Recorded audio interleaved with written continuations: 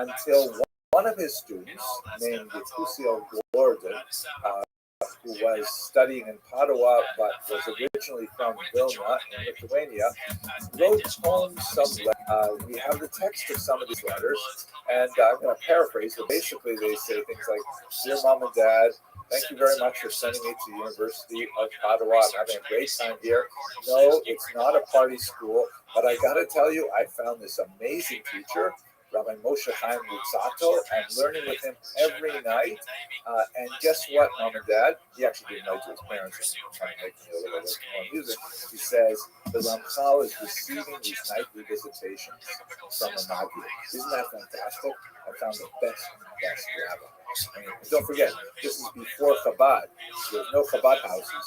But, to imagine finding a Ramchal, incredible. And now this is really what got the Ramchal into trouble. As part of the unfolding of the story, incidentally, his teacher, Isaiah Pazan, wrote to them, because we have the correspondence of the Ramchal, a lot of his letters to his teachers and others, and letters back to him. And Isaiah Bazan says to him, "Why did you tell everyone about the Maggid? And in particular, why did you tell a Litvak? Don't you know that the Lithuanian and the Polish Jews, they don't know how to keep a secret? They're going to go home, they're going to blab to everyone." And that's exactly what happened, right? Now, the reason why this is significant is because this letter made its round in Lithuania, and it came to the attention of Rabbi Moshe Chagiv. Rabbi Moshe Chagiv was actually a professional heresy hunter who followed in the footsteps of his father, who was also a great heresy hunter. Heresy of the day was named Shabbatai Jew. So let's just take a quick moment to refresh ourselves on this sad story that occurred about 75 years prior to the event. Shabbatai Jew was this infamous failed Messiah, but he was quite famous among Christians. The whole idea of a Jew proclaiming and gathering literally thousands of Jewish followers from all over Europe, all over the many of whom sold all of their property, their homes, at a fraction of their value in order to follow him on the assumption that he would initiate the Messianic era, they would all return to Jerusalem. It was like big news for Christians. It was fascinating. They followed it very closely. In a particular rendition, you can see that in the background, there's chicken scratches on that's the artist's imagination of what Hebrew letters must look like. Instead of having a Shabbatai Tzvi, he was originally a young man. He was actually the subject of many marriage proposals, did not accept so many. Later on, when he was older, he would actually get 3 times, and most times it was actually to an actual Torah scroll, meaning like, the Torah scroll itself. He got married to. It was very kind of like irrational and unusual behavior. But around age 22, 24, he began showing signs of what later historians have postulated were signs of some kind of bipolar disorder, perhaps depressive illness, because he would have these periods of euphoria, which he called illuminations, during which he would claim to be able to access, huge realms of thought, or would perform supernatural activities like levitation or teleporting and things like that, which would then later periods of depression and quiet. And this was just kind of like an unusual idiosyncrasy of this well-regarded young man until he hooked on named Nathan of Gaza, who was unfortunately a very significant enabler of the worst aspects of Shabbat's work donations, and this blew the whole messianic up to a point where many were caught up. You can see here as actually a prayer book that was composed in the Sabbatean movement, which, by the way, persisted for a good century and a half after the movement formally ended, as I would describe. Here's an example of a Christian showing Sabbath in blessings to several people wherever he goes. He was fond of, like, handing out global honors, like naming friends the Sultan of Africa, King of Europe, and things like that. All promising the eventual redemption, doing away with fast days, renaming them holidays, all kinds of fascinating and unusual and definitely very behavior. Here's one of my favorite images that actually shows Nathan of Gaza, his familiar deathing thousands of Jews off to Constantinople, where they were to demand the return of Jews to Shabtai Tzvi, who would then bring about the Messianic era. What actually happened in the 1660s is Shabtai Tzvi presented himself to the court in Constantinople and didn't deign to meet with him personally, but sent an envoy who made a counteroffer. The envoy said to him, "Listen, Mr. Tzvi, or if I call you Shabsi, we're not going to give you Jerusalem as you request. However, we will allow you to remain alive if you accept Islam as your faith." And to the great disappointment of Shabtai Tzvi's followers, he did. Muslim. His wife at the time, Sarah, also became a Muslim, and the movement collapsed as Jews returned penniless to their homes in Europe and had to start all again. A small number, some 300 families, decided that if Shabtai Tzvi, who was the Messiah, would convert to Islam, that must mean that all of us Jews must also convert to Islam as part of the unfolding of the end of days. They converted. They constituted this group in Turkish society called the Dinmet, who actually were present and very active in political life right up until the 20th. But that's basically the whole debacle. After his demise, fascinating stories that happened with Shuba, some repentance, and on his last request, he was later imprisoned by the Sultan because he was just forgiven. One of his last requests in prison was skip a prayer book because he wanted to. There was, after the debacle ended, a huge outcry, and Chagi's family in particular spent their energy hunting out any vestigial remains of Sabbateanism and extirpate it from what's called a strange phenomenon to have prominent rabbis who are actually still in 2.0, nation rabbis. What is going on in Padua? Do you know what's happening over there? I heard about this guy, Rabbi Moshe Sato, rabbis in Padua. You've got to investigate it. The rabbis in Padua said, "Oh, Moshe Chaim, he's a wonderful guy. We all love him. He has beautiful middos. He's such a learned guy. He has a study circle every night. You must be talking about another Ramchal." But they said, "No, this is the one we're looking for. This is what he's doing." And they said, "Okay, look, he's a little bit eccentric. There are some eccentricities, we'll admit. One of those eccentricities, for example, was the fact that he was clean-shaven. Even when he was 23 years old when this occurred, it was unusual for him to not wear a beard. Back then, if you wanted to remain clean-shaven, you had to use like depilatory powders and things like that. Halachically impermissible to use a straight-edge razor, but to use powders and lye and things like that. So that was a little bit unusual, but also even more of a shanda. He was not at the time married.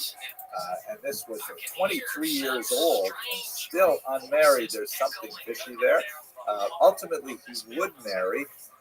He found a woman named Zipporah, whose father also had very mystical tendencies, shall we say.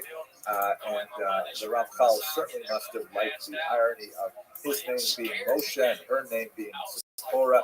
He wrote a beautiful, intricate literary ketub that is still studied to this day for its poetic and Kabbalistic value. At any rate, the rabbis in Padua said, okay, listen, what we will do is we will force him to take an oath.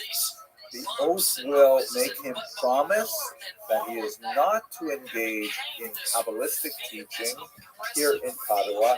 He has to wait until he's much older. I believe that the age that he stipulated is 40. I'll just talk about that. The Ramchal, and we know from his communications, private communications from his teacher, he was very upset with the accusation, and it was unfair and so on. But his teacher counsels him, he shouldn't have told about the Magid to Yusuf Gordon. It got out. Now the best thing to do is just keep your head down, accept the oath, take that oath, and obey it. And in fact, the Ramchal did obey that oath much as it called him, and that Kabbalah was really his main interest, but he took on these stipulations that were applied. So after he got married, things calmed down a little bit, but Rabbi Moshe Kaviz was not satisfied with the very light slap on the wrist that the Ramchal received. He felt that he wanted much more of a big show trial and perhaps an excommunication, something a little bit more serious. So he kept his eye on this young Ramchal. And it happened that the Luzzatto business failed at this point. The father passed away, and the Ramchal, who was largely supported by his father, could no longer maintain the lifestyle that he had, primarily focusing on his learning in Padua. So he decided with his wife that they would make their way extremely cold winter all the way up to Amsterdam, where his brother had established a business. So on their way, when they left Padua, Rabbi Moshe Chaviz took advantage of their travel, and he sent word ahead to the city of Frankfurt am Main. And he said to a much more receptive Beit Din there that there is a guy coming your way. His name is Rabbi Moshe Chaim Luzzatto. I suspect him of being a Sabbatean. Here's all my evidence. He got away with it in Padua. I'm sure that you're not going to be happy. And so when the Ramchal arrived in Frankfurt, en route to Amsterdam, he was actually arrested by the Beit Din. He was placed under house arrest while an investigation could be initiated. The Ramchal was distraught. What does this mean? I mean, I thought I dealt with this in Prague. I haven't violated the oath at all. He wrote to his teacher, Isaiah Bazan, who immediately came to his defense.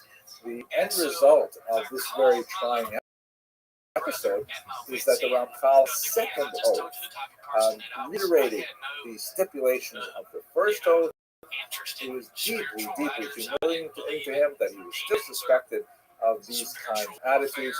But once again, Rabbi Isaiah Bazan, his teacher, said to him, there's not much you can do to protect yourself here.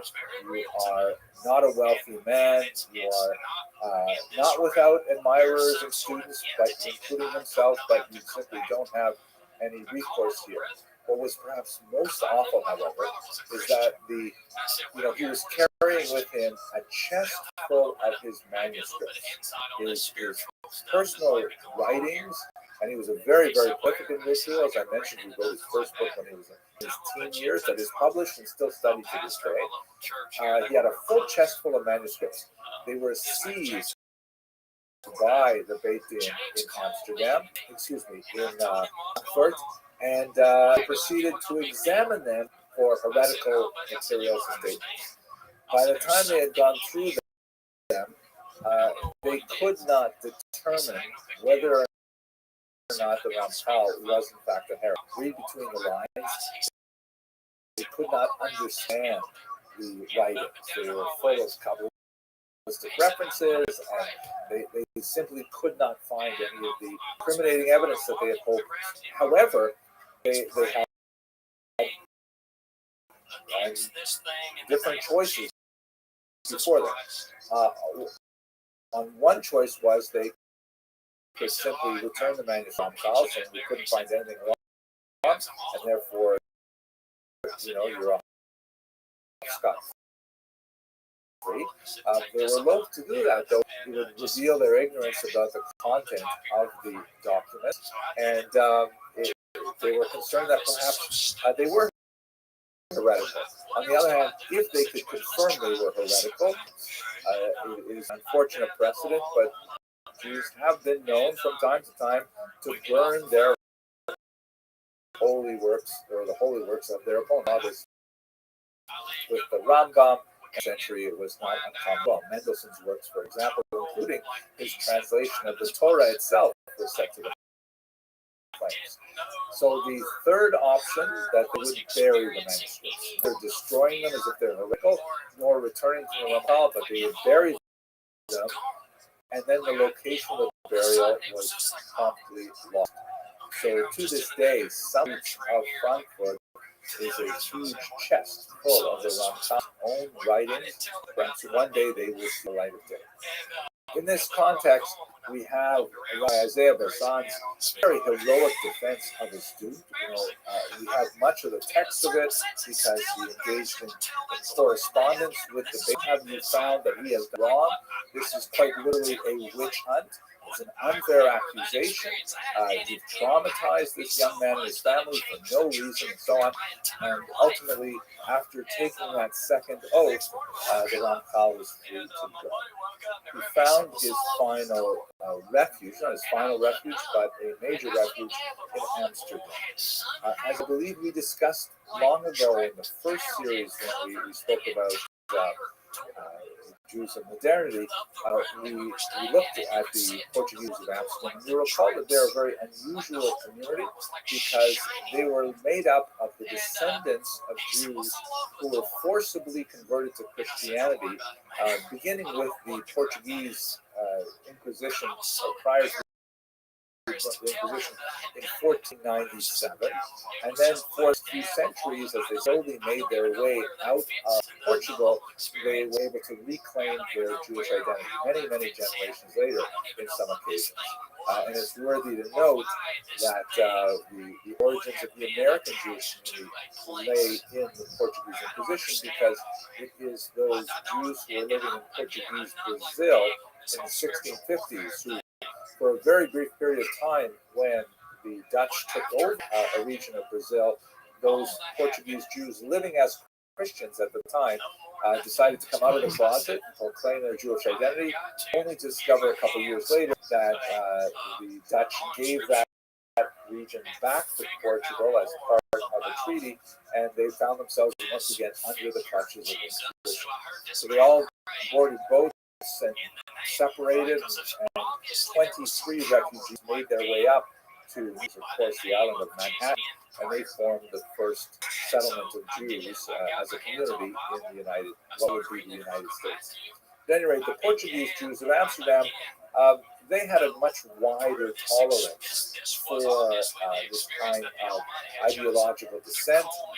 They recognized in the Ramchal, in many ways, one of their own, and they gave him a fairly respectable position in the Talmud Torah, in their school there.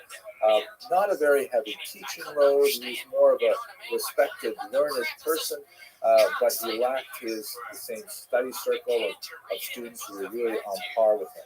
Portuguese Jews were also cognizant of the huge tumult that occurred when Rio da Costa was forcibly excommunicated there, and later, of course, the issue of Spinoza, which was them. So they treated Ramchal with kid gloves, and they gave him a respectful position. It is at this time that he began to write the works of his great maturity, but also Dust, some phenomenal classics that are widely studied to this day. However, this was spiritually insufficient for the Ramchal. He felt that he longed to move to the land Israel to make Aliyah, and he was approaching his 40th birthday. He wanted to begin to teach Kabbalah publicly, which would have represented, the end, the restrictions of the oath that he first took in Padua and then had to repeat again. And so he made plans with his wife to sell all of his belongings in Amsterdam and then make his way to Israel. He landed at Akko. He wrote a few pieces of correspondence back to his beloved students, and then shortly after arriving, he died of a plague, and he was buried in Israel. His legacy, however, is quite fascinating, and in many ways he occupies the same kind of position that we discussed last week when we were talking about the Rambam, who was another figure who was revealed and yet reviled in his lifetime. And I believe we'll see the same pattern when we speak in a couple of weeks about the Lubavitcher Rebbe, who also had a phenomenal impact on the Jewish world in the 20th century and into our own century as well. But during his lifetime, he faced tremendous challenges and often very bitter with the range of criticism. So with that, I'll bring this to a close, and perhaps I will just mention, because I recall that I kind of gave you a teaser at the beginning, you might be wondering the opening question, right? Like, why did he publish the second version of Mesilas Yesharim and not the first? And what are those strange words in the 11th chapter? So, according to the research of Dick Sklar, who's done a beautiful dissertation on the Rothschild, and in particular looked at archival sources in Amsterdam and elsewhere, really fleshes out his life in a very, very thorough way. He argues that his sponsors in Amsterdam, the wealthy families who supported him while he was there, felt that the original version of Mesilas Yesharim had too many recognizable figures in it. Meaning, if you read this carefully and you knew the Ramchal's history, you would see kind of caricature individuals that he wished to criticize. And they felt that it was somewhat incendiary. They did not want to have anything blow up again in Amsterdam like they had seen he dealt with in Padua and in Frankfurt. And so they counseled him not to publish. They said they were not willing to publish. It was not a neutral work of Jewish literature. And so the Ramchal's best friend, who thanks in a very florid manner in the conclusions of the work, quickly edited and reshaped it into the standard, more neutral, kind of frontal discussion. Ramchal perhaps grudgingly signed off on this new version of the fine, and he just set aside the manuscript dramatic version. In this context, when we think about what the Vilna Gaon, that nothing is out of place until the 11th chapter. There's one passage in the 11th chapter where the Ramchal is speaking about negative character trait vengeance. And he seems to just like step out of tone for a moment. Like for most of the books, he's got this kind of even, soothing, just gets a little sharper than you expect. And in that context, when he's writing about vengeance, he says, and I know that taking vengeance would be as sweet as honey. And it ends out like an unusually personal kind of revelation or a personal kind of sharing that he really felt that deep. And that's my theory as to Vilna Gaon's words out of place in the 11th chapter, that perhaps he was reflecting on his own experience and the way he was hounded across Europe, literally, and it would have been as sweet as honey. But nevertheless, it was incompatible with the personality type that the Torah demands, and would have been inconsistent with the values of Mesilas Yesharim. With that, I want to thank you once again for your endurance. I really appreciated the opportunity to speak with all of you, and I think we have some time for some questions. Sometimes don't you have moments of doubt? Well, yeah, I'd be a liar. Think about what I believe. Yeah. Like, sometimes don't you have moments of doubt? Yeah, I have moments of doubt sometimes. for sure, man. But what I realized that the series that we've been looking at really focused on three colossal leaders who have had phenomenal in the Almighty, if I could possibly even depart from that faith, impact and phenomenal influence on pretty much everything we do Jewishly since their lifetimes. We're all united in the fact that they were revered long after their death, but reviled at least at certain their lives. And the strange kind of connection of the often bitter controversy that surrounded these individuals, these really gigantic thinkers, and the way in which they've occupied so much of our intellectual space nowadays, we see how much we really owe to their innovations, was something that really intrigued me. The first class, of course, we looked at Maimonides, and his books were so controversial that they were actually burned by other Jews in the 13th century. Then we looked at the Rothschild, who was mercilessly pursued throughout Europe, and finally wrote his Mesilas Yesharim, tremendous work that's been accepted universally as one of the classics of Jewish theology, and Mussar. He wrote that only after enduring tremendous criticism. And today we're going to look at the Rabbi, who also had a similarly outsized impact on the way Jews do things. But during his lifetime, which overlapped with many of our own, I'm sure, he wrote in many points of controversy. So what I'd like to do over the course of the next 45 or 50 minutes is to take a broad 1,000-foot view of his life and work, and then to zero in on some areas in which he encountered significant opposition, around controversy, and try to reflect on what that means for how we treat leaders of this time. And that will bring us to the conclusion of this tripartite series. I should preface this by saying that I originally gave a lecture with the same title, incidentally, back in 2013, and I recorded it, and it was actually for a very long time one of the more popular lectures, and a significant number of people to know who was this great, virtually few really simple errors that I'm going to make, and I try to cover a lot of detail in the space of a minute, and I ended up deciding that, there's just so much noise about the small details that it's probably better if I took it down. So I actually have made a project for the past 2 years or so, but I really wanted to come back to it. I was also disappointed in myself. I first gave that lecture, and I was thinking about a smaller audience, really just a very focused audience in the synagogue where I governed, and I put it on YouTube thinking there'd be a similar kind of audience. I really started with the controversies before I really talked about the incredible achievements. And I think a lot of viewers, as time went on and the controversies began to become less and less significant, they began to see me in a light that I didn't think was a very fair kind of criticism. So I figured, what, let's just take this offline. But now, Baruch Hashem, I finally have the opportunity to address this individual who I have to say has had a remarkable impact on my own life.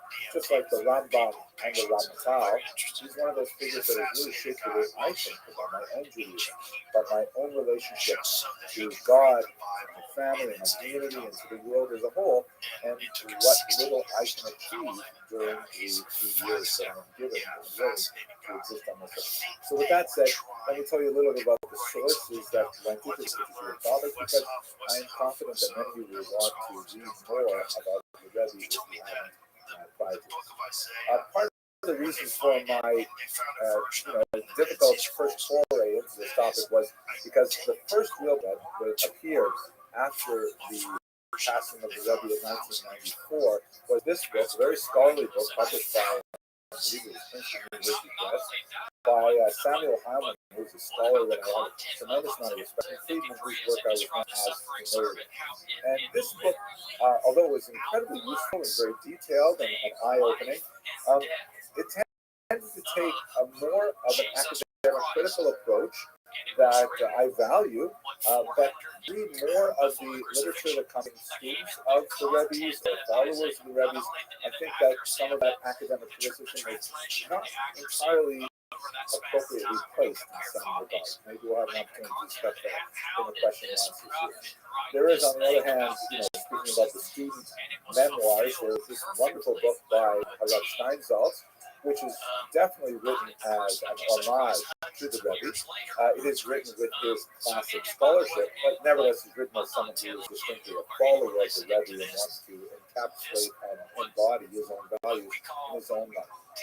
This volume is far more popular, and you see it all over the place. It's Joseph Chilishkin, a very talented writer, who I believe lives out where you are, and I've long relied on his wonderful surveys, literacy, and Jewish humor, and so on. And his book on the Rebbe is really quite amazing. I think it's actually one of the most well-balanced books in that, unlike the more scholarly book entitled The Rebbe, which tended to be a little bit more salacious in nature, and unlike the more hagiographic treatments that come from the Chabad sources, he struck a balance, and I think he's one of the best places to go if you want to learn a little bit more about the controversial aspects of it. But at the same time, he really presents a well-balanced picture of the Rebbe. But by far, my favorite biography is this one, by my colleague Chaim Miller, who's also a New Yorker. This Turning Judaism Outward is written, I think, with the greatest possible use of sources by a Chabad insider. He's quite a few Chabad-specific works, and really was the inside culture. The culture of Chabad is really quite intense, and with its own language and its own, customs.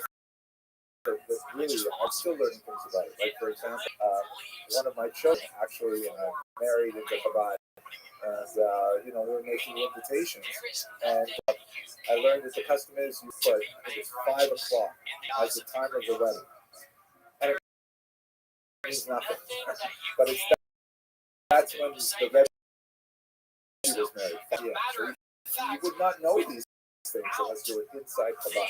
So this is, of course, actually reread it because I wanted to be prepared for tonight's talk. So with that kind of like personal and biblical background, let's look at his life itself.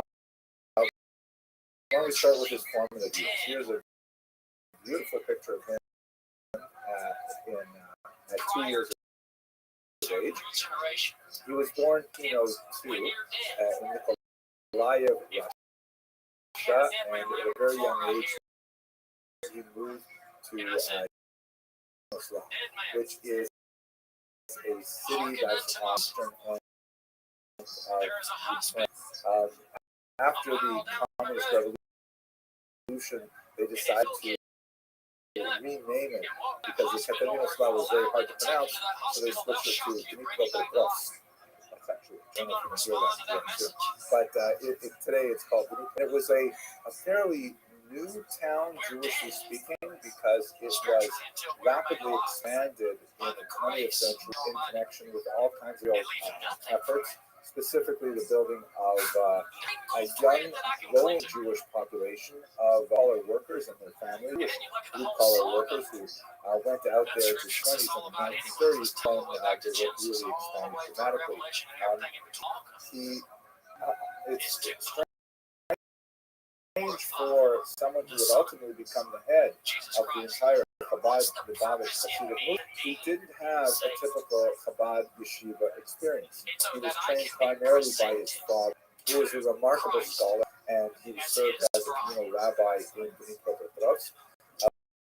Later, he would be executed by the Soviets and sent out to the God, where that did exist, out in Siberia. His wife went and followed him there, and incidentally, one of the powerful documents I've ever seen is they lived in tremendous penury. Father, long after the Rebbe had left the Soviet Union, the Rebbe's father, Rabbi Levi Yitzchak, had very little paper and very little writing instruments, but what he did was, using ink that was made from wild herbs that his wife would collect in the Siberian countryside and then grind down into making an ink-like substance. He would write tiny, tiny little scholarly notes in the margins of the few books that he possessed. Fascinating. There's a whole picture of what kind of insurer he was. At any rate, young Menachem Mendel was the first of three boys, and he didn't have a Chabad yeshiva to go to. He was trained primarily by his father and by hired teachers, but by the time he reached the age of 12, he had really demonstrated that he had the Sitzfleisch, the personal self-determination and self-study on his own, and in fact, he studied Jewish topics his own for the rest of his life. His preferred modality study was solitary study. He went on, however, to engage in quite a bit of secular study, ultimately studying at universities in Germany and in France, where he was especially in engineering. Although he had an unusually broad in all areas of human endeavor, leaning toward the sciences as a whole.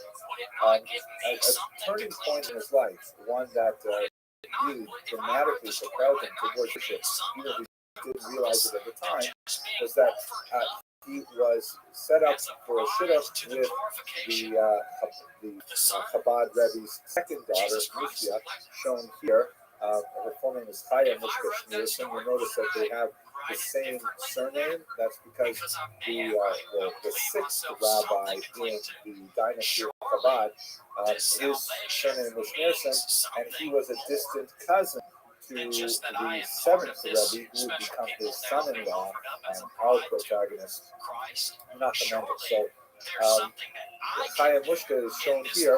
She was the second daughter of the existing Chabad Rebbe, and for some time there was reputation of this young boy from Tnikopetov who showed tremendous promise, and eventually he was brought to the Chabad court, which at that time was bouncing between Poland and Latvia, depending on the political circumstances at the time, and ultimately they were married. They maintained a home until her passing in 1988. Unfortunately, they remained childless, which was you can only imagine, a source of some stress for both of them, and may have actually contributed to the Rebbe's ill health at certain points in his life when he engaged in numerous facts. Now, the bulk of our efforts today, however, should focus on his activity as the Rebbe.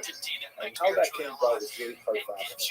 Here he is with Rabbi Yosef Yitzchak Schneerson, who is the older man seated to his right. Rabbi Yosef Yitzchak was the sixth of the seven Chabad Rebbes. The first was the famous Alter Rebbe, Mishnah Zalman of Liadi, who is also the author of the most important book of the Chabad movement, known as the Tanya. Rabbi Yosef Yitzchak, who is known by the acronym Rayatz, the Rabbi Yosef Yitzchak, was also known as the fear vicar to my generation, the early Rebbe, the previous Rebbe. In other words, when you want to speak about the Rebbe, if you're talking to a Chabad, they'll wonder which Rebbe are you talking about, because obviously the Rebbe is our Rebbe. But because of the interregnum, the sixth Rebbe and the seventh Rebbe, it's older Hasidim. The next Rebbe is the Rebbe, and the new Rebbe as the new Rebbe. So he became known as the Fear Vicar Rebbe, the earlier Rebbe, and that's how we typically refer to today. Our Rebbe to a Chabadnik, that means Rebbe Nachman Schneerson, referred to the Fear Vicar Rebbe, that means his father-in-law, Rabbi Yosef. One of the most, he's also a heroic character that deserves tremendous amount of attention as well on the biographic level. He was especially noted for maintaining a tremendous network of Chabad operatives behind the Iron Curtain in the Soviet Union. The Soviet Union, of course, was deeply anti-clerical at this time, very deeply anti-religious. They had the so-called Bolsheviki, the a league of militant agents that were doing everything they could to extirpate religion throughout the Soviet Union, especially focused on Jewish activity. And so the Rayats, the Free Rebbe, using a lot of support that came from places like the American distribution community, he was able to fund a lot of these underground networks in the USSR after he escaped across the border into war Latvia, which at the time was not under the Soviet rule. But this was an extremely difficult endeavor involving a lot of secrecy and a lot of risk. And ultimately, as the environment in interwar Europe grew more and more intolerant, with the rise of fascism and anti-Semitic movements, they eventually had to flee Europe altogether. And the Friedrich Rebbe, followed shortly thereafter by the Rebbe, made their way to the United States. Immediately prior to leaving, the Friedrich Rebbe was actually in Latvia, then Germany, and then he escaped to America. The young Schneerson couple were at this time living in Paris, where the Rebbe was engaged in studies of engineering. Now, when Rebbe Menachem Mendel Schneerson arrived in the United States, used the abbreviation Rabbi, which was common for the time, Menachem Mendel Schneerson. There was an interesting kind of environment here, which we're going to explore in a little bit more detail when we get to the challenges, because he was the husband of the second daughter. Rabbi Yosef Yitzhak Schneerson had 3 daughters and no son, which posed a challenge for future succession, because typically a son is favored over a student or an outsider to take over the leadership of a Hasidic dynasty. And it was generally assumed at the time, in the 1940s, earlier, that the elder sister, who was married to Rabbi Shmaryahu Gurya, that he would eventually become the Rebbe. In fact, he had some of the most important responsibilities associated with the Chabad network at that time, specifically control of the yeshiva. The yeshiva technically was the pride and joy of the Chabad dynasty, and those really important responsibilities were typically given to the favored son-in-law. So what would you do with this individual Yamash, who has shown some significant talents in a lot of ways, although his personal manner was very much to try and blend into the background. He certainly did not seek out any kind of communal responsibilities. He was, however, as we shall see, extremely dedicated to Chabad as a body of thought, as a spiritual system, and especially to the person of the Rayats, his father-in-law. This picture, I think, characterizes this warm relationship between them very well. So he received the following responsibilities. First of all, he was put in charge of Kehot, which was their public art.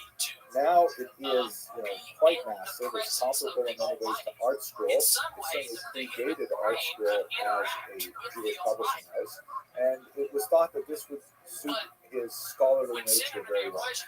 He was put in charge of Merkos, which was Jewish education, but separate from the yeshivas. This also turned out to be quite appropriate for his skill set. Merkos was specifically to deal with kids who are not necessarily in the yeshiva system. One of the great potential opportunities which Chabad was very quick to exploit was this notion of release time, that when public school kids were given a certain amount of time every week to receive religious instruction as private institutions, this is where Chabad could step in and offer free or highly subsidized religious education to Jewish kids. It turned out to be extremely successful. He was put in charge of an interesting organization called Machne Yisrael, the Jewish camp, which was essentially part of the Friedrich Rebbe's attempt to get people fired up about the idea of Mashiach, of the Messiah. This, of course, will be much more relevant with the controversies as well. It turned out that this was not an especially successful part of the Rebbe's early career, although it would always stay with him as a motivational force, and as we shall see, it would become quite powerful when we get to the late 80s and 90s. And then finally, here's Murray put in charge of Kever Kadisha, the Chabad Kever Kadisha, or the Burial Society. The Rebbe actually used to joke that these four responsibilities correspond to the Chabad center three-level soul. The intellectual soul was publishing, the spiritual soul was about education, the animal soul was always desiring redemption, so that's Machne Yisrael, and then finally the body is the Kever Kadisha. But compared to his brother-in-law, these were comparatively minor, secondary kinds of responsibilities. They would turn out to be central to his specific mission, and they would define a very big way. But at the time, this kind of like it was understood. His brother-in-law was really central to be the Rebbe. When he ended up becoming the Rebbe, however, in 1951, the Frierdiker Rebbe would pass away in 1950, and a year of uncertainty, the Chabad movement coalesced around Rabbi Menachem Mendel as the leader. He proclaimed his mission statement, and something that is quite interesting in that he never deviated from it throughout his entire career. 50-odd years of activity, really focused on this one simple idea, based on a passage in mystical literature, that the love of God, the love of Torah, and the love of one's fellow are all one and the same thing. And he proclaimed it at his initial coronation as Rebbe, and it was something that he adhered to, and everything he did was focusing on the state.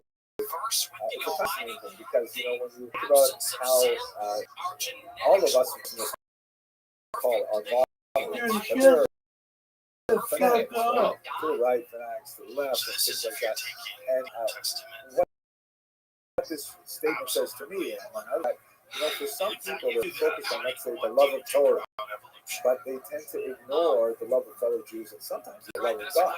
And there are those Jews who are so absorbed with God. This guy sucks. Joe, just tell this motherfucker shut the fuck up. But in reality, the Rebbe was trying to say that each one of these things is essentially the same kind of thing as the other two. The goal is to try to recognize the value of each of these things and to appreciate where they're coming from. I've been waiting you so that I can focus whooping your ass. Where you living, pimp?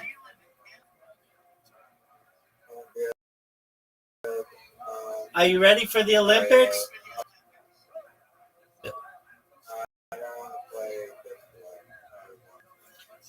Jay, did you want to jam? Yeah, and I did sing it, and it goes like this.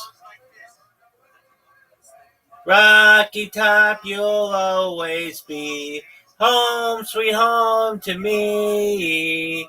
Good old Rocky Top, woo! Rocky Top, Tennessee.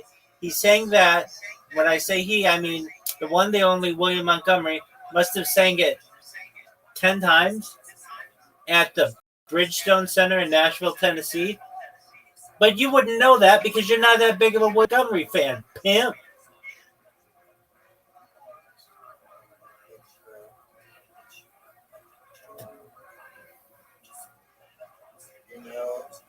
How many photos are taken on a daily basis worldwide? Are we counting individual photos? Are we counting storage? Because isn't there an argument to be made that every video frame is a photo? Well,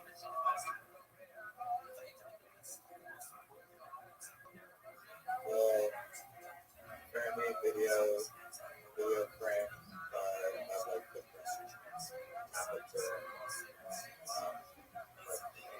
I disagree with that. I mean,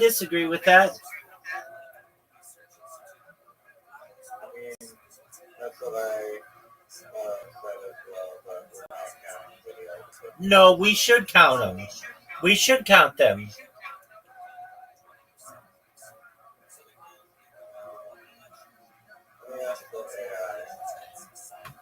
Yeah, dog.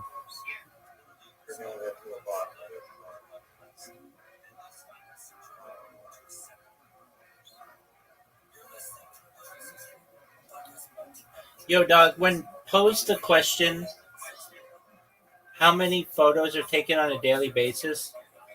Couldn't technically you include every frame of every video as an individual photo in addition to the people who are just taking pictures? Yo, dog, that's a great technical observation. And yeah, you're totally right. If you're being literal and counting every frame of a video as a photo, the number of photos taken daily would skyrocket way beyond any typical estimate. Let's break it down.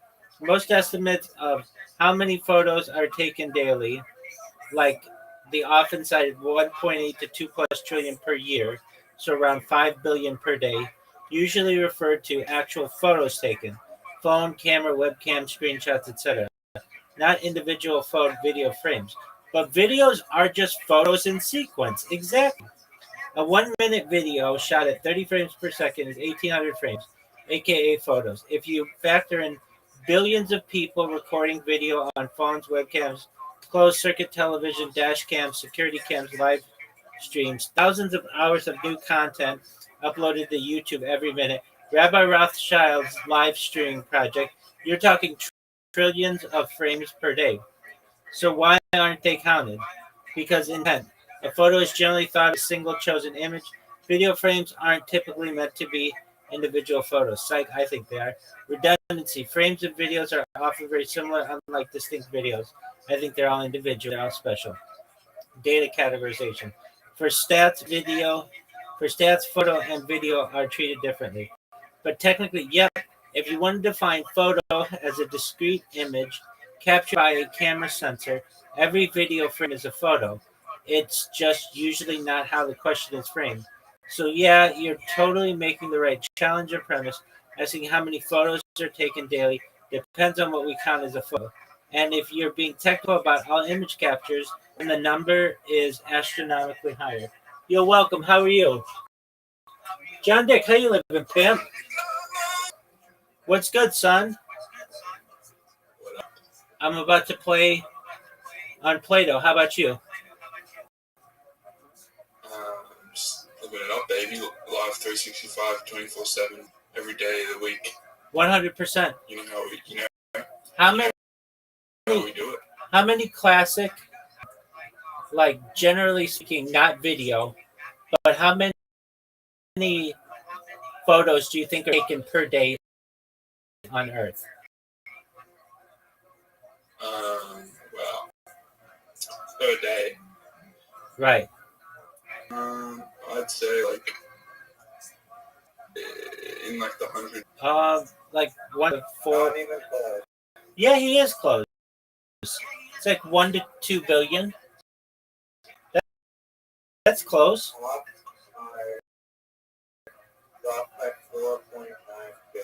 Okay, I mean, Really, is it that much? And that's just video frames. Photos, yeah. Far out. That's a lot. Would you say that any reasonable jury would that the frames in the video qualify as photo? I mean, I guess that is just photographs and everything really fast. exactly. So when you talk about video, it's in like frames per second, and the frames are photo. You know? Exactly. I agree too. Yeah. So if you include, What are you guys been up to? It's way higher than 5 billion. Yeah. Slang a dick like it's going out of style. Think about how many photos you've generated recording Rabbi or your live streams. I know. It's got to be in the trillions. Fucking heaps. You can calculate that pretty easily if it's, it's 30 or 60 FPS. Oh, I imagine it's 30. Okay, so let's do it. If I have 22 live streams going on,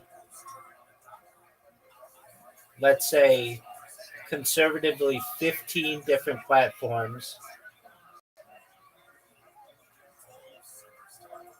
over the course of 3.5 years of 24/7 content, how many individual pictures is that? Fuck ton. Word, dog.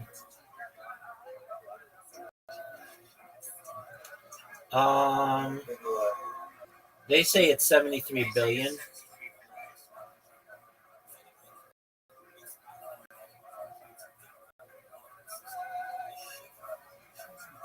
I'll take it. It means I've had 73 billion pictures taken of myself, which is like basically more than anyone ever. That's the world record on its own right there. Word, dog. The most amount of Pictures taken of a them. single person. Yeah, dog. How do you like that? That's pretty sexy. I think That's so. fucking sick. Word, dog. John Dick, do you want to play games with us? What are you guys playing? Download Plato, Plato. We'll play mini golf On phone? Like iPhone? on the phone, yeah. Later. Okay. Rabbi, I reckon you should get in contact with Aiden Ross. Dude, I'm live in his Discord right now. Oh, really? Yeah, he's been in my stream.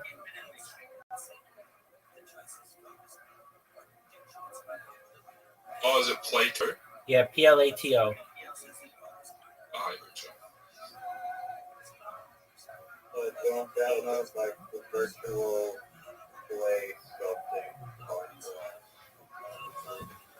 Oh, the Plato fun multiplayer games. Is that it? Word, dog. Like a blue, like. Yeah, I see it. Create an account, big dog. I'm on Before we do it, the reason why I brought up the other one is because I came across an app on Instagram. The app is I didn't think it was like super great at first, and I still don't think it's like phenomenal. But the app basically allows you to, while you're taking a photo on your iPhone, basically adjust all these settings and use different filters so that you, as you're taking the photo, and adjust the colors to how you like. And on a regular iPhone, you don't really have that capability. So that's the app. And then I was like, I don't know, it's not that great, it's just a filter or whatever. You can apply filters after, I don't know. But, I was like, I don't know. I looked at how many photos there are, and I looked at like 5 billion photos per day, like 1.8 billion photos per year. That's a lot. And that photo like signify like it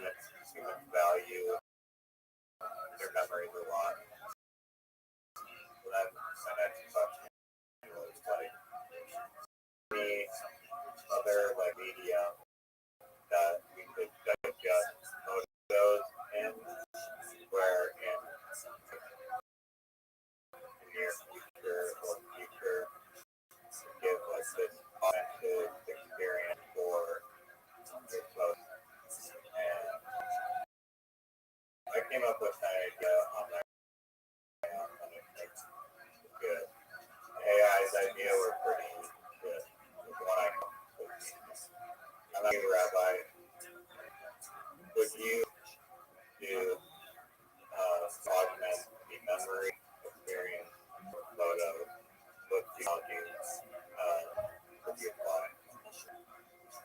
Basically, have AI be able to compilations of a person's life.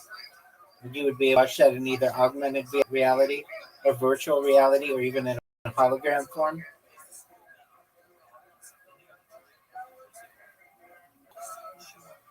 Yeah, kind of what I was thinking a little bit. Except better. I understand. I don't know. What do you mean by this? Like a compilation, like you literally put on the VR headset and see the Well, photos on the slideshow. you could do that. Slideshow and VR is shit. Let me just tell you that. Dude. You're thinking about a slideshow in 2025. I think about it in 3025. So basically, imagine more processing than all of the processors on Earth combined, all in one machine. I mean, we're talking like giant amounts of advancement here with computing power.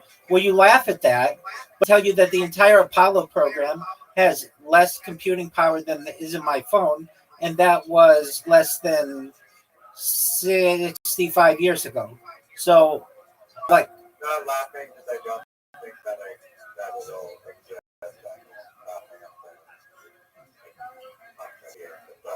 it's baller. So imagine, and even if it's not like just with quantum computing, it may be a lot more than that.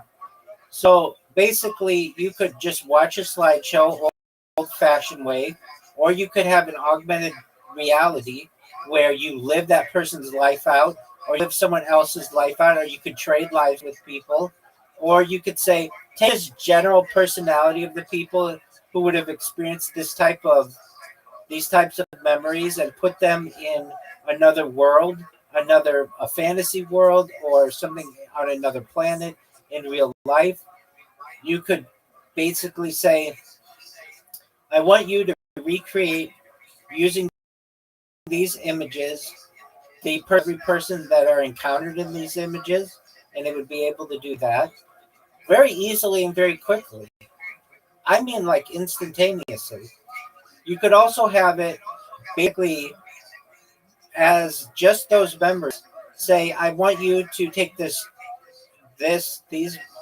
photos, and I want you to create a mind upload data set, and I want you to be able to digitally reproduce that in a clone. And you could have a clone that would basically have all of those memories. I mean, really, the possibilities are endless, but those are just some opportunities I can anticipate in the near future. Right? I mean, you're thinking like way out there. Yeah, because I'm a pimp with the big dick. What do you want me to do about it, baby? It's a pimp on a blimp. The pimp blimp. I think in the future there'll be memory sharing capabilities.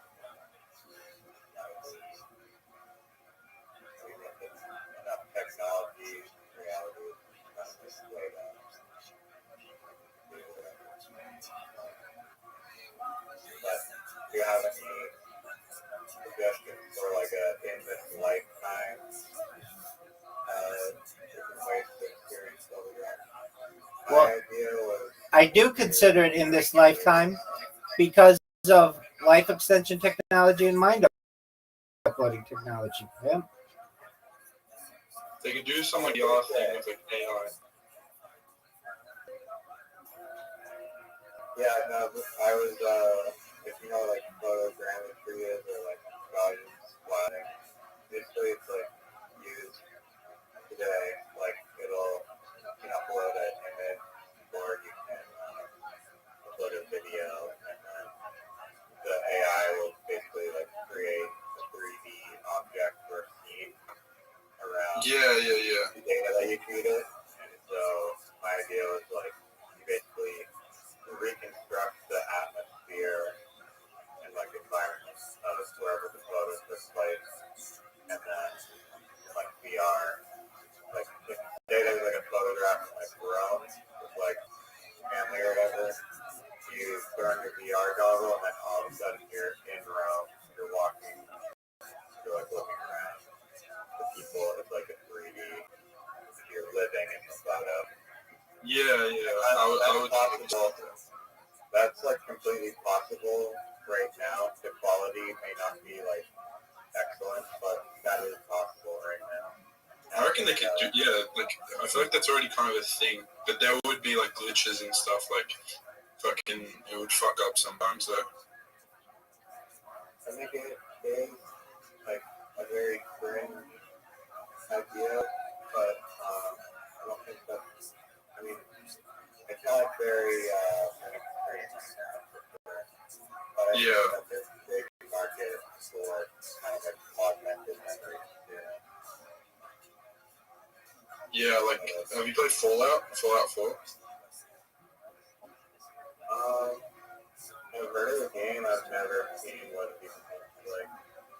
There was this, like, thing in it that was similar, like, what we're talking about. It was, like, they, like, these people would pay money to, like, go in these machines and, like, go back in time, like, before the war, but it would just, like, send their, like, brain to, like, a, kind of, like, into their memories kind of thing. In like a VR kind of thing. But it'll be something like that. It'll be like generated by AI.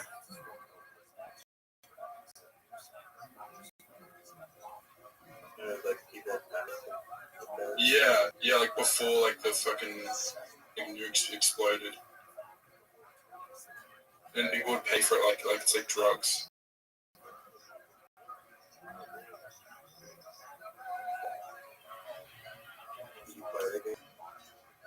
A little bit. It's alright.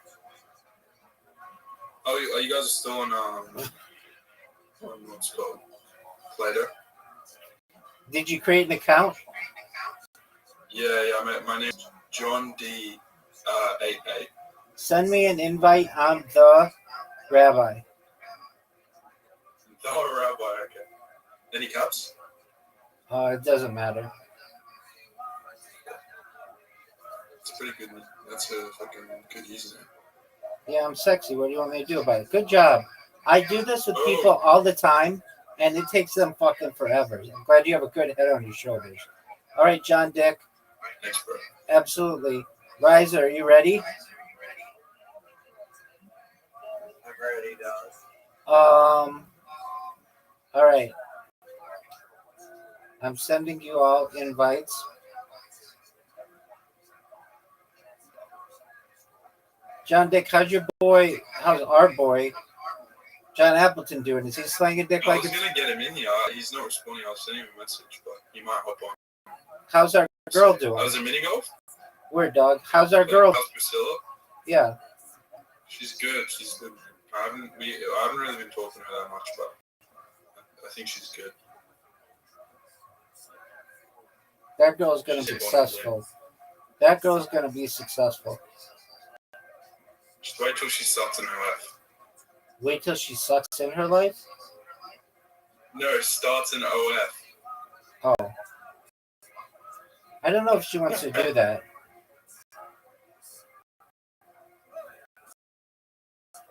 Alright, how do we... You'll see, Pim.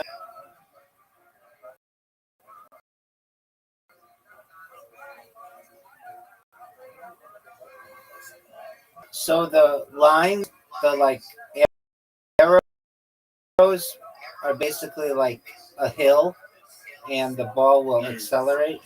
The okay. Wait, should I hit the cow? Oh, the arrows. Yeah, cool. So, fuck. That's okay. Blue is water. The light blue or white is like ice.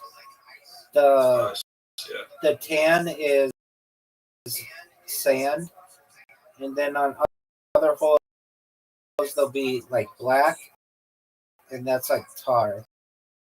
Actually, it's worse than tar. It's like it's, and then there's pink that's like a bubble, but you'll see it on other holes. And we'll make. Look how sick this shot is. Riser, what did you think? How good I am. Riser, have you ever seen somebody so fucking good at this game? Riser. Riser, do you want me to interview you after seeing that shot? What it's like to perfection? Not a Riser. Yeah. Riser. Riser, are you gonna suck dick on this shot? Oh, that's terrible, dude. One of the worst shots I've ever. We have Dick who literally has never before, and he's playing, and you are in the sand. Dog, I've never seen someone literally deep throat this fucking hole as badly as you just did. Oh, and we trash talk if you weren't aware. Oh. Oh my word. Okay, John Dick. No, no, no, no, no. No, no, no, no, no. See the corner where the ice begins? And there's like a little angle. Oh, keep going, keep going, keep going. Like more of an arrow, 100%. To 100%. Okay, now do you see where the angle is where the ice starts? Keep moving to the right a little bit or down a little bit. Oh, dude. Okay, almost. Oh. Almost. I was running out of time. That's okay. Riser, you're up. Are you going to just J-Yor yourself? J-Yor. Riser. Geeking.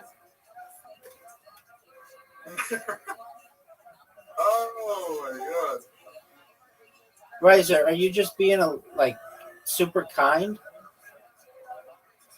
Oh fuck. Bro, the sand's like fucking hard. It is. All right, there we go. Good job. I'm gonna be better on the fucking next one. That's all right. You did pretty well on your first one. All right. Oh, that was not good. So the pink stuff is like bubble gum. The blue is water. That slows you down? It's like you get stuck in it. Worse than the sand. Okay. Riser, you gonna go or are you just gonna J-Yor? If you're wondering what J-Yorn is, because Riser takes so much fucking time, I've had to use an acronym because it just takes time. And so J-Yor is an acronym for jerking yourself off raw. What? That's, oh, fuck me. Not a bad shot. It's better than mine. I'm behind this fucking wood. It's a good one. I agree. Oh, that's a good shot. Riser, are you proud of that shot?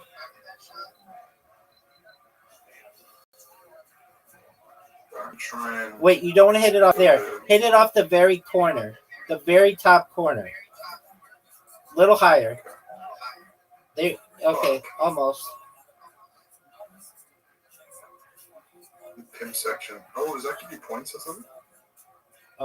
Pimpville? Everything gets you The points. tractor that you made. Oh. No, it does not. Riser, can you hear me? Yeah,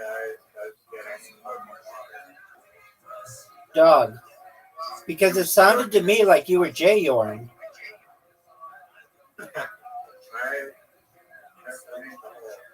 Dog, look at the scoreboard right now. Oh, what a shot. Dude, John D, you got your first fucking points. That was great. Hell yeah. You are. Wait till you see the amount of wins that Rabbi has, and then take note of Holy shit. Bro. How many fucking wins do you guys have? take note of how long it takes. So it's fucking game. Is this app like big in the US? It's got 35,000 people playing it right now. Fuck, I've never heard of this app before. I mean, it's cool. It's like all these little mini games. Right. They're fun and they're perfect shot. Perfect shot. Oh, you got fucked, son. I got anally raped. Get there. Oh, nice. What are you gonna do, I get Riser? John Appleton on you. What are you gonna do, Riser? What are you gonna do, Riser? Riser. Oh, Nice. fuck you, Riser.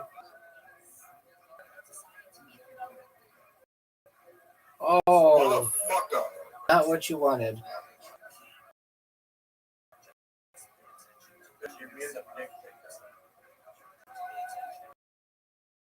Dude, I fucked up.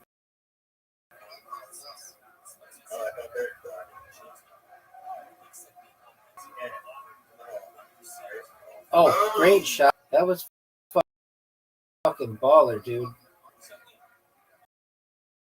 Oh!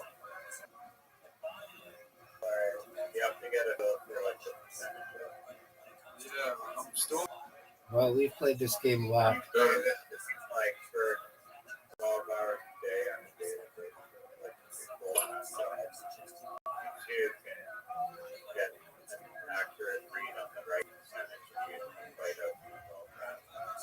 Yeah. Great shot. Great shot. What a shot. Yeah, we have a friend, and I live like he's played this game more than I have. Like, if you think I've played a lot, the guy's played it more than I have, and you, I think, could beat him straight up right now. Oh, so that tile resets your board. Yeah, we should have told you that. Oh, that's fine. So if you go in the water, you have to go back to your previous shot. If you go on the tar, you have to start at the beginning. Right. Oh, fuck! Oh, I missed it. Shit happens, man.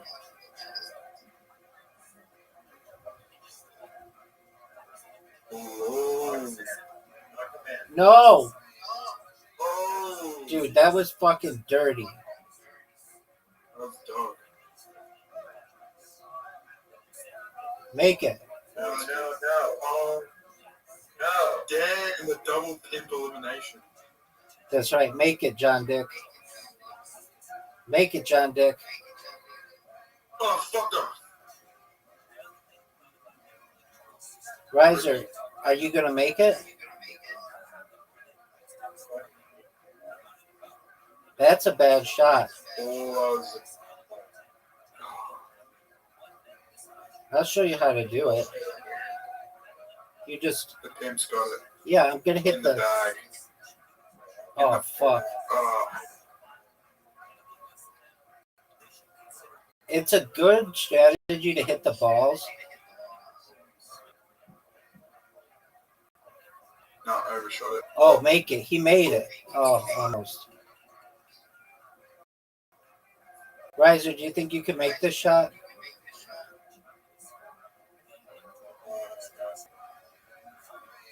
Oh, you're going to make it? But he's got it. Oh.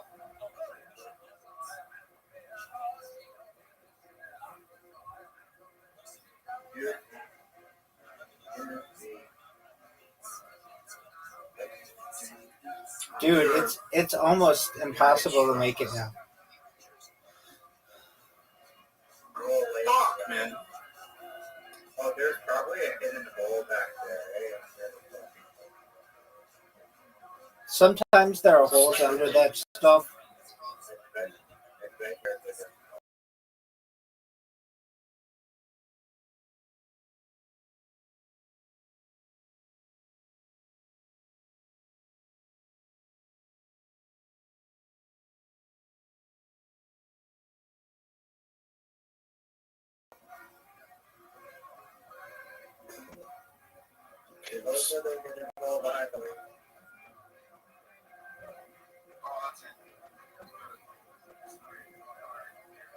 You got it.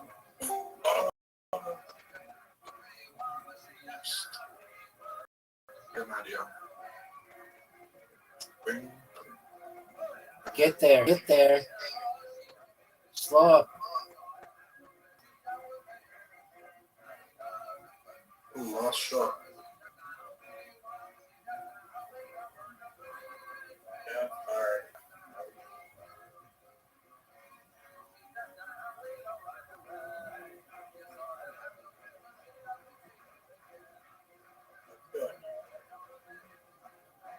Damn. So you guys have had this game for like a year. Right, barely hit it. There you go.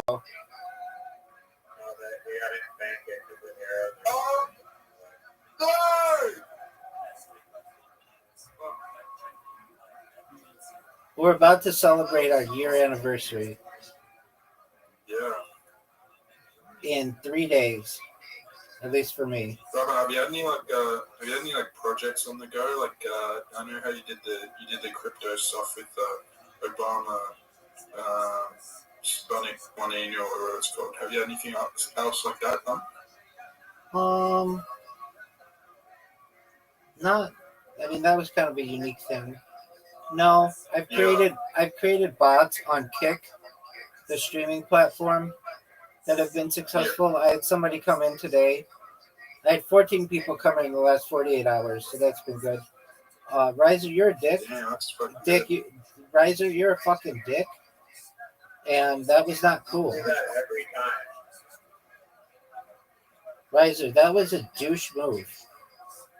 I want you to try to do it again. Hey, douche, try to get it to do it again. Douchebag. Oh, hit my ball. Sweet spot. Riser, you proud of that shot? Like that other girl doing on the dance and breaking.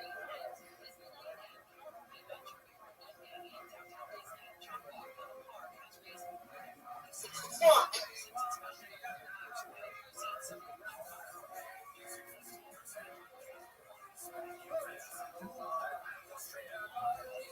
Rabbi, have you been IQ tested? Yeah, 160. Plus, I have a big dick. What do you want me to do about it, baby? Yeah, true.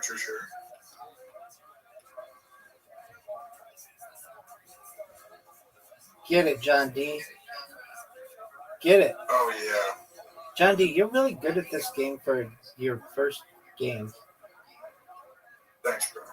You're welcome, pimp. Riser, what are you fucking doing, dude? Riser. Hey, I'm fucking dead. Riser, that was a pretty baller move.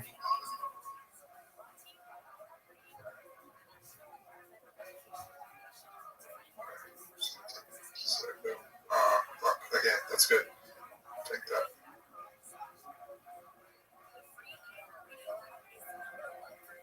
Newfie. When we say Newfie, it's what we mean for high IQ. You guys made up lingo. Word, dog.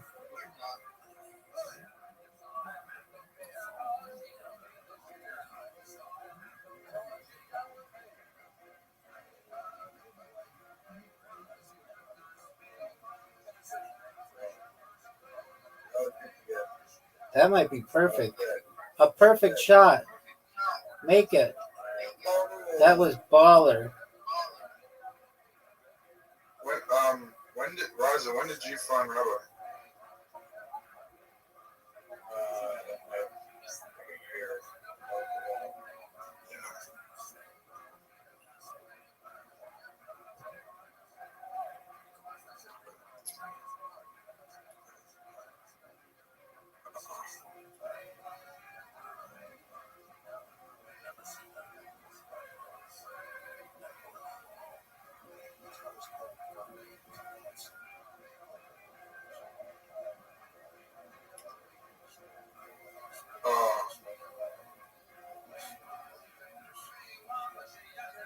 Nice. Really? So that was a whole game. Yeah, we're You've done. done fucking. That's it. Oh my gosh, 1,200. That's only wins. That's not total games. Oh yeah, shit. Bro, are there any other good games on this? Or is it just something you guys want to do? Tons. Carol. Let's do basketball. All right. Yeah, let's do basketball. That'll be fun. All right, and I think it'll be easy to pick up at for a new person. Good move. Okay, basketball invite. Riser, are you ready? I just want John Dick to know that I've played this game against Riser like 60 times, one-on-one, and he's never beaten me. What? Imagine if I beat you first try. That's what I want. Oh shit! What do we do? What do we do? So we You just flick the ball. You flick the ball into the... Riser goes first, so you'll see. Is it? Oh, so you get time. Okay. Yeah, you just flick it. He's doing really well. Oh, yeah. He usually doesn't do this well. This is round as well. You know it I was don't know what to good. use my thumb or use my middle finger. My pointing finger. Whatever you want to do, big dog. But you just flip it. Oh, dude, he's fucking a natural. Dude, he's a natural. Dude, look, he's going to beat you. He's really good. Dude, he beat you. Riser, do you want to be interviewed for your dog shit performance? How many wins does Rabbi have on this? Yeah, look at him go. You know why he has such good fingers? Because I fingered so many chicks. It's from all the news presenter MILFs. Word, dog. Oh, shit. Riser, did you know that I doubled your score?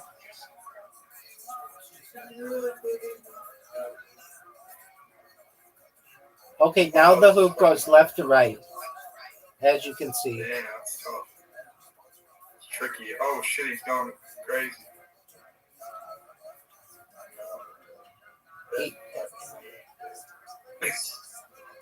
I love how you'll be doing really well, and then all of a sudden you'll just throw it directly to the left or right, like way off. All right, Riser or John Dick's turn. John Dick, Fuck. you're pretty close, dude. Oh, Oh, dude, he fuck, man. he has tied. That's tough. He's tied Riser.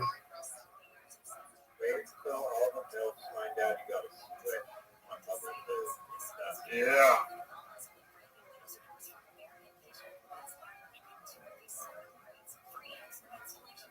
What is this doing round 3 to like fucking start shooting guns at you or something? It goes up and down and left to right. Oh my god. Fuck, you're a pimp, bro. This is insane. You're doing good.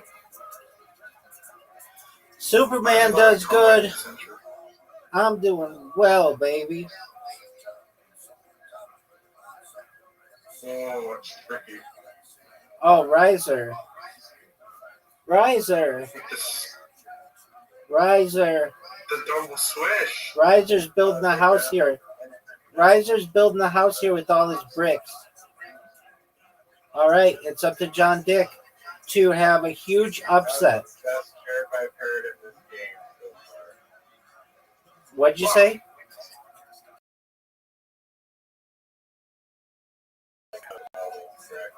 You like? No. No. Get it. Get it. One more. Oh, nice. He beat you. Riser, he beat you. Riser, what are your thoughts on someone who's literally never played this game before and only... No, it actually is a good case for me because it shows how just bullshit this fucking game is. I'm actually glad that happened. Proof the time capsule of eternity of this game. Oh, I can see how many did it goes. Oh my god. Rabbi, you played the game 1,756 times. There you go, big dog. The mini golf. Yeah, I played somebody who played 25,000 times. I couldn't believe it. What the fuck?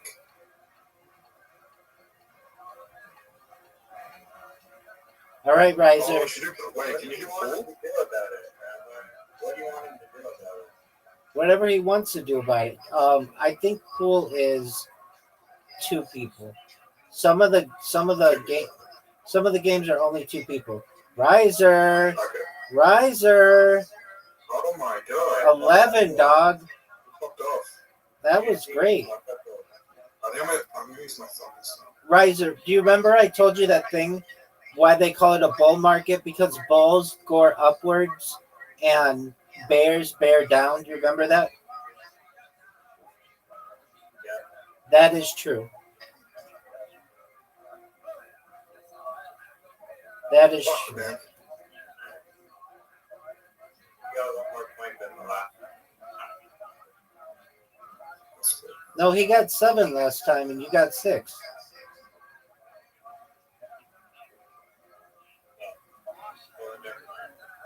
Look at the pimp guard. I'm seeing a lot of switches. I'm not I'm either. seeing any switches. Oh, you're done. You're done. Get out of here. Are you proud? Damn! No switches.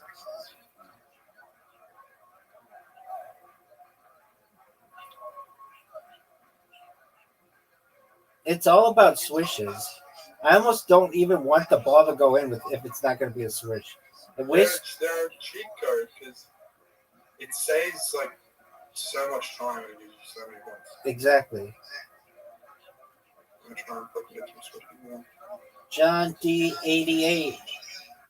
Let's go, baby. Swish. Oh, that should have counted. Dude, Yeah, that should have. dude, look how many he's made. 3? Motherfucker! 4, 5. Alright, some of those should have been swishes. That was a bit sus. I agree. Definitely sus. All right, I need a big round here.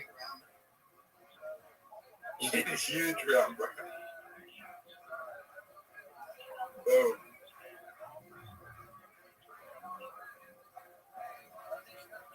No. Oh!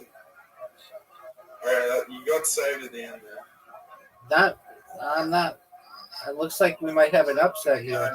don't worry. It's gonna be a fucking stupid He's gonna fumble. No, he made it. 2. Oh! Swish. Oh! He's got it. He's got the win. Oh! Turn out the lights. No! The party's over. Let's just fucking come back and look at it. I mean, I'm lucky that was first 2 rounds. What the fuck? I got. Oh! This fucking sticker thing was blocking my screen and it wouldn't let me throw. Oh, I just fucking sold the bag. Dude, you're doing really well. Fuck, man. Oh, fuck. Okay. There needs to be like a mode where they like you have to Yeah, I know. It's.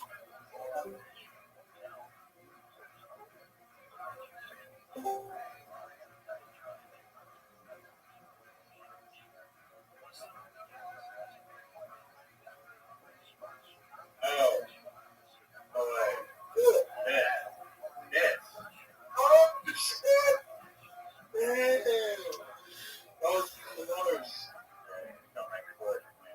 Yeah, but you've never beaten me one-on-one. Reload. What's, what other games are there? Oh, bowling. We should do bowling. Is that fun? Yeah, we could do bowling. Archery. I play with a lady. No, Bowling should be. bowling is. I play with a lady every night before she goes to bed. And Ooh. I can tell you that I've gotten good at it. And Riser's never beaten me at bowling. Shit. Before she goes to bed. Word, dog. She's a really nice The person. pimp does what the pimp wants. Yeah, dog. Sometimes she comes in during the day and plays. Oh, I fucked up. Oh, I fucked up. John, oh don't play that one. yeah. Do I leave? No, It's on. don't resign. Just let it go.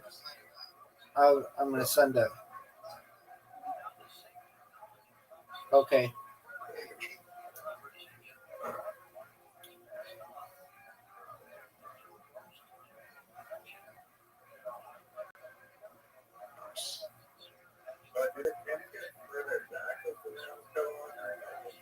No. It's normal bowling.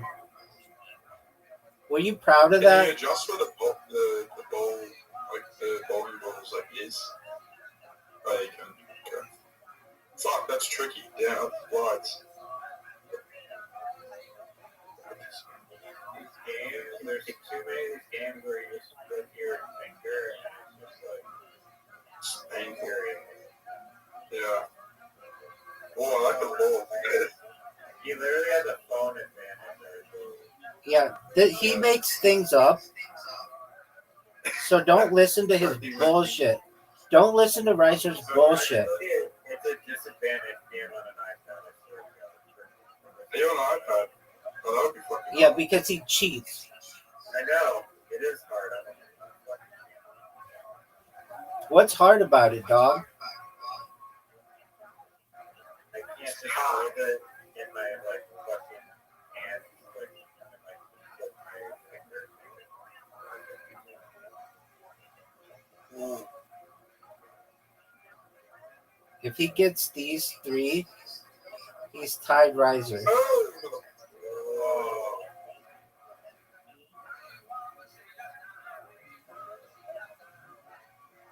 Not good. You have to like a spin movie or something. You can put spin on it. I won't recommend it though because it's really difficult. But you move your finger like a C, but it's really difficult. Yeah.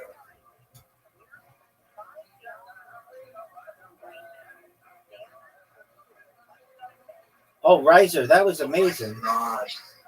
dude. You put spin on it. Did you do that on purpose, I did. dude? That was Oh, fuck. Oh. Reiser. That was baller. Oh, fuck. I'm trying to spin more. What the fuck? Oh, the pimp. Why didn't it How go? did that not get a strike?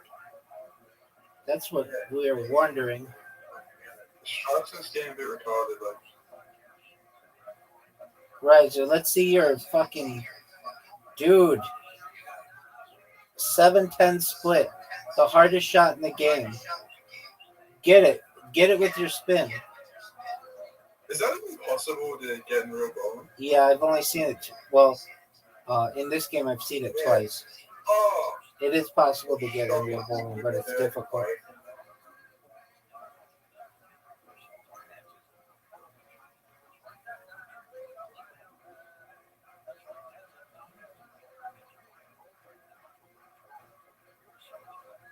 Strike.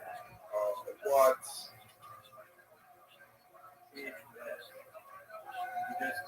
You get like extra turns on the last round, but you get like a spare. Word, dog. That's how bowling works, baby. Oh, look at you, dude. That spin is amazing.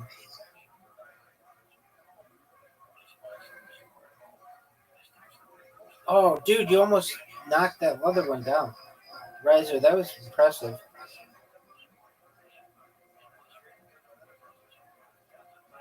Dude, our first strike. John Dick might beat Reiser in his first. Get it again.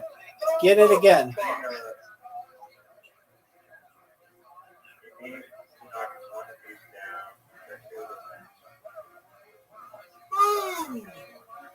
Dude, Reiser, what are your thoughts on John Dick, who's never played, beating you in basketball and bowling?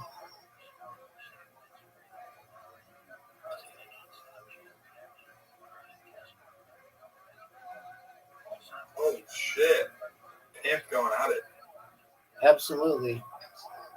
What else you want to play? Oh, you want to run it back? You want your ass kicked twice in a row? Son, Let's do it. I'm going to do the Charleston on your face.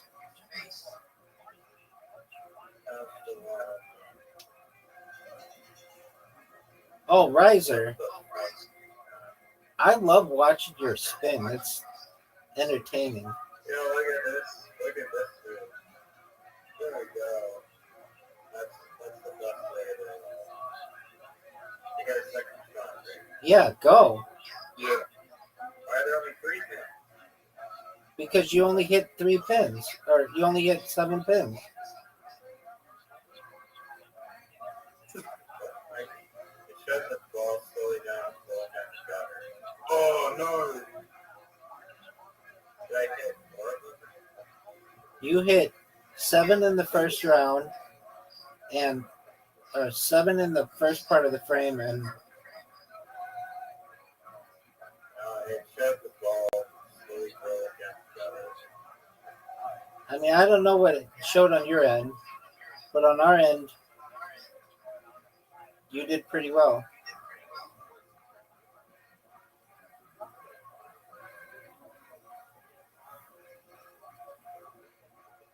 Oh.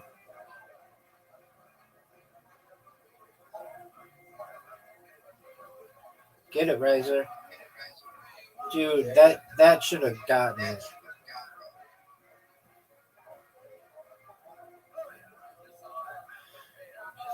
John Dick, Oh my gosh.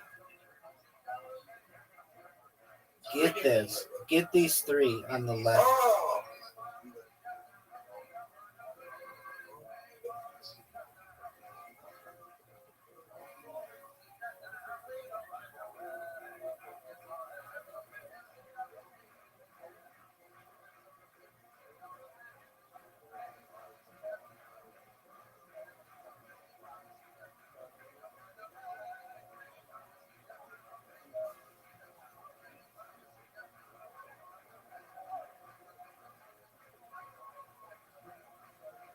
That was a great spare, dude.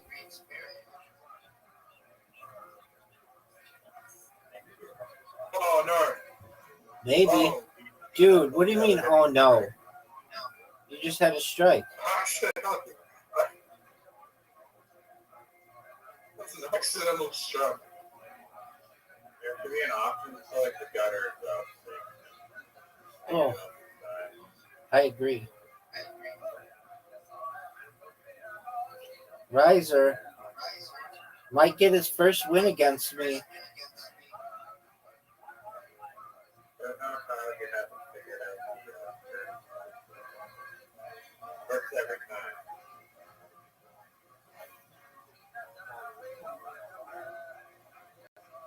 John Dick. Dude, he might win. 2 strikes in a row. Turned on my axe. Oh my days. Well, this one's the one that It's the pimp. counts.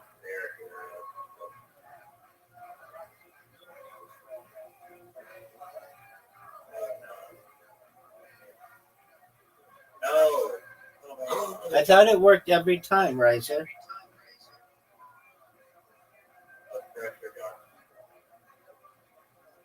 Fuck, man. That's okay. You're beating Riser. Oh, no. Oh, it almost. Get the ricochet. He's got it. Oh, man. The pimp. This is the sidearm. If I beat the Rab. Oh. Oh. I was gonna miss it. Wow. Better ball. Better ball. Dude, John Dick beat you 2 games in a row? Damn. What do you want me to do about it? Improve. What about his darts good? Dude, darts is amazing, but it's only 2 players. Oh, what? What else is there? Cribbage. Texas Hold'em, Seattle. Draw together. John D, We you got got so an many invitation. games. You have an invitation. Do another bowling? Yeah, we're doing it. Let's see Riser beat John Dick. Oh, Good start. that's perfect, dude. Oh, damn. I missed him. Figure out how to get it.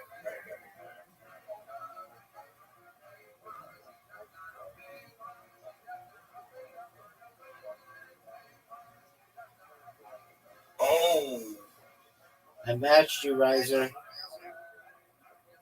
He's figured out. He's figured it out.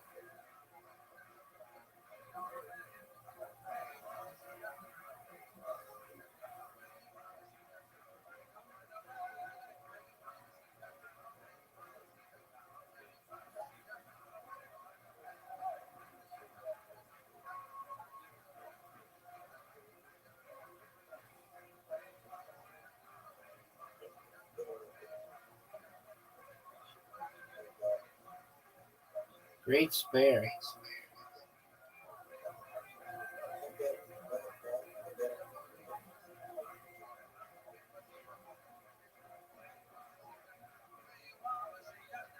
Oh no.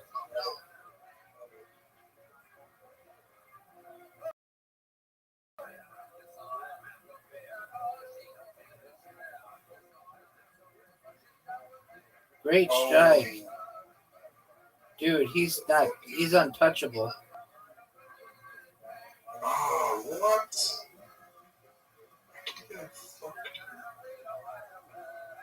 Oh my god.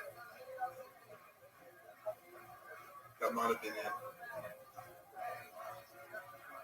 Oh my days.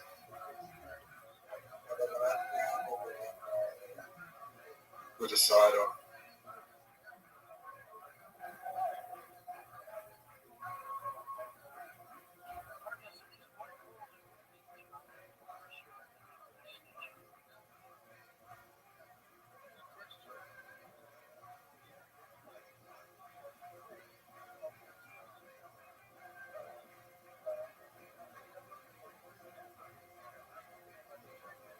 Perfect. Oh, if that wasn't a strike, I don't know what it is. Like,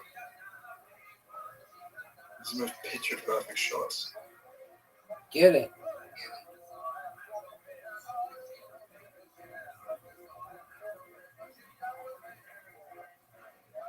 Come on.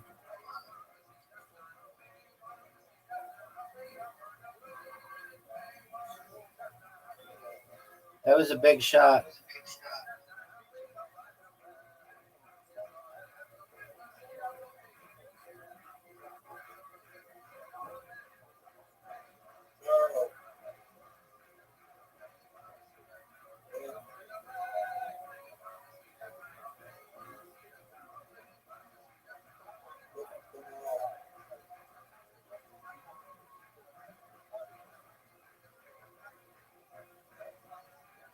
Man.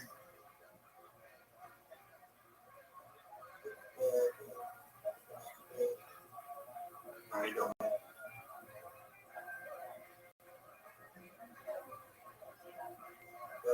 A wrap comeback. Oh.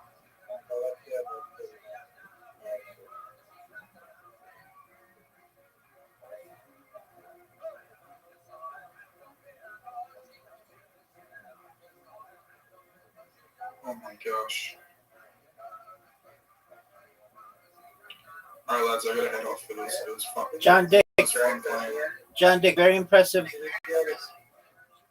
What did you say, sir? See you guys around.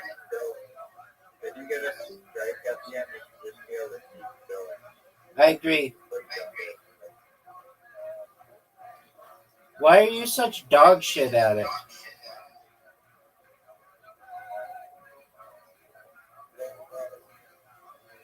Are you ready for an invitation to Karam? You have an invitation, dog. Rocky Top, you'll always be home, sweet home. Are you done? Are you... Later on, you should definitely be free person. There's no reason why. There's no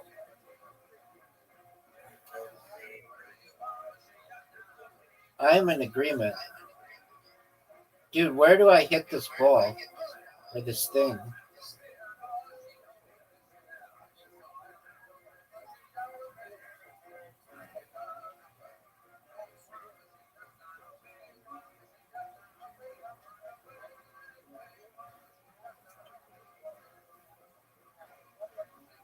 Fuck.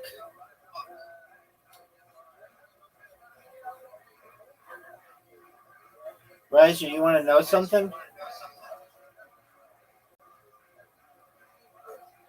You've never beaten me one-on-one in bowling, and you've never beaten me at all in, or you've never beaten me one-on-one in basketball. You've never beaten me at all in bowling. What are your thoughts? And, more times than I can count. Gala for archery, which are the games here that require actual and mini golf. What about literati? If you want to brag about literati, you just make up words actually.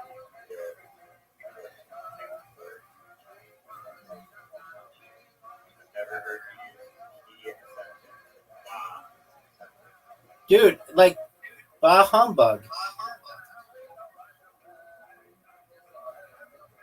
Yeah, but what is the humbug? It means like, oh shucks.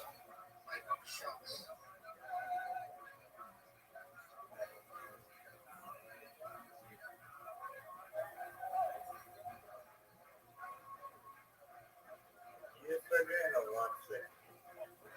160 sucks dick.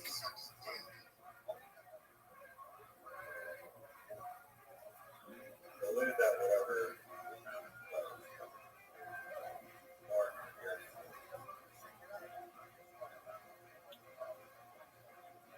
This is what you call it. I'm ready for it.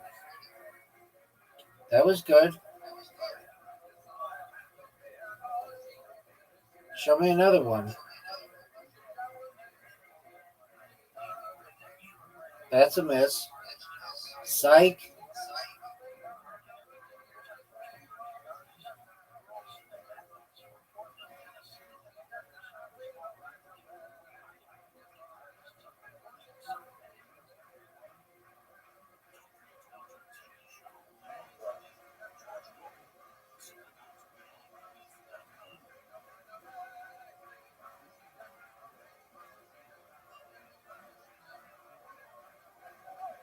You can have nowhere to put this stupid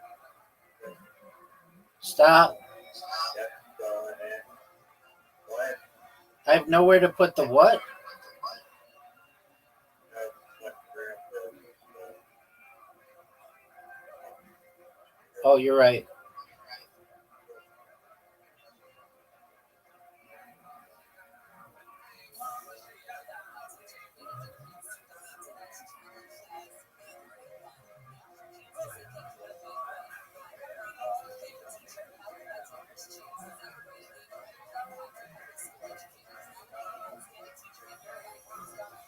Fuck. Fuck.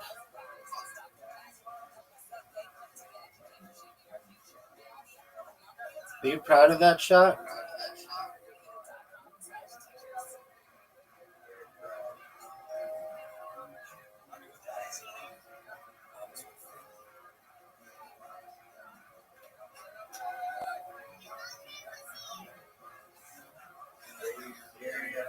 That was one of the most dog shit performances I've ever seen.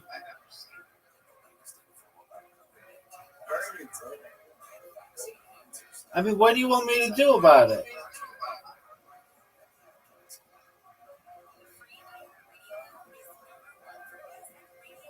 You ready for perhaps the biggest Newfie shot we've ever seen? How'd you like that?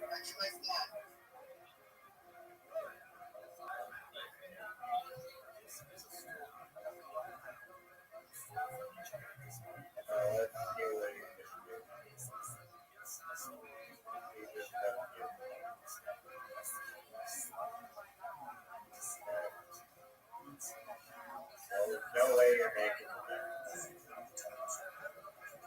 making Newfie! How'd you like that, son? How'd you like that, son? How'd you like that, son? You want to play 160?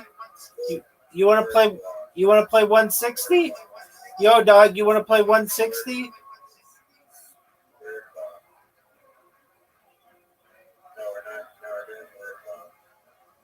Oh, okay. Word blocks. Word box. Okay, I'll whoop your ass in this. I'll figure out how to beat your ass. No, because I'm amazing. You've come close. Psych. 3, 2, 1. Quit with that bullshit.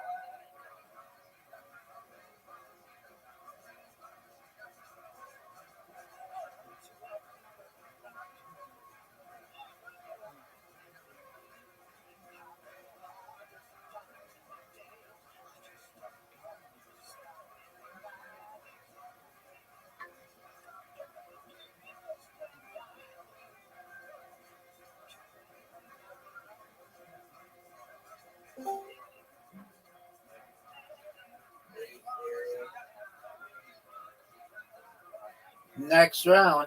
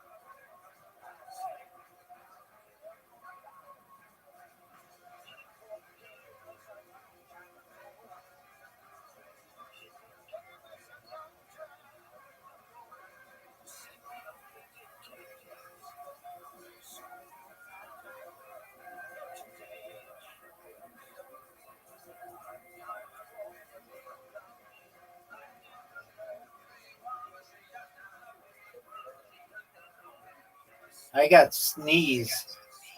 That was worth like 20 points. What are your thoughts on losing?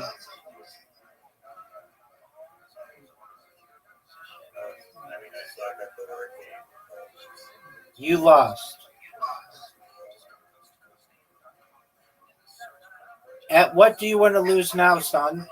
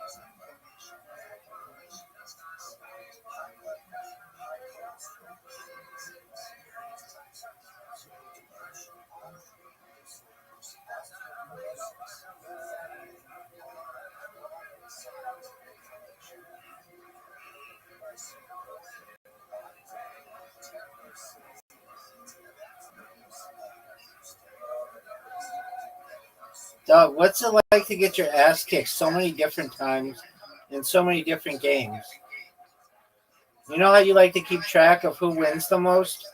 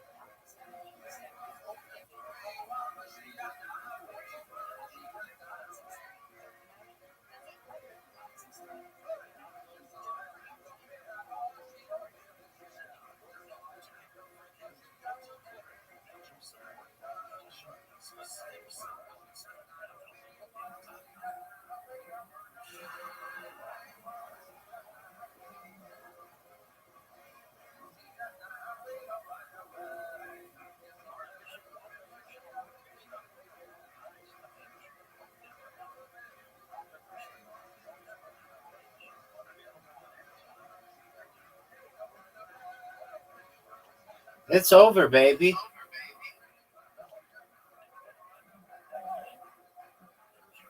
At what do you want to lose now? Skee ball?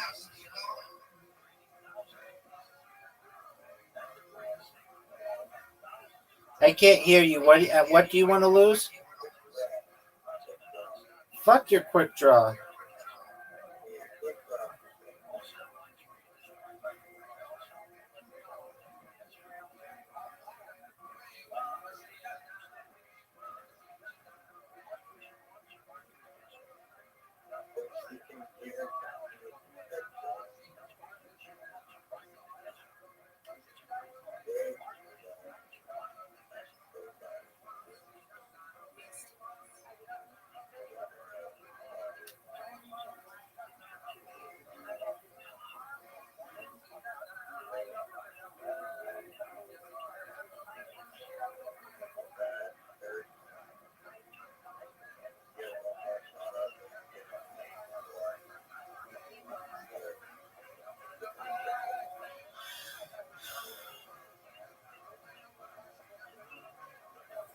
Look at you, dog.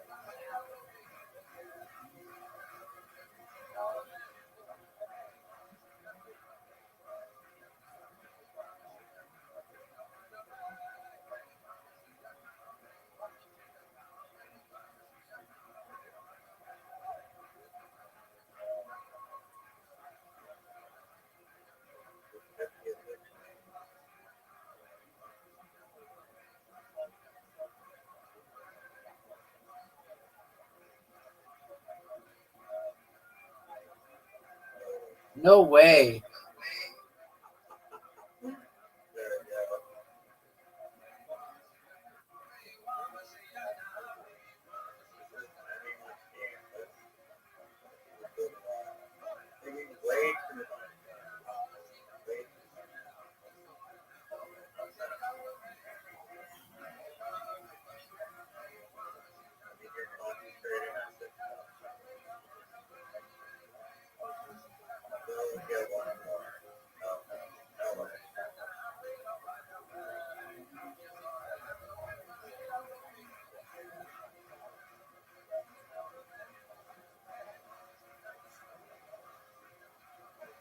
You're done. I'm in your head. That wind is there. You're done, son. It's over. Whoa, you're just firing like a banshee.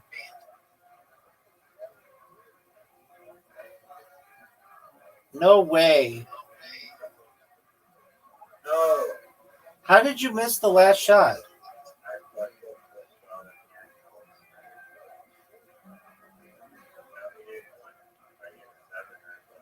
Four in a row.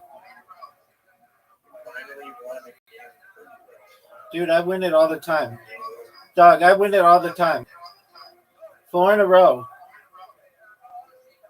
You're up first. I let you go first. Are you going to go or are you just going to J your?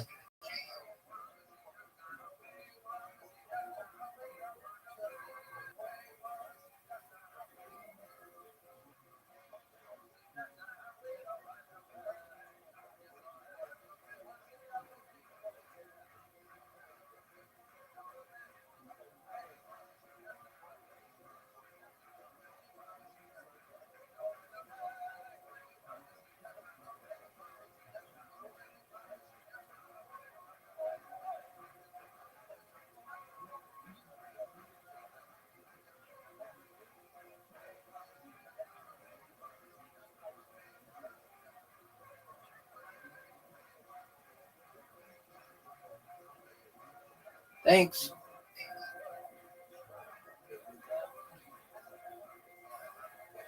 You're so shitty. I'm not. Do it again. You're always like, this game's so easy. You get all the I breaks. never said that about fucking four. I've never said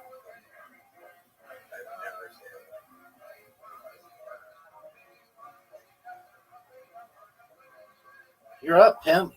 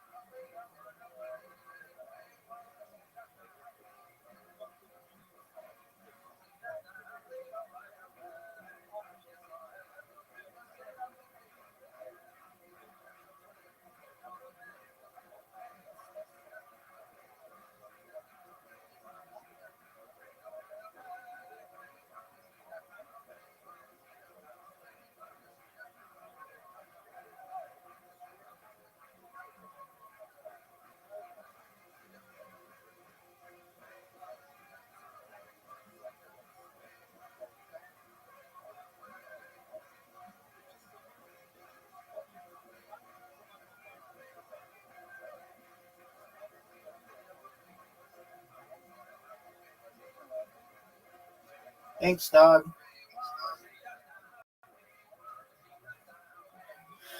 You're done.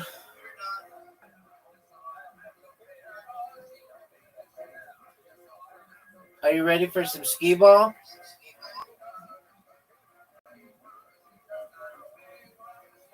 I can't hear your mumbling. Oh, dog, of course. You know I love this game.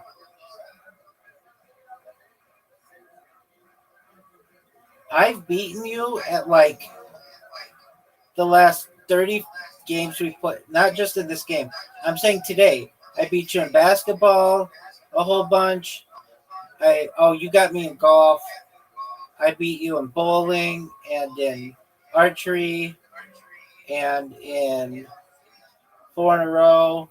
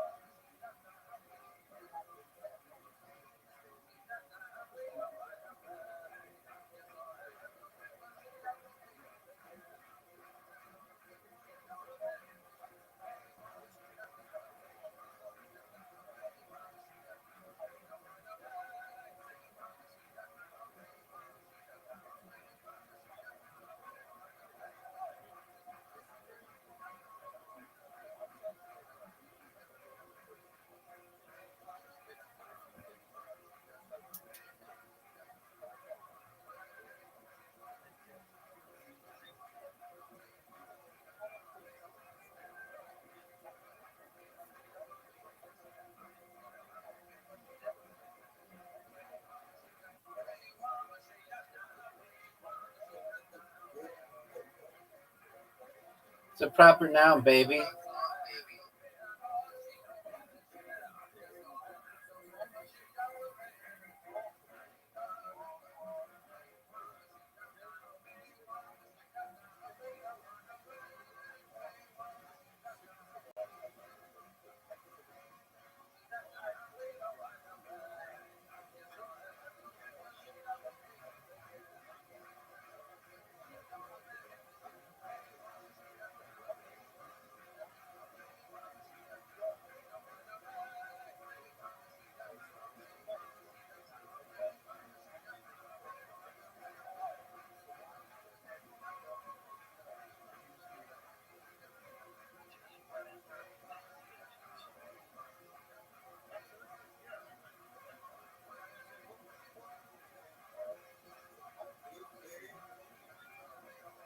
Boy, time's ticking down, dog.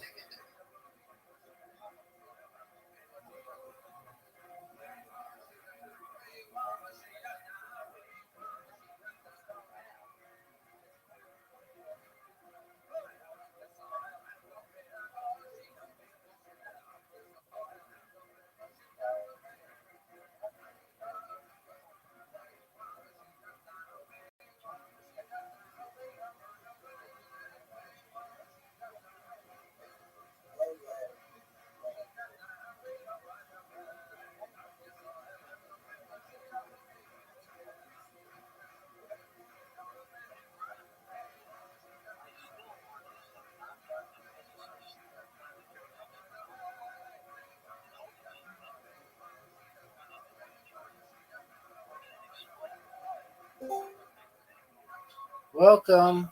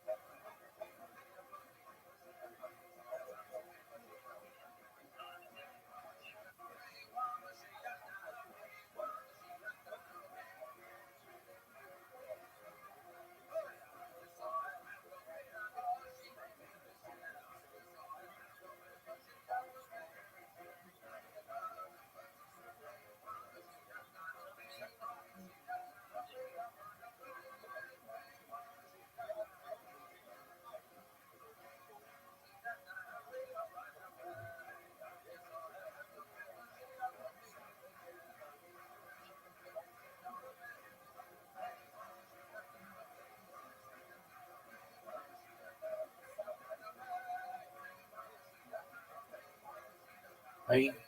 There you go.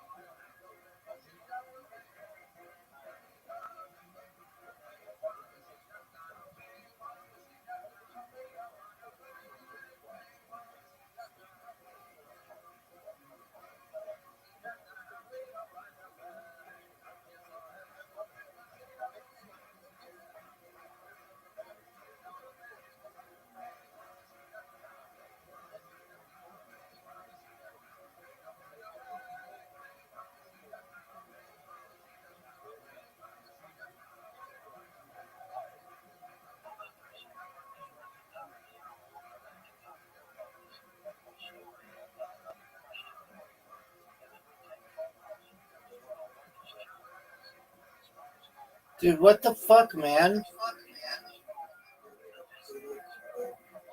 Dog, don't blame it on the letters.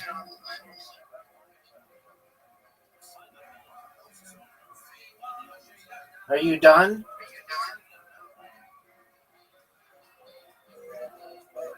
Darts.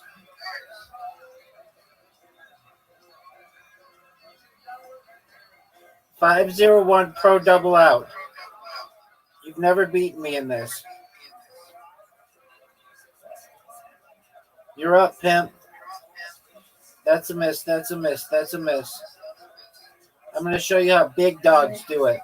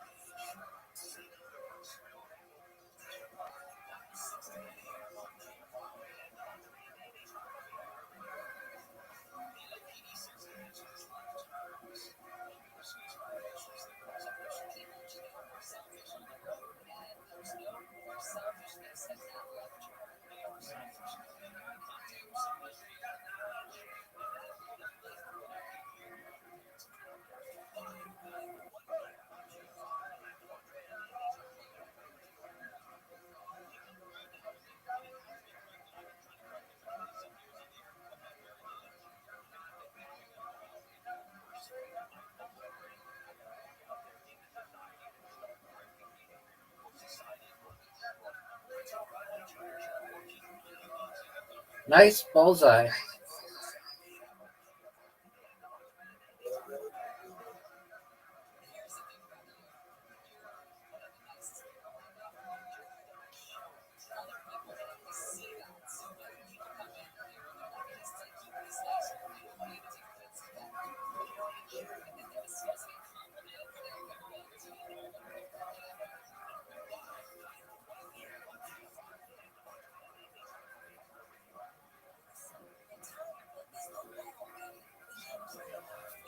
Dog, you are getting your ass kicked so badly.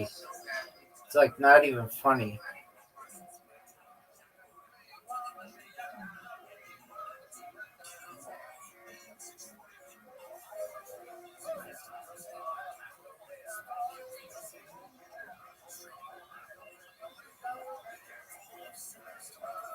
Get it. What the fuck was that? I dedicate this shot to Puff Daddy. Shoot.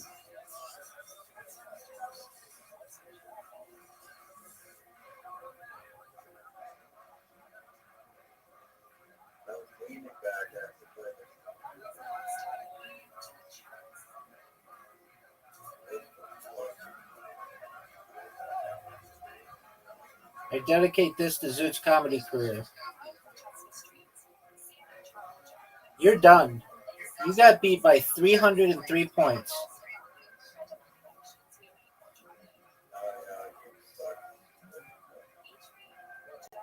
Are you done? Dude, bingo sucks. You want bingo?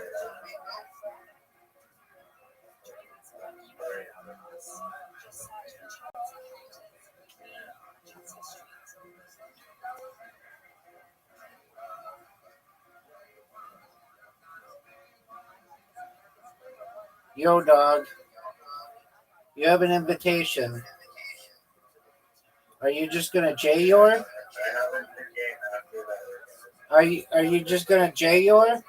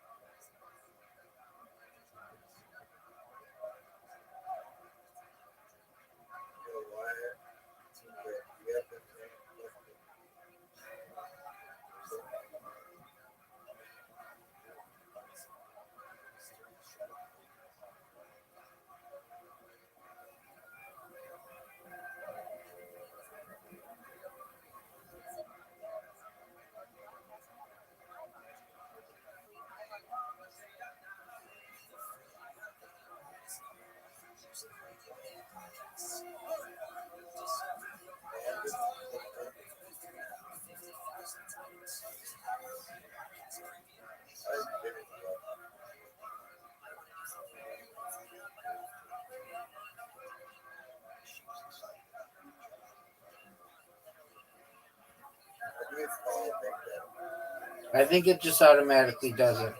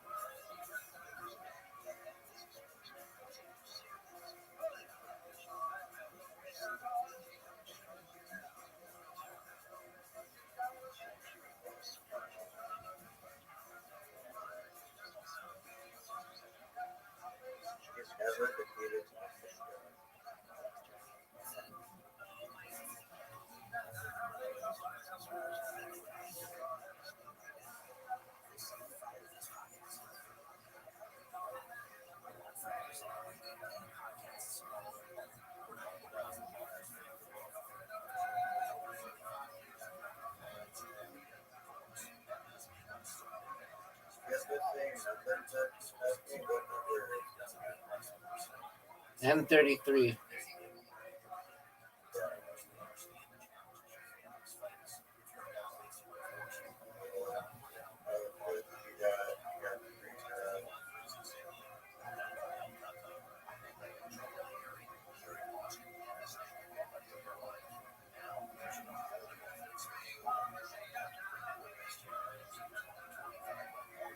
I'm gonna just fake you out.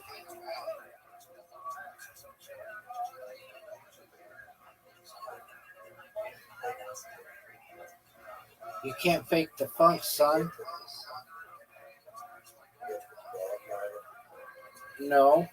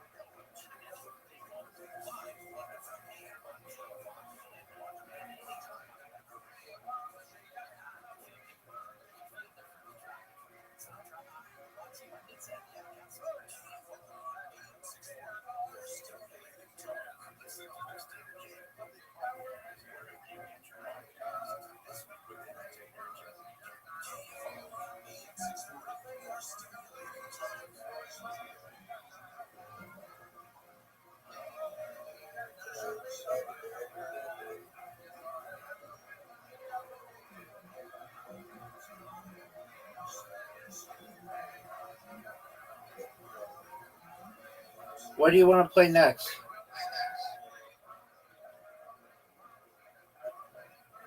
Dude, no one can hear you. What are you saying? I hate this game. It's Zoot's favorite game, though.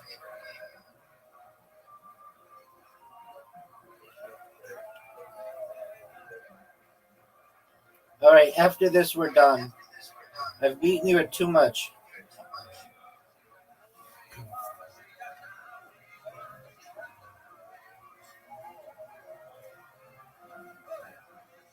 I hate this game so much. Sucks. Dude, are you going to go? Are you just going to J-Yor?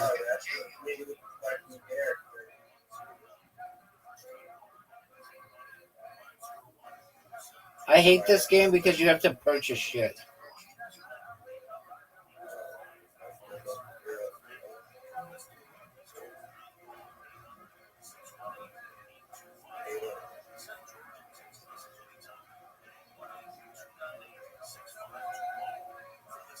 Dog, are you gonna go?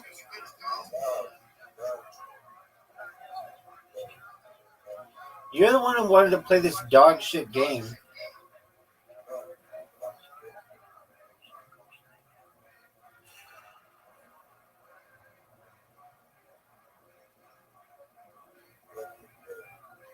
It's like Bejeweled.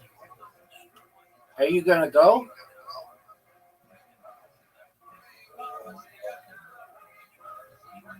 That's a mistake. You're gonna lose because of that move. Terrible. Terrible.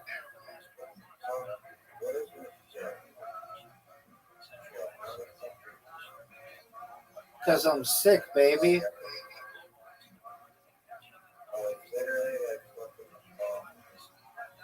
It's like Candy Crush, pimp.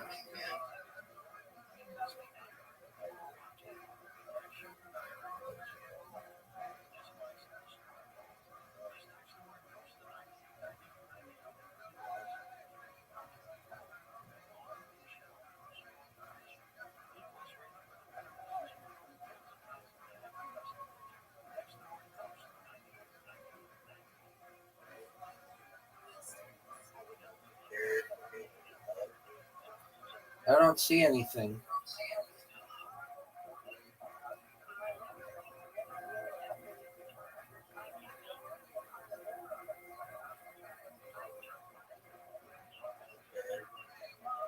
You're up, pimp.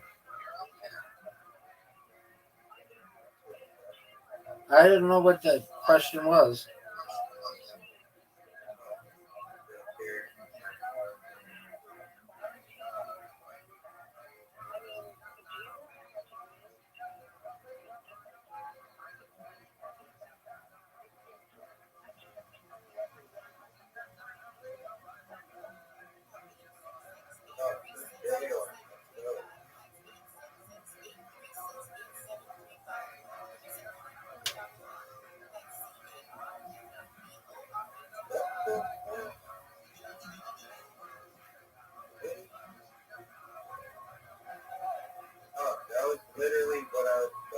Okay, well, what do you want me to do about it?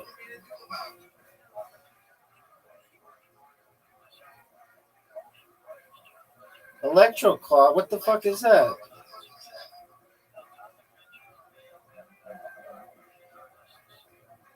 Dude, you did really well. Another Electro Claw? What is this bullshit? And you get to go again? What the fuck?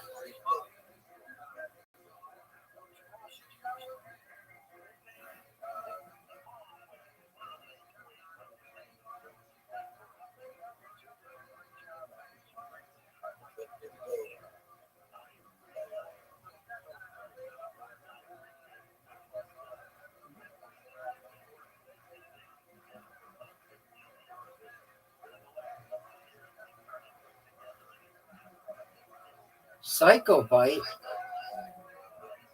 Dude, what the fuck, dog?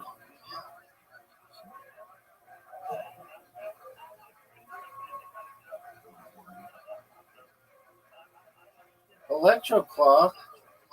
What is that bullshit?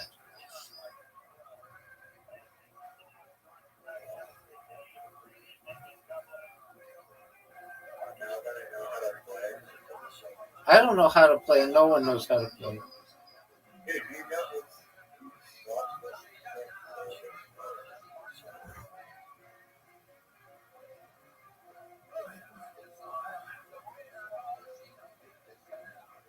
Oh, you have to get what those things are?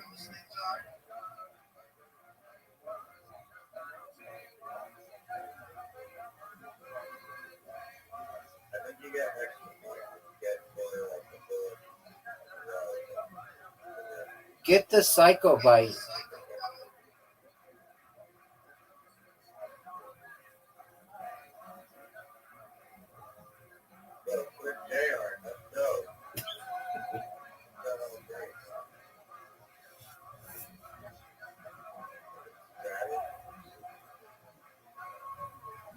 How did you get that?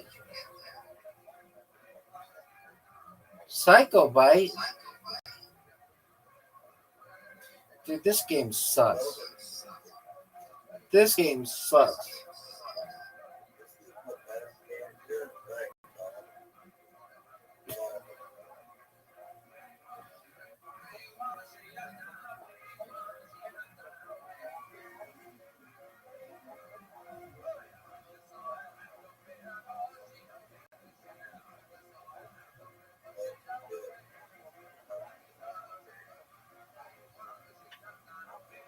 Nothing for that? This game sucks. Are you gonna go or are you just gonna J your? Extra move. Oh no. Psycho Bite. Are you gonna go? Electro Claw? What the fuck?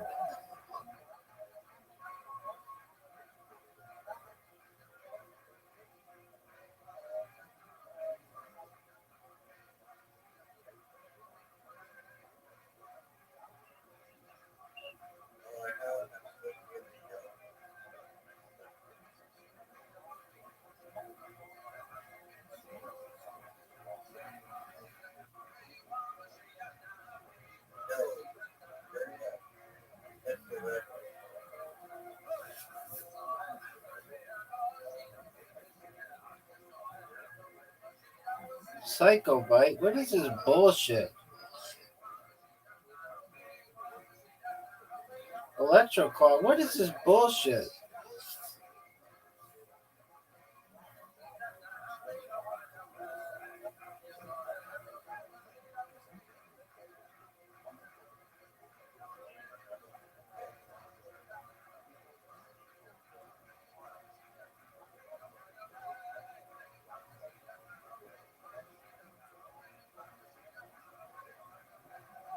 Hydro Rush, pimp.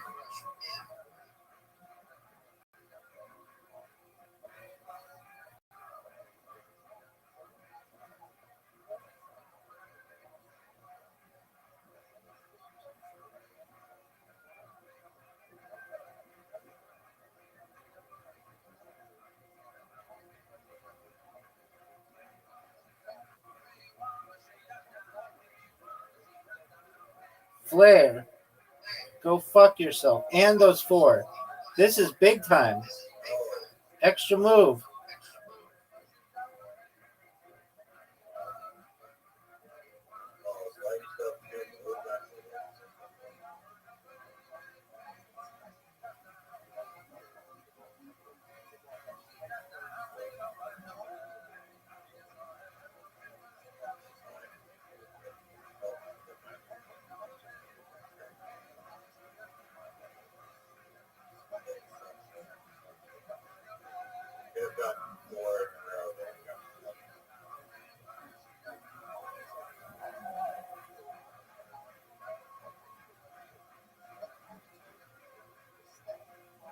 Are, are you serious?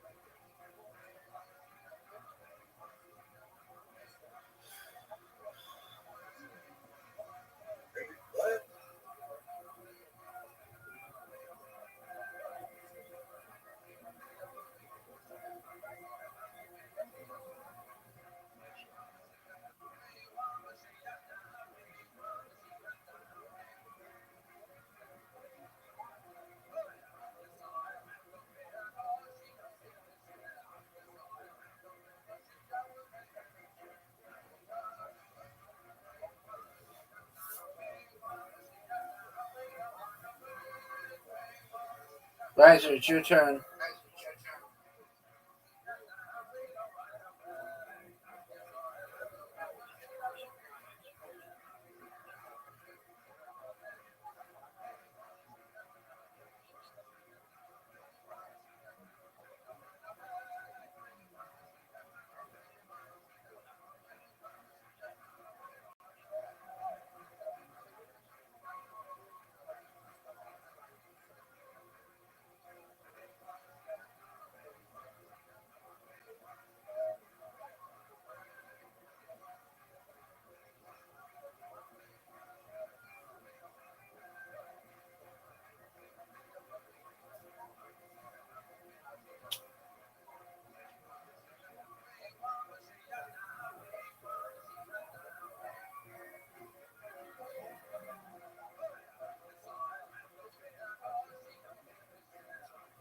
Dude, how you get Psycho Bite?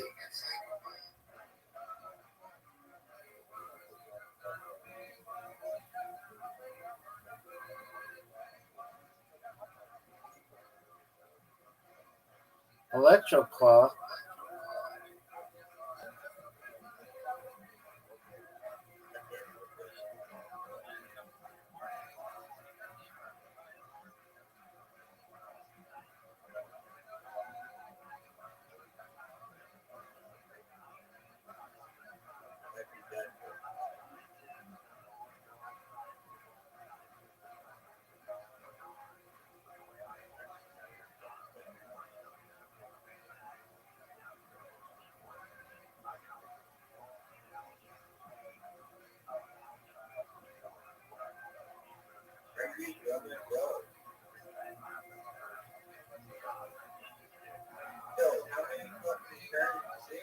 I beat you, bitch. Victory. Are you ready to play again?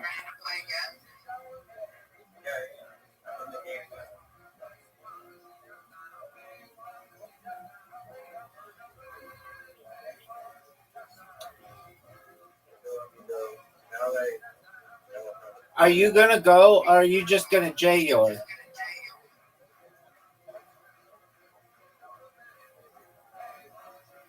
Prepare for battle.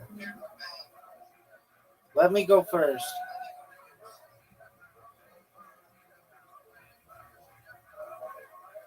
Hi.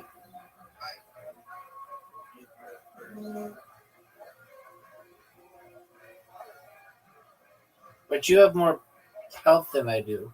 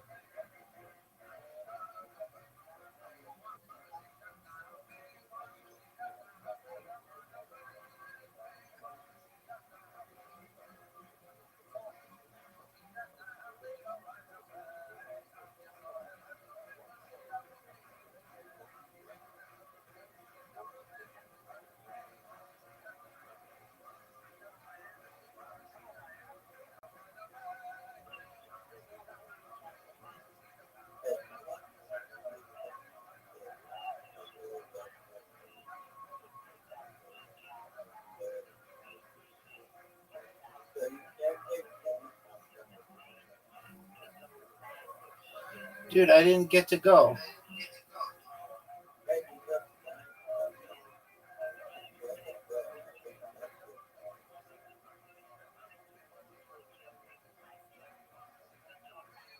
Rabbi's turn.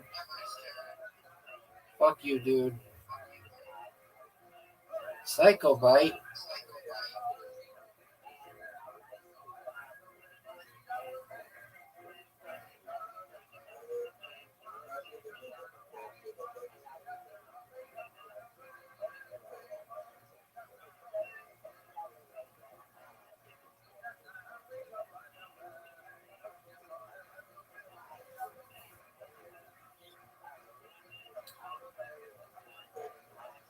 Are you gonna go?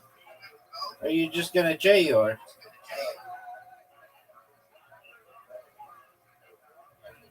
Everybody's waiting on you.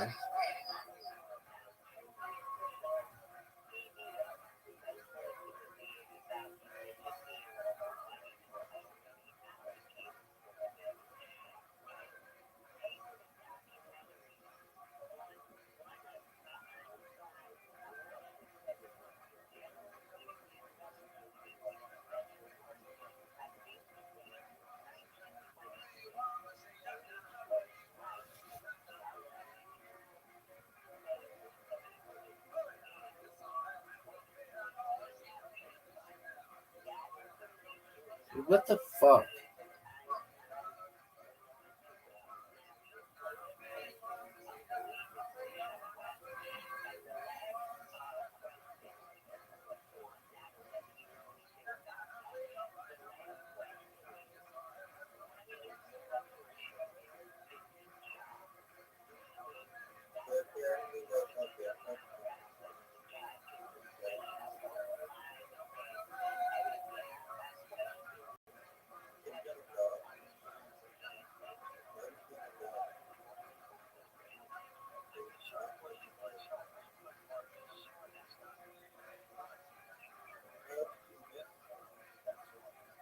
Are you gonna go?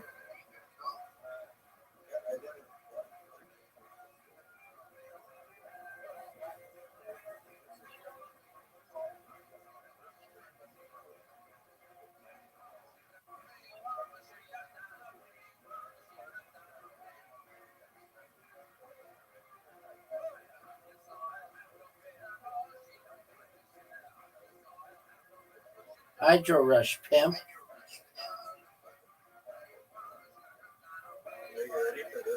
Yeah. Extra move.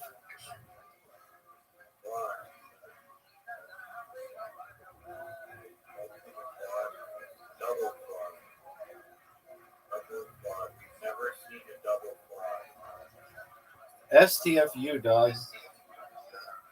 STFU. Are you gonna go? Or are you just gonna J or?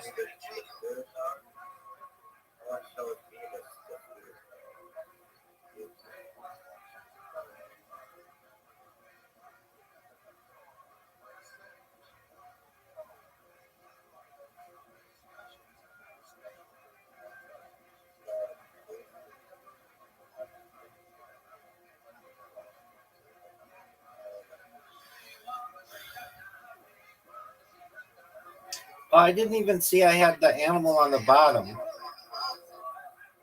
Oh, so that's how you get the Psycho Bite. No wonder I kept doing the same fucking move. I don't know how to play this game.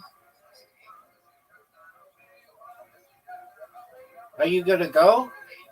Or are you just gonna J yours?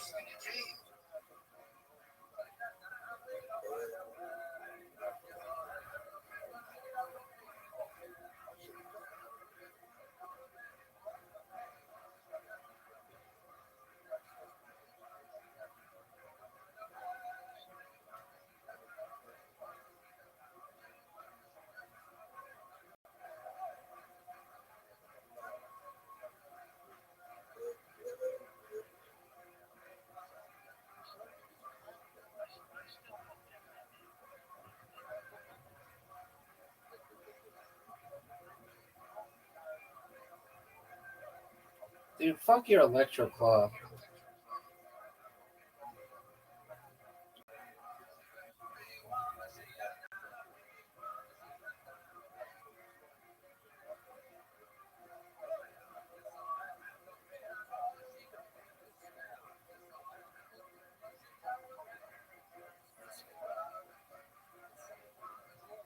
Hydro Rush, bitch.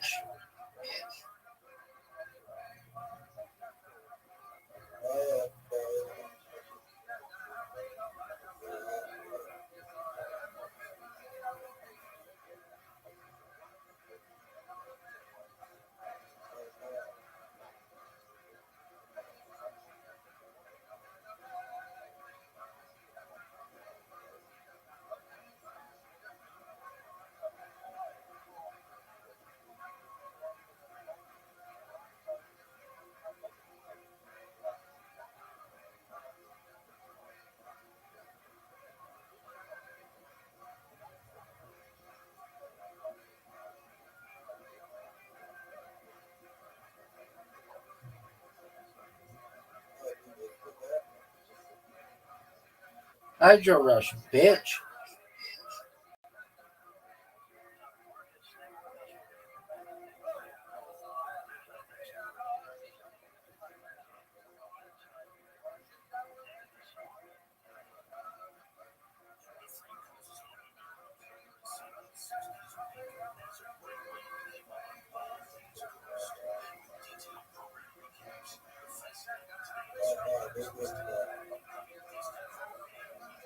What did you just say?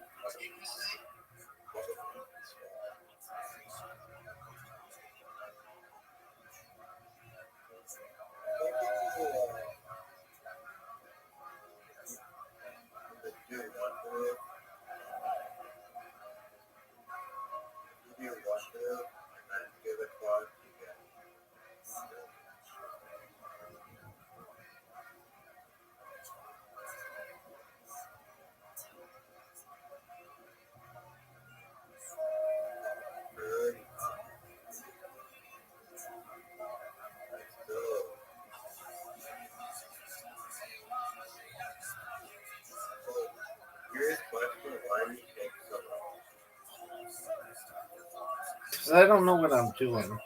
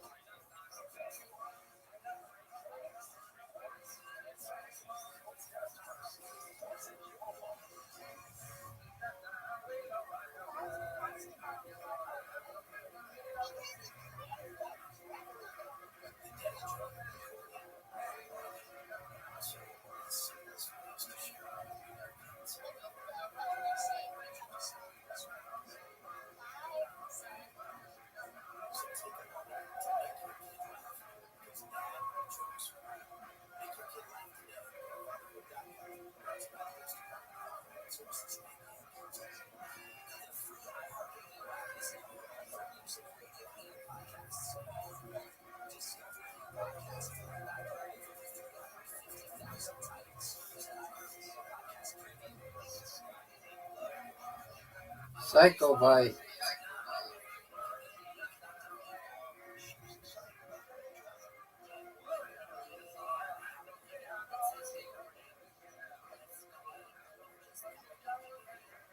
Electroclaw.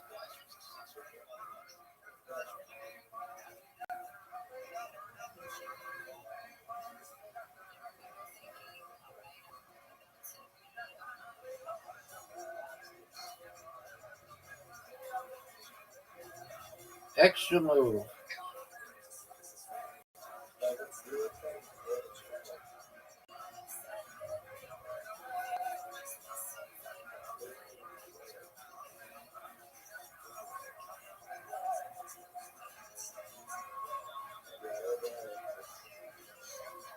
Hydro rush.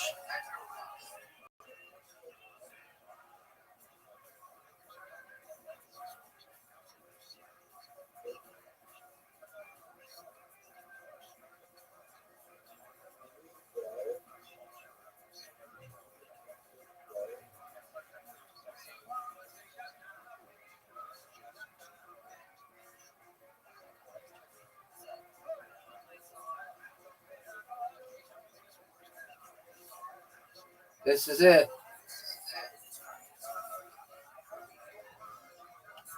Okay, now that I know what I'm doing a little bit more, let's do it again.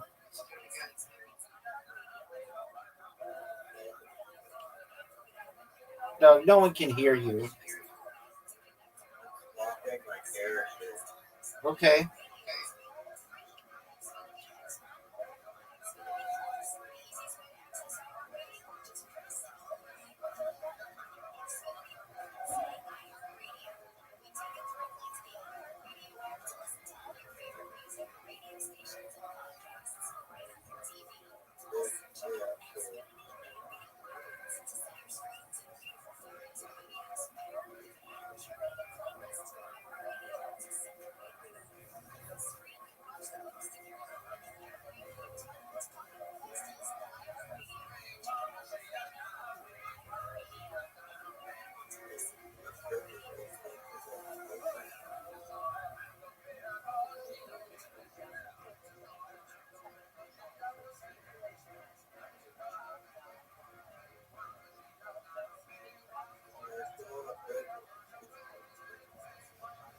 No, that's against the rules.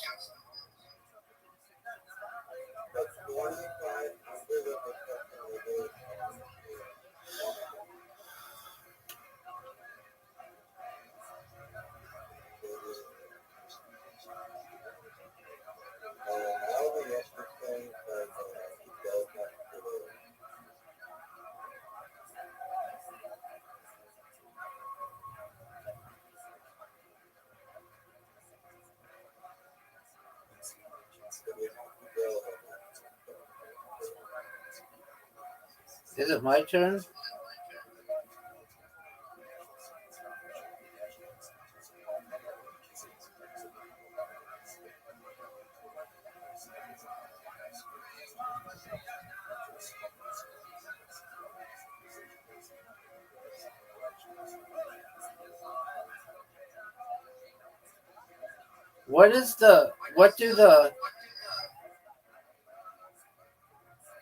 What do the grapes do?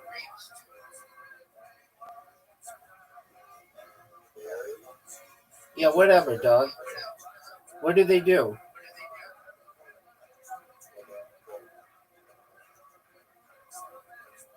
Extra move? Another extra move? Dude, fuck you, man.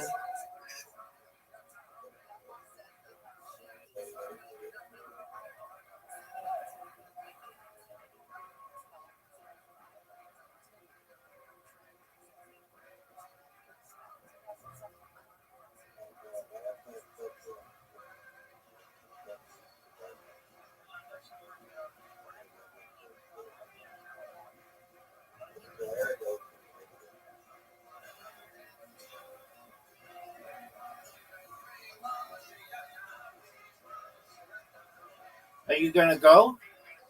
Are you gonna just jail? What do the berries do? What do the berries do? What do the berries do?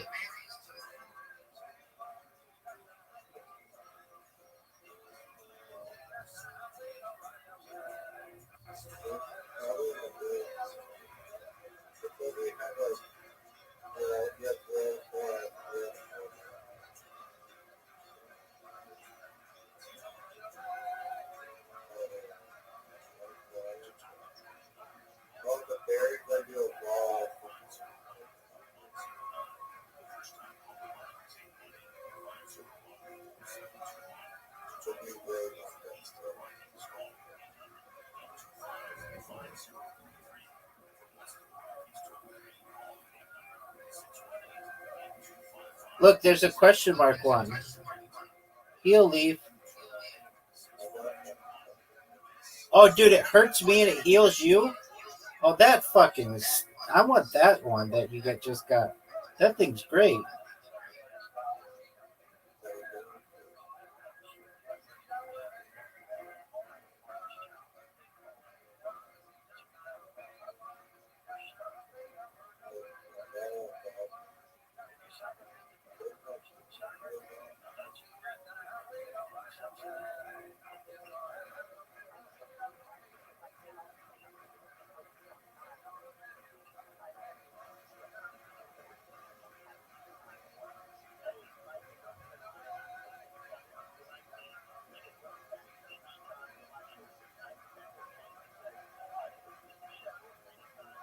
What are these fucking question mark ones?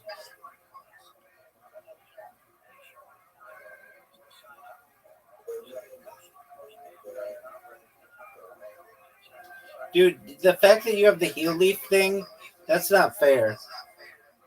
I want that one. What do you want me to do about it? Fuck you, man. What do you want me to do?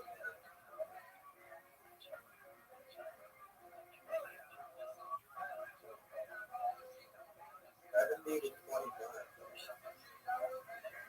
Flare.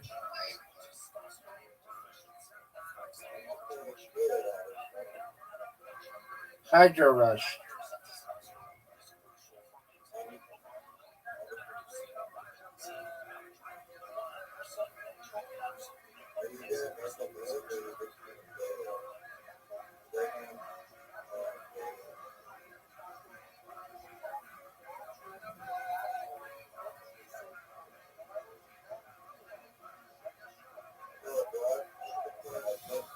No one knows, dog.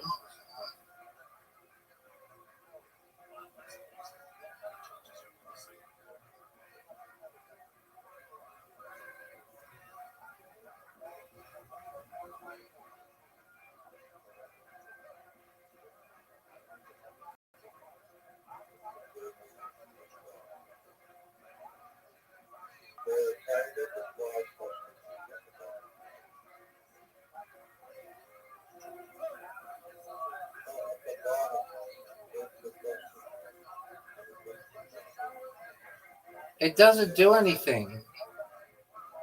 I just wasted a thing for you.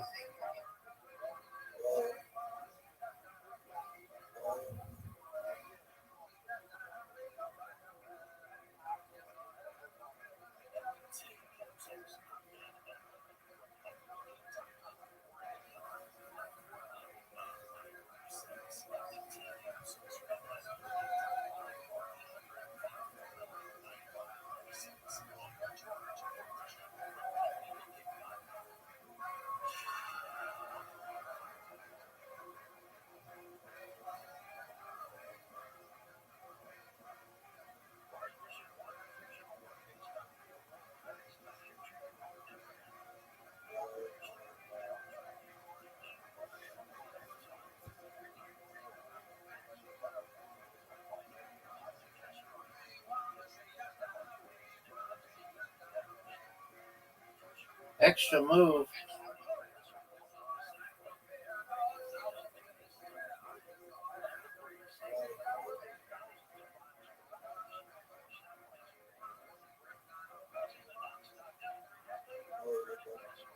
Yeah, we're gonna do it again, but I want that healing one.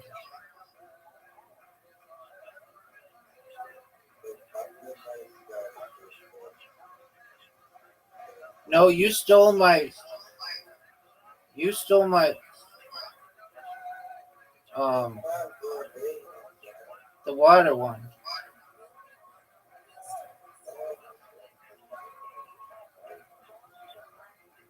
Dude, where's the green one?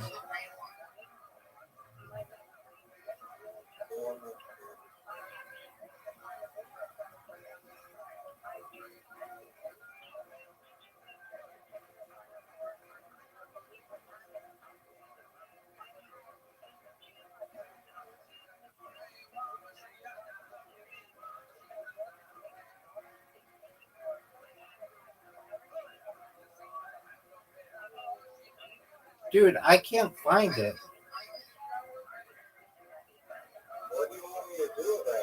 Shut the fuck up. Shut the fuck up. You can slide to the left?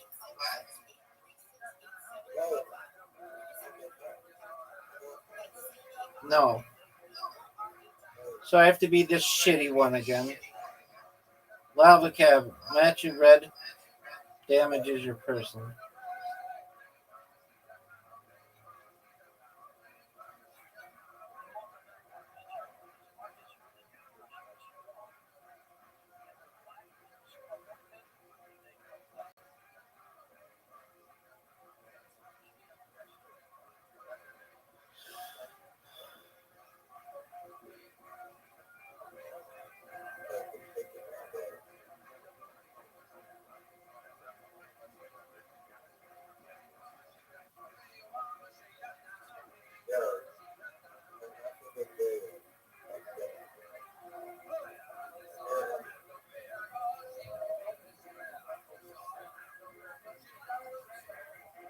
Dude, you fucking psycho bite. Fuck you with that.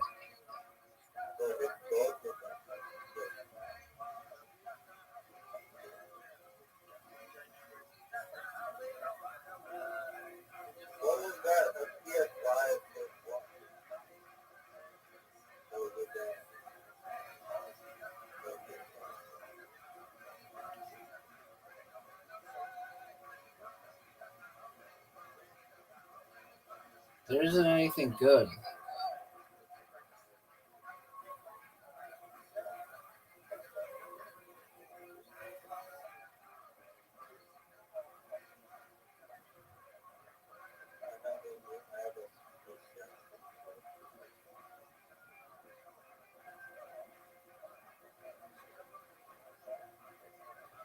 Are you gonna go?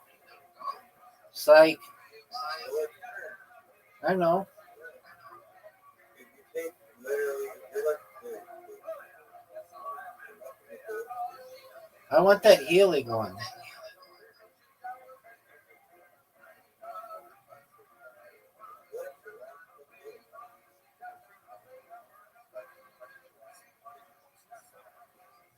Oh, Turtlesque is the one. Oh, dude, now I know what to do. You're fucked when we play next.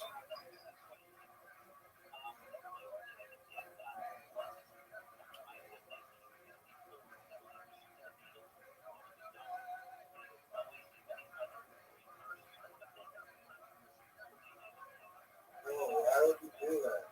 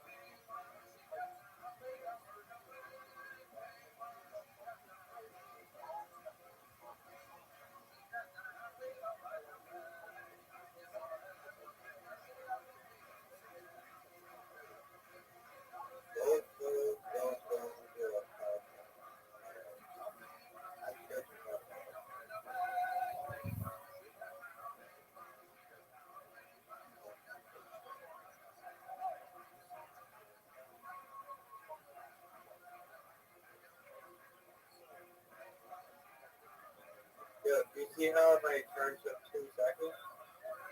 You had a bulletin?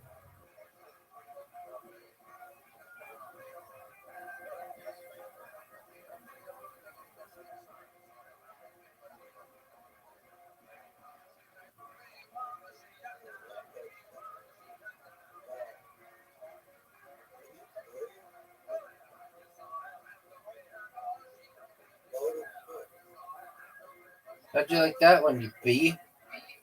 All right, let's play again.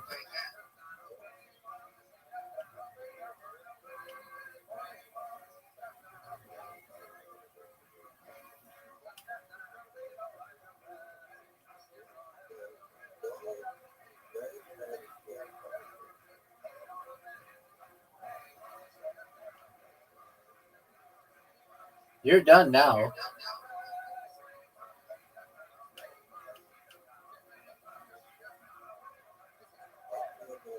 Let me go first.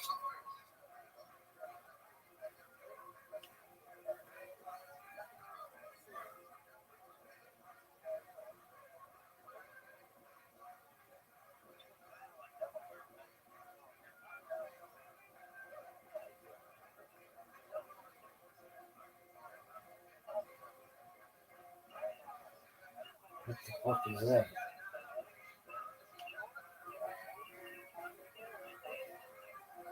He'll leave. Oh, I'm at max hit points. Oh, I shouldn't have done that.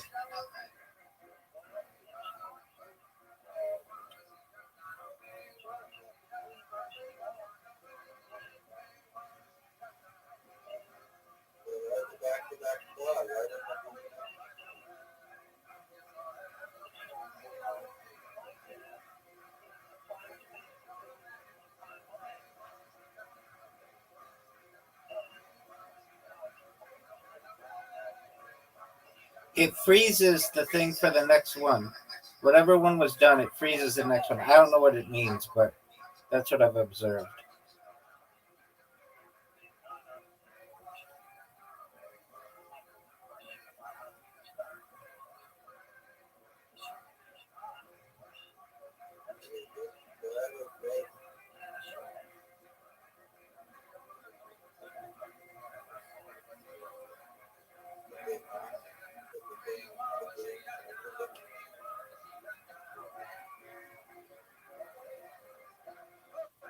This level sucks.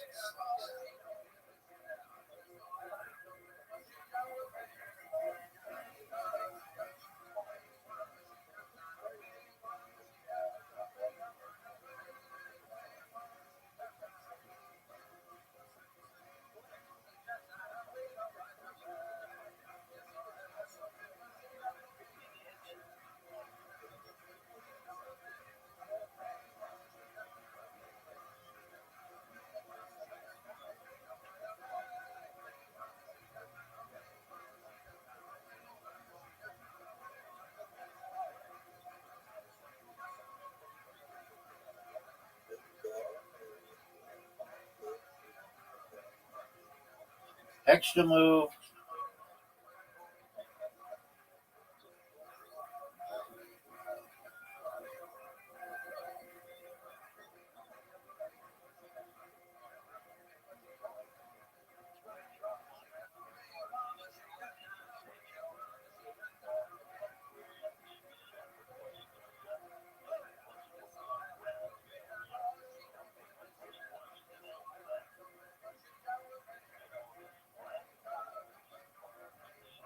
Psycho bite.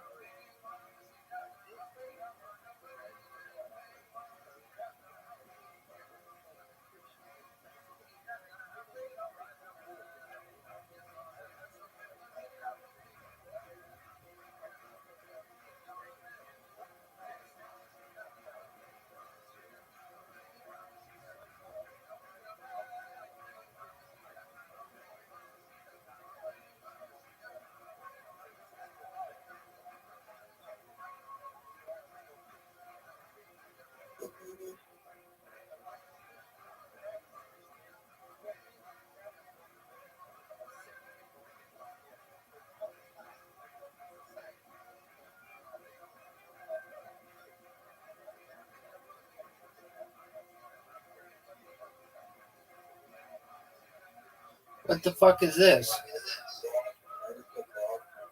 How did you do that? I didn't fix this. I'm good, guys. I'm good. Dude, that's cheap. They only gave me one time.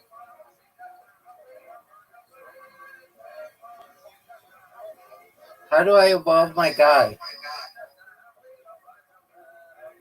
Oh, I don't know.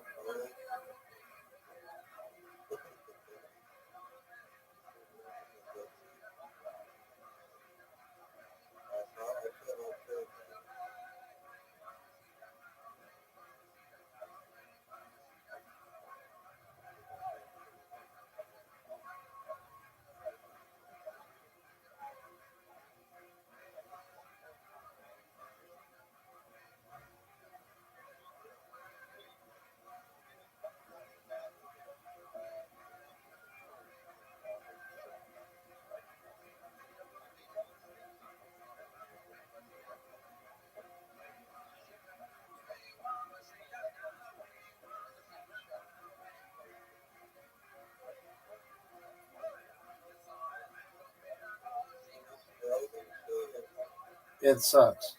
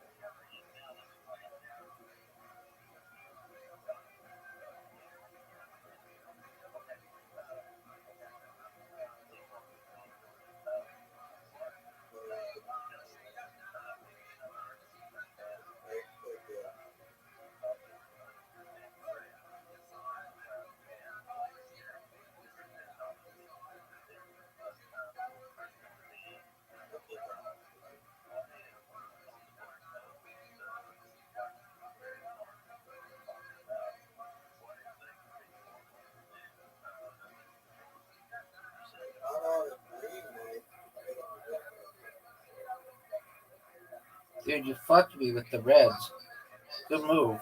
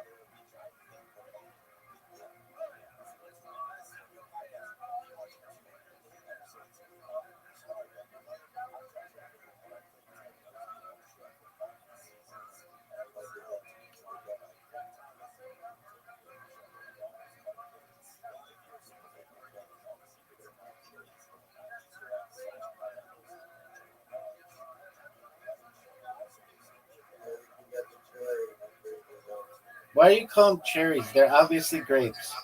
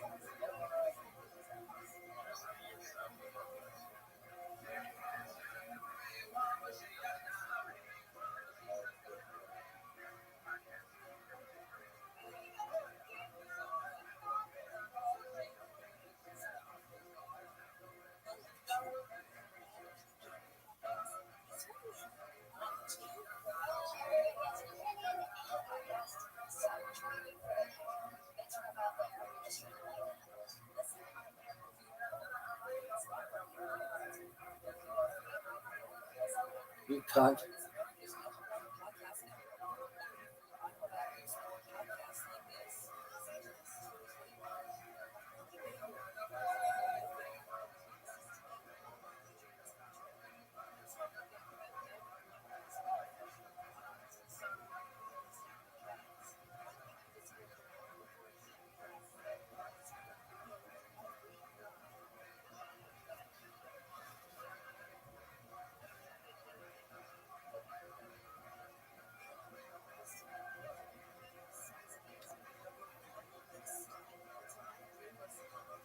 No way.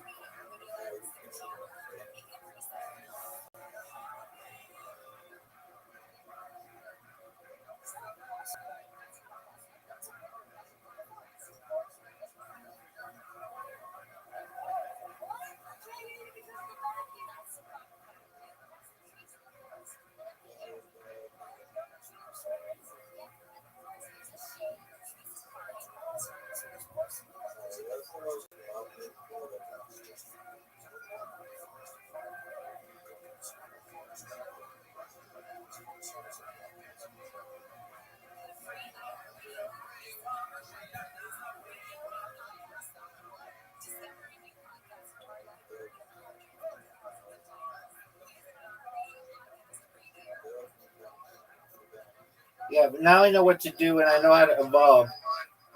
Play again. That level sucks. No, just one. I beat you the game before that. Alright, you can't count. Prepare for battle. Forest Valley. One less berry to evolve.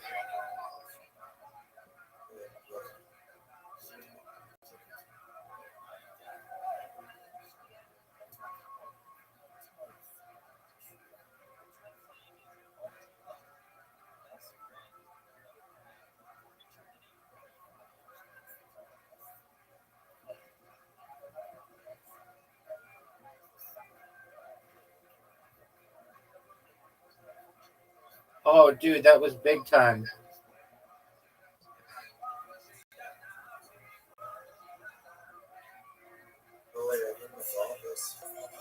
You're at the maximum hit points.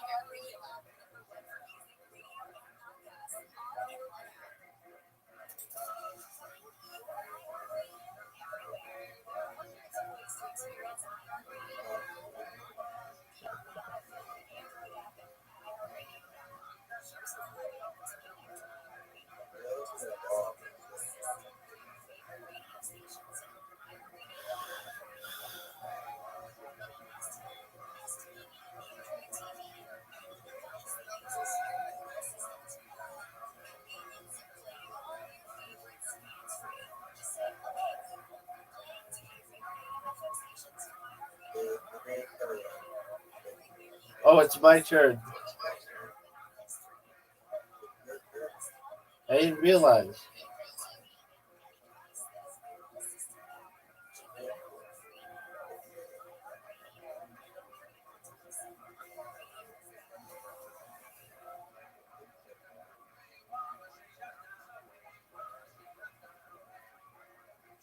Cycle bite, how much is that?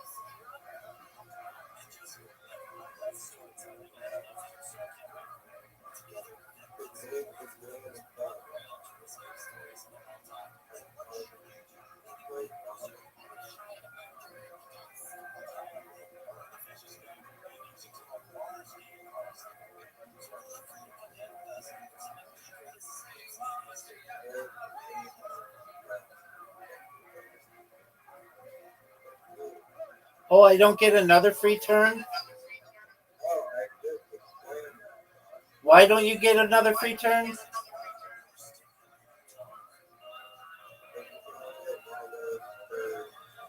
Oh, I didn't know. I didn't get what you were saying. Okay, go.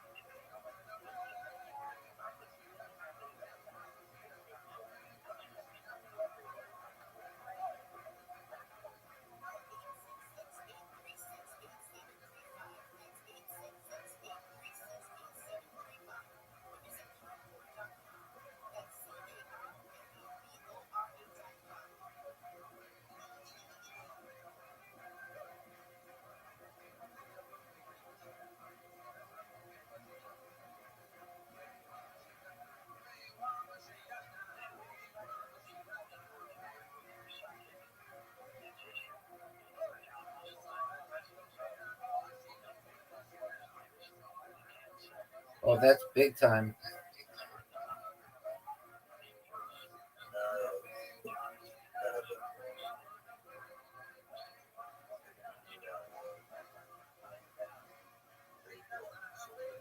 Crazy comeback.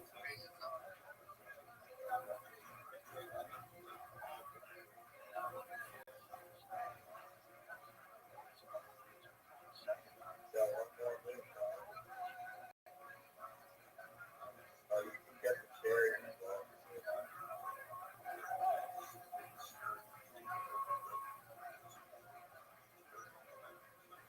It's over.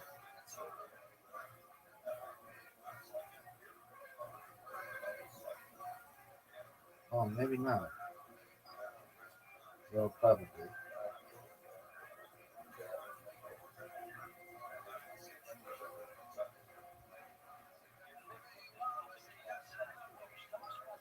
It's over. It's over.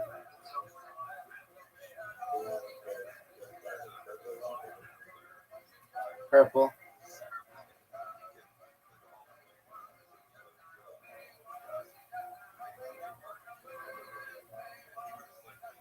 Yeah, you're gonna lose the next one though. When you're like, oh yeah, I'm the green one. I didn't know how to use them. Now I do. I'm gonna dominate you. You have an invitation, dog. You have an invitation.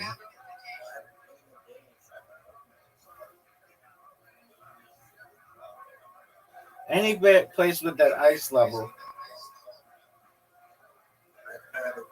2 tiles are electrified.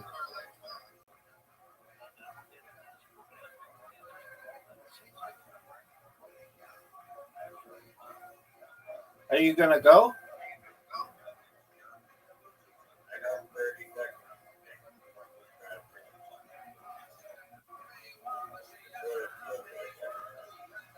Doug, don't do this. This is what you do every time. Because I don't know what I'm doing.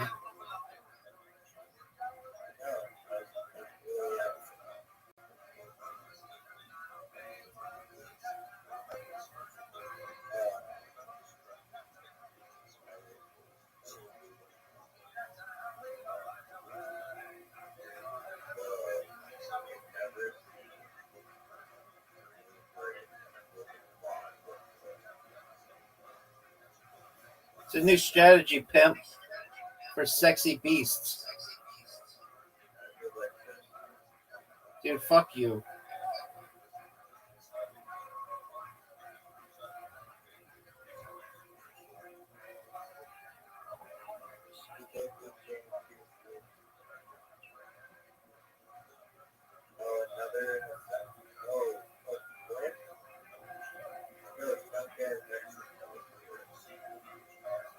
You should.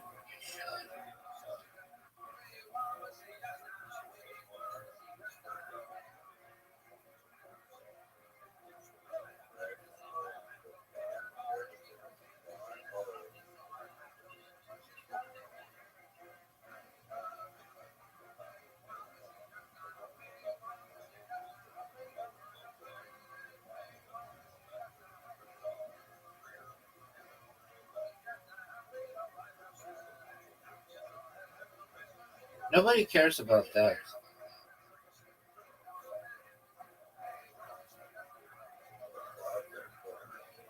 No, they are.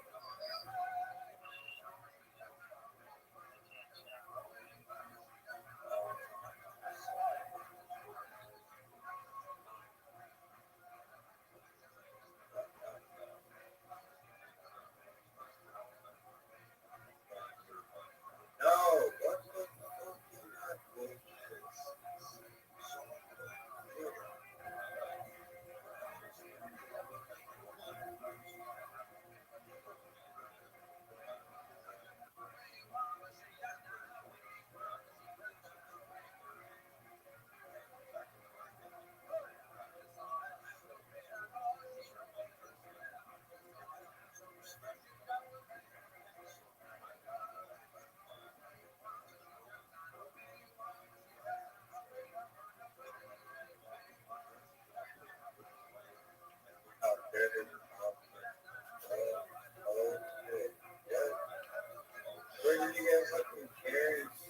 Because I'm sexy. Dog.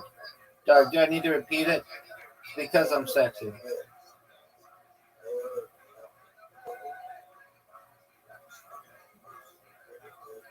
Yep.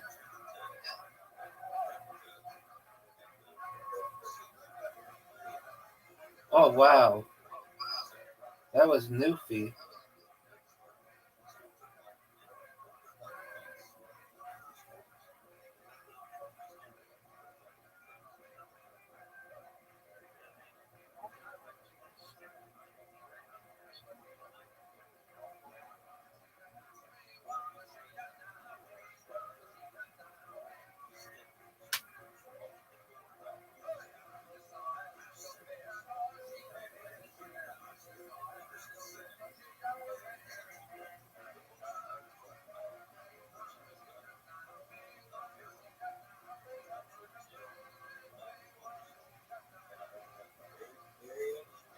Big time, baby.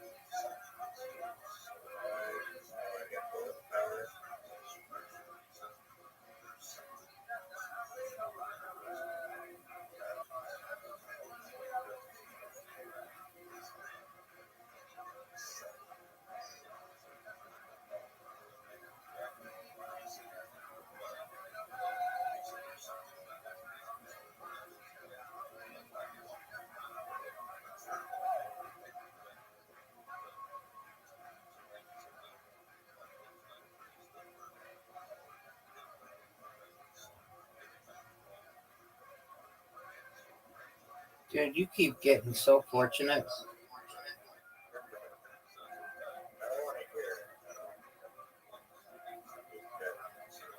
You suck. Are you fucking serious?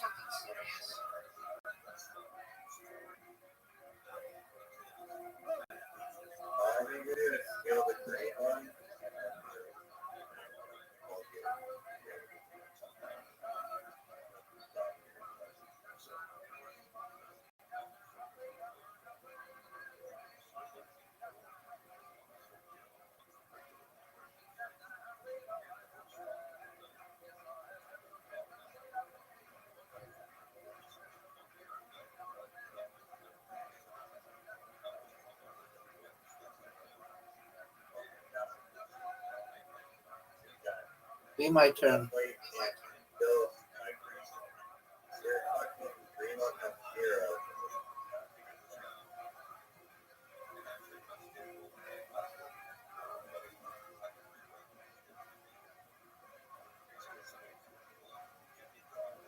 Nice move.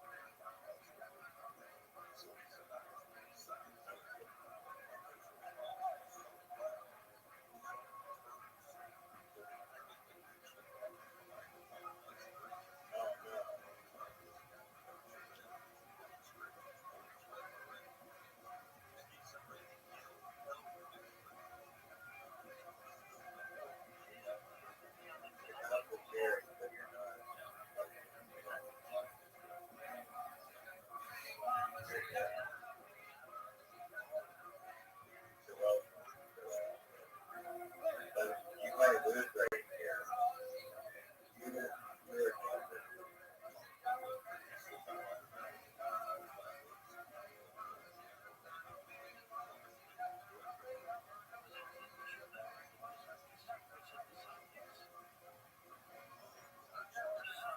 Wow, that one move saved me.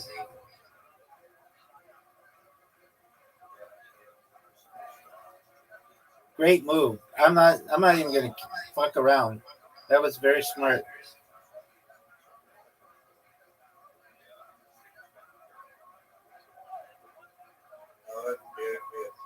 Goofy as fuck. I agree.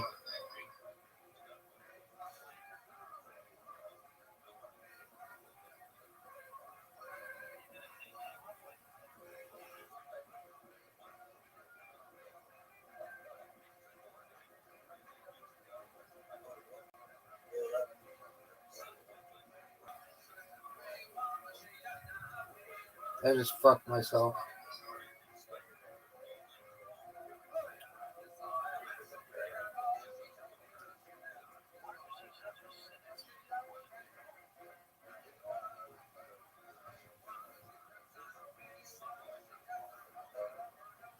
Yeah, well, watch me win this one. Watch me win this one, big dog.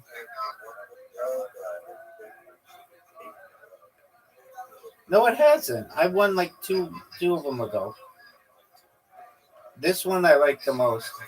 There isn't any bullshit.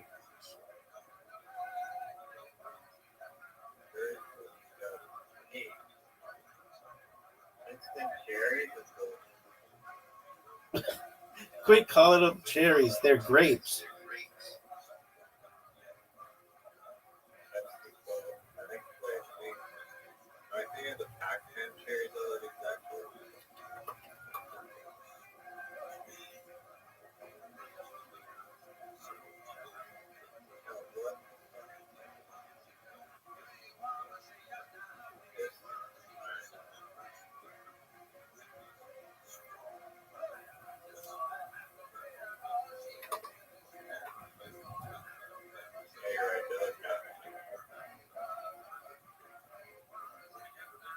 The Pac-Man does have cherries. Are you gonna go? Or are you just gonna J your?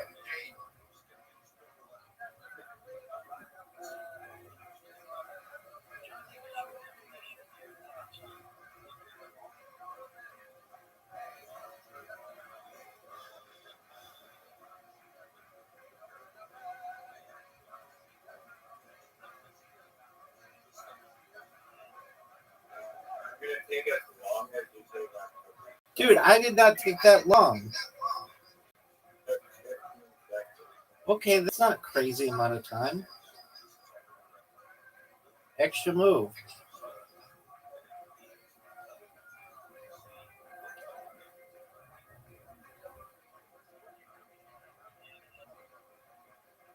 Psycho bite.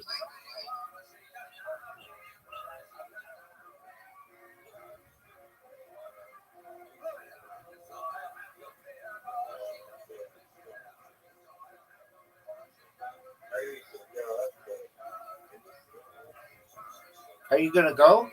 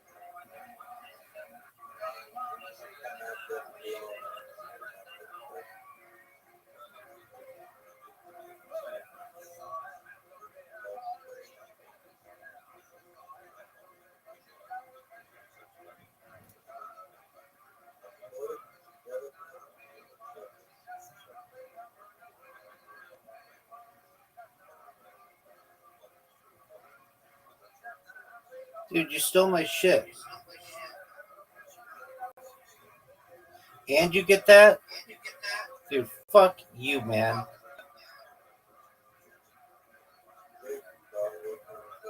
What do you want me to do about it?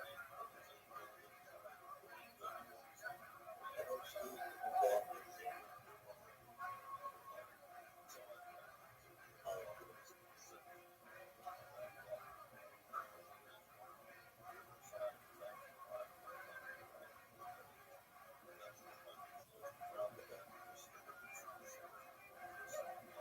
Are you kidding me? God, for a cherry good man. They're not cherries, they're grapes.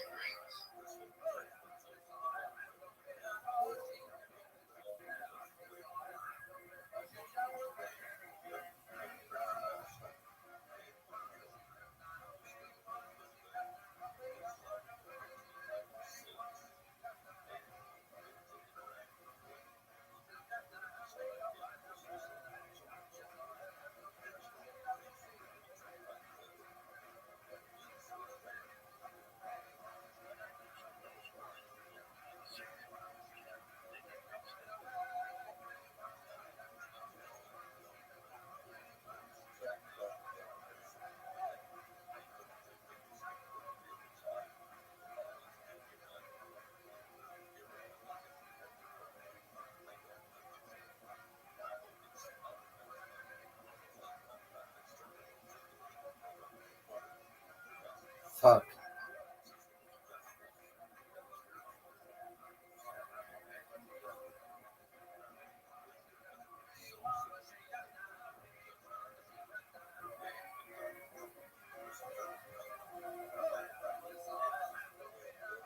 What? I just had 3 in a row. And it didn't give it to me. Or 4 in a row.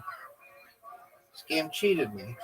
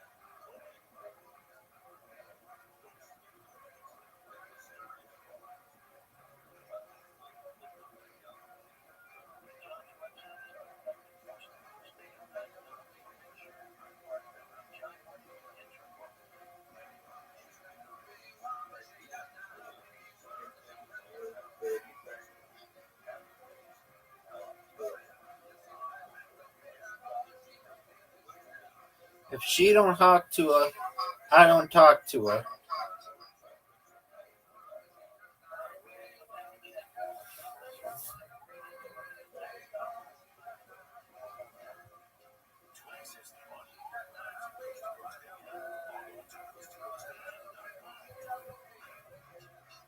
Dude, fuck you, man. Oh, where's that thing?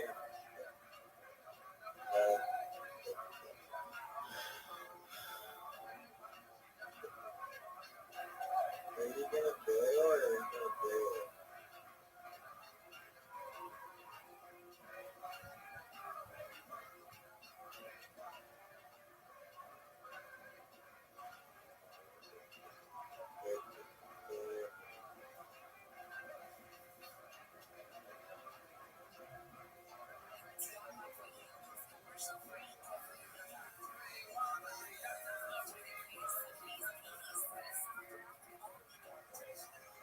Dude, you keep stealing my shit.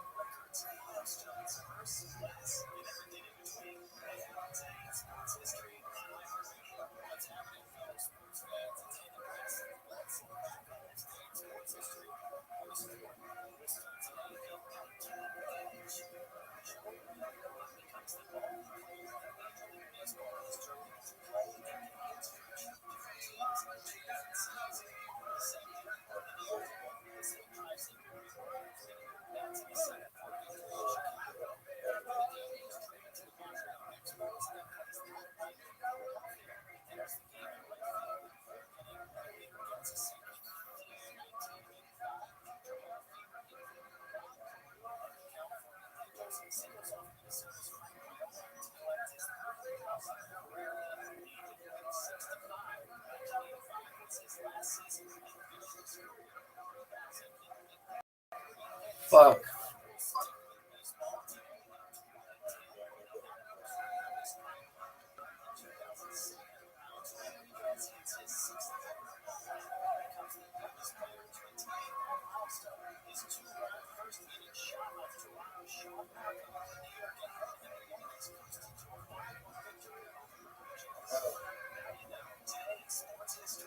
Oh,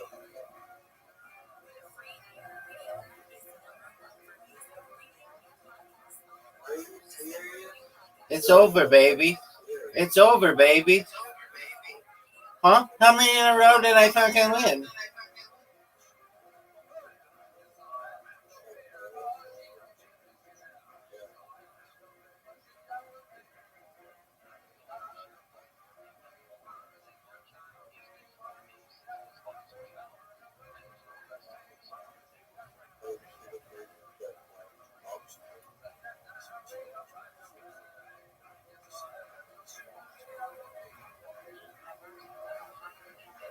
Water tiles get shuffled. I feel like that is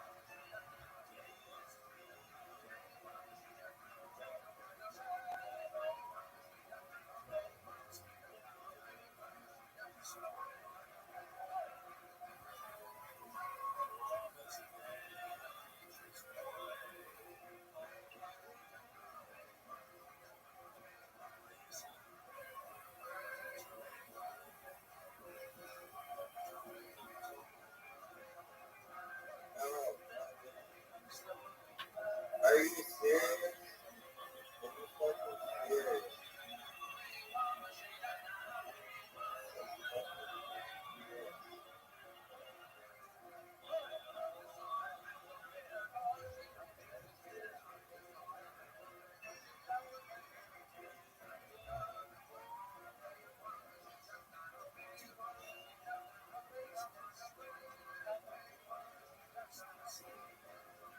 Good one.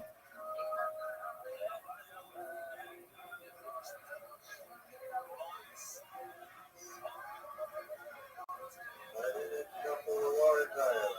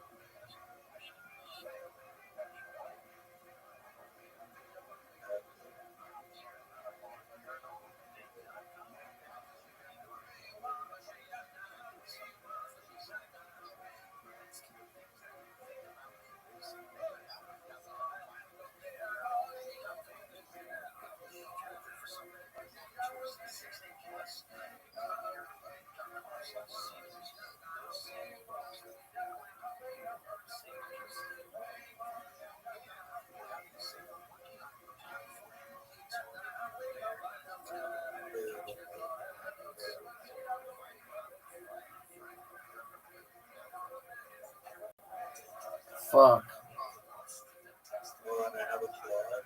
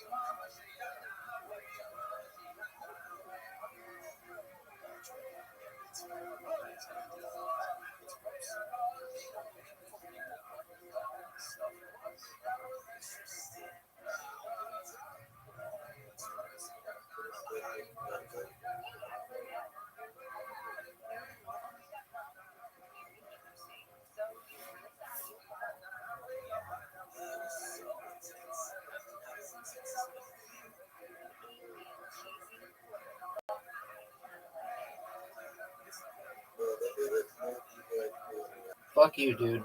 Fuck you.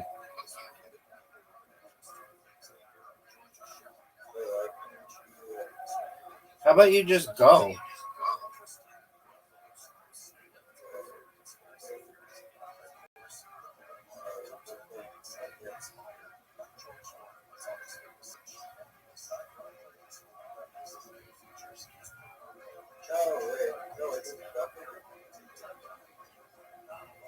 What?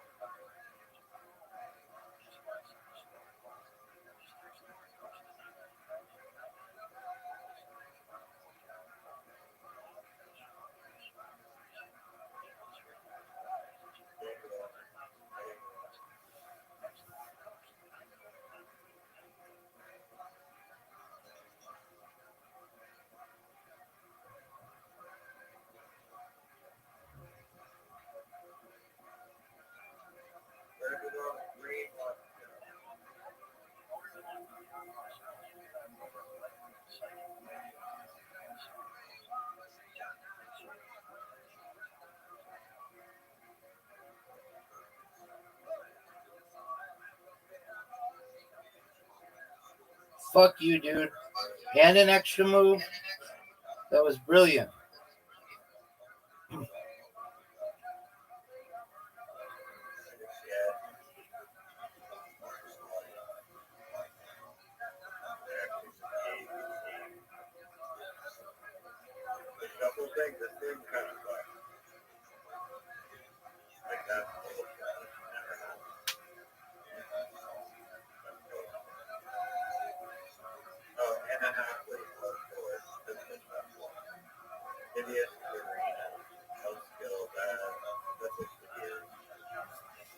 Champion.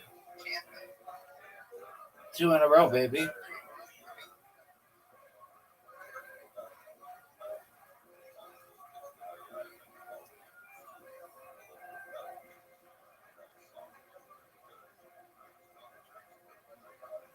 Are you gonna go? Or are you gonna J-Yor?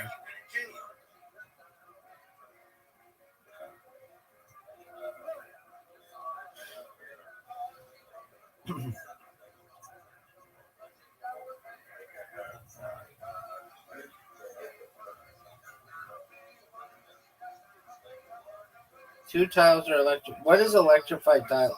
What does that do?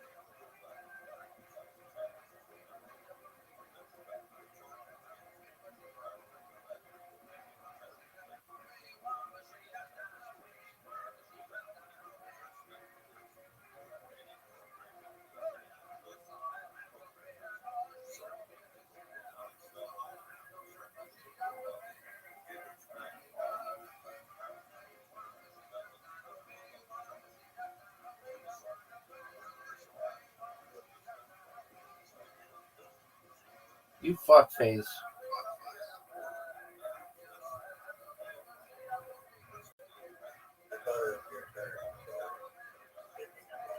Fuck you, dude.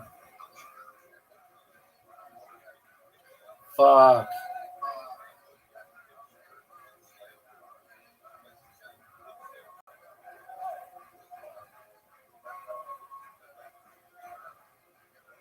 Psycho bite.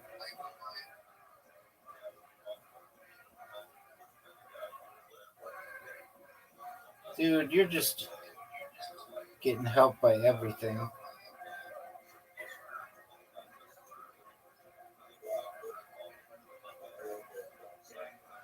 STFU.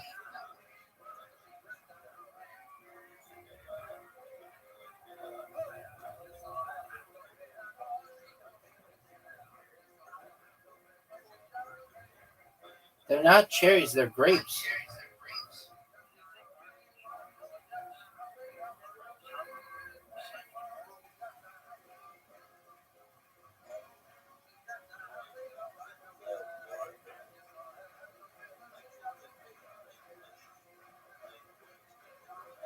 Dude, what the fuck?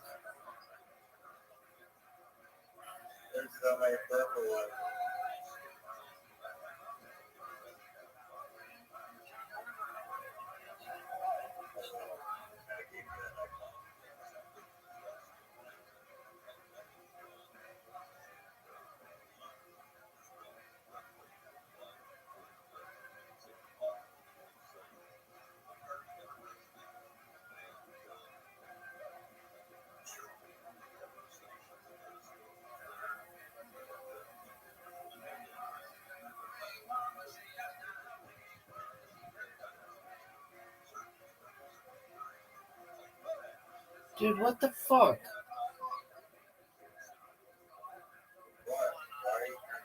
Dude, shut the fuck up.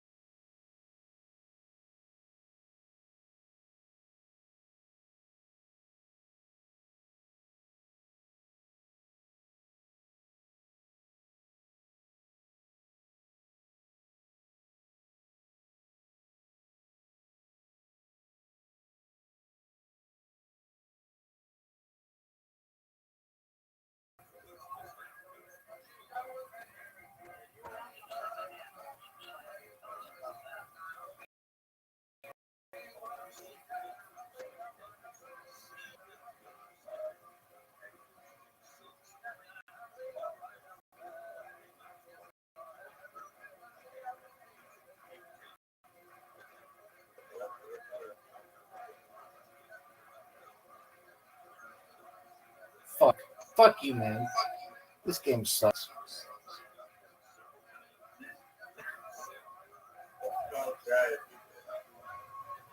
It's still we're tied.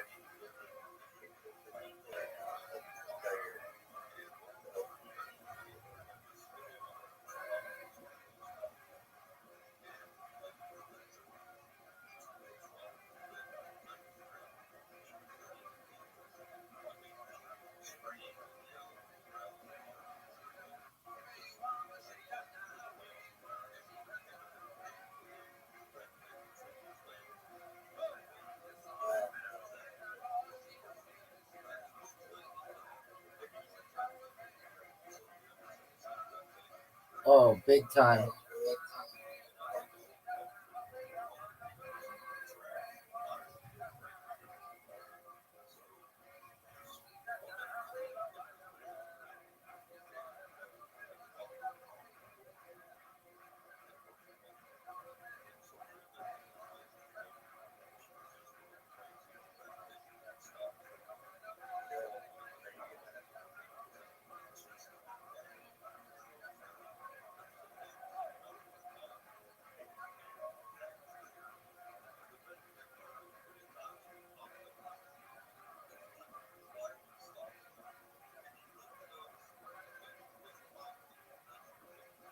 Of course. What do you want me to do?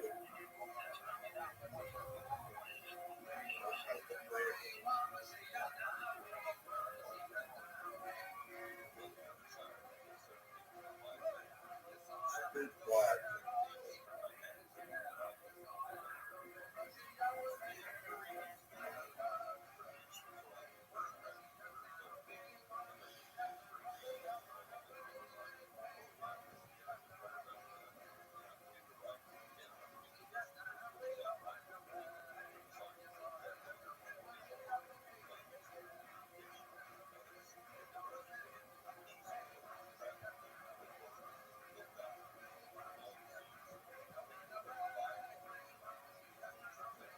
Oh, what?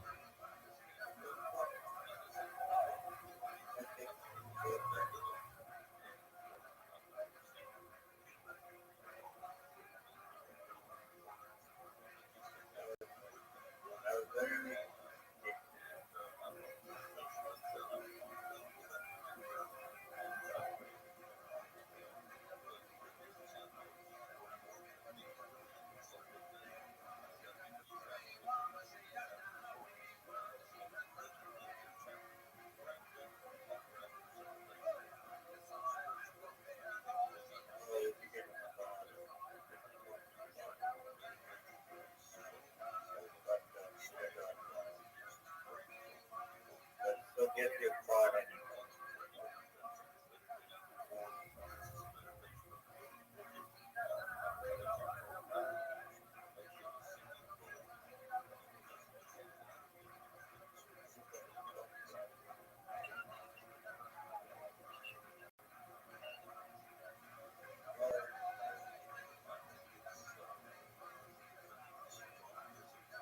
Fuck.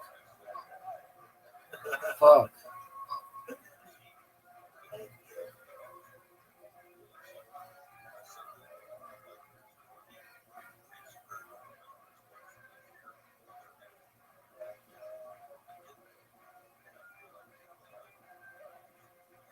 Are you fucking serious? This game sucks.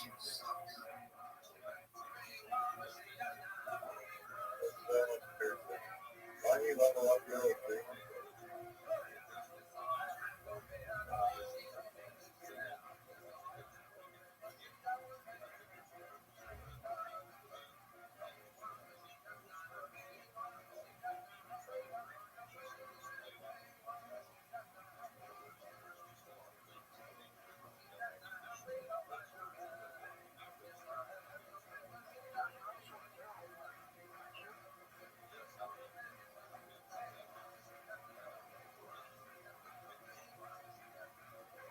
Extra move?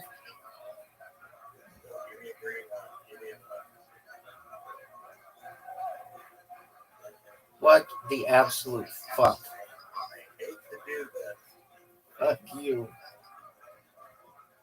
I hate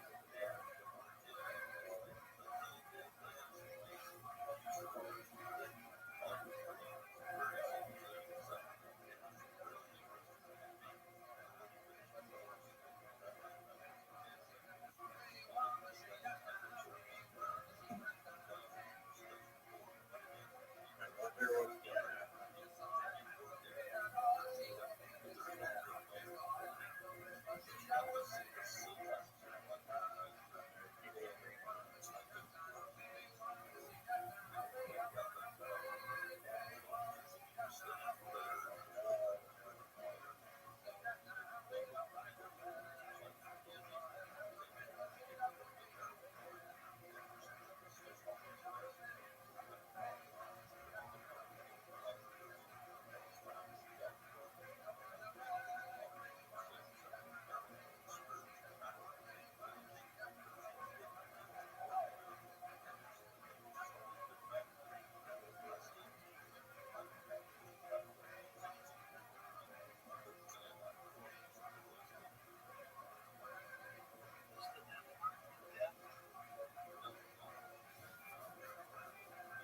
You're done. Because I'm the West Side pimp. And I'm the East Side gangster. I'm the East Side Gangster and the West Side Pimp. Dog.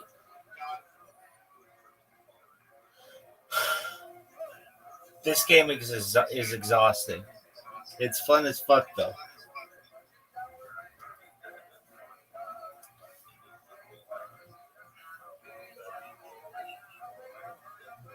I'm good. I'll play one more, but I have to use the restroom. Is that okay? Oh, man. I gotta drain the snake, son.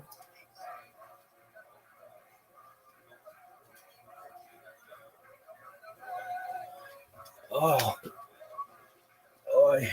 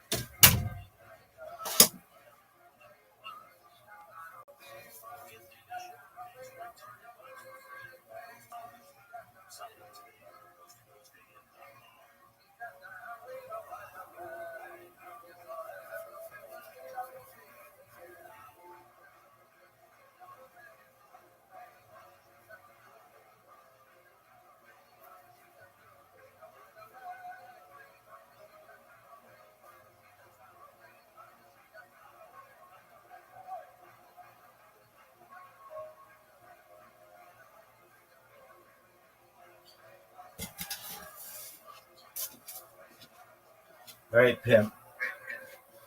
Final game.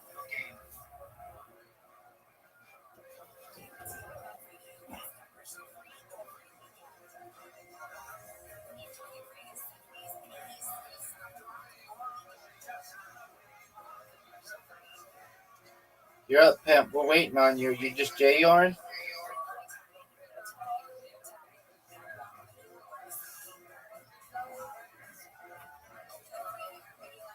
Are you just J-Yarn?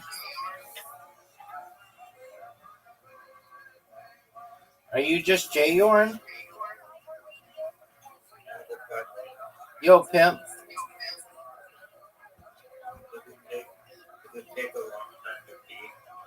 Yeah, it does. I had to wash my hands and stuff.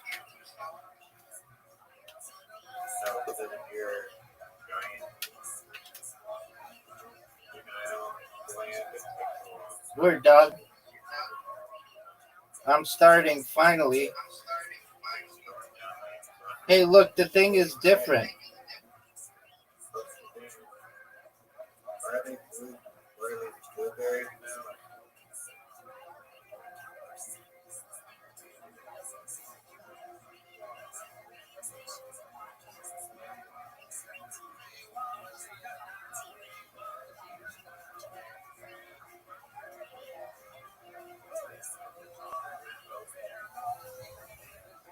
Oh, good move, dude.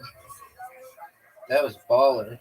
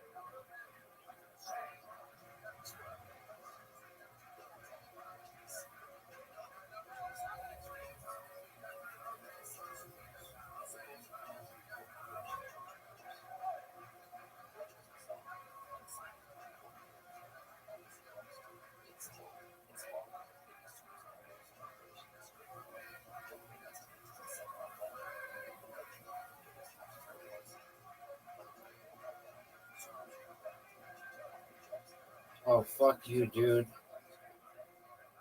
Fuck you.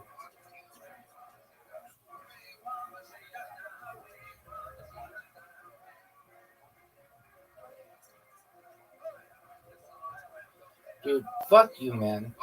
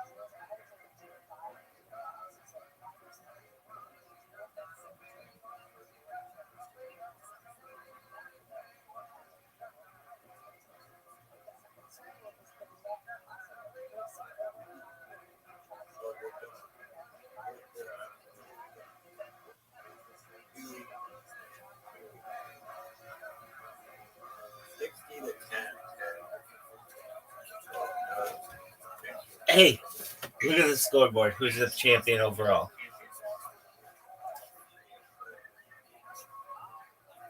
GG Pimp. I can play this game all night. It's very fun. We've got a new game now.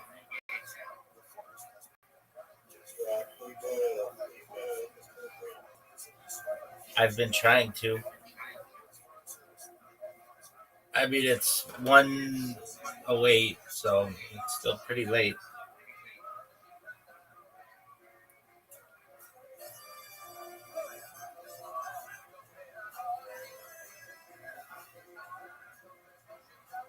Are you proud of the way you played today? Let's go through.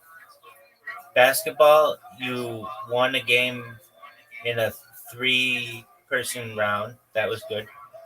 Bowling, you are still winless. Literati, you're still winless. The word box thing, you're still winless.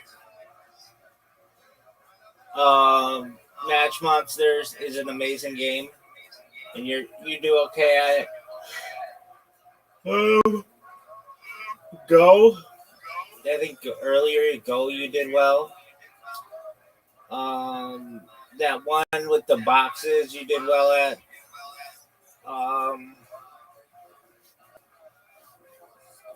Mini golf you did well at.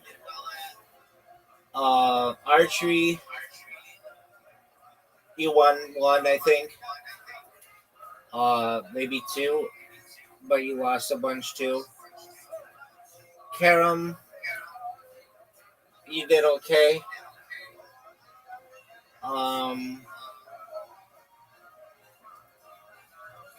Skee ball we did not play.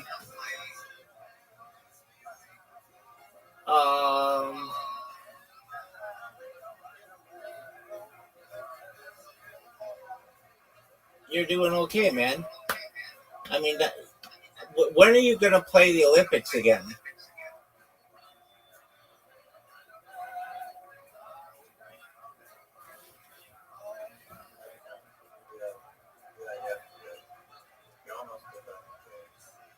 Yeah, but we have to. You have to tell me, hey, we're doing the Olympics, because then we'll keep track of the games.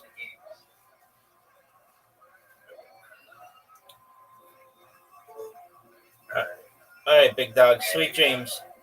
Come back tomorrow or tonight. Zoot will be here in a little bit.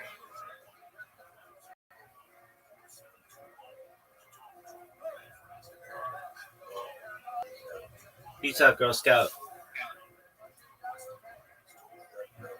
Good games. GG Pimp. Get good. And I think that's very characteristic. Well, let's go on to the actual achievements of the Rebbe, and then we'll get to the meat of it with the challenges and controversies. So, the Rebbe had an unusually powerful sense of marketing skills. He was very much engaged in graphic design. He personally was involved in creating the logos and even the letterhead of many of the movements that he was associated with.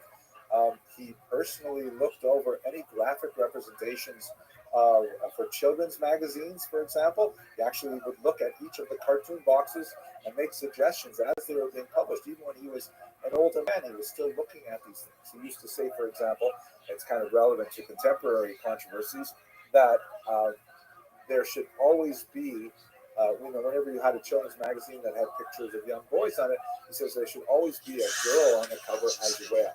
This is way back in the 1950s and 60s, that girls had to be included in all of their publications. And he was also very much quite attuned to the zeitgeist. He was very much able to discern what kind of things would work for his audience. Even though he was a foreigner, coming with a Russian background and in a European education to an American environment, he was very well attuned to what American young people needed. One of the things that that his father-in-law used to say, when he came to this country in 1940, and people were far more lax about the observance of commandments and things like that. He would insist, and people would say to him, the reason is because America is English, that America is different. The rules we play by in Europe, they don't really hold in America. People are more relaxed. And he would always say, America is different. That America is not different. We have the same kind of responsibilities, the same kind of impetus, the same kind of demands placed on us. And so the Rebbe, his son-in-law, with that kind of motivation, but attuned to the demands of the time, was able to really craft his ideas into specific, well-thought-out campaigns. The most important of which is certainly one that was later known by the term Ufaratsta, which is based on a word in the book of Genesis, when God promises to Abraham that he will spread out to the north and the south and the east and the west. And he began to develop a network, later known as the Rebbe's Army, of shluchim, messengers, that were literally sent out to service communities all around the world. And I'm sure everyone on this call has all kinds of adventures dealing with travel, and always having Chabad come to their aid because of this incredible network of thousands and thousands of these Chabad houses that are located in the most unlikely places in Central Africa, in Far Asia, all kinds of places. It's really because of the Rebbe's vision that Chabad wellsprings had to spread out throughout the world. And he was able to motivate young people to literally dedicate their entire lives to move to a location where there was none or very little of a Jewish community, and just settle there for the rest of their lives. It was truly mind-boggling. Many people point to the influence of John F. Kennedy and the Peace Corps and things like that, but I think by comparison, the Rebbe's Army has far more lasting staying power than the Peace Corps. But nevertheless, the Rebbe was able to tap into this idea of this selfless life determination and dedication, and put this on young people and say, great, go out there, make your own decisions, we'll give you some seed money, we'll help you as much as we can from the central offices, but go out there and do what you can. He was able to craft specific focus campaigns that somehow touched what a lot of people were feeling. They were very simple, very straightforward, sometimes quite audacious, and we're all familiar with so many of them. For example, the Neshet campaign, which stands for Ner Shabbos Kodesh, the lights of the Holy Sabbath. Simply promoting women lighting candles on Friday night. And if you look at some of this contemporary artwork, that you can see that the message is so clear, that handing down from mother to daughter, it's a very simple thing to do, just light the candles Friday night. And so, the Chabad students would go out on so-called mitzvoim, which is a Friday afternoon in particular kind of activity, where they go out to neighborhoods where they hope to meet Jews and simply give away free candles to women. Say, here, would you like to light Shabbos candles? And there's no strings attached, and there's no, complex kind of arrangements. Just really simple. Light the candles. Candles bring peace. Look at all these other blessings that come along with it. We're all familiar as well with the mitzvah tanks, right? These loud, audacious vehicles that roll through many urban centers, and they serve as kind of like mobile squads to suggest that Jews come in and put on tefillin, or have a kosher egg roll, or something like that, say a bracha. And it's all just for the sake of getting people to add to the level of kedusha, of holiness, by performing these commandments. Incredible kind of vision that motivated people and made them smile because they were so, out there. And one of my favorites is the giving dollars. So one of the 10 campaigns in particular, there are actually many more than 10, but there are 10 that are specifically identified. One was let's move. Charity, right? So how do you convince people to do charity? Well, you give them money and tell them that they should give charity. Make it easy for them to do them in order to give charity. And so on these, the Rebbe would essentially hold court, and hundreds of people would come by, and he would hand each of them $1 and have a brief conversation with them. And the Chabad was always very attuned to technology and use of radio and use of video later on. So we have tremendous archives available of these interactions. Very often with famous people, Nobel Prize laureates and heads of state and so on, but far more commonly, just regular people from the street, Jews and non-Jews, anyone could come up and could have a minute to just speak with the Rebbe and to collect $1 from him. Now, the idea is the $1 is something you keep for yourself, and you get a different $1 doing charity, but it was just a simple, brilliant campaign that communicated goodness to the world and really helped elevate the message of Chabad Hasidism through the vision of the Rebbe. So these are all tremendous things that I'm sure many of you are very familiar with, and maybe you have even experienced yourself. And we should understand, however, that the Rebbe's life was hardly one of uninterrupted successes. He suffered, like we all do, terrible traumas in his life, and many traumas that were far worse than especially we who have had the good fortune of growing up in North America have experienced. But he lost much of his family in the Holocaust or shortly thereafter. He did not see his own mother for about 20 years, and only then was, after the war, was able to reunite with her and bring her back. His father had come to illnesses after that long captivity in Siberia, and losses to both he and his wife's family were really tremendous.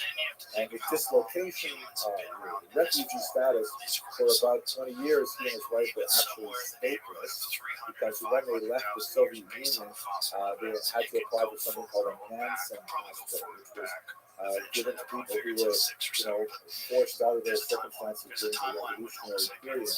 And with taking the Nansen passport, he had to give up his Soviet citizenship, and so they were literally, living on a knife's edge for a good 20 years. But there are certain challenges and controversies which are specific to his role as the Rebbe, and that's what I'd like to spend some time with. The first one we've already alluded to a couple of times, and was actually one of the most bitter and long-lasting and painful challenges that he had to meet in his life, and that is the succession plan. Rabbi Shmuley Gurari, shown here, was long the establishment candidate, so to speak, for the role of the Rebbe. Unlike Rabbi Menachem Mendel Schneerson, he had spent all of his time by the side of the sixth Rebbe throughout the wanderings in Eastern Europe.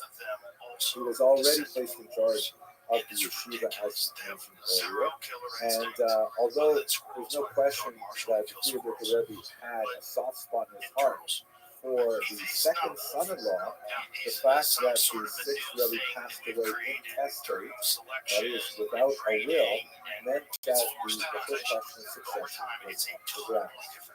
Now, Rabbi Shmuley Gurari, also known as Rothschild, was also the favored candidate by his mother-in-law, the wife of the Rebbe, and she consistently maintained that he was the right candidate long after the succession conflict had abated. And in fact, although the Rashad, after the painful period when Hasidim were trying to decide which of the two brothers-in-law to follow, eventually the Rashad capitulated and decided to become a hostage of his brother-in-law, the Rebbe, and recognized him as such. His wife and his mother did not publicly recognize him. And when we get to the 1980s, this separation, this rupture would be much more painful and would be permanent. So, this is a very difficult thing for the Rebbe at the time. There's no question that he did not intend to become the Rebbe at the very beginning when the sixth Rebbe passed away. But over a series of about half a year, as more and more Hasidim began to approach him and urge him to take this on, and then some of these Hasidim actually published in the press that they wished to follow the second son-in-law. It became clear that Rothschild simply did not have the same level of authority or did not capture the imagination of the Hasidim as much as his brother-in-law. So eventually the Rebbe was able to overcome that succession crisis, but it proved to be a long-lasting wound that he felt inside. There were many of his we talked about several of the really successful campaigns that continued long after his passing. Even with COVID, you can walk down streets in Manhattan and you'll have Chabadnikim trying to get you to wear clothes. But many of his campaigns did not succeed, and he was deeply frustrated with his lack of progress. One of those, for example, that he felt very, very close to was the idea of mandating prayer in public schools. This is also exemplary of his kind of large vision. He didn't consider himself just, the Rebbe of Chabad. He considered himself the Rebbe of the world. That he was concerned about not just, Jewish kids in Chabad yeshivas, but Jewish kids in public school and non-Jewish kids in public school. One of his other campaigns was really trying to emphasize the 7 Noahide laws and to popularize them among non-Jews. Anyway, in the 1960s, the Supreme Court struck down the practice of prayer in public schools, and the Rebbe fought bitterly against it and was quite vocal about it. In this regard, he was going up against the American Jewish establishment, which thought that generally it's probably a better thing to keep state and religion separate, church and state separate, and they didn't appreciate that the Rebbe was trying to bring prayer back in. If we bring prayer back in, it's going to be Christian prayer. So, I can tell you by my own experience, public school, just a little bit later than this, and I was in Canada. I don't know how the Canadian environment was shaped by the Americans, but I went to public school from about 1969 or so into the 70s, and I grew up reciting the Lord's Prayer every morning. And I still remember it. And it's not such a bad prayer. It's a very nice prayer. Forgive others your transgressions, things like that. But I remember that when I was about in middle school, it abruptly stopped. And then we had, for about a year or two, this kind of, I guess it must have been a response to the same kind of argument.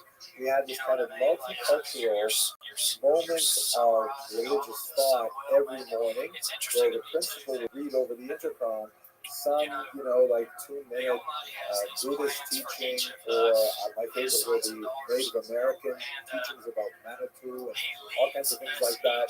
And occasionally there would be a Christian teaching or a Jewish teaching. And the idea was kind of like all religions.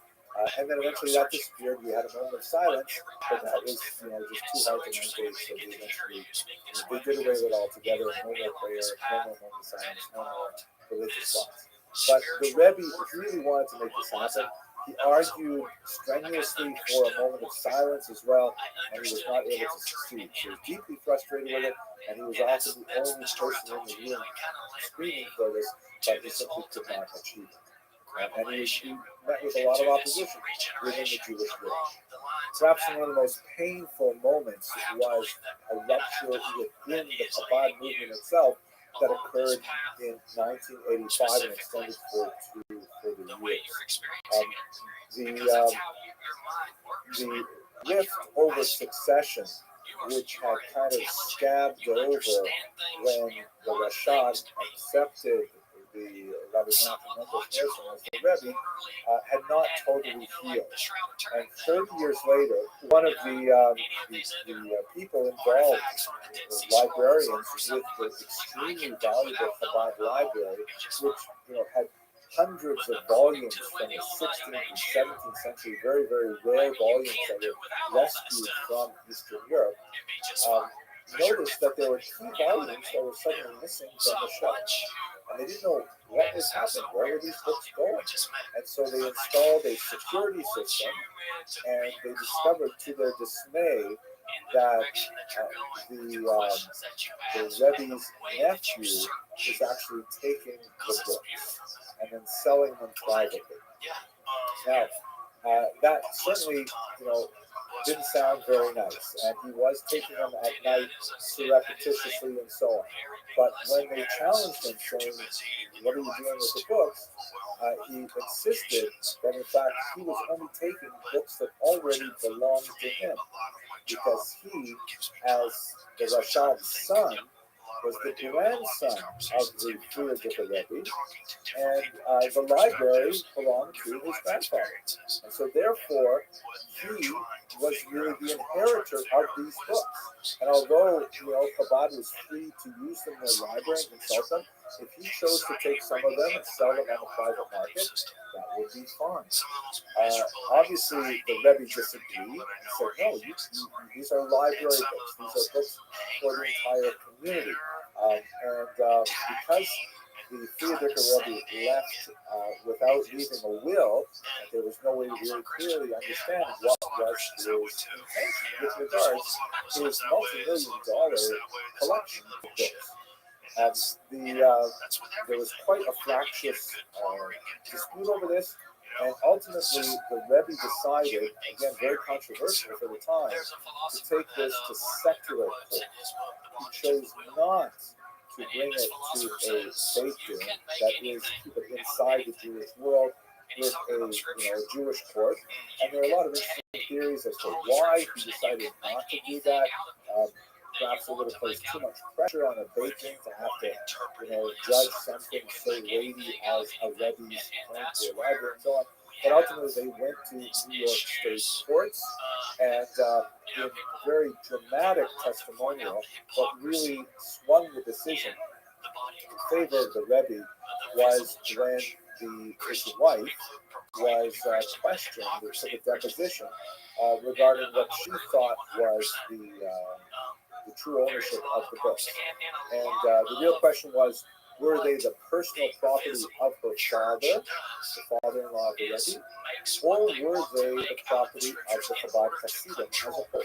And when questioned, Chaim Husker said that the library and her father belonged to all the Hasidim. So in other words, with that very clever answer, the judge was satisfied, and in fact he ruled that the books belonged to the Chabad Association. It was a public library owned by a private library owned by this institution rather than a single person. The books had to be returned.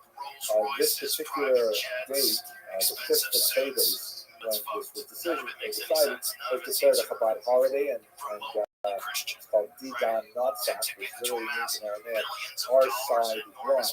But it showed a tremendous rift in the families that showed that the antagonism over how the succession would be played out was not yet solved.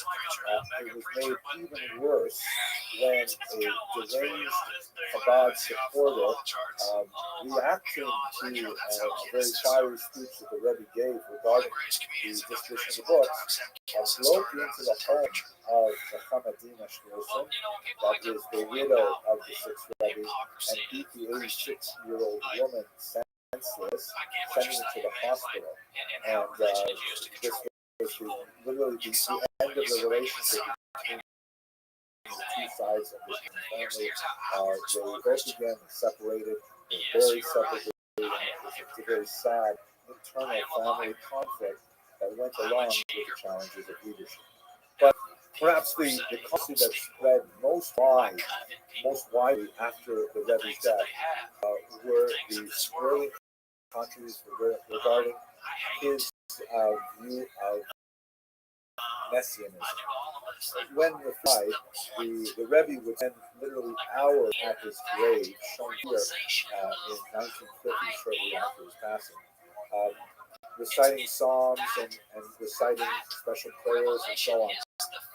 And he was definitely very, very close to his father-in-law, and for years afterwards, Rabbi basically, once he moved to 770 Eastern Parkway, he only left us either to stay within the Crown Heights community for a few special weddings when he was younger, or to go to the grave of his father-in-law in Queens. And only on, I think, 3 occasions he went up to the Catskills to visit some summer camps that he had found. Otherwise, he spent his entire life entirely within, a radius of about 12 miles, and basically living in one room in 770, doing all of his work there. So when the Rebbe in the 1990s went to for one of these long, solitary, meditative states at his father-in-law's grave, even his uncharacteristically long stay there was a concern for some of the attendants. They went in to see what was going on. At this time, as you can see in the moment, the grave was enclosed, and they saw that he had a stroke. They managed to revive him, and he recovered to some extent, but for the last few years of his life, he was unable to communicate to the same degree at all that he had prior to this stroke. And it was during the last few years of his life, when he was in this kind of nebulous condition, that many of his followers insisted that he, in fact, was not just a Rebbe, but he was actually the Messiah, Mashiach, come to redeem the entire Jewish world. And an entire scholarly industry began to develop, developing proofs that, in fact, this is the coming of the Mashiach. Look at how many things he has done. He really was someone who strode across the global stage. He had transformed lives all over the world.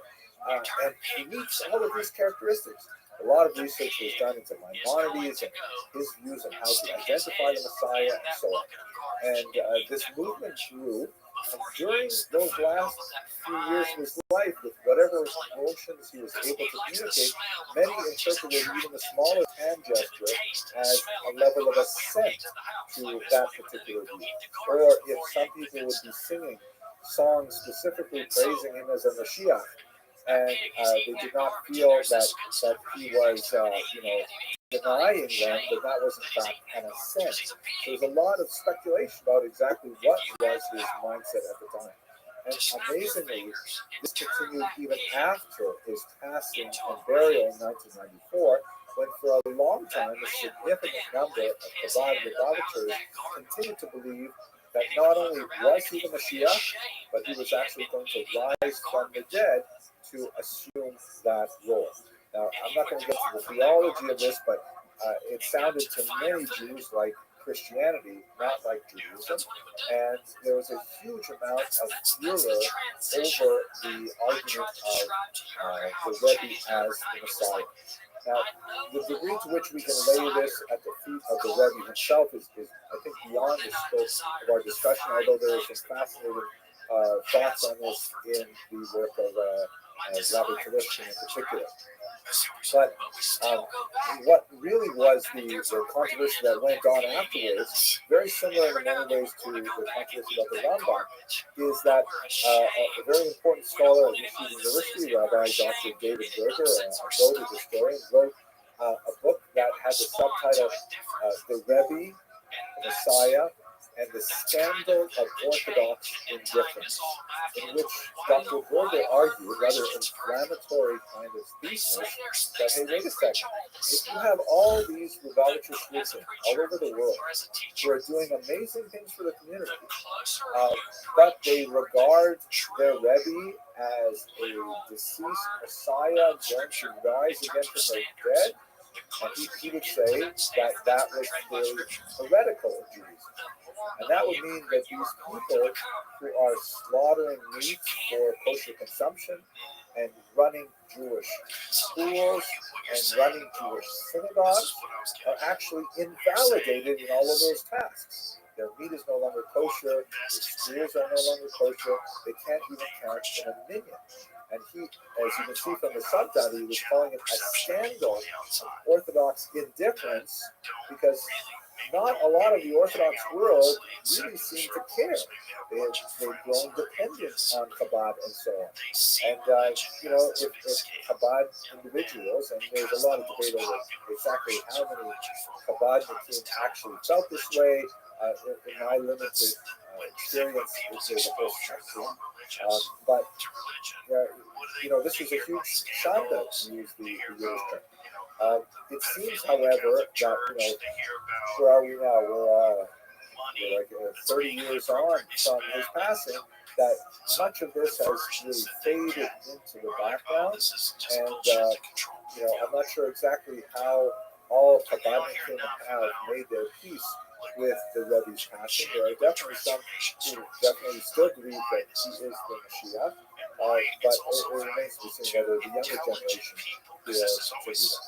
Nevertheless, it is fascinating that we're even talking about the younger generation. But amazingly, the Chabad movement has actually expanded exponentially since the Rebbe's passing, which I think is more of a testament to the strength of the Rebbe's leadership, that it could actually grow after he is no longer at its helm than anything else. Let me conclude by just taking you on a little bit of a virtual tour of the Rebbe's grave, which we saw in our last minute. It's a site called the Ohel. And I'm thinking that because I'm speaking to people on the West Coast, you may not necessarily have seen this particular location. It is, I have to say, one of the most powerful experiences, and it is one of the few truly Jewish religious pilgrimage sites that we have in America. It's basically a cemetery in Queens, filled with thousands and thousands of graves of regular people. Right at the border of the cemetery, there's this welcome house where you come in, and there's a synagogue there, there's a mikvah there. You can borrow books, you can learn, you can buy books, you can watch videos of the Rebbe speaking and so on.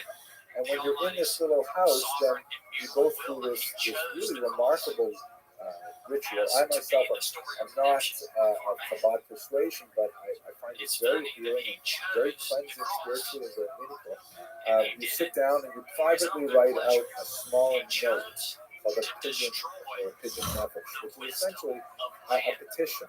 There's a lot of interesting theology about what exactly are you writing or who are you writing to. The basic idea is you're writing to God. It's a form of a prayer. You write, in certain particular formats with referring to your mother's name and so on, but you write what you really care about, who you want to succeed and be healthy, and you think about your family and things like that. And then, you take off your shoes, because you're going to be walking into a holy place, like we have in this week's parasha. You give a little bit of tzedakah. There's a big place where you can put in a quarter, $1, or $100, whatever you want. And then you walk to the actual grave itself, which is located, there's kind of a special walkway so that people who have to be concerned for ritual impurity, like Kohen and so on, can actually follow a distinct path. And this structure is called the Ohel, or the tent. It's not a very good tent because it has no roof, right? It's just the walls. And it's surrounded by the regular basic people. You go in the door there, you light a little candle, and then you walk into this area that's really quite unusual. In this particular Instagram photograph is the grave of the sixth Rabbi is on the left, and the grave of the seventh Rabbi, or the another person, is on the right. And there's kind of like a half wall enclosing them. And people around are reciting prayers and reading psalms and so on. In the back are the women from this photograph and the front area and that. And once you've recited your psalms and things like that, then you take out a piece of paper that you've privately written, and you quietly read its contents aloud, and then you tear it in half and you throw the paper into the grave area itself. It's kind of like a physical embodiment of your prayer. really beautiful kind of experience when you leave. And I think that this is such a phenomenal way that Chabad keeps the Rebbe still in their lives, because when people really want to pour out their soul to God, and I myself have done this, if you go to the Ohel, and it allows you a place where you have a special level of focus, and in the merit of all the righteous people who are buried there, including the Rebbe and his father-in-law, you can incorporate your prayers to be more directly channeled to God. It's very beautiful experience. But that's not the last thing that I'd like to leave you with. The custom is also that when Chabad young people become engaged, before they announce their engagement, they will go as a couple to the Ohel itself. And they will recite their Figueroas there, pray for their futures, and then only after, as it were, revisiting the last remains of the Rebbe, they walk out of the Ohel, take a photograph, they only sent by their Instagram or whatever, and they begin their lives anew as the next generation of that deceased.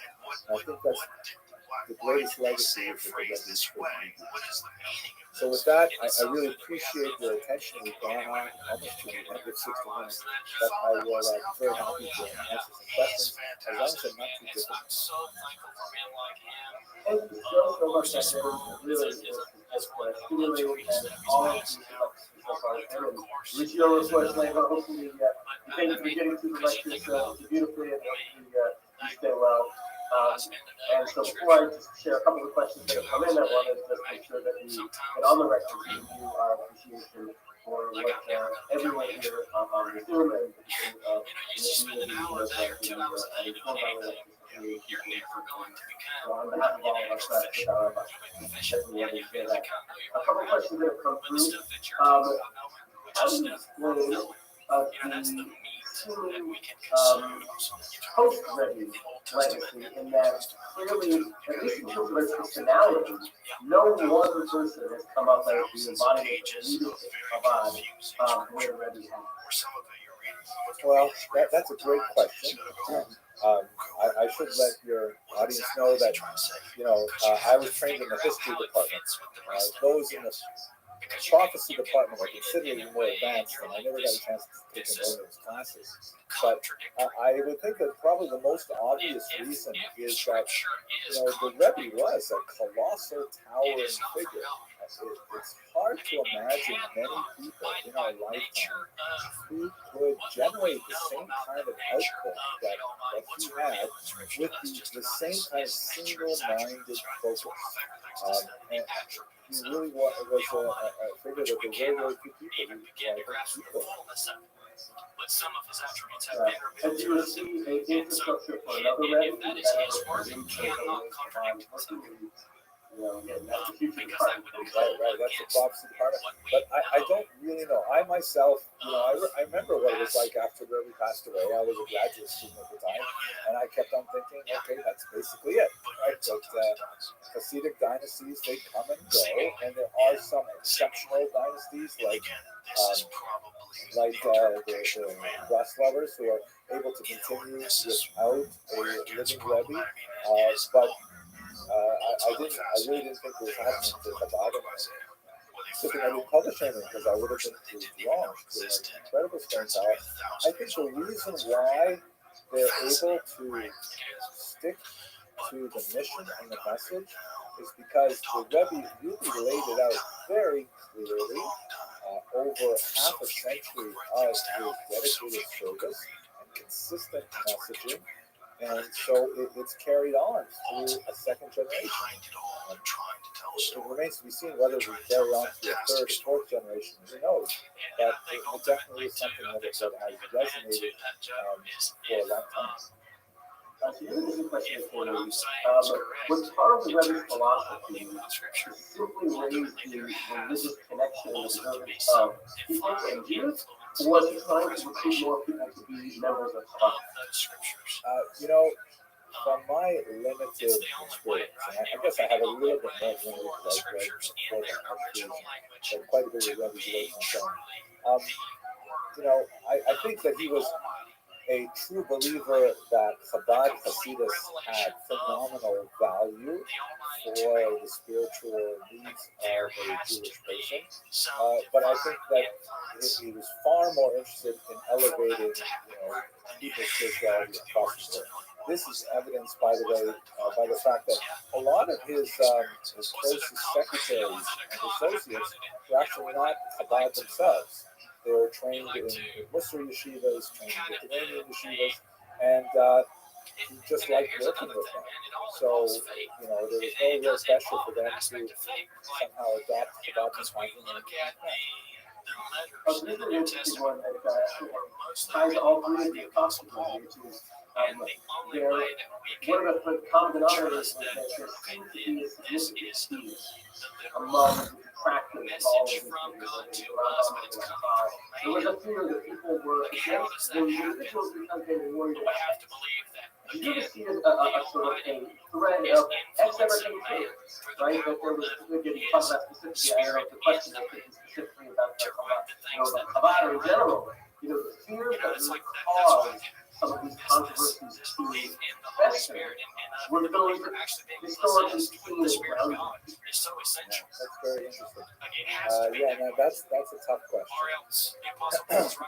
If we break it down and we think about, what is it that they were afraid of? So the Rambam in his era, people were afraid that there was too much Greek wisdom, and that he would essentially put the rabbis out of business because there were no footnotes, and it was all just the Rambam worship, and no one would know how to learn on their own. And I think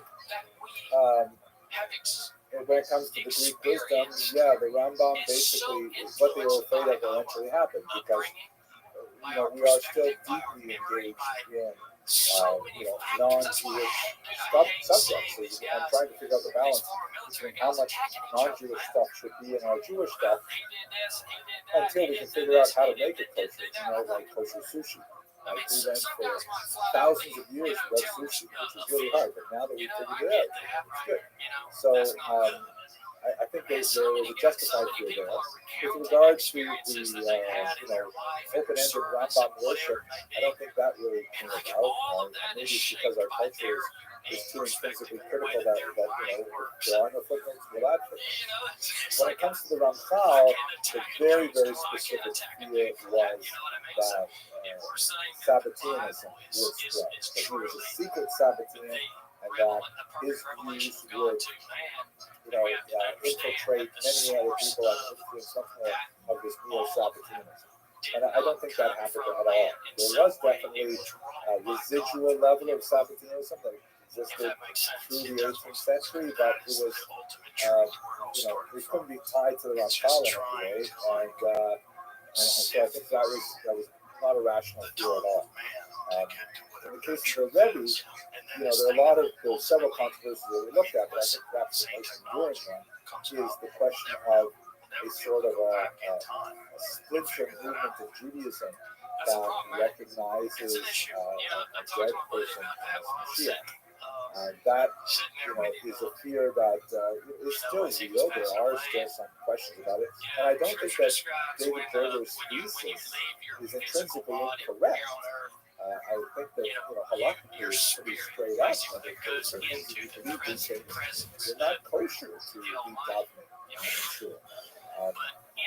But it just seems that as a collective body, we don't have a pope. We don't have like one rabbi in charge who tells us what to do. As a community, we sort of like muddle through and figure things out. Lay people have input, and rabbis have input, and sometimes scholars have input, and we sort of find our way through these things. And I think that's really what's happening tonight. So it's a great question. I would love to put something like that on a final exam for my students, but I think I have to argue in favor of discontinuity rather than continuity. Maybe on that note, that'll be our final exam. We very, very much appreciate the chance to study the name and really the feedback has been so wonderful. We look forward to more chances to be able to spend time together. Hopefully we'll be in a world where we can actually see each other in person, and look forward to the opportunity to try make that happen. And on behalf of the people, I want to also say thank you to all of our participants who are going to join us and learn with Kelly and across this really super stuff.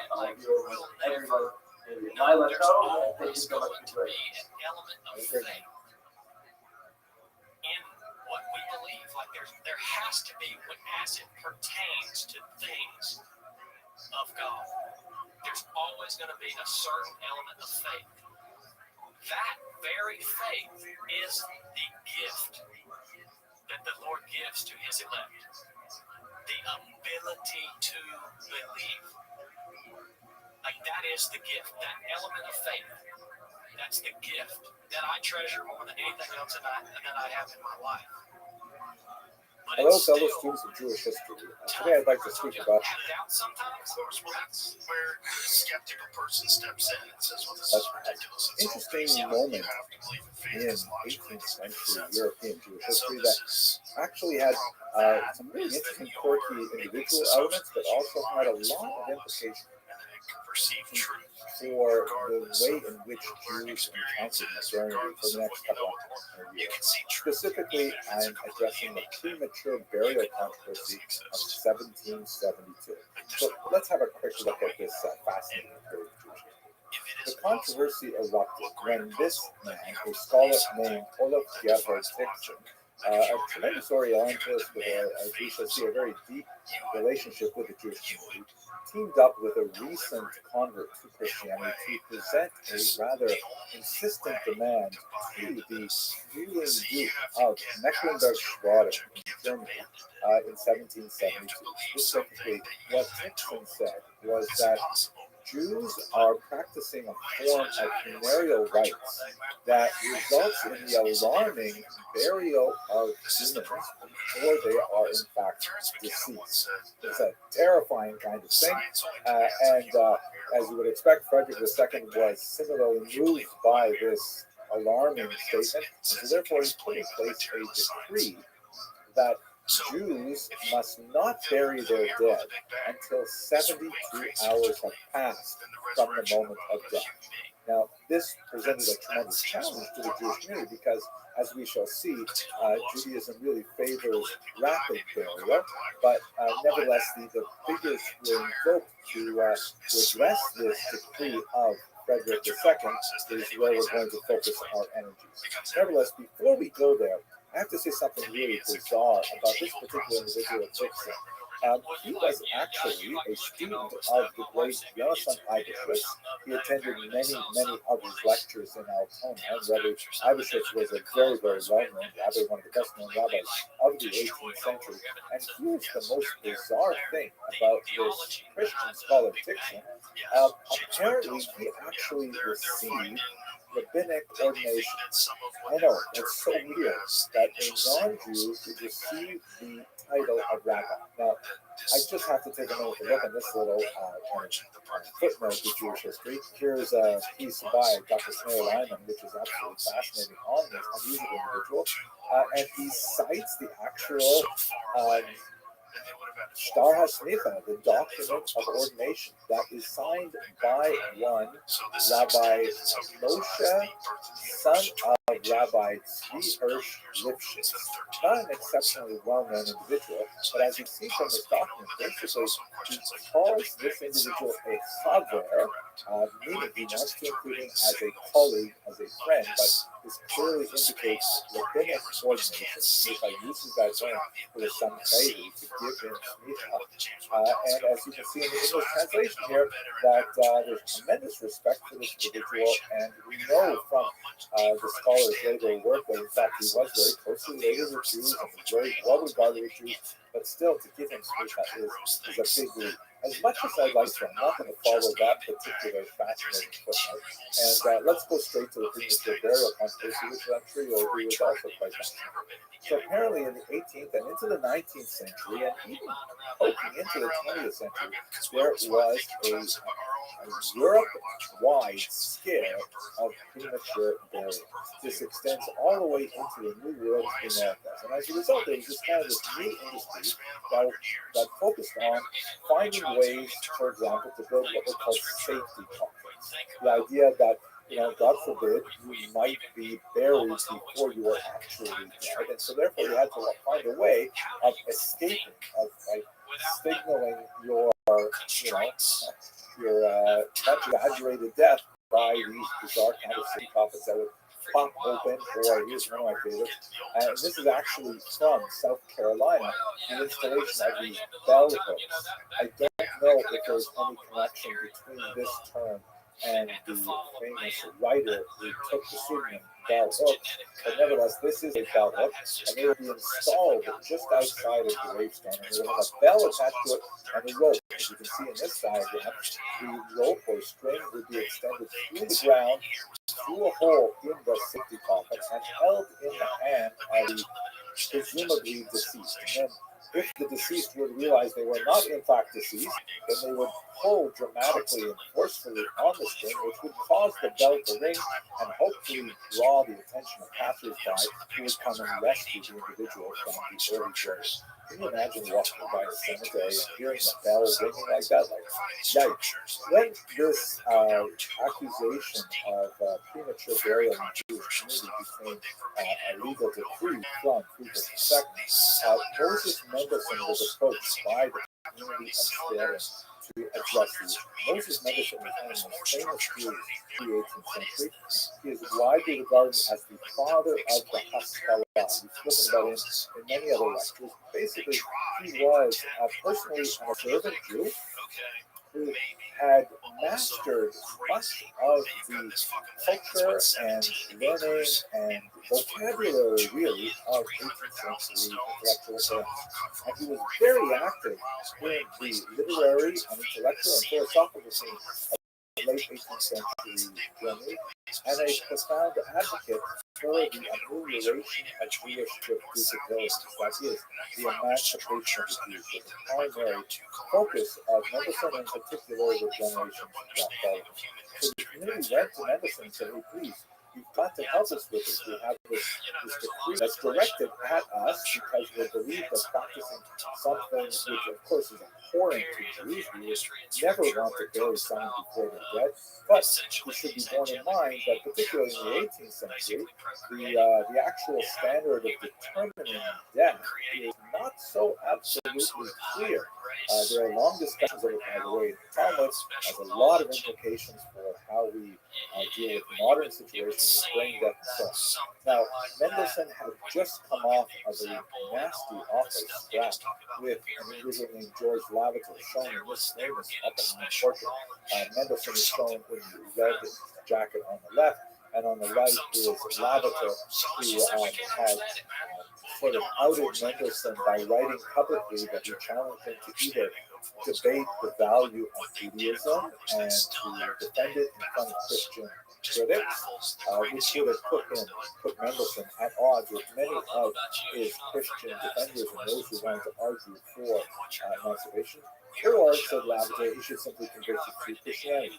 And he argued that Mendelssohn secretly wanted to convert to Christianity, but was not able to because of familial entanglements and things like this. Now, this is something that was infuriating to Mendelssohn because he found it very difficult to choose whether to engage in debate, which would have sunk to Lavater's level and deny the statements that he made, or to remain aloof and then through his silence perhaps to be perceived as somehow, not necessarily as forceful a defender of Judaism. Ultimately, he chose that discretion was the better part of valor, and he did not engage in a wide open debate. And Lavater was widely criticized for this rather Jewish literary activity. And Lessing, who is shown in the blue here, by the way, Lavater is shown in white, despite the yarmulke not being a Jewish guy. And Lessing, the great playwright, composed a tremendously complimentary allegory called Natan der Weise, which essentially put Mendelssohn in kind of a Solomonic role as being the wise and overseer of a multi-religious environment that pertained to Central Europe at the time. At any rate, Mendelssohn had just kind of escaped this. He would later, by the way, address Lavater indirectly in his most famous work of Jerusalem. That's not correct, but the views of sharing what went to him and said, listen, you are the most well-known Jew here. You are so articulate. You have the ear of the educated elite of Germany. Would you please defend our traditional burial practices? To which he ultimately agreed and was successful in removing this dispute. Now, the background to this, however, is quite fascinating. It wasn't only to Mendelssohn that the Jewish community wrote. It also wrote to a much more senior and very well-regarded rabbi, Rabbi Yaakov, and who incidentally was at loggerheads with the previously mentioned Rabbi Yonason Eibishus that we shown earlier. Rabbi Emden had a much more traditionalist viewpoint, and he initially demurred, saying, listen, I can do this for you, but the right person to do it is really Moses Mendelssohn, and he handed off the task to the younger man. So Mendelssohn did the job, and he convinced Frederick II that Jews certainly had no intention of burying people before they were dead, and they made sure they were dead before they buried them. But in a private communication back to the Jewish community fair, he said, look, I did what you asked me to do, Baruch Hashem, it worked, but I don't really know that was such a good thing to do, because in reality, this seems like a reasonable public health measure, right? Like, why shouldn't we make sure that people like that before they're buried? I mean, what a horrible thing to think that a person is buried and they're still alive. It makes sense for us to adopt these kind of sensible health measures. Now, I'm not going to take back my position, and I'm glad I did it, he said, but essentially, I really think we could have simply gone along with this Frederick II. Now, by the way, why? What's the point of reasoning for both sides? The traditional Jewish practice, and the traditional, I mean, the overwhelming part of the last couple thousand years, Jews have struggled to bury their dead quickly, primarily because the decomposition aspect of the post-death process is connected kabbalistically with atonement. That the idea of returning to the dust is actually something which is considered beneficial to the deceased, and so therefore, there are all kinds of customs. Like, for example, in Israel, they don't even use coffins; they bury people directly in a shroud in the ground to accelerate the decomposition process. In countries where coffins are required, they always drill holes in the bottom of plain pine boxes. They are not designed to be like airtight and lead filled and things like that. And the reason for the holes in the bottom is so that the dirt can actually make contact with the deceased. And if you have to put in a concrete sleeve, as we do in some parts of America, for example, they make sure that on top of the sleeve they put dirt in, and then they bury the body until it goes on top. These are all ways of showing respect for the dead by allowing them rapid decomposition. But on the other hand, there are very halachic, acceptable reasons for delaying the death. For example, if it's connected specifically with the wishes of the deceased before they're on it, a concept called like, for example, if you don't have the shrouds that are necessary for the burial, and will take a bit to get them, and there's an argument to be made to wait for the shrouds, and more significantly, if family are far away and cannot gather within 24 hours, if there's some reason to delay for a little bit longer, these are things that really have to be handled by an Orthodox rabbi, but nevertheless, that is the traditional custom, is to try and bury as quickly as possible, but also to make some allowances for the covenant. And secondly, Mendelssohn argued, if you look back in Jewish history, and you don't have to look very far, just look from the Talmud to the minor tractate Snachot, which means happy occasions, but that's actually a euphemism. The actual title of the tractate deals with sad occasions, rather than titling it sad occasions, we call it happy occasions, which deals with funerals. And the predominant modality of burial for much of Jewish history, particularly in the Hellenistic period, was not underground burial, not internment, but burial in crypts, such as the great necropolis that we see in Beit Shan in northern Israel, or several of them that are preserved in Italy. Burial in crypts was a very, very standard form of Jewish practice. In fact, they would actually practice secondary burial. You would bury a loved one initially in the ground to accelerate the decomposition, and then a year later on the roadside there would be a ceremony called a likut summer, to the collection of the bones, and the family would go back and would, formally collect the bones and then bring them back to the family crypt, to an ossuary where the bones might actually be, preserved above ground in a crypt, kind of like a hole in the wall or in a sarcophagus, is shown in this image here. So the idea of, delaying burial or burial above ground, just essentially kind of like, as it were, in storage of the body until a later form of burial, it's all perfectly consistent with Jewish historical tradition, as discussed in the Talmud. So Rabbi Mendelssohn wrote, why are we so insistent on not allowing, for example, a mausoleum burial for 3 days before we inter the body? We could do that. So this really was a much larger controversy that reflected sort of like many of the aspects of the Haskalah that Mendelssohn personally advocated. There was, first of all, the idea that it's not impossible that non-Jewish authorities, like they do, might actually pass a law that is not intended to be discriminatory against Jews, but is intended for the general public health, including those of Jews. This might be one of those laws. Do we have to view the outside world as fundamentally toxic? Secondly, why do we have to do things today just because that is the way we always remember doing them, especially when we have historical precedent for doing them a different way? And so there are a lot of elements here that spoke to the emergent sense of modernity and a questioning of Jewish practice that goes hand in hand with much of the Haskalah. It definitely would get way out of hand with Mendelssohn's students, many of whom would advocate far more radical changes than are discussed here. But this is like just the opening of that discussion. So Rabbi Mendelssohn wrote, and by the way, there's a fantastic chapter on this on Rabbi Dr. J.J. Schachter's PhD dissertation on Rabbi Yaakov Emden that is available online and highly recommended. And I'll put it in the notes and link to it because it's a great piece of scholarship. Anyway, Mendelssohn wrote that, he wrote to the Jewish community, I believe they won't listen to me because, the custom that we've done all the time is pervasive and strong. But, and perhaps they will disregard what I say and they'll say I'm a scoffer. But nevertheless, I wrote my piece. Actually, I believe he wrote this to Rabbi Yaakov Emden, not to the So Rabbi Yaakov Emden wrote back. Now recall, Rabbi Yaakov Emden, with 30 years Mendelssohn's senior, much more traditionalist, much more a defender of the older ways of doing things. He wrote, "Heaven forfend, it is profane to question the customs of our fathers. It is neither known nor heard in the entire world. In those places where our fellow co-religionists are scattered, that they should practice another custom in the burial of their dead.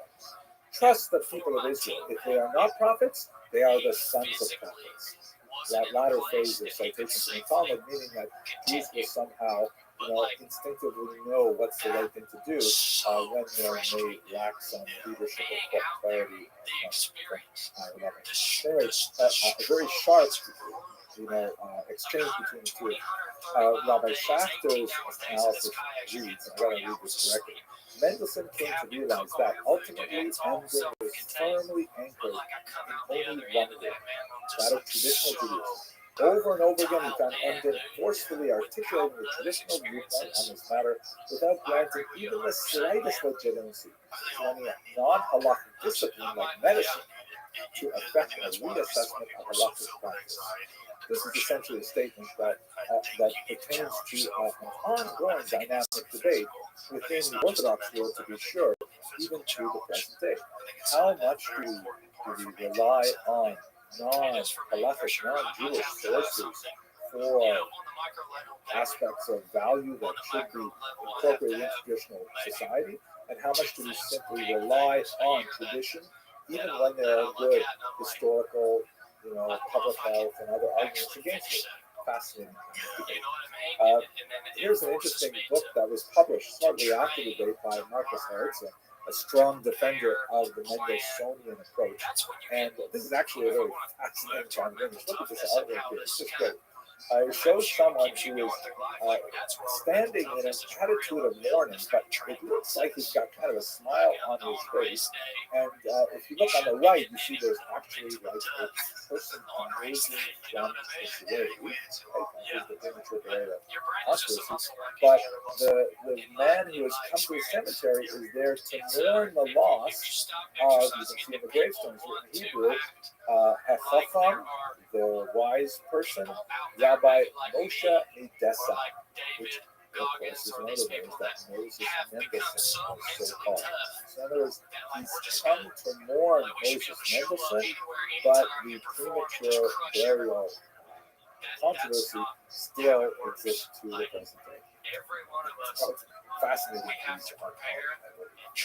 So the legacy of this is quite complex. First of all, we should note that this is not dead and buried, so to speak. You can see out here I've provided a few examples of some very reputable news organizations like Reuters and New York Times and Newsweek. I've also included Fox News as well. And these are all recent examples of premature burial that have occurred even on the present day. So the actual aspect that Tixon was bringing forth to Friedrich II is not at all a dead issue, but the more significant issue for our purposes here in terms of Jewish history is to understand the intellectual dynamics, the challenge between the perspective of, on the one hand, Rabbi Moses Mendelssohn, and on the other hand, Rabbi Yaakov Emden, and how that dynamic continues to inform, particularly in the Orthodox Jewish world, this relationship to modernity to our very own days. Okay, I hope you found this interesting. If you like Jewish history and you haven't subscribed to my channel yet, please do, because we've got a large community of people from all over the world and all walks of life who find this interesting, and I'd love to include you in my number. It gives me a lot of pleasure to see this community grow. Thank you very much for watching.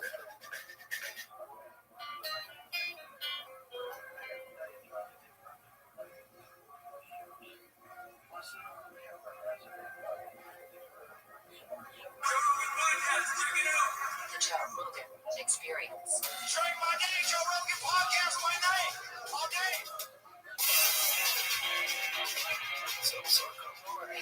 The controversy erupted when this man, a scholar named Olaf Gerhard Tick.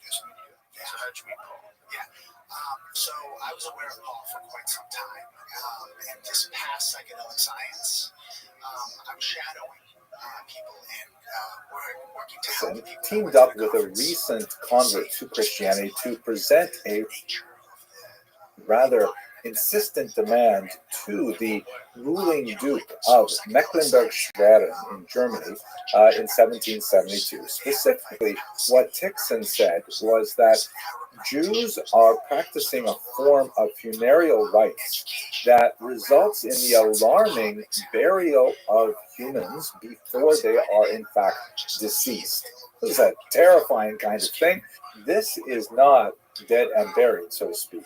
You can see out here I provided a few examples of some very reputable news organizations like Reuters and New York Times and Newsweek. I've also included Fox News as well. Moses Mendelssohn was approached by the community of Schwerin to address the issue. Possible protests, possible people getting overwhelmed with emotion. Because in Psychedelic Science 2023, there was a situation where when Rick Doblin was on stage, the group came in and disrupted his presentation. They were allowed on stage to speak. Hello, fellow students of Jewish history. Since we are now... And it should be handled carefully. And Rick handled it like a master. What did he do? He made space for them. Oh, wow. Is that the right way to do it? Well, it depends. It depends. There's a time and a place, right?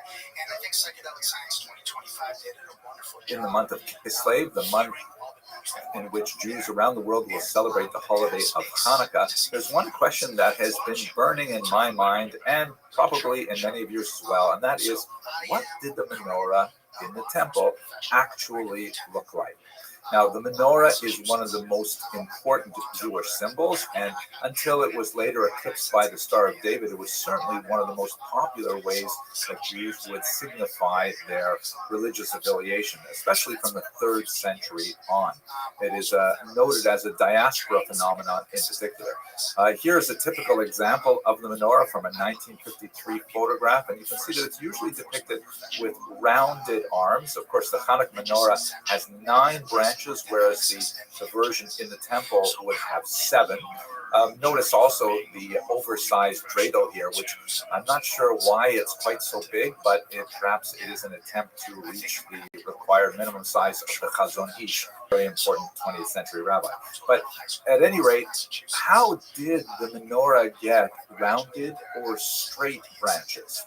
Those who prefer the straight branch candelabra for the holiday of Hanukkah are most likely associated with the Chabad Hasidic movement, and you will see this particular representation in lots of public places, which is kind of a signal motif of the Chabad movement at this time of year, and also on the tops of minivans, like in this Paris photograph from 2009.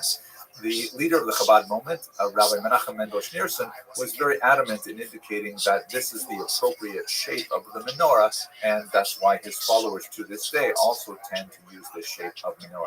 And the evidence to support this particular design is specifically associated with the thought of Moses Maimonides, very important medieval scholar who lived in the 12th and very early 13th century. And Maimonides, through his son Abraham, who left no room for doubt, argued that the branches should be straight. Besides Abraham's explicit statement about his father's views, we also have a medieval manuscript in the Oxford Library that has a hand-drawn menorah, and here you can see it looks kind of strange with these round symbols and these triangles, these cups and so on, that are actually described in the biblical text, which incidentally, if the biblical text gave us a very clear, unequivocal point of view as to whether they were round or straight, we wouldn't be having this discussion. But this drawing in this medieval manuscript of Maimonides clearly indicates that his opinion is that they should be straight. Other authorities from that period, however, left either ambiguous descriptions or sided with a rounded version.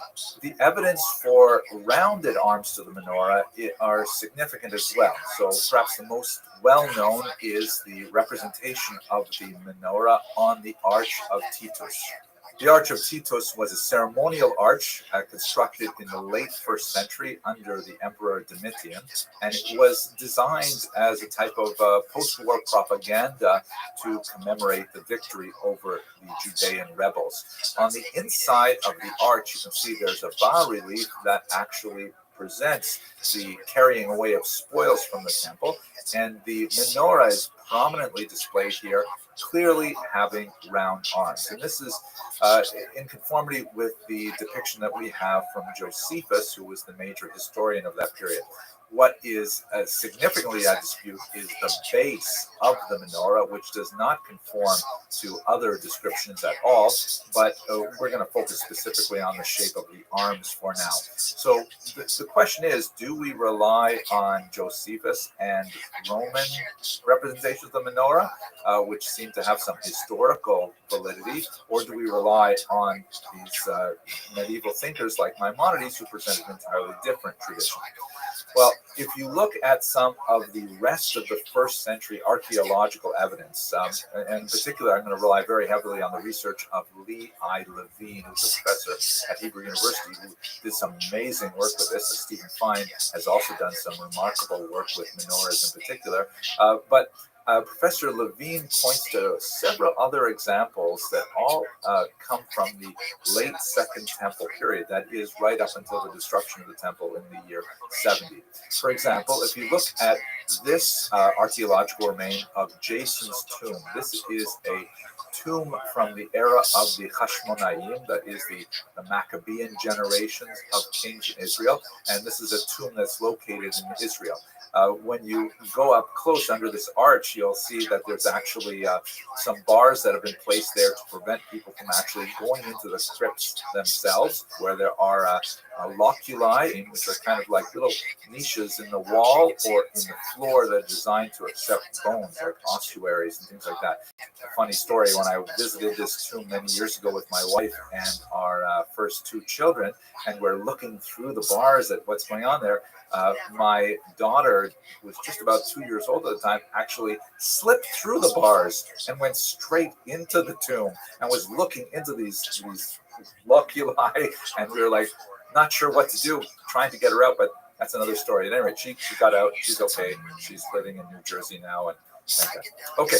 Anyways, what do we have inside this tomb? There's some interesting graffiti. And if you look at this image from Professor Levine's book, you can see that number 3 there, there's kind of a stag. And below it, there's an interesting boat. And then number 4 lists 5 representations of a menorah. Very crude, obviously, but they all clearly have gently curving branches. So it's impossible to say how this connects to the menorah in the temple. It's reasonable to assume that the graffiti artist here is trying to mark the walls with some kind of Jewish symbol, but it's also difficult to say when exactly this graffiti was inscribed into the walls and whether or not the artist, if I can use that term, was actually familiar with the shape of the temple menorah. So let's skip past this particular example, although it's quite tempting.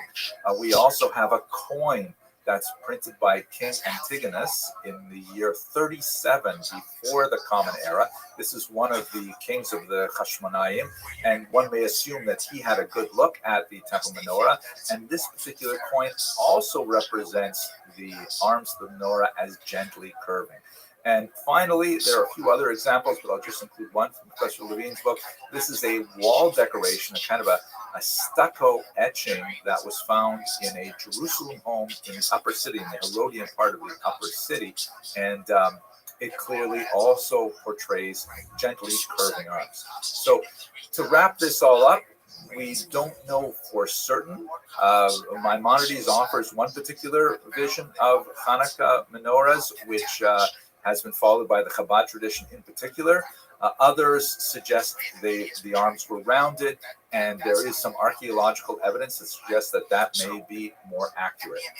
I hope you found this short video entertaining and maybe even a little bit inspirational as you light your Hanukkah menorah this year. I want to mention that I'm hoping to produce a series of videos on Jewish art and artists over the course of the next few months in connection with my preparation for my cruise with Kosher Riverboat Cruises in the region of Italy, which is, of course, going to be packed with lots of discussions of Jewish art. Please visit the website to learn more about this particular cruise. There are several others, and they're just absolutely fantastic. This particular cruise is going to be especially interesting because I'll be co-teaching with Rabbi Edward Reichman, who is a medical doctor who is also an expert in medical history, medical ethics, and many other areas. This particular cruise is going to be CME accredited for those of you who can use those credits for your professional life. And I think it's going to be an absolutely amazing cruise. Okay, I hope you enjoyed this video. I wish you a lichtigen Hanukkah. Thanks very much for watching. And we're upholding a lie. I think the problem is politically, it's very difficult to say what you're saying if you're anyone who is running for office or anyone who's currently seeking re-election, right? Because it carries with this taboo, this narrative that has existed since the 1970s. Hello and welcome to another edition of Jewish Art and Artists, which is a series of brief videos on You're just going to waste away. You're just escape reality. They're for weak people, they're for losers and addicts. Or you couldn't have summed up the problem better. together to prepare myself for an amazing trip to Venice, which is scheduled for October of 2022 with, as usual, Kosher Riverboat Cruises. I'm just trying to prepare myself for visiting this beautiful city and the region by studying up on Jewish art and artists in general. So today I'd like to look at a famous synagogue, a 6th century synagogue found in northern Israel. Here's a map so you can see where it was located. It was discovered in 1929, and it took the name Beit Alpha after a nearby kibbutz. Now, the most amazing thing about the Beit Alpha synagogue is this phenomenal mosaic that has several registers with, you can see on the far right, there's kind of like a synagogue motif, and then in the center, this glorious mosaic. And at the bottom, there's this massive representation of the Akedah, the binding of Isaac. I want to talk about those things in a little bit more detail. Architecturally, the synagogue is fascinating because it has what appears to be steps up to a second floor, which may have been a women's gallery. And there's even this fascinating dedication here, which is written in Greek and in Aramaic, that this, thanks the people who laid out the mosaic and indicates that it was paid for by the entire community, which is really interesting. Of course, you can't have a synagogue without some plaques, right? You have to have some dedicatory materials. But let's look at the art in a little bit more detail. Starting at that bottom register, here is a really fascinating representation of the Akedah. You can see that on the right, there's kind of like this, sort of some flames, like that's where the lamb will ultimately be sacrificed. And then there's Abraham, who looks like he's got some kind of a halo around his head. And he's clearly labeled with the word Abraham there. And he's kind of throwing Isaac up onto that altar while he holds the knife. Notice that the style is, really primitive, almost childish, which is kind of strange for 6th century Byzantine art, but it's not out of the question, I think, for folk art.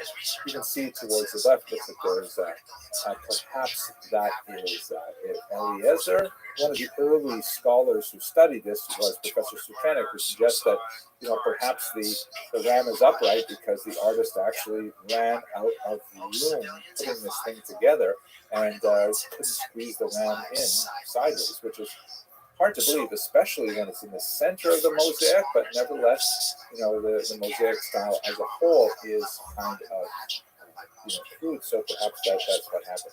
It's also interesting to note that for those of you who are sensitive to the Midrash, which is a traditional interpretation of the biblical text, according to Midrash, Isaac was a grown man. He was 37 years of age at the time that the Akedah happened. But here he's clearly represented as a child. So that's fascinating because it indicates that the authors of this mosaic, who incidentally we know because we have this really interesting dedication that lists their names, one of them is clearly Jewish, the other is clearly Greek, which may indicate some generational differences. Like for example, I have a Hebrew name too, but I go by the English name Henry, and all my kids have only Hebrew names, so maybe it's kind of like a Balchula phenomenon, who knows. At any rate, is it possible that the creators of the mosaic were unaware of the Midrash? A lot of the research that I'm presenting comes from Professor Lee I. Levine, who wrote an excellent chapter on this in his book, Visual Judaism in Late Antiquity, and he suggests that the artist was really working with more of a shared narrative that local Christians had as well at this time. This is in a heavily Christianized area of Israel in the 6th century in particular, so it's not out of the question. If you think about synagogue architecture, where the Midrash clearly states that the two tablets of the law were square, and yet you see a tremendous amount of art and iconography by Jews that represents the tablets of the law as having rounded tops, and that's in synagogues all over the place. So it's not out of the question that the artist could simply be working within an art vocabulary that was common to Jews and Christians at the time. Also fascinating and a little bit weird here is this amazing zodiac that appears in the center of the floor. As you can see, there in the center there is a figure surrounded by what looks like horses, like for a chariot. And around that figure are the 12 signs of the zodiac with the Hebrew names. And then around that are the 4 seasons of the year, Kufot in Hebrew. It's very common to see the zodiac as a decorative element in synagogues. You see that all the way up into the 20th century. So that's not surprising. What is surprising, however, is sometimes to see facial representation. Okay. But even more surprising is that you've got clearly the figure in the center is the sun god Helios, right? Who is like going across the sky with his chariot straight out of Greek mythology. Like, wow, this is like serious avodah zarah. How did it get into the floor of a synagogue? Unless we got to rely on the kind of general artistic vocabulary of the time, it is surprising. Also, on the outsides, the foot, the seasons do not correspond, as they do in other 6th century mosaics. They do not correspond with correct months of the year, meaning they're not lined up winter with the winter months and so on. So, is it possible that the artist was perhaps a little bit confused about these things? I think that's certainly quite likely. Okay, that's about it for a brief look at this fascinating 6th century synagogue. On behalf of Kosher Riverboat Cruises and my colleague, Professor Eddie Reichman, with whom I will be team teaching. He's an expert in Jewish medical ethics, and this particular cruise has special accreditation. Thank you very much for watching. Check out the website. It is going to be an amazing trip. Thanks again very much. I have a mystical experience on film. The segment when you can't make this up, when I take the blue pill, Morpheus analogy there. Hello, everyone. We're continuing with our series on Jewish art and artists. But I experience MDMA on film and mix it into Michael Pollan's How to Change Your Mind. And I'd like to look at a specifically historical context here of kind of a folk art that's associated with the Jewish catacombs of ancient Rome. I originally recorded this video prior to last scheduled trip of Kosher Riverboat Cruises to Venice, and I'm just so fascinated with stuff. I thought I would put it into this video again. I hope you find this interesting. The catacombs that were discovered in a Randanini vineyard. Apparently some farmers were working in the region of Rome, and they found these ancient underground tombs, which were common. I mean, there are a lot of ancient tombs in the region, and there was only one really external marker that you can see here. This is a lone standing structure that appeared to be some sort of cover over the tombs. When they got in there, it became very clear that the tombs were actually not Christian in origin. They were therefore not protected by the Papal Commission for Sacred Archaeology, because that only protected Christian tombs. Any pagan tombs or Jewish tombs, heretical tombs in other words, were exempt from protection of the church, and therefore could be explored with a lot more scientific research, and unfortunately could be exploited as well. That's part of the sad history of the Randanini vineyard, is that the catacombs discovered there in the next century or so since their discovery, many of the amazing inscriptions and other works of art that were discovered there were actually sold for profit, and it was exposed to anti-Semitic graffiti, especially during the 1940s. But nevertheless, the material that remains is absolutely fascinating and tells us a lot about the nature of the life of Jews in Rome in the 1st and 2nd centuries. Let us recall that the major population of Jews in Rome probably had a major spike in the 1st century after the Temple Revolt, when all kinds of slaves were brought back to Rome, although Jews were clearly living in Rome prior to this period.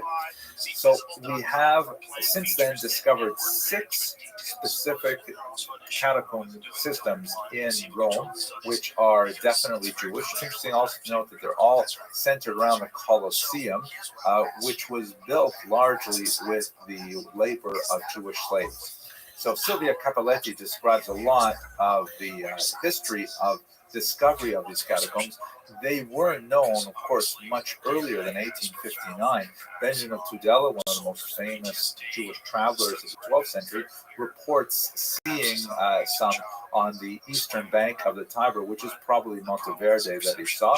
And later, early 17th century visitors also confirmed seeing them and described the presence of Jewish symbols, in particular the menorah. The menorah, the 7-branch candelabrum, is one of the most famous Jewish symbols. It goes back really to the ancient period, and it's especially poignant to think of because the menorah was the symbol of the lost temple. So therefore the Jews kept that symbol as their prime signifier of Jewish identity. Most of the graves seem to have been created in the 1st through the 4th century of the Common Era.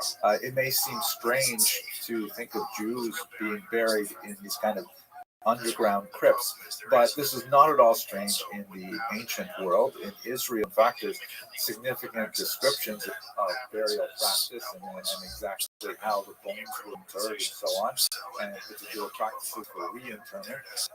This is actually in keeping with the ancient, very ancient pre-Roman practice, the Etruscan practice of underground chamber burial. The Romans themselves actually preferred cremation.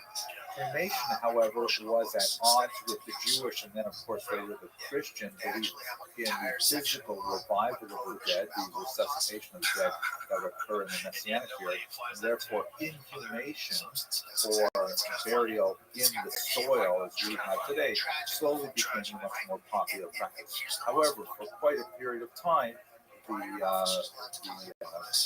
practice of burying in crypts was maintained, and that's why we have these catacombs today. Most of these photographs are taken from an amazing website that you really have to visit. It says so much about all of this information. Catacombsociety.org. That is in memory of Estelle Chohat, who did a tremendous amount of research. There's a lot of her writings on this website, hundreds and hundreds of photographs, really worthwhile. Okay, let's have some look at what do you see inside these crypts. So here's an amazing picture that shows the interior of the system in the Via Gandamini, and you can see that there are these sort of horizontal rack-like graves on the left and the right that are lining the sides of the hallway. That's basically the main system of burial that's portrayed in this crypt, although it's clear that it was used over many centuries. It may even have had some usage by non-Jews, either prior to or post the Jews working in this particular area.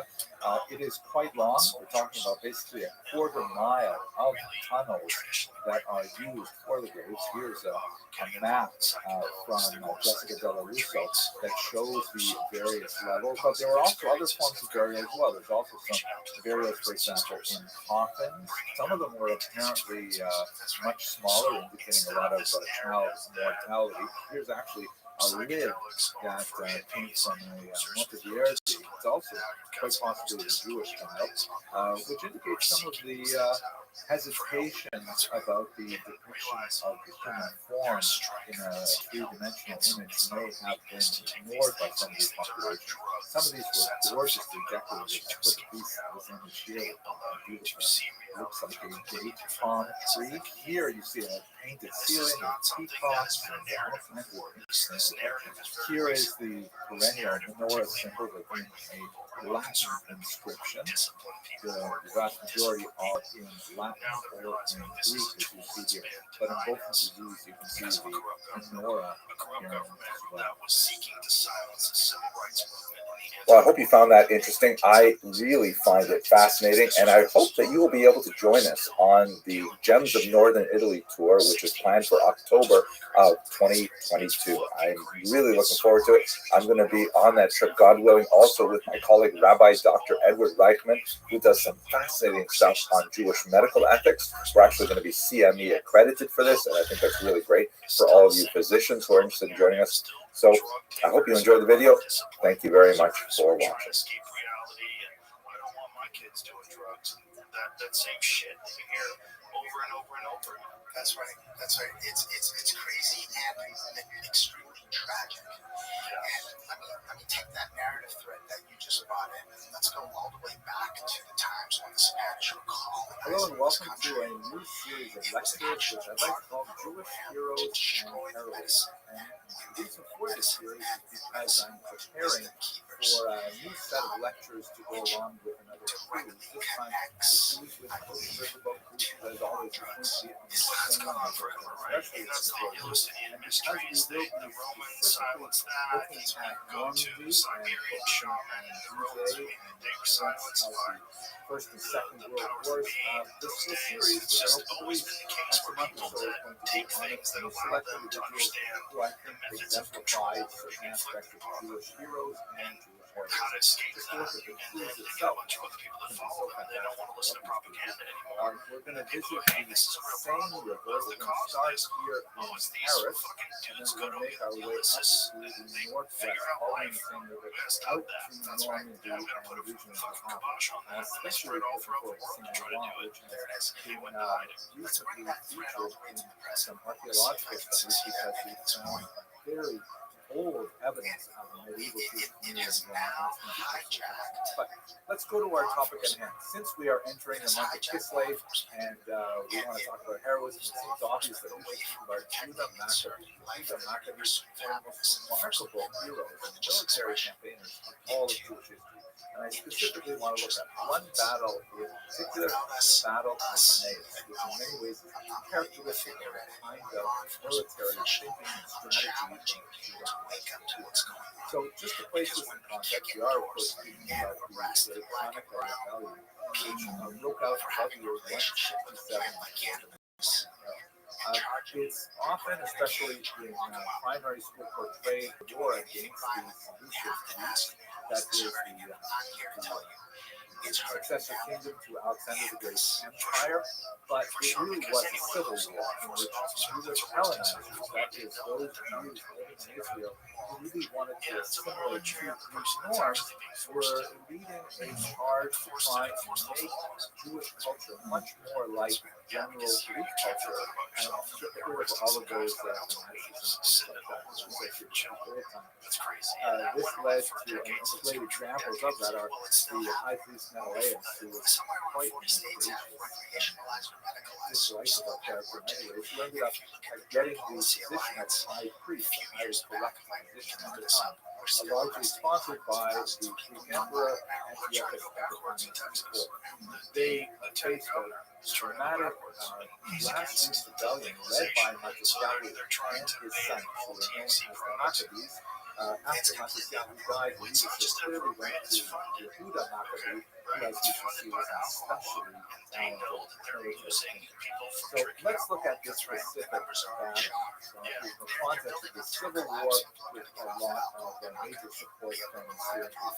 So here we are in the year 166 before the Common Era. The battle was at Emmaus, a very important city also in as well. And General Lysias comes down here at the behest of the Emperor Antiochus with 40,000 well-armed professional troops, 7,000 horsemen. I mean, it's an incredibly large force to bring to bear here. It is so overwhelming in nature, facing essentially a guerrilla resource by peasants, that slave traders all around the region began to descend on Israel because they anticipated officers that aren't doing anything anymore. Then you have William Randolph Hearst, and then there's the machine. By the way, much of this information comes from the Book of Maccabees, allowed them to effectively process him for him was always a very difficult plant to process, and Eli would be the Apocrypha, it is ironically the Christian Bible, reasons which are too complex for us here. But the first Book of Maccabees was likely written by someone who actually saw the events. But anyway, the forces under Judah gathered at Mitzvah, not too far away, about 3,000 volunteer firefighters, very poorly equipped, no match at all. It's a superior textile. It's a superior paper. The first Book of Maccabees is fascinating. When they realized that they were going to be attacked by such a large and professional force, they fasted, they put on sackcloth, they specifically went and looked at the Torah for guidance, what should we be doing, and in fact they followed the dictates that are laid down, looked them responded to the letter. It's instantaneous almost. It Anyone grows who very wanted to fight quickly. if they had been And married within a few the months, previous you year, have these or plants if they again. had just You planted harvest the the vineyard, stalks. or You even if crop they them were and afraid, decorticate they them. were So with in this preparation, whatever it Judah went was, into battle. This is one of the 1930 reasons why it's cover of Popular Science magazine, because hemp the new ideological $1 billion purity because of this invention. So but this it's not invention always was going to been because hemp aesthetically makes superior clothes. At any I rate, have a hemp jujitsu here's a kit map of that the I got from this company battle. called Dead Sword. It It's starts out fucking when indestructible. one of the local My God, planters, these they rip apart all the time. They go for a year or two and they tear. You gotta find a new one, or you just show up in class with photo key. and he There's a takes lot of them people out do. in a Hemp geese rapid are way better. force They're march just far overnight, superior. Hemp paper, hoping to you grab it, attack you pull it, Judah you tear before it. they Like, can this is see the crazy. hill. It's so much stronger than regular That paper. this is It's a superior just a product. cleanup So operation. whoever ran it and off first you know, didn't just own efficient Hearst response. Publications. He See didn't from just own this dotted lines news that empire. the He path also of owned the paper mills. and his troops. So he also owned When Judah forests heard that he about was growing this, trees in. they He rather recognized than this threat scattering from this into the new hills, which is industry. sort of like And so the to go-to combat that move of threat, rebels he in starts this putting region, out or propaganda the pieces, caves and then they coined the term Buffalo. marijuana. So Instead, marijuana Judah makes was a very originally bold a move term, and a slang term he for wild actually Mexican moves to the tobacco. south It had nothing and to do with cannabis. avoids Gorgias. Cannabis, which had been used for thousands of years, and hemp, which had been used for thousands of years.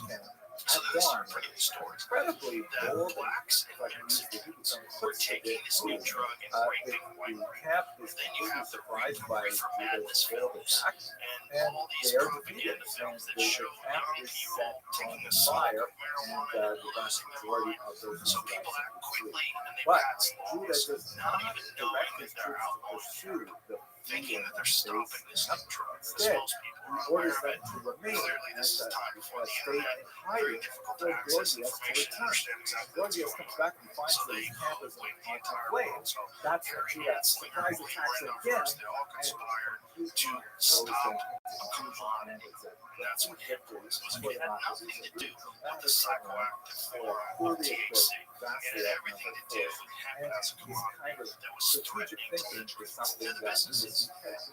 Just to this day, you can make Now, hemp there's a cream. lot more to It's a say about superior the building Chemical material. Rebellion. It was not It's a flame one battle war. resistant, There it's were many lighter, battles, it's some of which stronger, were it definitely lasts reversing longer. for the You can Maccabees. build And I houses with discussed it, this you can make clothes but with I think it. the Hemp terms of oil Maccabee, one of the is things it hemp is that seeds. although he had this Not like only are they good for you, laser-like they focus contain on all the the amino task ahead, acids. and he was a It's a brilliant superior commander, protein he source. was unable It's to like hemp adapt protein to powder is the fantastic end for of you. the It's like war, really when good a stuff lot in of so the many different victims, the ways. Jewish And they victors, put the thought that, kibosh on okay, that this is in the the time where we 1930s. should And compromise now, and we should like make 90 peace. fucking He years seems later, unwilling to do it's so. In fact, still he continues this the war even anchor around our after necks. the majority It's of still his this. loyalists And one asshole, abandoned him. one asshole in the 1930s Nevertheless, didn't it's want to phenomenal. compete with hemp and have this incredible I power hope you found this because he little owned the video useful, newspapers. and He I started would this. love to That's see you right. on this That's cruise right. on I'm the tracking. same You ever location. seen A that lot article? more I love that about this. article, hemp, the new Thank $1 you very drug. much. It's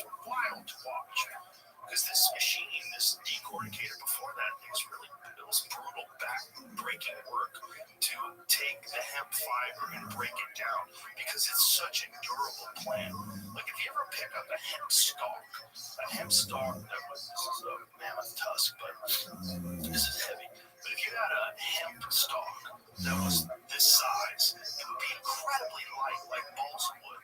Hello and welcome to another brief lecture on It's like Jewish an heroes. alien plant. Yeah, it's different. It sounds everything else. So here it is. Heroes and heroism. This lecture is part of a series A new cash crop with an annual value of several $100 million, all because of a machine that has been invented used which can solve as part of my a problem research more to than prepare for 6,000 the years Coastal old. Riverboat It's tour. hemp, a crop that will compete with other American products. Instead, it will displace imports of raw This materials and cruise of the manufactured same river products planned produced for by 2020. unpaid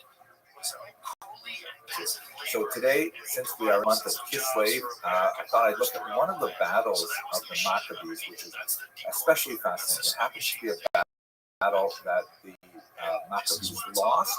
Nevertheless, there's a particular moment of incredible courage that left a lasting imprint, especially in art history, but also in the spirit of the Maccabean revolution. It's the Battle of Bet Zechariah, which you can see here in this map, is not too far away from Jerusalem, which is just up to the northeast a little bit. It's near the town of Alon Shul and Kfar Etzion. Now, what exactly happened here? If you have a look at the description of the battle, the Maccabees come down from Jerusalem, where they encounter Antiochus' forces commanded by Lysias. Lysias had already learned that the frontal attack is not the best, so he decided to come down south and then advance to Bet Zechariah through Idumea, and there they had a tremendous battle, and the Maccabees actually had to retreat. But what's the specific moment of special heroism? It's associated with Elazar, who is the brother of Yehuda Maccabee. And here I'm going to read to you from the book of Maccabees itself, or my favorite edition of the Apocrypha. Now Elazar, called Avaran, that's an interesting discussion why he was called that, saw that one of the animals was equipped with royal armor. What are we talking about? The Syrian Greeks used these ferocious elephants in war. Really amazing, terrifying creatures. What's going on with this particular war elephant? It was taller than all the others, and he, Elazar, supposed that the king was on. So he gave his life to save his people and to win for himself an everlasting name. He courageously ran into the midst of the phalanx to reach it. He killed men right and left, and they parted before him on both sides. He got under the elephant, stabbed it from beneath, and killed it. But it fell to the ground upon him, and he died. When the Jews saw the royal might and the fierce attack of the forces, they turned away and fled. So this was ultimately a defeat for the Maccabees, a temporary defeat, but nevertheless, Elazar's heroism is one really bright spot in which you can imagine the incredible courage it must have taken to run up to this strange and ferocious looking beast and to take it down. You know, I think this actually inspired the famous Star Wars scene of taking out those big rocking creatures as well. Anyway, let's have a look at this in terms of art history, because what I find especially fascinating about it is Gustave Doré, I think, is a fairly realistic kind of depiction of the battle. But in the medieval period, most artists, especially in Christian Europe, had never seen an elephant. So it's really interesting to see when they're reading the Apocrypha. You'll recall that the Apocrypha was actually preserved in Christian Bibles, not in the Jewish tradition. So we have the Greek translation of this book that's still widely read in Christian churches. And they're trying to depict this in illuminated manuscripts. So they don't know what an elephant looks like. They say it's kind of like a big, like horse thing with sort of a long trunk coming out of his nose. So here's an example in which it looks a little bit like a horse with a trumpet. And notice that the scale is way off. Like, I have no idea how big an actual elephant looks. Here's another example where the artist just gave up and said, oh, it's basically a horse, right? A big horse. Here's another example in which it's kind of like a happy dachshund or something like that. Another version in which the proportions look about right, but again, the scale is totally wrong. And I have to say that of all the depictions of Elazar's death, this one is perhaps the most horrible. You can just imagine being squashed in that manner. Here's one in which the elephant gets a little bit closer to reality, but the trunk is totally wrong. And here's one which looks a little bit like kind of a saber-toothed tiger with a trunk. Again, the artists are just flailing about trying to figure out how to depict these elephants. This one is great. It's kind of like a salamander with these bizarre ears. And here is actually my all-time favorite. This one, I think, inspired Dr. Seuss. So, all joking aside, the heroism of Elazar is absolutely amazing, and he has, in fact, earned a name for himself for this tremendous act of courage back in the era of the Maccabees. Thank you very much for watching. Is it a sacred sacrament? Is it not? Right. These are these Brazilian churches that are taking ayahuasca. Right. Yeah. And again, we're talking. I don't want to talk poorly about alcohol. Drink alcohol. I'm not talking poorly about these people should go get their rights. Right. Yeah. More power to them. But you can't have it both ways. Not them. I'm talking to the government. Right. You have to make logical sense as to why you're imposing these laws and then imprisoning people and taking away their freedom for not listening to you. That's right. Because you don't make any sense. And here's another part of the problem. Hello and welcome to another video in the Jewish Heroes and Heroism series in connection with Kosher Riverboat Cruises. Today I'd like to speak about a very inspirational young woman named Hannah Senesh. She was born in Budapest, Hungary in 1921 to an assimilated Jewish family. Her father unfortunately passed away when she was only 6 years old, and she was raised by her mother together with her brother, Rabbi. She was a very bright young woman and did very, very well in school, and had a quite passionate attachment to Zionism. So in 1939, with admittedly the political situation in Hungary deteriorating, she moved to Israel. She made Aliyah, she joined the kibbutz there. But that was not enough for her. She wanted to do something for the people of her homeland in Hungary, and so she decided to volunteer to work with the British as a parachutist. She was one of 37 odd individuals out of 250 applicants who were selected to parachute behind enemy lines into Hungary, where they would work with the resistance. Once they landed in Europe, they learned that the Nazis had overthrown the local Hungarian government, and that they were implementing a much more rigid regime of anti-Semitism. Most of the men in her group called off the mission, but she insisted on penetrating enemy lines and working with the partisans to try and destabilize the country. Unfortunately, she was caught by the Nazis, she was imprisoned, and she was tortured, beaten horribly, losing several of her teeth. But throughout her entire ordeal, she refused to give up the signals through a radio transmitter that she held, which would have betrayed several other members of the resistance. After a show trial, she was ultimately put to death by the Nazis. One of the things that has come to light since her execution at a tragically young age is the fact she was a very talented poet. I myself have been very moved by her poems and have included them in some of my other lectures.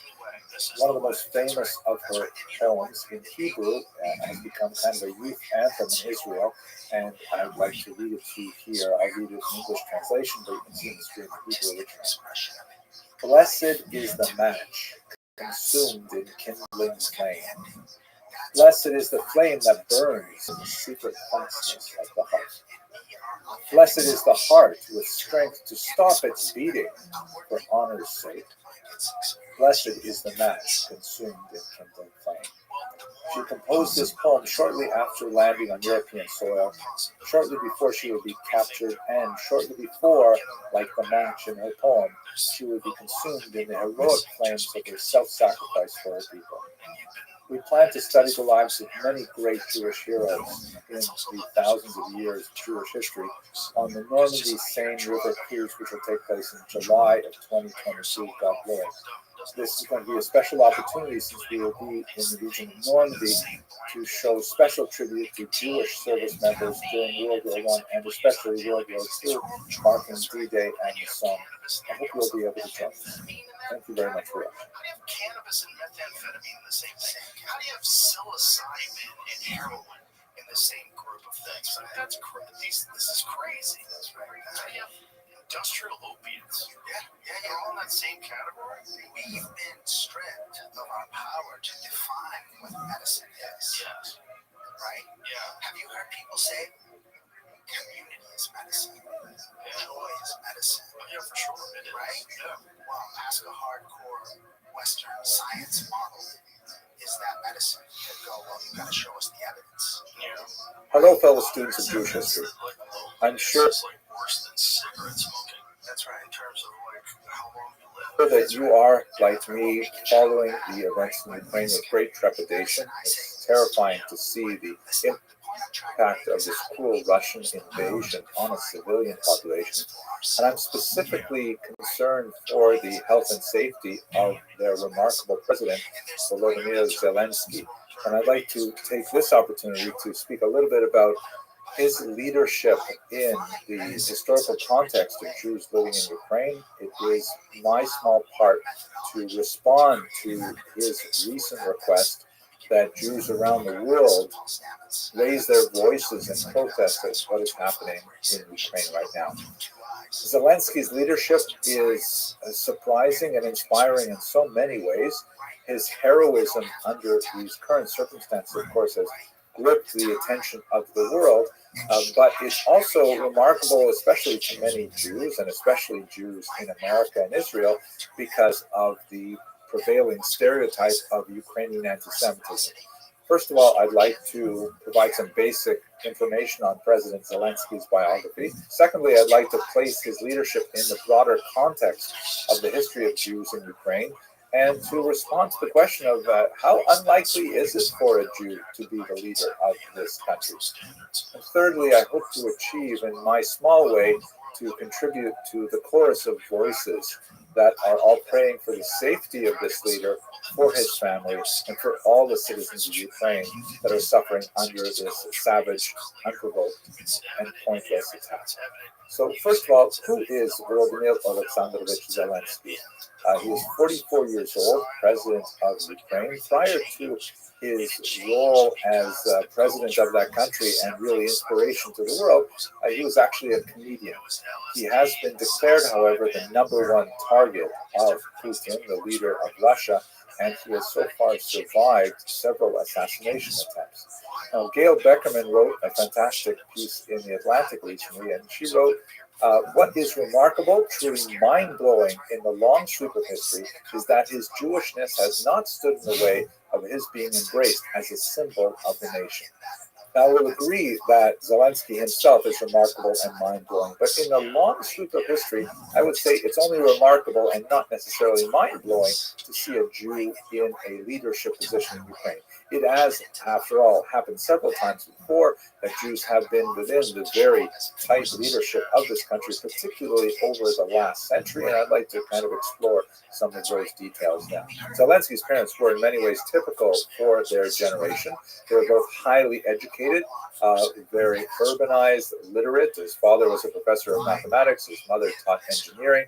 And note that they were specialized in non-ideological fields, meaning although they may have been very cultured and very engaged in other kinds of aspects of life, Soviet Jews, when they studied in university, they tended to gravitate to those fields which would be less vulnerable to critique.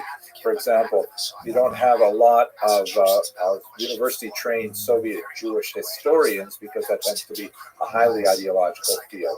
Zelensky's parents were typical of a type of Jew that was known as Homo Sovieticus, or Soviet man, Soviet human. The idea was to try and keep your head down as much as possible, to not affiliate openly in any way with any organized Jewish entity, certainly not to attend a synagogue, because that was, during the very repressive era of the Soviet Union, the best way to get yourself on the KGB mailing list and to be exposed to all kinds of persecution, small and large, in the future. So they strove to excel and to raise their families quietly, but to stay away from anything ideological or political and so on. They were Russian speakers. This is also fairly typical of Jews because as a minority, Jews tend to sort of culturally orient themselves towards the dominant population, and Russians clearly dominated Ukraine for much of the 20th century. Zelensky himself was raised as a Russian speaker, his first language, but he adopted Ukrainian as his second language, like many people of his generation. Actually, one of the things that I've witnessed in my own lifetime and over the course of my own visits to Ukraine, that it was, in the 1980s, clearly dominated by the Russian language, except in the western regions of the country. But now it's overwhelmingly Ukrainian speaking, and the Russians are in the minority. It's remarkable how that changed really since 1991 so rapidly. He also, Zelensky, studied English, and he studied very well. He's actually quite fluent in the language. Let us not forget that he was only 13 years old at the time that Ukraine became independent, so he was an adolescent at the time when that cultural shift was happening. His wife is not Jewish, which is very typical for Jews in Ukraine, just like it is in the United States of America, a very high degree of intermarriage between Jews and Ukrainians. He went to school and he studied law, also typical for Jewish kids, although a little bit more ideological, particularly in the independence period. And then he went into comedy. He got involved with a comedy troupe that was called Studia Kvartal, 95 or Kvartal 95, and this is also actually a very long Jewish tradition. Let's not forget that for much of Ukrainian history, Jews were much more urban than Ukrainians. They tended to concentrate in villages, in towns, and whenever they were allowed to live in them, in cities as well. And there were certain kinds of activities that Jews gravitated towards. Entertainment is one of them. And you have a very long tradition of Jews in the klezmer music tradition. And Zelensky fits very well into that kind of paradigm of Jews in entertainment. We, of course, see that tradition in America as well, with Jews gravitating and in many ways creating Hollywood and the film industry and so on. His comedy troupe recorded a TV sitcom that proved to be extremely popular. It was called Sluga Narodu, or Servant of the People, and it ran from 2015 to 2019. Zelensky played a mild-mannered high school teacher in his 50s, still living at home with his parents, who was caught on a cell phone video in a tremendous rant against corruption in the country. That video was uploaded and became viral. And in the series, Servants of the People, he ends up becoming elected to be the president of Ukraine. It's a hilarious sitcom. And then the great irony of it, one of those cases where art imitates life, imitates art, some Kvartal 95 employees decided to start a real political party with Zelensky at its head in 2018, and they ran on the platform of the fictional character Vasil Petrovich Holoborodko, who was elected in Servants of the People to be president, and Zelensky himself was then elected in a remarkable landslide to be the actual president of Ukraine. In the April 2019 election, he won 73% of the vote, which is just amazing. Now, it's not overwhelmingly amazing because here in this country, of course, we have Ronald Reagan, who was an actor who ended up becoming, one of the most memorable presidents of the 20th century. But Zelensky in Ukraine, that's his story. He made brilliant use of Instagram and social media to communicate his platform to ordinary Ukrainians. But those are skills that really served him well in the current crisis as well. Now, we see, though, that Zelensky himself is not just a TV character. I mean, it was hard for a lot of people, myself included, to take it really seriously that he was elected to this position, but he has really come into his own. And besides the obvious heroism that we're seeing in the current conflict, the Times of Israel published a really interesting interview with David Horowitz in which they write about the time when his own prime minister spoke poorly about Zelensky behind his back, what would be called in traditional Jewish thought, Lashon Hara, and a recording of that was leaked, and then the prime minister, embarrassed, submitted his resignation. But Zelensky denied the resignation letter, saying that essentially if he were to leave the government this time, it would be very destabilizing, would have a negative impact on the Ukrainian people. So this is a phenomenal demonstration of character that he was willing to forego his own personal humiliation because it was really for the betterment of the nation. He truly was a servant of the people in that particular episode. Now let's try and understand a little bit more about how is it possible that Ukrainians could specifically elect a Jewish man to be the head of their government. Now, let us recall that why are we even asking this question? Primarily because here in the West, there is a deep-seated stereotype of Ukrainian anti-Semitism. I think it's especially true of children of Holocaust survivors who grew up in the diaspora for two reasons. First of all, because there was a certain degree of Ukrainian collaboration with the Nazis. That is, of course, Putin's go-to line, which is absolutely absurd and offensive, that Ukraine needs to be denazified. That's ridiculous. But there is definitely a history of this that I've explored in other videos of a little more sophistication at length. The second reason for this, for the stereotype, is because Jews in the diaspora have been separated geographically from the normal day-to-day of Jewish Ukrainian life. I mean, look at it this way. Jews have lived in Ukraine. There has been documented Jewish life in Ukraine for well over 1,000 years.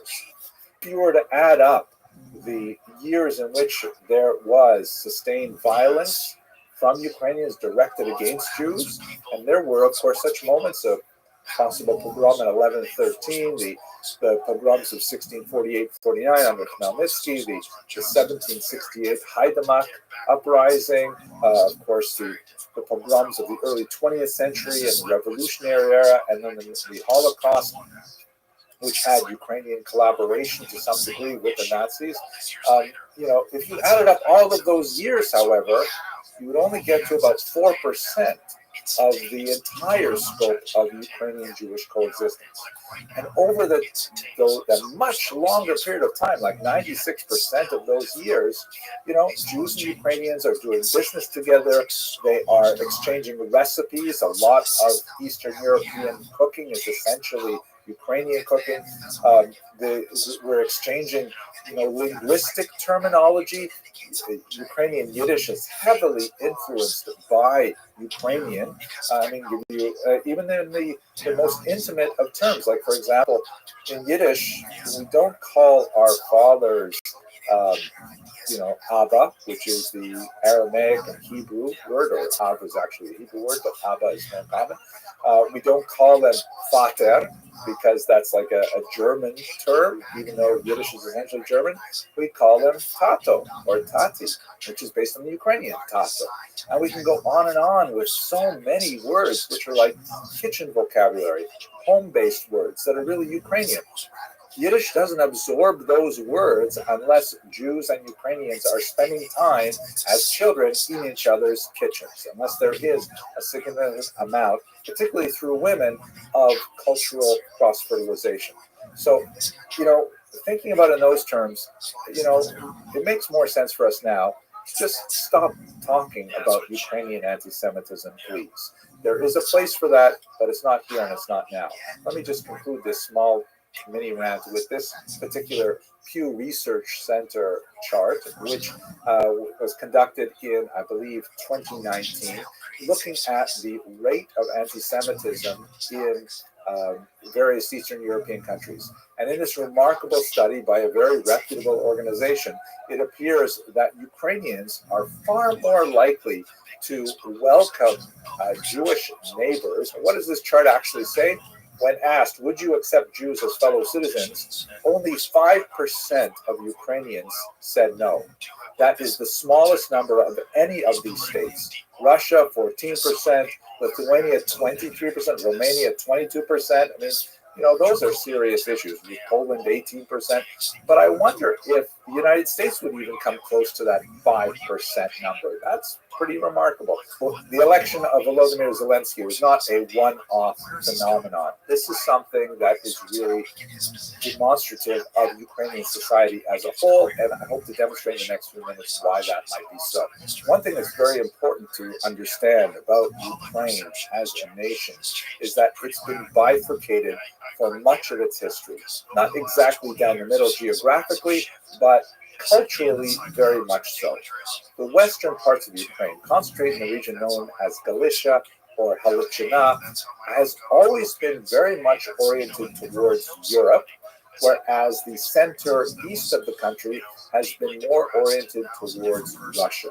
And throughout its long history, Ukraine has kind of vacillated between, do they balance more heavily towards European models of thinking, or do they balance themselves more towards the Russian ways of thinking? There is a clear distinction in so many ways. This kind of balance between East and Western ways of thinking really begins to find pragmatic expression in the late 19th, especially the 20th centuries, when you have an era of national awakening that affects much of the region, and Ukrainians themselves have to sort of say, okay, well, what are we? What do we believe? Who are we like? We see this in particular in the revolutionary era, that is after the fall of the Russian Empire in 1917. As Ukrainians attempted to articulate an actual political organization, they found it was essential for them to forge relationships and alliances with the Jewish minority. The Jews had a lot of advantages that Ukrainians did not have at the time. Jews were overwhelmingly urban and literate and numerate, were a lot more conversant with the types of work that was necessary to actually create an administrative apparatus, skills that were not necessarily well developed in the far more agrarian, rural population of Ukrainians. And so the smaller number of Ukrainians who were urbanized and educated, literate, and so on, they formed these alliances in an organization called the Centralna Rada, the Central Soviet, would be one way to translate, or the Central Council, which was distinct from the Soviet councils to the north in Russia.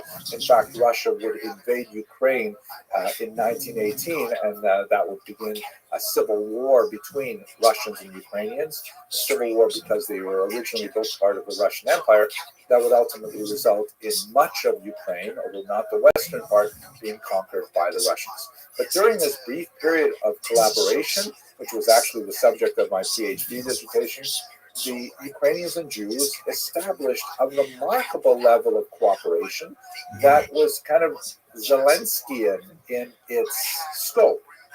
They had a Ministry of Jewish Affairs, they had money printed in Yiddish, they had correspondence in Yiddish. It was really a remarkable kind of thing.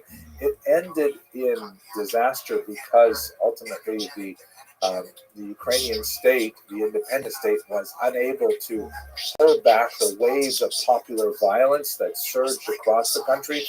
The Soviet invasion, the remnants of various anti-Soviet forces active in Ukrainian territory, and ultimately it simply could not sustain itself. But there was a flash of the possibility for a very brief period of time that we would see later flourishing in the beginning of the 21st century. It was during that time that you really saw expressed, if only for a few months, the orientation towards the West, towards Europe, and its values of modernism, tolerance, multiculturalism, democracy, transparency, and so on. Now, if we focus in on the Soviet period during the 1920s, we see a lot of these things happening, albeit in a fairly restricted form, during the 1920s. This is the era known as Korenizatsiya, a period which was, it's hard to translate that term, it's kind of like indigenization, meaning allowing local cultures to express themselves. This is before Stalin really was able to cement his own power, and so as a result, you see an effervescence of Yiddish, of Ukrainian, you see a lot of new cultural possibilities that begin to, express themselves in all kinds of artistic and cultural venues. It comes to a crashing halt as well in the 1930s when Stalin takes over.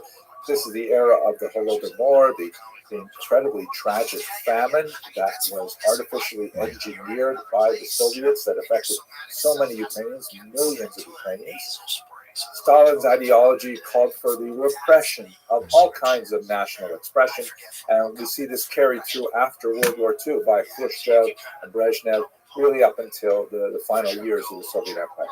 Now, if we move to the Nazi period, this is obviously, in terms of Jewish-Ukrainian relations, the darkest period of their interaction. So what exactly happened during this time? Well, again, I would refer you to other videos on my channel where I discuss this. It requires a lot more elucidation to understand properly.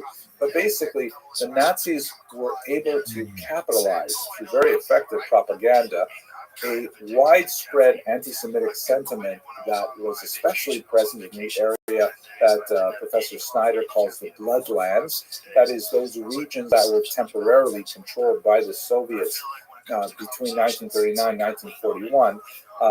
The Nazis were able to really capitalize on the local anti-communist sentiment by specifically playing up the idea of the Judo-Kommuna, the Jewish communist conspiracy, which was also a farce. The idea that communism was dominated by Jews, which was certainly not true, especially after Stalin purged so many Jews from the party. The Nazis were able to direct a lot of the anger with communism against the local Jewish population.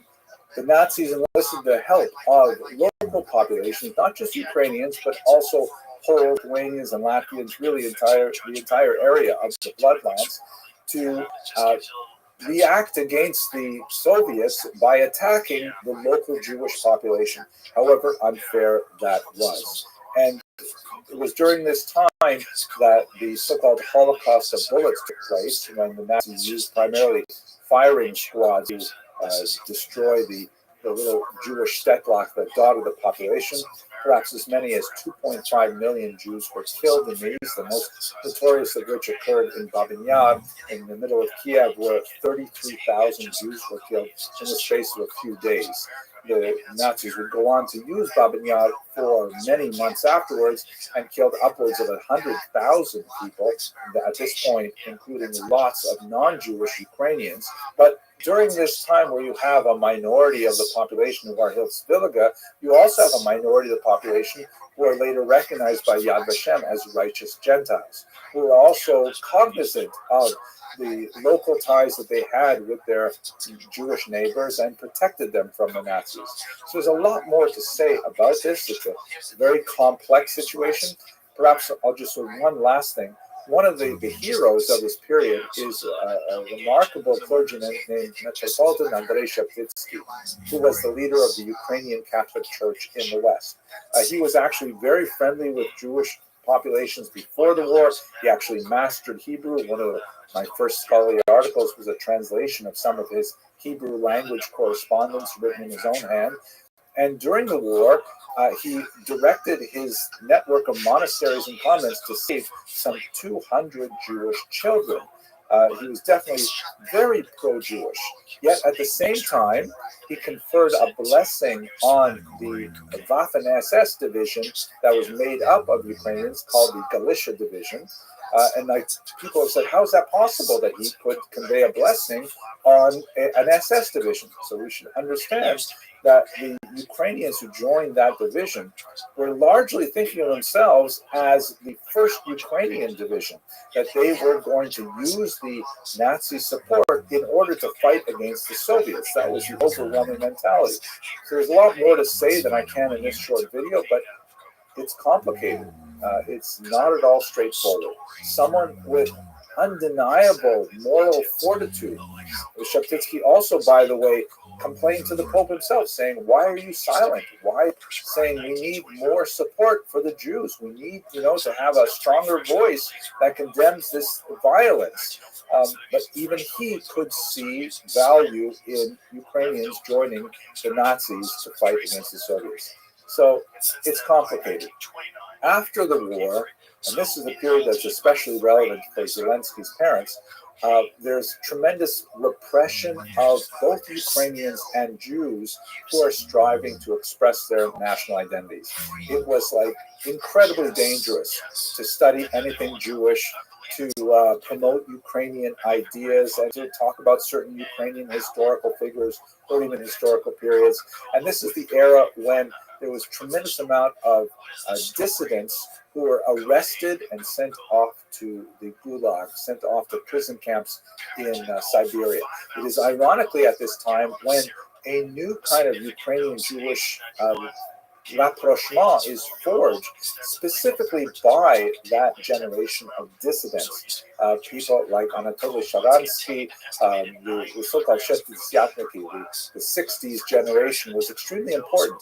And when this began to thaw, particularly under Gorbachev, then there was a tremendous upswelling of support for national expression by both Jews and Ukrainians, and mutual expressions for each other's support.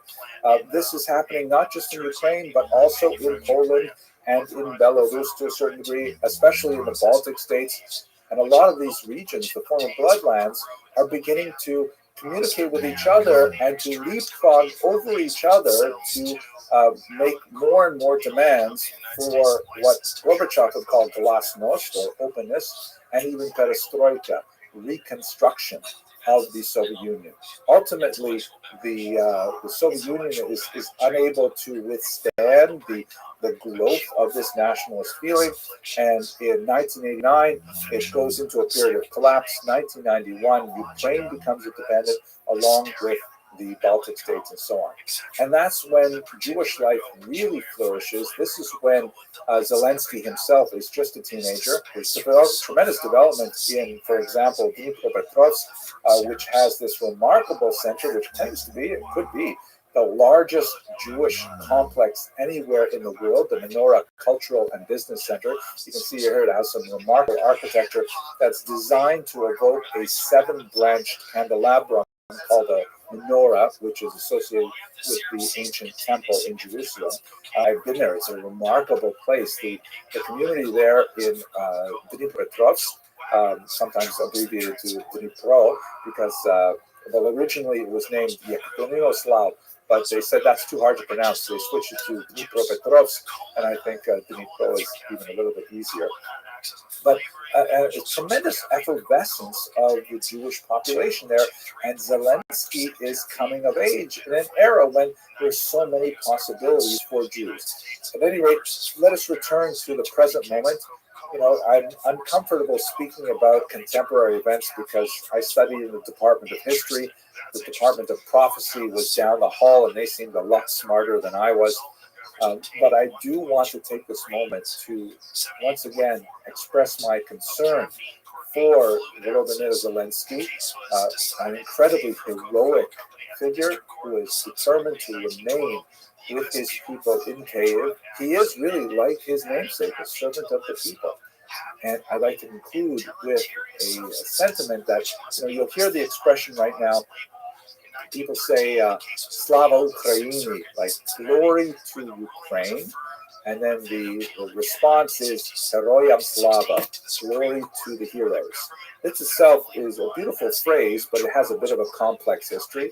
It predates the Holocaust. It goes back to the great poet of Ukraine, Taras Shevchenko, and it was used during the revolutionary period at the beginning of the 20th century. But it was also really capitalized by some of the much more pro-Nazi groups during World War II. So it's a complex kind of phrase, and it's hard for me to really say it with full enthusiasm.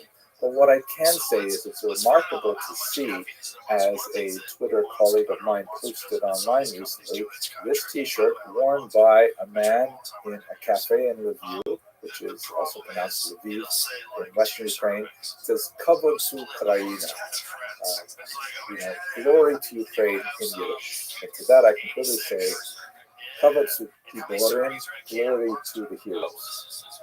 Thank you very much for watching. Let us hope that the Russian advance is halted and that a ceasefire is declared and that the people of Ukraine should be safe, along with their remarkable leader, Volodymyr Zelensky. Thank you very much for watching. What do you do? It's a gray area. 140. A monster is, oh my God. 140 for zero sugar. A regular monster is 160. 160. Mountain Dew Rise has 180. Beyond Raw Lit. Hello, fellow students of Jewish history. I'm really enjoying my research and preparation for the course of this book. Those 5-hour energy drinks, that's 200 milligrams of caffeine. Year, where there are going to be 3 main attractions. First of all, has 300. Holy shit, man. And Coca-Cola led the battle. What was the natural beauty of the Seine River and the countryside of that part of France. Interesting. Well, it's like people have always tried to control other people. Also, the 1,000 years of Jewish history that goes way back in the region. And finally, of course, special emphasis on the history of Jews in the armed forces of several countries. We're going to emphasize in particular World War I and II. And today, I'd like to speak to you a little bit about Jews involved in D-Day. But let's start by having a quick look at the route that we're going to be following. Here's where we'll be beginning at Paris, of course. You can see the Seine River flows sort of to the northwest into the English Channel and ends up at Le Havre and Honfleur. And we're also going to be looking at the city of Rouen, which has a really fascinating Jewish community that goes all the way back to the 11th century. In fact, in the 12th century, they had a local leader that was such importance that some Christian texts refer to the local Jewish leader as the King of the Jews. here is a modern picture of the medieval Rue des Juifs or the Road of the Jews that exists in Iran today.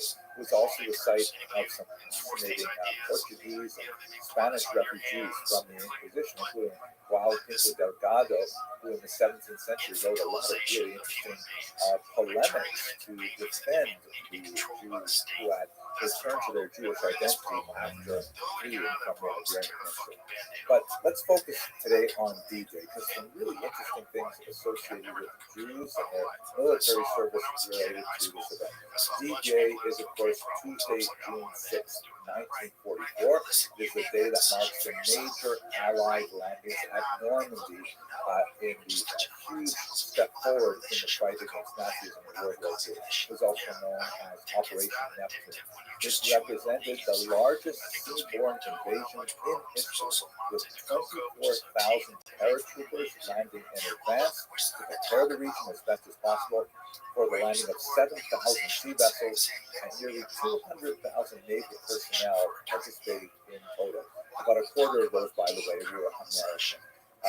There were tremendous losses on both sides, the Allies and the Germans, about 20,000 casualties. And the Allies, 4,000 of those casualties were actually soldiers who were killed in this very, very difficult military stuff. Here you can see a map that shows the sites of the landing. The Seine River flows just through the east of the major landing sites, including Omaha Beach, where we'll be spending time looking at the region and a remarkable museum that's located there. An incredibly punishing and difficult landing. The Germans were well prepared for it, and they knew that it was going to be coming eventually, so they had reinforced the region. There was a tremendous amount of difficulty and effort imposed in trying to make the landings at several beaches. Now, let us understand how Jews related in particular to this war and especially to D-Day.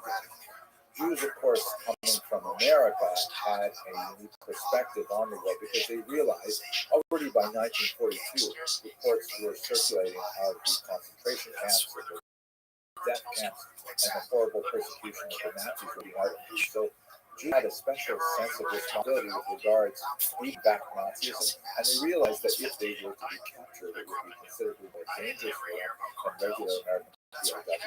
And so you see Jewish efforts in several different regions of Italy. In the arts, for example, Jews like Irving Berlin, who was a very well-regarded composer of popular music in the first half of the 20th century, he devoted his to writing what has become a major anthem for the American people, God Bless America. And in the lyrics of that song, Berlin specifically alludes to the war in Europe that was on the horizon in 1938 when it was first broadcast. The lyrics include, while the storm clouds gather far across the sea, right? 1938, this is the Kristallnacht, the Sudetenland crisis, and so on. Let us wear allegiance to a land that's free. Let us all be grateful for a land so fair as we raise our voices in solemn prayer. God bless America, a land that I love. Understood in this context, from a Jew who had fled persecution in the former Russian Empire, coming to these shores and achieving fame and fortune by dint of his talent, you can really understand how much he really did attach himself to America. And this kind of anthem has a tremendous impact on the larger population. Now, of course, in terms of the actual war effort, perhaps the first place we should start is Jews activating intelligence.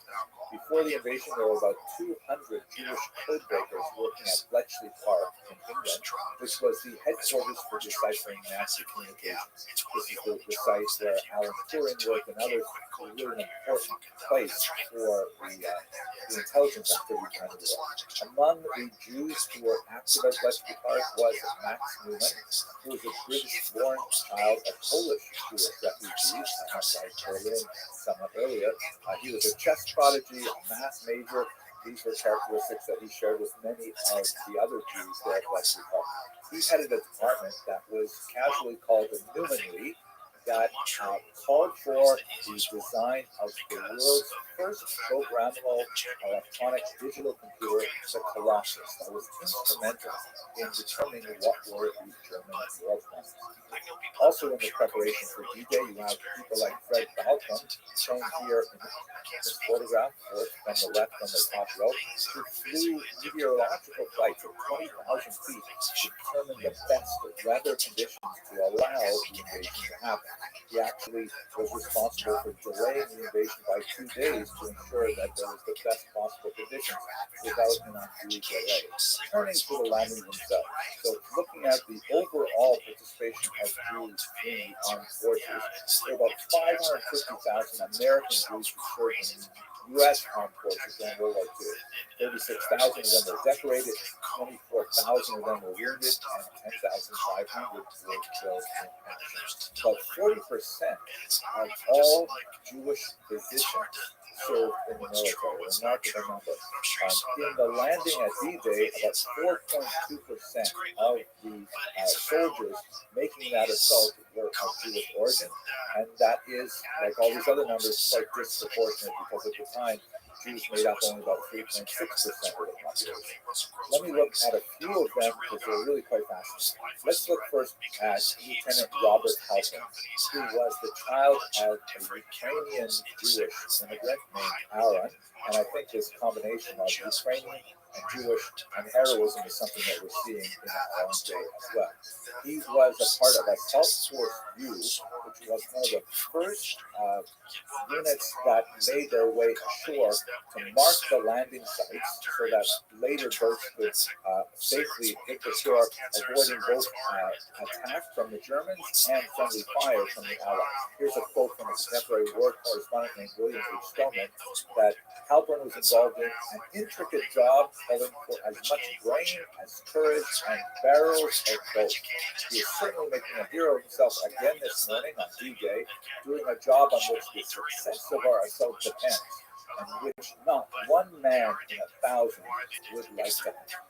For his efforts there, he received the Bronze Star. He was specifically cited for bravery in saving several soldiers from drowning. He went on to receive the Silver Star and another kind of medal, an Olympic medal for sailing for Team USA in 1960. Another Jew among the first to arrive on the beaches of Normandy was Abraham Compiotti. His boat hit the shore within 60 seconds of each hour. He was possibly the first of all American soldiers, and maybe even of all Allied soldiers to actually attack the beach. He was 22 years old at the time, a Sephardic Jew from Brooklyn. The Jewish Telegraphic Agency reported at the time that when his parents were told that their son was involved in the invasion, they went straight to synagogue and they engaged in nearly 4 hours of prayer. I think as a parent, I probably would have done something like that too. On that same boat was Captain Leonard T. Schroeder, a 25-year-old from a Baltimore neighborhood. He was featured in a French magazine in 1994 describing the heroes of Normandy, and he said at that time that today I realize that to be the first man ashore is an immense honor, yet I do not merit it more than anyone else. 5 of my men died down there in Normandy. They alone are the heroes. I hope this video gives you a sense of the importance of the Jewish effort behind D-Day and of those hallowed beaches that absorbed the blood of so many soldiers who went on to fight the great fight against Nazism in World War II. If you are able to join us on this cruise, where we'll be looking at the beautiful scenery of the same river, the 1,000-year history of Jews in the region, and specifically focusing on the history of Jews in the armed forces, I would love to meet you in person and spend some time with you on this wonderful experience. Thank you very much for watching. What kind of data do I have to create? Well, let me make that data. How do I access the compound? How are you going to let me? Right? And if we don't know how, we need the rules. And sometimes the rules weren't there. And Rick and Maps had to push, right? And in our system, how do we map? What's the appropriate way to unleash violence? It's with lawyers, right? It's frowned upon to physically be violent. So he had to fight. He had to fight with the government. And what really makes me Hello, fellow students of Jewish history. I, for one, am really looking forward to our scheduled July trip on Kosher Riverboat cruises as we explore the Jewish history of the same river. We're going to go all the way up to the English Channel and going to especially be concentrating on the beaches that are associated with D-Day, we spoke about in the last video. Today I'd like to speak about one location that's going to be halfway along the cruise. That is in the medieval city of Rouen. Now, Jews lived in Rouen from about the 9th century, and then they were expelled in the 14th century. But there wasn't a lot of actual architectural evidence of their existence there until August of 1976, when people were doing renovations to the remarkable 16th century Palace of Justice in Rouen, and you knew that it was located in the old Jewish neighborhood from before the expulsion of 1306, when a car dramatically collapsed in a huge sinkhole right in front of the steps up to the appeals court.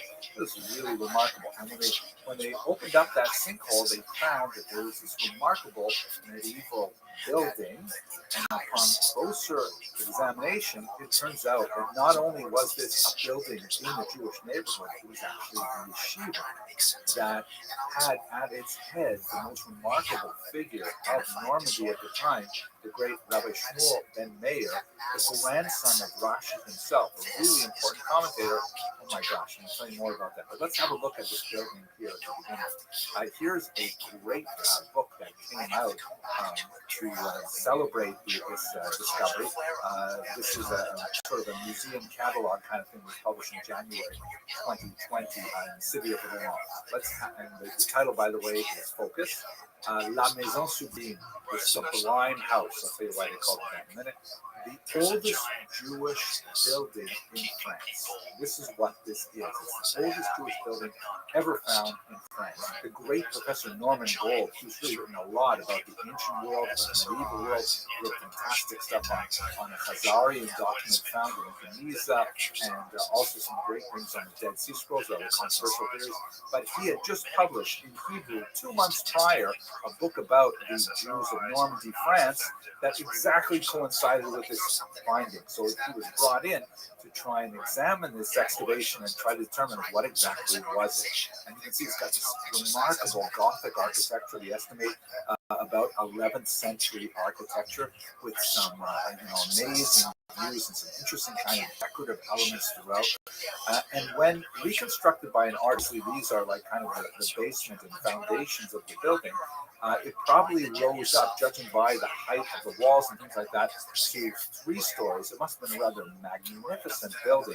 And it was not just a house. It was clearly something that was intended for public use. Now, what really changed was when they discovered some graffiti scratched into the walls in the basement. Here's a photograph of the Rabbi of Rouen at the time, Solomon Perez, who's showing the graffiti to the great Rabbi of France, Rabbi Yaakov Kaplan, and Jean Leconnet, who was the mayor of Rouen, and he's pointing out this remarkable phrase. As you can see here, this is what it looks like.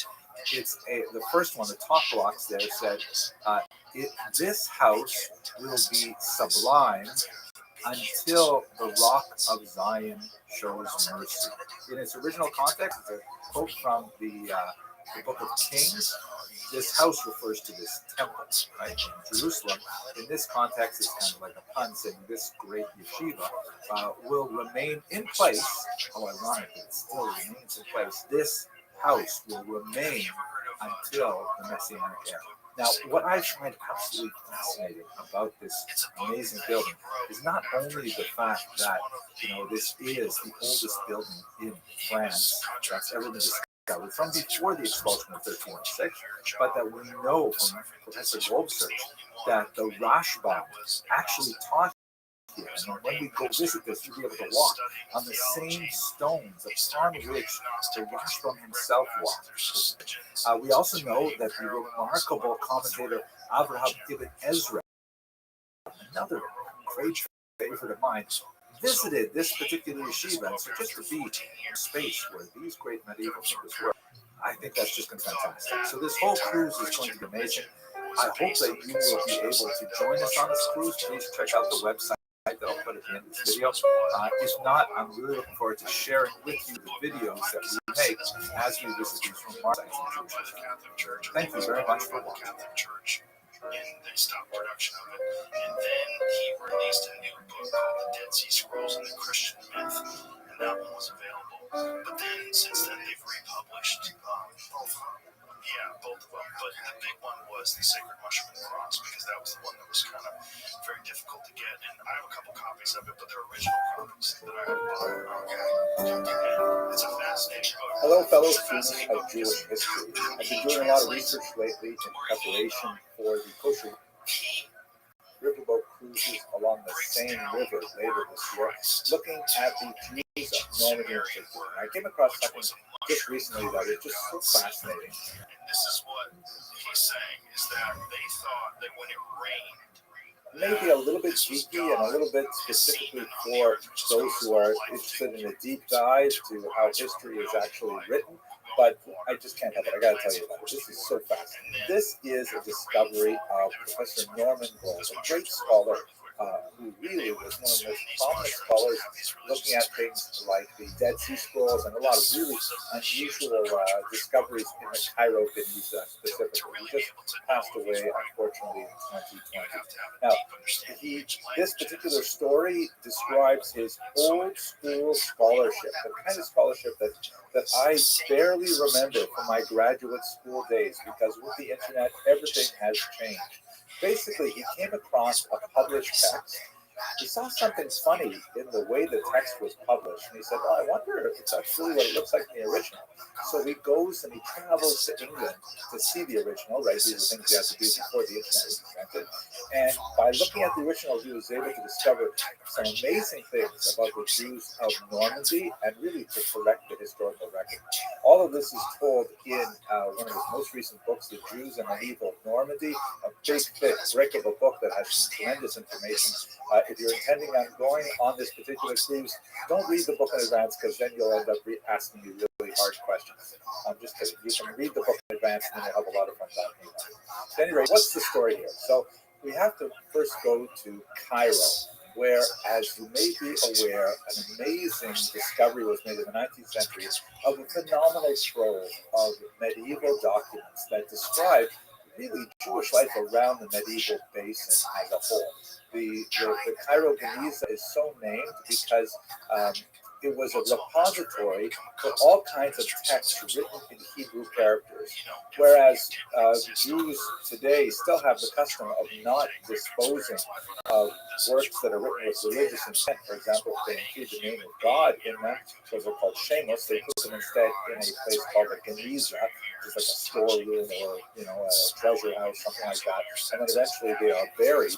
But the Jews of Old Cairo, a place called Fustat, actually regarded anything written in Hebrew characters, regardless of the nature of its content, as deserving of, going into the Geniza, and they sat there for hundreds and hundreds of years until the 19th century when they were discovered. Here's a picture of one of those great researchers from the turn of the 20th century, Solomon Schechter.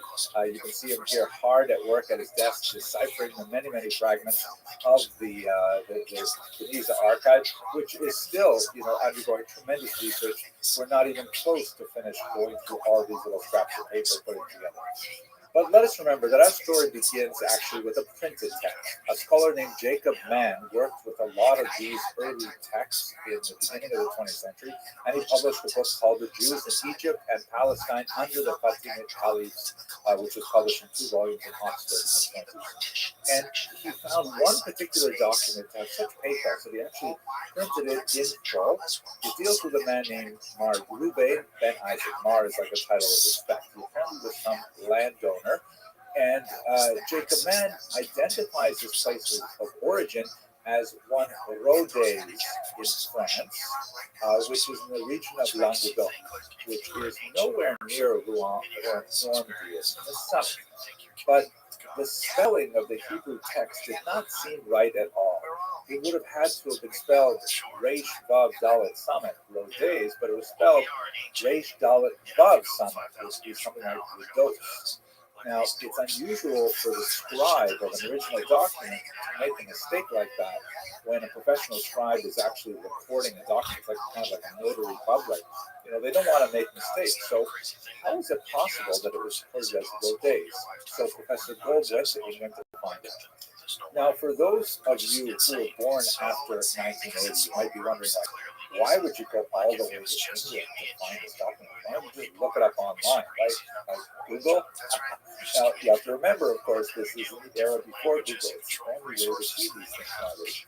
But I did, in fact, since I'm in that transitional generation, I was born sometime before 1980. I went and looked it up at the British Library, which has wonderfully digitized so many of these Cairo-Tunisian manuscripts. You can see here that the catalog information still records it as wrote days, according to Professor Mann. They'll probably update this once they see this video, or once they read, Norman Gold's book on Jews and Normandy. And here is the actual document. Isn't this great? You can actually see the document up close.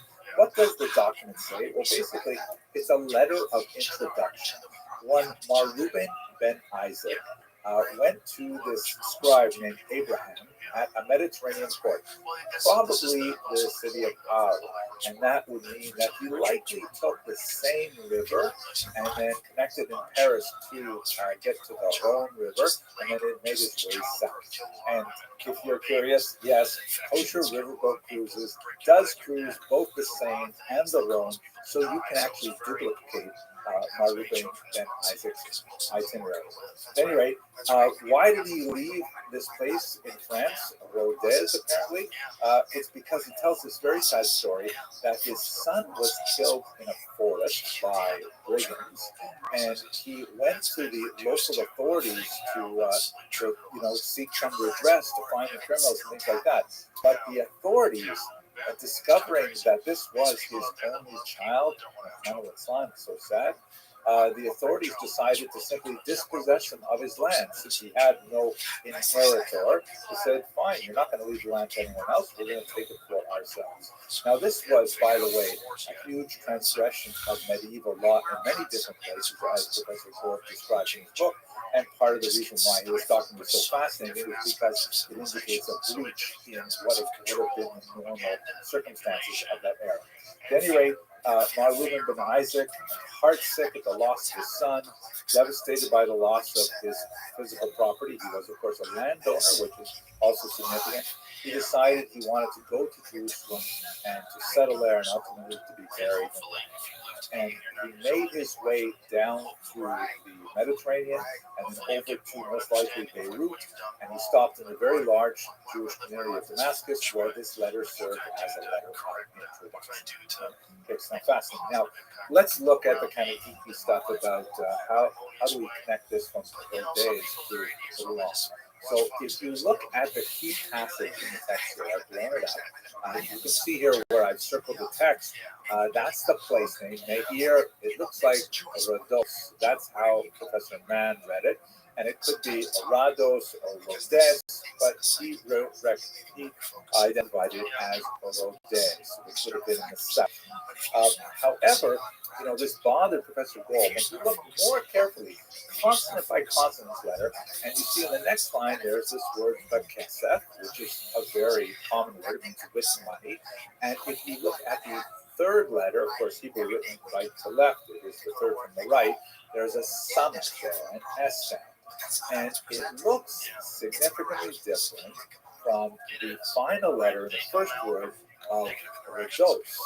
And in fact, if we zoom in a little bit, you can see that the summit and the final mem are very, very slightly different, especially if you look at the lower right corner, where the final mem in Radon is slightly more of a 90-degree angle, and the summit is more kind of a 45-degree angle.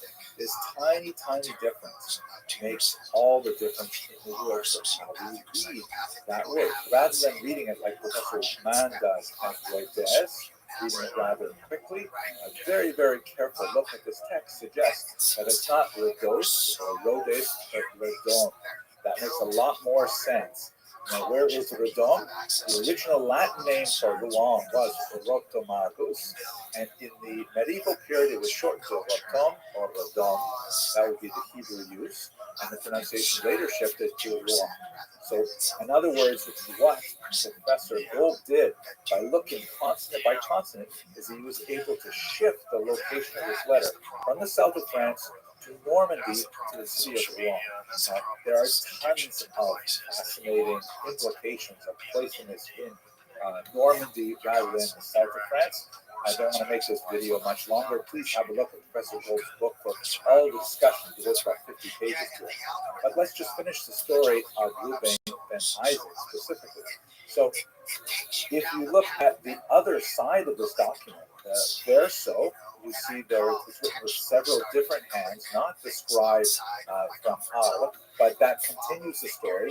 And amazingly, by looking more broadly in the Geniza archive, another document turns up, which deals with this same person and continues the story.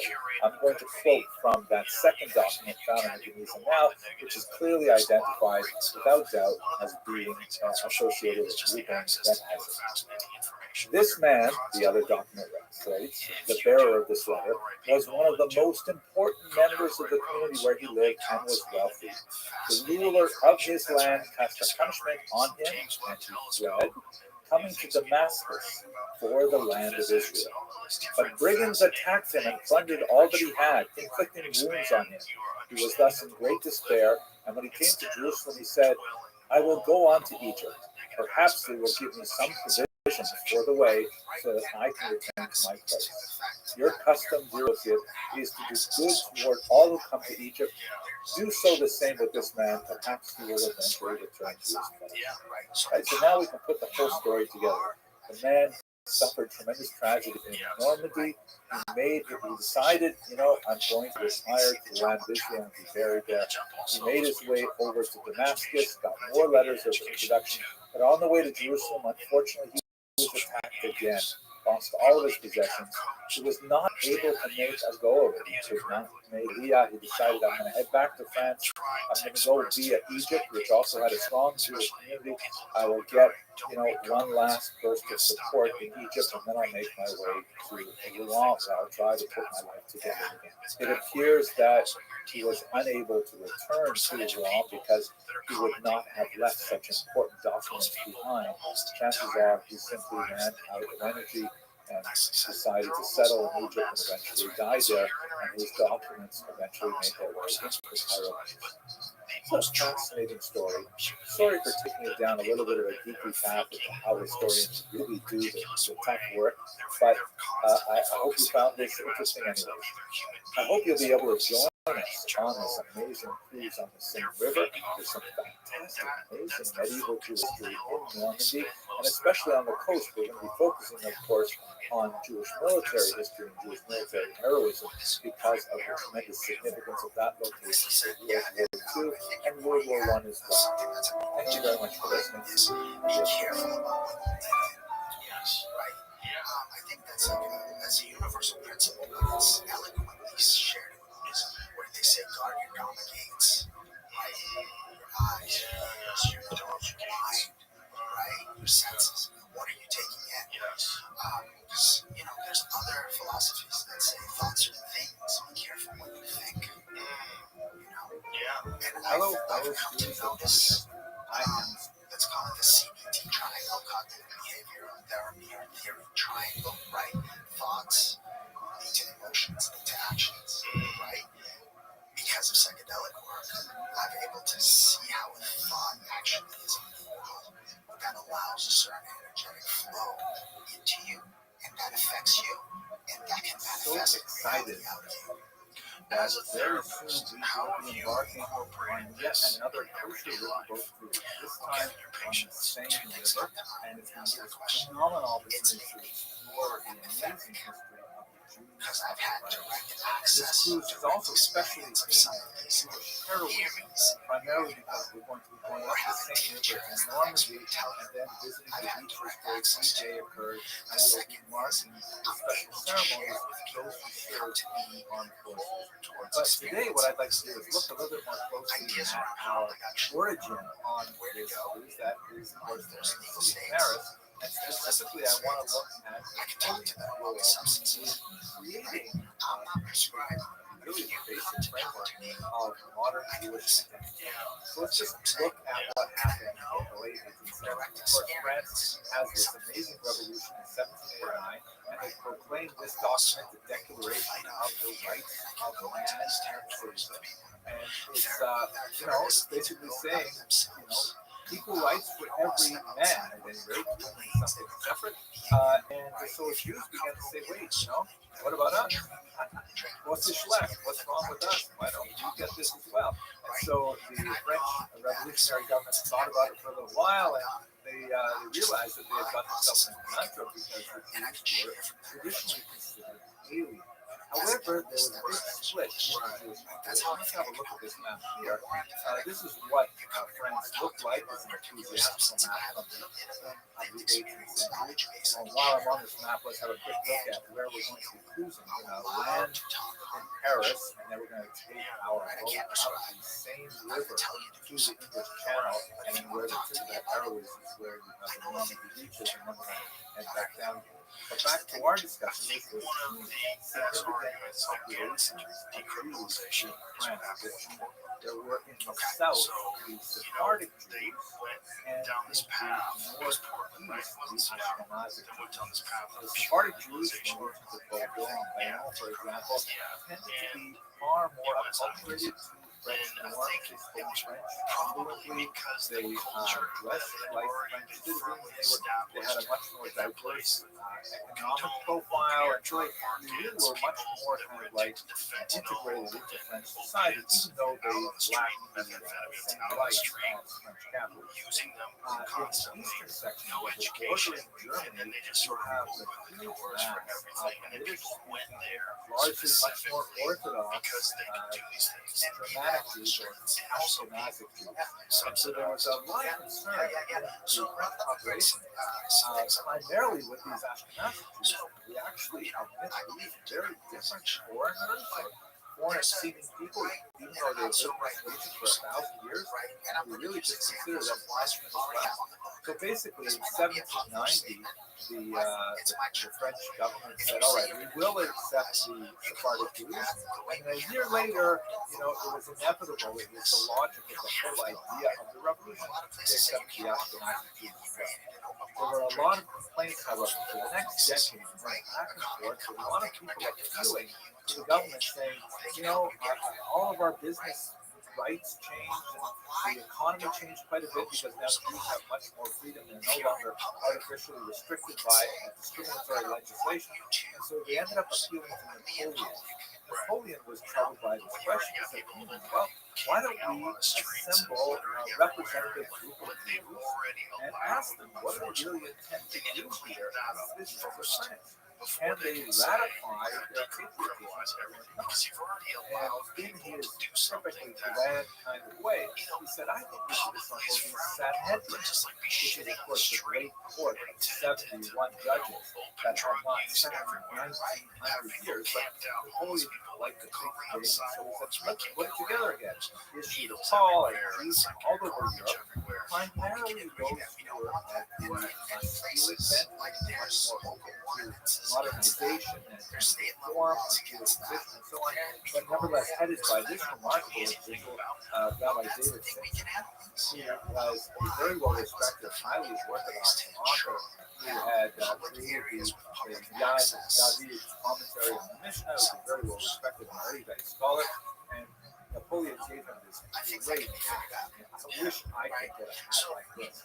Realize that if we say full-scale Anyway, now that since I became the president of this unruly body of Jews from all over, called the Sanhedrin, and when they came together, first actually under the name the Assembly of Notables, Napoleon presented them with 12 questions. And these 12 questions were basically designed to try to measure to what degree do these French Jews consider themselves essentially French.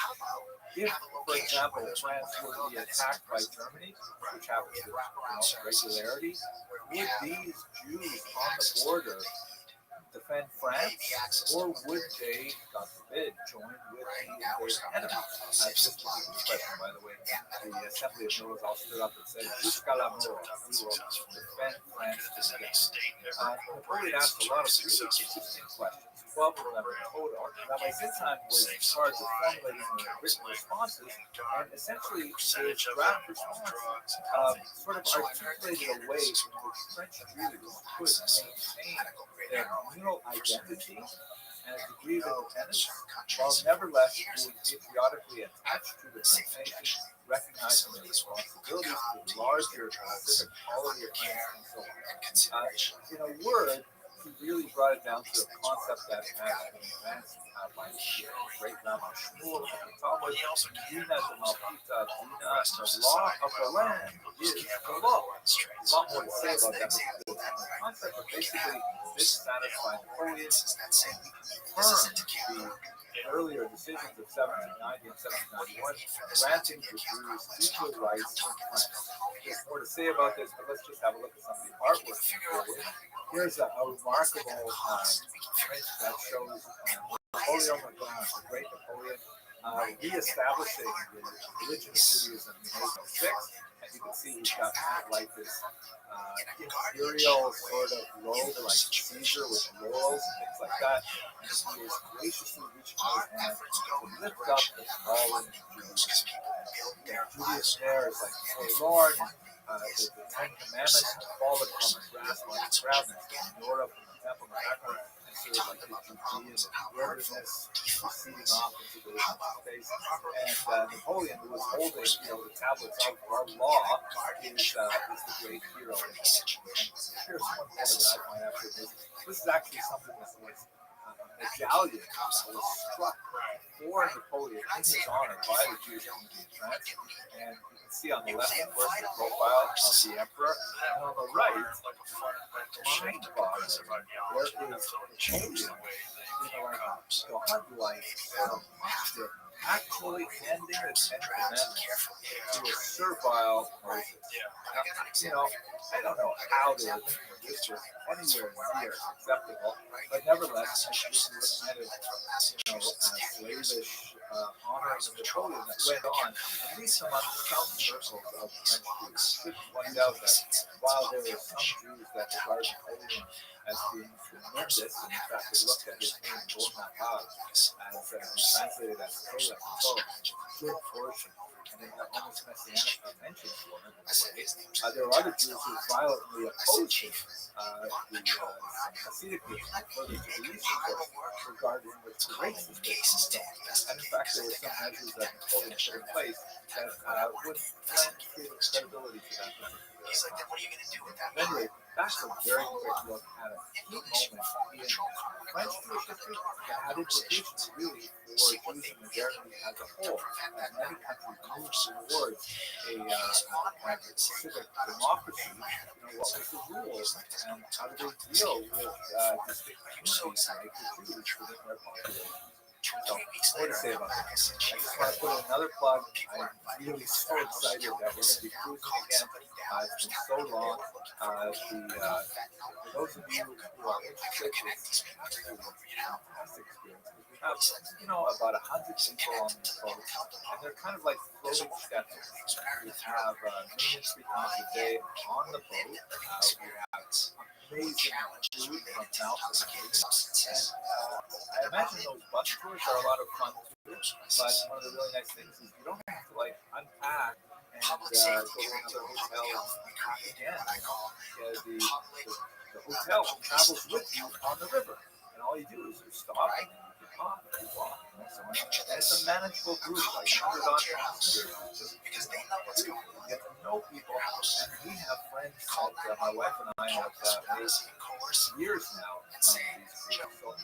So if you're able and interested, I would love to see you on these groups and spend time with you. Otherwise, I hope you enjoyed this particular video, and I look forward to Actually, not going to run because I'm playing this the same. Thanks very much for watching. I'm standing once. I'm not here. I'm not here to snoop around to find something that I'm willing to charge you with.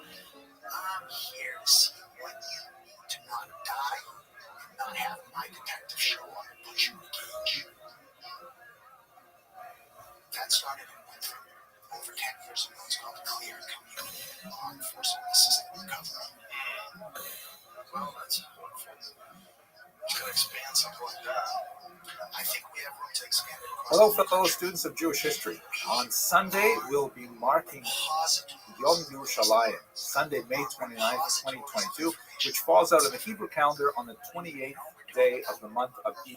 If it's not traditional enforcement based, And Jerusalem Day is a modern event that was commemorated by the State of Israel on the first year after the conquest of Eastern Jerusalem, which allowed the city to be united again after 1948. So what I'd like to do in this brief video is to give just a little bit of a historical overview of how this came to pass, and look very briefly at some of the ongoing political controversy that surrounds this particular event, and also a little bit of the religious controversy, because even though the unification of Jerusalem is something that obviously Jews look upon with tremendous favor, there are nevertheless differences of opinion over what to do about this particular event. Okay, so let's do the history. First of all, Jerusalem. It is the ancient capital of the Jewish people. The earliest mention of it, however, is in the pre-Israelite period, when the Egyptians mentioned it in their execration texts. Execration texts are really amazing things. They are these kind of like clay tablets, or sometimes they're shaped like figurines, and the Egyptians would list all the people and places that they really didn't like, and then they would, have some kind of ritual humiliation or destruction of that object, smashing them up, burning them, sometimes even worse things. So Jerusalem is mentioned in an execration text that dates from about the 19th or 20th century before the Common Era. The Canaanite inhabitants were the Jebusites, and they are described in the Bible as the inhabitants that were conquered by King David, and that's when David named it his capital. His son Solomon, of course, would build the temple there, and ever since then, for the last 3,000 years, it has been the undisputed capital of the Jewish people. Although they did have a civil war, of course, Samaria became a very important site, and so on, but we'll skip over that. The city was conquered many times over the next 3 millennia, and it received many other names, such as Isla Capitolina by the Romans, Beit al-Maqdis by the Fatimid dynasty, and finally Al-Quds by Arabs in the contemporary world.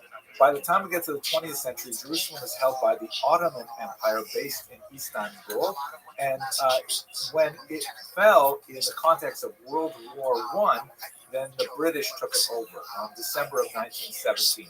The next few decades are known as the era of the British Mandate, because technically the land of Israel and also surrounding areas as well was given to the British as a mandate from the League of Nations to basically administer it. There was always a Jewish presence in Jerusalem from ancient times right through to the modern times, but sometimes it was very tiny. But when we get to the 19th century in particular, from about the 1870s and 1880s, there is a growing stream of Jews who are seeking to make Israel their home, and the population in Jerusalem in particular is expanding. There is also a growing Arab population at the same time, as there is increasing wealth and prosperity in the region. When these things go hand in hand, there's a lot more migration from outside the land of Israel, both Jewish and Arab. After several decades and World War II, the British are ready to leave. They ask the United Nations, which is the successor organization to the League of Nations, to say, we're having a really hard time. Tensions between Jews and Arabs in Jerusalem and in the region as a whole are increasing, and we'd like to leave, please. So they asked the United Nations to come up with a plan to somehow deal with the competing claims for Jerusalem and the entire region. The United Nations come up with this partition plan in 1947, which was actually pretty bizarre. It involved dividing the land of Israel into 7 distinct sections. Here you can see a period map that shows on the left the 3 green areas belong to the purported Jewish state. And this basically corresponds with more or less where they're concentrated the settlements were. And on the right, you see the sort of goldenrod color. That is the regions that were to be given to the Arabs. And the 7th, so there's 3 and 3, that makes 6. The 7th area was Jerusalem, which was to be an international zone because nobody could agree exactly how they would divide the Holy City. What ends up happening is the Jews, even though it is kind of a strange plan, they agree to the plan because, after all, it represents the very first moment that Jews are able to reestablish their sovereignty in the land of Israel since they were exiled in the first century of the Common Era, and war ensues almost immediately. The war lasts for a little over a year, as you can see in these 3 maps, but in the end, remarkably, the Jews are able to consolidate the territory and even expand it somewhat as the armistice comes into place in 1949. So between 1948 and 1967, Jerusalem is a divided city, think Berlin, with the primary areas of Jewish settlement prior to the war trapped on the Jordanian side of the border. In 1967, there was another major war, the 6-Day War, which there's a lot to talk about. It has a tremendous impact on politics in the region even to this day. But basically, the Israelis stave off an impending attack from the Egyptians and the Syrians in particular, and remarkably, largely through very effective use of air power, they actually consolidate their territory even more and expand it to include, as you see in this map here, which is provided from a more left-wing source. So you can see some of the names. People will always argue about what names are used in different places. I don't want to get into that, but the map on the left, you can see that Syria loses territory in the Golan Heights. Egypt loses a massive amount of territory, the Sinai Peninsula, and including the Gaza Strip, and then the so-called West Bank, because it is on the west bank of the Jordan River. Many Israelis prefer to use the Hebrew names like Shomron for this region. That is occupied by the Israelis. Now, there's a lot to say about this as well. It's heavily populated by Palestinians who are certainly not happy to be under Israeli sovereignty at this time, but the Israelis do not annex it outright. What they do annex, meaning take for Israel permanently, is East Jerusalem with a large Arab population. And that means that Jerusalem, the city, is once again united, but at great cost, which of course still has contemporary political ramifications to this day. It is the reunification of Jerusalem in 1967 that is specifically celebrated on this day, Yom Yerushalayim. Now let's just talk very briefly about 2 ongoing issues regarding Yom Yerushalayim. Obviously, for Jews, especially for religious Jews who see the establishment of the State of Israel as perhaps the unfolding of the Messianic era, that this is the Reshit Tzmichat Geulatenu, the beginning of the flowering of our redemption. This is a hugely important event, and it's really of cosmic and metaphysical proportions. So there are many Jews who find themselves in that particular ideological camp who say, oh my gosh, we should go full on with a holiday. We should, recite specific prayers that are only recited at times of great celebration and so on. But others say that, wow, this is really a great political event for the Jews, but maybe we should hold off on some of those other things. Who says we're qualified to establish holidays? And still other Jews will say, no, we disagree with this either religiously or politically and want to downplay Yom Yerushalayim. I'll leave that up to you to decide exactly where you want to fall in that particular spectrum. And at the same time, the second issue is, of course, that Jerusalem is reunited or reunified, at least on a political level, on an administrative level, but it is hardly unified in terms of the peace and stability of the region, which, of course, sees Jerusalem not as the city of peace, but rather as a city of strife. Hopefully, we will one day see a resolution of all of these events, and we will be able to celebrate Yom Yerushalayim with a full heart of enthusiasm for the happiness of all the residents of Israel and the Middle East and the globe as a whole. Okay, that's taking you very quickly through a historical perspective on what exactly is this day Yom Yerushalayim.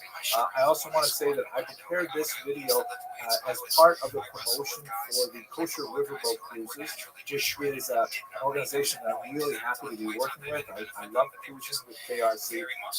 We're going to be going to the Seine River in just a little over a month now, and we're going to cruise from Paris along the Seine River up to the coast of Normandy, and we're going to have some special moments there on our visit where we will be commemorating Jewish heroism.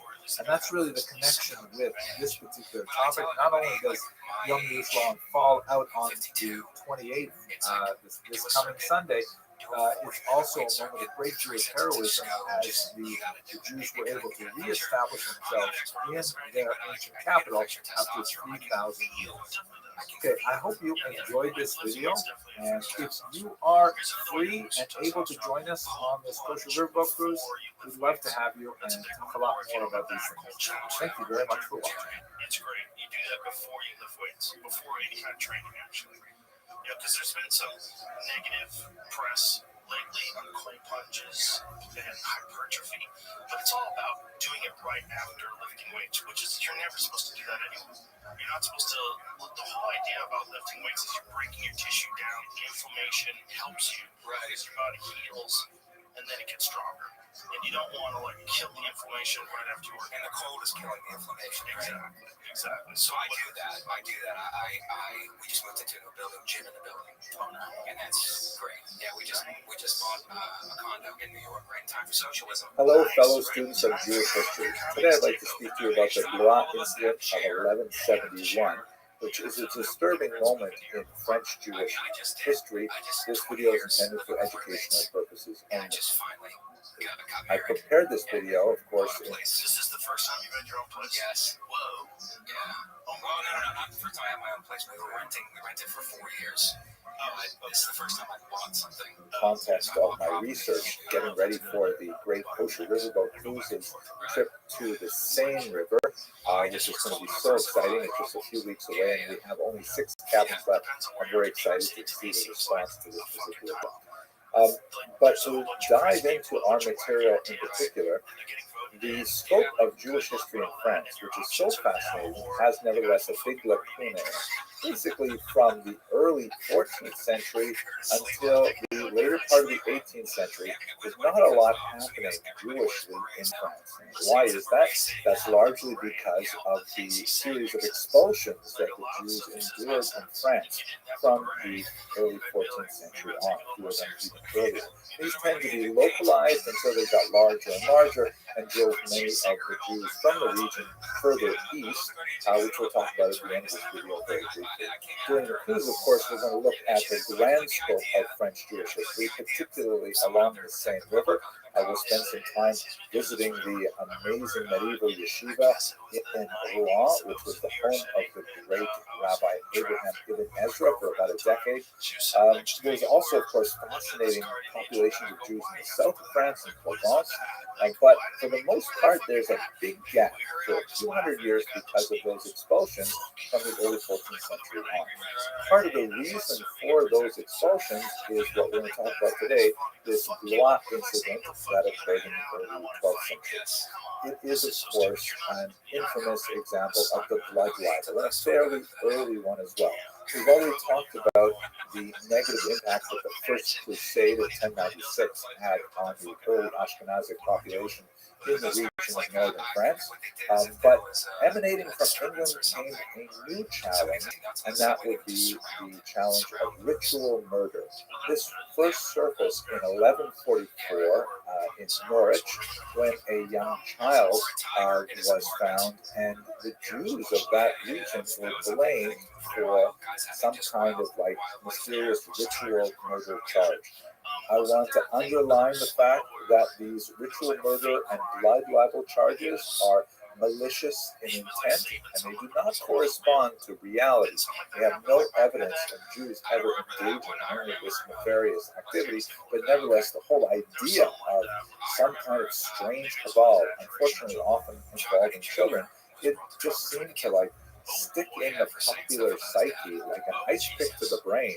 And it lasts right up until the 20th century. Some of the crazy fever dreams of QAnon and things like that seem to involve, pedophilia and God forbid these kind of terrible things.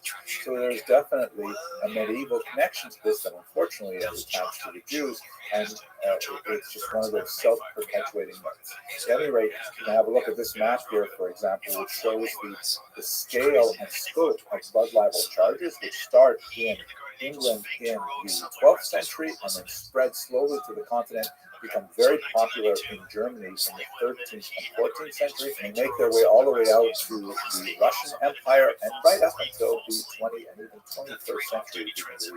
Some of the ritual murder and blood libel charges had a special longevity, such as this 15th century example of Simon of Trent, in which case the church was actually involved to a certain degree, even extending a beatification, which is like one of those stages towards even sainthood to the victim of this supposed plot. And the relics of these children are sometimes, inhumed and later even incorporated into the Catholic worship, which is completely bizarre. At any rate, let us return to the 12th century in France.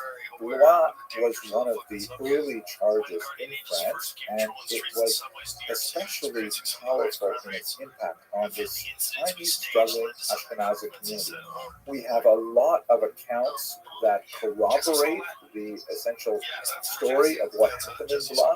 Many of these accounts were reported by Christian sources as well as Jewish sources, and we see them not only in terms of personal letters and communal documents, but also transformed into poetry and even liturgy, which of course has survived for centuries. Especially important for understanding are well corroborated accounts that emanate from nearby Orleans and from Paris, and they especially involve one particular figure who was the recipient of many of these documents, the great Tosafist Rabbi Yaakov Tam. He was the grandson of the famous Rashi, extremely important in interpreting the Talmud, and this is one of the incidents that occupied the last years of his life, as Jews from around France asked him for direction and guidance. Here, by the way, is a map that shows where Blois is. It's just to the southwest of Paris, and while I'm on the same map, here's roughly where we will be traveling on this trip as we make our way down the Seine River from Paris to Normandy and then back. One of the most important secondary sources that analyzes the events of Blois in 1171 is an article by Robert Chazen. Dr. Chazen is one of the greatest medievalists that we have in the field. I had the great privilege of studying with him at Oxford on an NEH seminar, and it was absolutely fascinating. He wrote research on Blois in his youth. He published an article in 1968 in the Proceedings of the American Academy for Jewish Research, and he essentially takes us through the story. What exactly happened? So apparently there was a Jewish traveler named Isaac ben Elazar who was passing along the Loire River with a load of untanned skins, right? Leather worker, basically, to make leather, you've got to flay an animal, and then you've got to, scrape off the excess meat, and then you have to soak it in various solutions until it finally make it into leather. So apparently he had some skins, I imagine it was on some kind of wagon load, early in this process where they were still quite bloody and so on. And as he's passing along the banks of the Loire River, one of those skins came loose, and it frightened a nearby horse that was connected with a Christian servant who mistakenly took this bloody skin for the body of a child. And perhaps he had somehow heard about the incident in Norwich from 30 years earlier, and he thought that it was happening here in France as well, who knows. But he went and reported it, and it reached the local nobleman, a Count Thibault of Blois. Now, Thibault of Blois was an interesting character.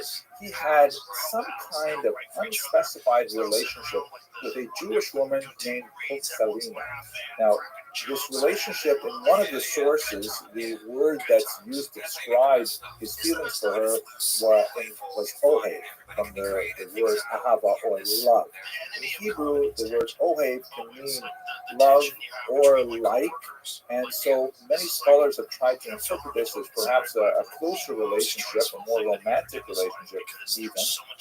But other scholars have said it maybe meant more like favor, that he favored her. Who was this Proserpina? She was apparently a very successful moneylender. We discussed in other videos the role that Jews played in early commerce and credit at this time of year. So Proserpina was arrested by Thibault. Why she was arrested may have more to do with Thibault's wife, Alex, who, although we don't necessarily know the nature of Thibault's relationship with Proserpina, we certainly know that Alex was full of animosity to Proserpina, some kind of jealousy perhaps, or it could also be due to the fact that she was heavily indebted to this moneylender. And this is a pattern that we also see in many Jewish communities, where moneylenders, if they're good at their job and extend a lot of credit, then at some point, sometimes the debtors begin to feel resentful and they expel the Jews. You see this happening throughout Europe at this time. At any rate, Thibault, perhaps acting with the strong urging of his wife Alex, imprisons not only Proserpina, but also for the entire community. About 31 adults, and later they would actually be burned at the stake. The entire episode, by the way, is so moving that I mentioned how Robert Chazen wrote this article in History. The great Genesa scholar S.D. Goitein, he wrote a play on this in 1927, which is really quite amazing. At any rate, the community responded right away with collecting a bribe of £220 to try and release this community of 30-odd people who were arrested, and this amount was rejected.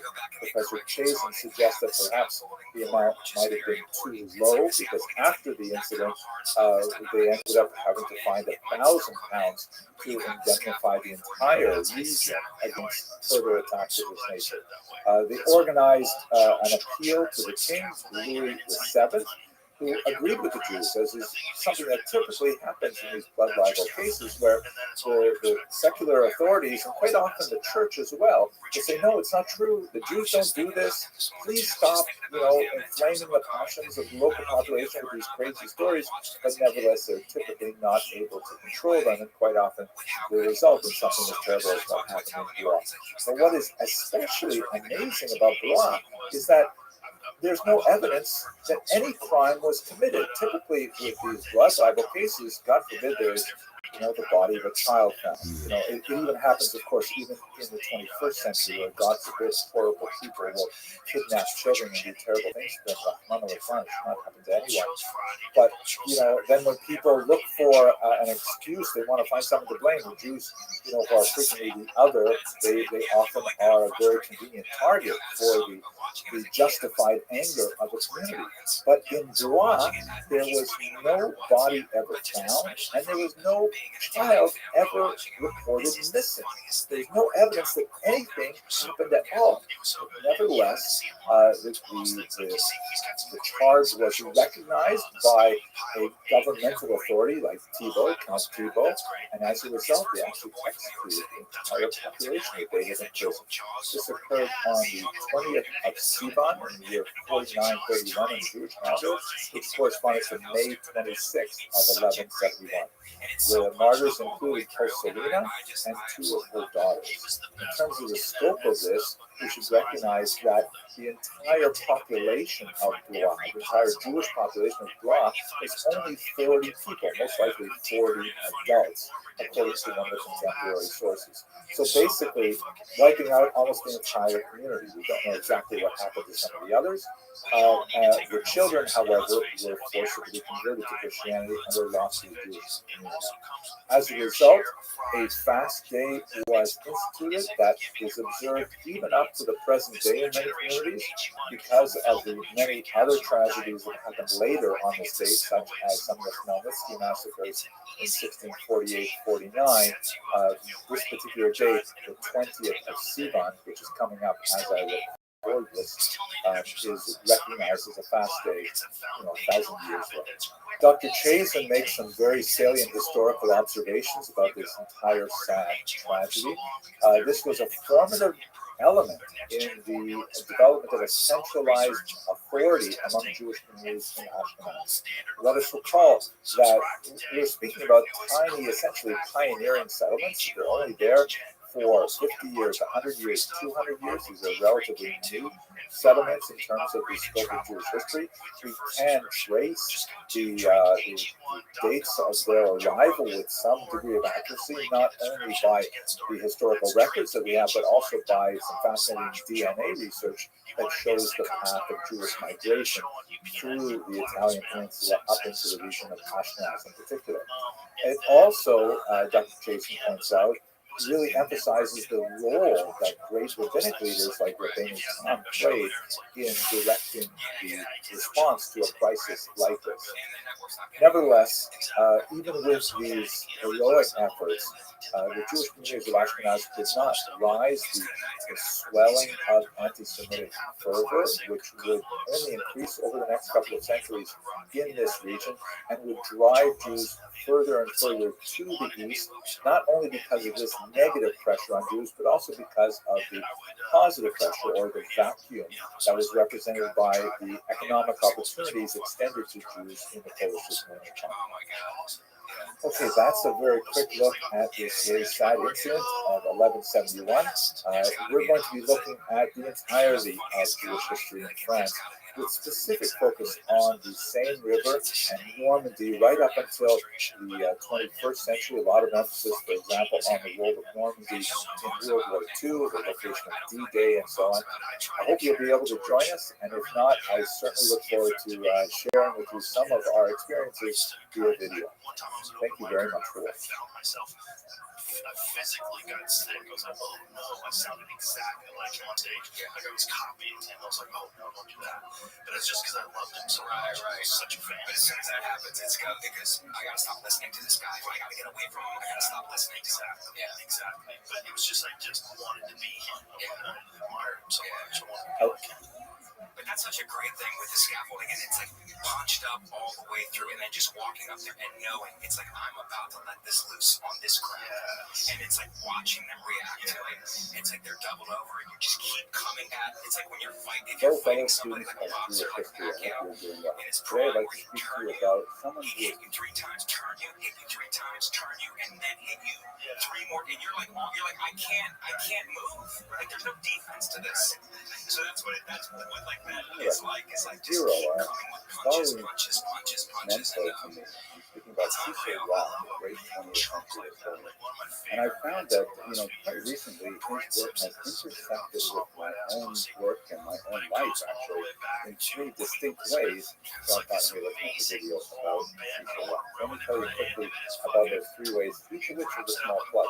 The first is I'm going to be going on 2 history cruises this year, in which I'm going to rely very heavily on Cecil Roth. One of those trips is along the Seine River, and in fact, the video that you see behind you is a really cool kind of panorama of the various ruins and places in the boat that will be sailed on. And the second cruise is going to be to Venice, and Cecil Roth, of course, is primarily known in his research specialization as a historian of Italian Jews, so we rely very heavily on him. Second major way in which his work is intersected with my own is that, God willing, I'll be speaking in New Jersey twice this month. And I'll be speaking about the meaning of Jewish history, looking at how historians have made an impact on the way we shape our understanding of the past. We're going to start by looking at Josephus, looking at the Great Roman Jewish War of the first century, and then we're going to move in the second talk to the medieval period, looking at people like David Gans and several other historians, and then finally we're going to look at the modern period, and Cecil Roth is one of those figures that is so important to us understanding how we got to be where we are today. So I'm going to put details about where I'm speaking in Phoenix and in Fair Lawn in the information box if you are available, and in New Jersey this month. And third, I'm really excited to be working with Cecil Roth Scholarship on my own attempt to create a survey of Jewish history. This is a forthcoming 3-volume work that's going to be appearing under the influence of foreign publishers in Jerusalem. So Cecil Roth has become so important to me in these 3 distinct ways. Let's talk a little bit about him now that we've had this longest introduction. He was born on March 5th of 1899, although some of the official records actually record his date as March 11th. The family history indicates that his father, who was a Polish immigrant, somehow missed the date to register his son's birth properly, and so it was delayed by several days until March 11th. Some records apparently reflect that later date. Cecil was one of 4 brothers. One of them, Leon, actually became a professor of philosophy at Hebrew University. He received the traditional secular education, and his father joined a private Hebrew tutor. His mother was English-born, and so Cecil Roth had kind of an upbringing that was open to the Eastern European influence, but also firmly rooted in his English background. He served in World War I as a private, and he saw combat as a religious Jew who was sometimes brought in to actually serve as a chaplain and officiate at the funerals of some of his compatriots. After the war, he returned and he entered Oxford University in 1919 with a Mercer College, and he showed an early great talent for history, ultimately graduating with a doctorate in 1925. His graduation was actually because 2 of the exams were held on Shabbat. He had missed it, and nevertheless he was able to graduate with distinction. He married Irene Davis 3 years later, and she actually wrote a very important memoir of their life together, which I relied on very heavily for this particular video. Now, it's so fascinating when you look at their early life together, because he did not have a permanent position as an academic until 1939. Almost all of the 20s and the 30s, he was a freelance historian. There's not a huge amount of demand for freelance historians. He was well published. His dissertation was a huge success, but he had to basically cobble together a living by writing short pieces for newspapers and going from lecture to lecture, things like that. Part of the reason for his being passed over for positions was certainly the general, challenging situation, especially in the press. But there was certainly some anti-Semitic prejudice as well. Despite his really stellar career as a student and then as a young postgraduate, he was never honored by becoming a fellow at the college from which he was graduated. And he overheard people saying that no students of the Jewish persuasion would be welcome in the senior commonwealth. This came apparently from senior he engaged, however, in incredible output, despite his precarious finances, and his total number of publications, as we shall see, numbered into the hundreds. He ultimately was appointed to be a reader in post-biblical studies at Oxford in 1939. The position was created specifically for him, and he remained at Oxford teaching as a beloved instructor until 1954. Later, he went on to have some visiting appointments at Queen's College in New York City, also Stern College at Yeshiva University, and as we shall see, rather unfortunate appointment at Dar Ilan University. His activity during the late 30s and into World War II shows a tremendous unification of his scholarship and a personal heroism as well.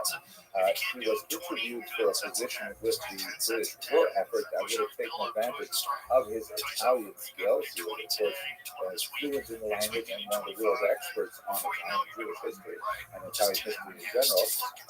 But he was turned down ostensibly because he only held the rank of private for the 1 year that he was eligible to serve in World War I. It's not impossible. There was some anti-Semitism that held him back as well. His life was personally threatened several times by Nazi sympathizers in England because he was such a vociferous opponent of Nazism. And he did this in two ways. One way was by collaborating with Arthur Schiff on his really impressive Haggadah that had a very strong anti-Nazi tone to it. And there's some excellent research forthcoming on some of the hidden messages in the Haggadah. We should also mention, by the way, that Cecil Roth had a lifelong interest in Haggadah in particular. He was very deeply involved with the Sarajevo Haggadah. He published a version of the Chinese Haggadah, the Haggadah of the Chinese Jews and so on, which I understand has an absolutely delicious set of recipes, not just his major work on the Holocaust was a book called The Jewish Contribution to Civilization. He published this in 1938 as a direct response to the rise of Nazism. Whereas Hitler and the Nazis wanted to show how the Jews had somehow ruined Western civilization and were responsible for its downfall, Cecil Roth pushed back with the skills that he had at his disposal, which was to demonstrate over and over again the contributions, as the title indicates, the Jews made to civilization. There's a fascinating note in an article by Elisa Lawson, who wrote a dissertation on Roth's contribution to English in particular. And I hadn't seen this myself, but apparently he dedicated a different book directly to Hitler himself, a book on the Sassoon dynasty, again, speaking to the idea of the Jews making tremendous contributions to World War II. And with his uniquely fluid style, Elisa Lawson quotes an open letter to Adolf Hitler that Cecil Roth published in his book on the Sassoon dynasty, expressing, here I quote, profound execration and abhorrence, not merely as a Jew and as an Englishman, but as a human being, for you, your ideas, your ideals, your methods, and all that you stand for. Very powerful kind of statement. He and his wife Irene also engaged in heavily charitable activities. They opened up a soup kitchen for refugees, serving 1,600 meals a day. He resigned all of his honorific posts with various Italian learned societies because of his opposition to Mussolini, who was, of course, an ally of Hitler. But in the 1960s, the Italian government reached out to him again and reappointed him to many of these honors, including awarding him the Order of Merit from the Italian Republic for his tremendous contribution to their history. Here's a rather remarkable coin, medallion that was minted in his talk. He was, of course, subject to scholarly criticism. It's impossible to avoid this. And one of the reasons why his work was criticized was because he had kind of like a level of scholarly ethnocentrism, which demonstrated deep enthusiasm for the history of the Jewish people. He once said, a man can call himself a Jewish historian only if he loves his people and if, in the light of that love, he presents the events in their history. It should be noted that a lot of this criticism was really overblown, and in fact, lumping him, as some historians have done, with the Lachrymose school, that is most notably associated with the criticism of Saulo Baron, very important historian also of the 20th century. Lachrymose means full of tears, and there's this kind of idea that historians have used this notion that Jewish history is all about books and drawing books and right, like discrimination and all kinds of violence, followed by scholarship and huge achievements. Now, there is some merit to looking at history that way, but Cecil Roth could probably be called a member of that school, and he often pointed at, a penetrating searchlight on some of the darker aspects of Jewish history as well. and he has been defended by no less a scholar than David Ruderman, who wrote a tremendous article, championing the kind of work that Cecil Roth did and criticizing the critics who overstate his idealistic view of Italian Jewish relations. He's really a much more objective than some of those critics credit for. Nevertheless, he was definitely a strong proponent of the Jewish people in a much more nationalistic sense. She wrote that he would have been overjoyed to hear that one of his most popular works, A Short History of the Jewish People, was translated into Russian and published in a Samizdat edition, meaning a self-published pirated edition, which is circulated hand to hand during the repressive era of the Soviets. When people would get a book, they would translate it, and then they would laboriously type it out with like tiny onion skin thin papers, trying to type up to 8 copies at a time, and then circulating them just through networks. And she says he would have been delighted to hear that his book was pirated in this way. And she wrote that he used to say, if any work of mine has been the cause of even one Jew of uncertain allegiance to Judaism to return to the heritage to which he was born, he often said, I would not consider that my work had been in vain. You get a sense of his attachment to Judaism and how he expressed that in his work. He wrote tens of monographs, general histories of the Jews, works on art history, analysis of Haggadahs, things like that. The last count of his bibliography extends to 779 publications. Incredible. Many of them translated into other languages. He loved biographies in particular. He wrote, when he was criticized sometimes for looking at strange individuals, he said, if I have preferred the picturesque to the drab and devoted space to the curious as well as to the important, I do not feel that an apology is needed. Which gets such a sense of humor as well. I wish there was some YouTube of him speaking. In fact, I'm going to go search that up. But his most colossal contribution, which is often overlooked, is the fact that he served as the editor-in-chief of the massive, multi-volume Encyclopedia Judaica, which is without doubt the largest, most far-reaching piece of comprehensive piece of Jewish scholarship since the Babylonian Talmud. It is a massive work of scholarship. I myself use it quite frequently. I refer to it very often. And every now and then when I'm reading, I come across a passage and I say, wow, this is like so well written and well expressed. And I look down and I'll see the little initials, CR, that in fact that particular article was written by Cecil Roth. But just to get a sense of kind of his approach and his skills that should bring to bear in producing this particular massive work of Jewish scholarship, when he wrote that aforementioned book, The Jewish Contribution to Civilization, in 1938, he had one of his senior students prepare an index. When he went and he looked over the index, he was horrified to see that it did not include anything of women. So he went back to the student and said, well, how come there are no women mentioned here? I wrote about so many women. He said, well, I didn't think they were important enough to make it into the index. So he checked the index, and he went and he asked his wife Irene to go over and repair that law, and of course that's how it was published. Irene said this was the primary contribution to her husband's scholarship. So it gives you a sense how here in the 1930s, he's thinking very seriously about it. He was a great popular historian, involved in all kinds of multimedia activities as well. Here you can see an interesting picture of him with Cecil B. DeMille, the great director who produced the Ten Commandments and many other films like her, and he once wrote a note from one Cecil to another Cecil. Although Cecil Roth's legal name was Casala, I don't know if Cecil B. DeMille. Towards the end of his career, he made more and more trips to Israel. He had visited when he was a much younger man, but ultimately settled there for the last decade of his life, as he was especially working with the Encyclopedia Judaica, based in Jerusalem, and later also in office in New York. Here you can see a photograph of he and his wife Irene on the tarmac arriving in Israel. Back then, I actually remember, getting off trains and walking across the tarmac. I don't think they do that too often, especially in international airports. Unfortunately, at the end of his career, and he had achieved already so much, he was the subject of a terrible defamation that had tremendous tort on him, and unfortunately cost the larger world much of his energies as a scholar.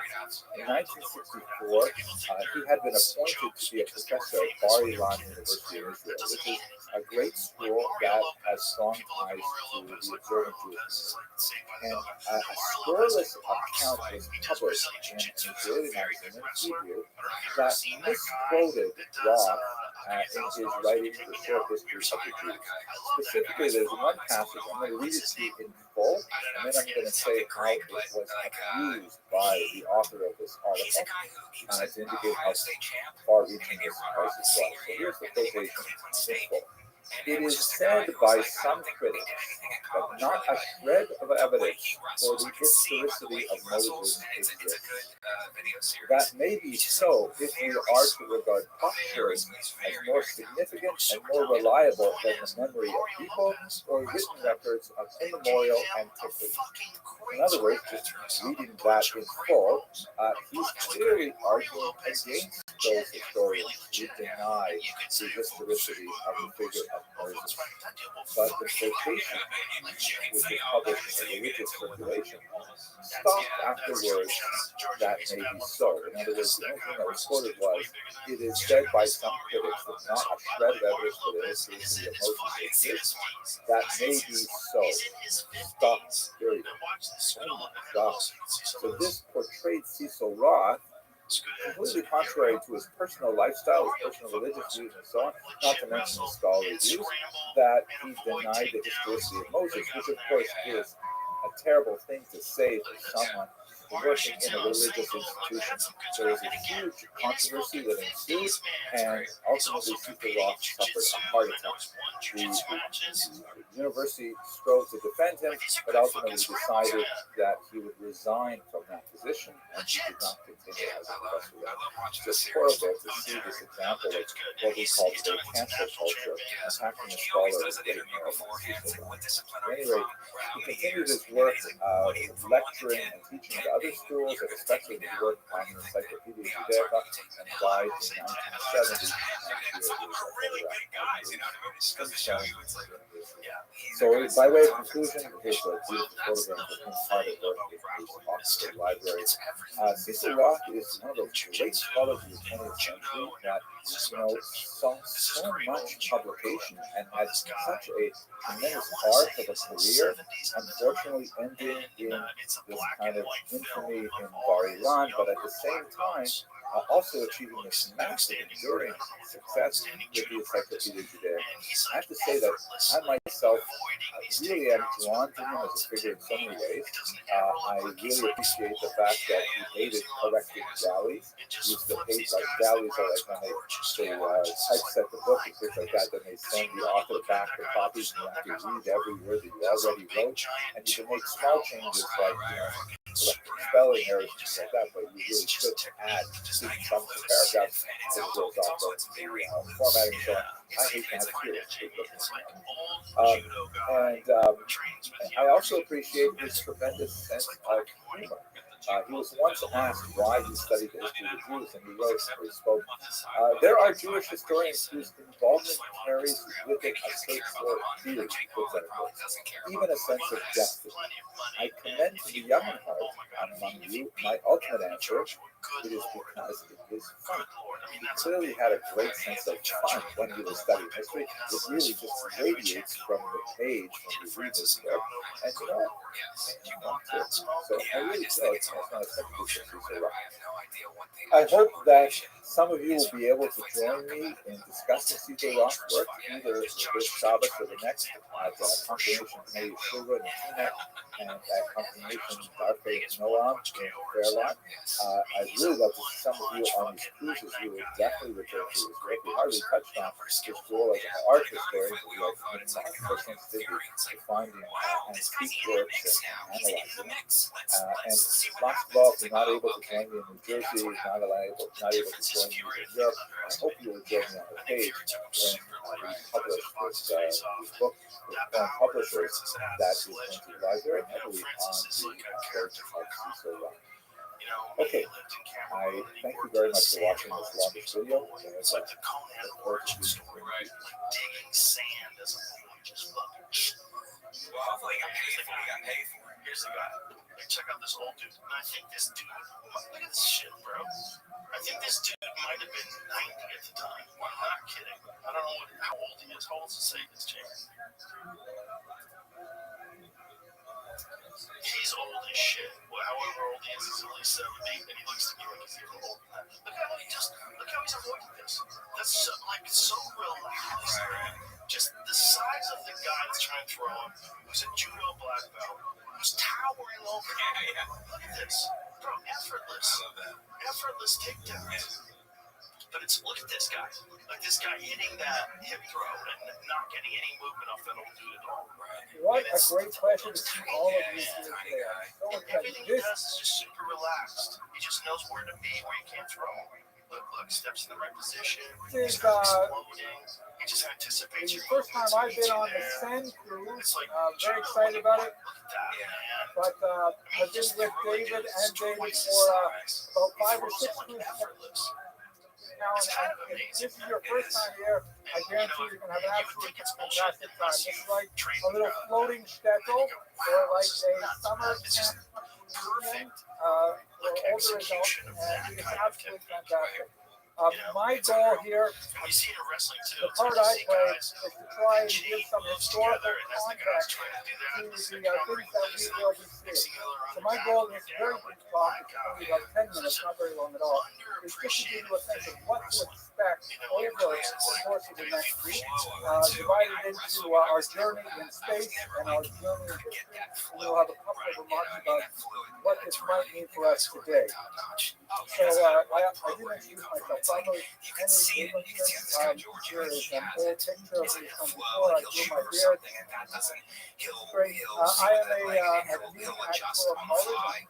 I had, I'm a Canadian by birth. I had the good fortune of studying at some of the world's greatest universities. I was at Harvard for a while, Cornell, Oxford, University of Bristol. My area of specialization began, as I mentioned, with Soviet Jewish history. Later I moved into art history, intellectual history, and right now my major project is a 3-volume survey of the history of the Jewish people published by Harvard. That'll come out, God willing, in starting so here's where we're going to travel. You see the map here. Paris is right in the center of the blue line. If you were to go upriver, you get to Troy, which is one of the most famous, of course, to Rothschild, the first thing of the great medieval civilization there. But we're going to be going to the left, up to the north here, to Wall, and then the Havre. We're going to spend some time at the embarkation point today and so on. We're traveling downriver to the beginning of our trip, stopping off in some of those major places, and then we'll be coming back towards the end. This is a region called Transaction, very deeply associated with high points in composite civilization. And a lot of times talking about basically 200 years, incredible creativity, really, a kind of explosion of spiritual activity that continues to nourish. Those are the guys. Yeah, everyone was scared of, but very few people that said wrestling is fun. Like basketball is fun. No seriously, it's like, oh, it's fun. It's like, it's not fun. Like the training is not fun. It's City Hall, but insane. their It's fun. court system in night, and we're going to spend a lot of time discussing the Vale Protocol, the grandchildren of Rothschild and his surrounding culture, which especially invested a tremendous amount of energy in developing ancient sects of the Talmud and trying to understand how they can be applied to the High Middle Ages, and of course the teachings of the Vale Protocol continue to inspire you to this very day and have tremendous relevance. We're also going to be looking, of course, at some military issues. We're looking at the Battle of the Somme, we're going to look at the embarkation point there. so And I have my colleague, valuable for the rest Captain of your Irv, life. who's going to give And you it helps some if real you're not insight very into good. what it Yeah, means to right. If you're also participate like on in the offense, you have military to as work a for group, everything. It's like historically, because you're and coming so up on. So we have a across very all good kinds of history. We're going to adversity look and stuff, at and you have to the think about it. medieval And you know, period in I can particular, speak from where we had experience. this It's very embarrassing high to point get of pinned Jewish cultural in a gym activity here. full of We're people. also going to be looking It's at not the losing 20th a century basketball game. with the You know, battles football, as and I well. love the camaraderie of football. It's not losing a football game. Oh. Having your shoulder What to blades expect? pinned I mean, down there's in front so of much everybody history. in a It's absolutely gymnasium fantastic. is I against your myself will. have to be It's absolutely fascinated with the history of Abraham Ezra, a noted biblical commentator and scientist whose medieval representation of his building is absolute. He's one of the very few medieval Jews. There are more than one who actually have a crater on the moon named after them. So you have a lot of fascinating history about the events that he spent the last 10 years You know, involved in Massachusetts and wrestle against Newton of and, his life here in Normandy and went and to then getting in there like London state champions, like, oh, okay. for a couple of years before he finally passed away. He has a lot to keep us 24/7, 365. They're always talk wrestling. about Right. There's We'll be no like looking at the wrestling period season. of the Hasidic Ashkenaz. It's so funny because when So you're in a guy, Hasidic, the you're in pious a guy one, who's really it's good. been You're mentally preparing yourself. It's like I just gotta take it to him. I just gotta take it to him. I just Hasidim gotta today go out there and generally be referred aggressive to, and take it to him. And then movements like he's moving Chabad, so fast that you're like, I just, Breslov, and so on, which come out of Eastern Europe in the 18th and most people have no idea century. how But the this term Hasidim goes way, way back. It goes back to King David. The followers of Yehuda Maccabee were also called the Hasidim. So there was an unusual, bizarre period in Jewish history, lasted about 150 years. It was very active here that, adopted a tremendous amount of strange and Hasidic practices. They're quite foreign to the Judaism developed afterwards, but nevertheless quite fascinating. You see here in this image, I actually have a printout for it from Shabbos, but this is, for example, a beautiful illuminated manuscript from the holiday of Shavuot. It's actually held down in the British Museum. It's called Tripartite, not sure. You can see on the left, you have Moshe Rabbeinu, Moses receiving the Ten Commandments here, handing it off to Aaron, who is a high priest, and it looks like he's wearing a bishop's mitre, like an actual ecclesiastical hat. And then behind them, kind of like a hierarchy, you have a group of men all wearing the Jewish hats as usually required to wear from the 13th century onward. And then behind them, you have this really strange grouping of animal-headed women, where because of the strange, way of thinking of Hasidic Ashkenaz, they did not want to portray women's faces. Unfortunately, in some parts of the world, we've actually gone backwards. Now we don't portray women at all. So we're not supposed to go back then. But you can see they're all portrayed with kind of calves' heads or dogs' heads. They're actually, though, rather sympathetic in nature. They're sort of cute, which is kind of, they're not meant to be like ugly. We'll look at that. We're also going to look at the period of modernity when the Jews of France were the first ones to receive full legal emancipation. It's a huge shock. Here we have a remarkable depiction of Napoleon, who is shown here in a rather self-serving depiction that was not unlike his character, where he's raising up a fallen woman that represents Judaism. He's holding on to the Ten Commandments here, and Napoleon is giving these a hand, literally, by raising them up in the status. Unfortunately, that legal emancipation was not anywhere near a social emancipation, as we have discussed in later lectures of Just do it. and then we're also going to look, of course, at the Dreyfus trial and its implications, which is global in nature, and speak quite a bit to really what's happening in France today, where we're in an extremely challenging time. Jews in France are quite threatened in many ways, and there's a massive departure of French Jews from this region because of the multi-factor anti-Semitic forces that have come to bear on our population. So that's basically the scope of my presentation. It was very quick survey of all the French Jewish history. I find it fascinating. I think you will as well. And with that, I'm going to hand it off to my colleague, Captain Elson. That's good, you know what I mean, or whatever. But like, I mean, when it does, and you're not ready for it, it's It's the worst thing in the world. I was watching. There's a comic I watched his name, but he was a real angry dude. Those yellow people, and he got in this like yelling altercation with this fucking guy, and I told him, "Hey, what the fuck are you doing? Do you even know how to fight?" He's like, "No." So why am I here? I'm here to answer this question. Is being in the army or in the military a job for a nice Jewish boy or a girl? Before we go into that, I want to tell you a little bit about myself. As I said, my name is Chaplain Captain Irv Elson. Just a little shy of 6 years ago, I retired after 35 years in the Navy. My wife Fran is here with me. We came into the Navy right out of seminary, and 2 weeks after ordination, we were already on a plane to Okinawa, Japan.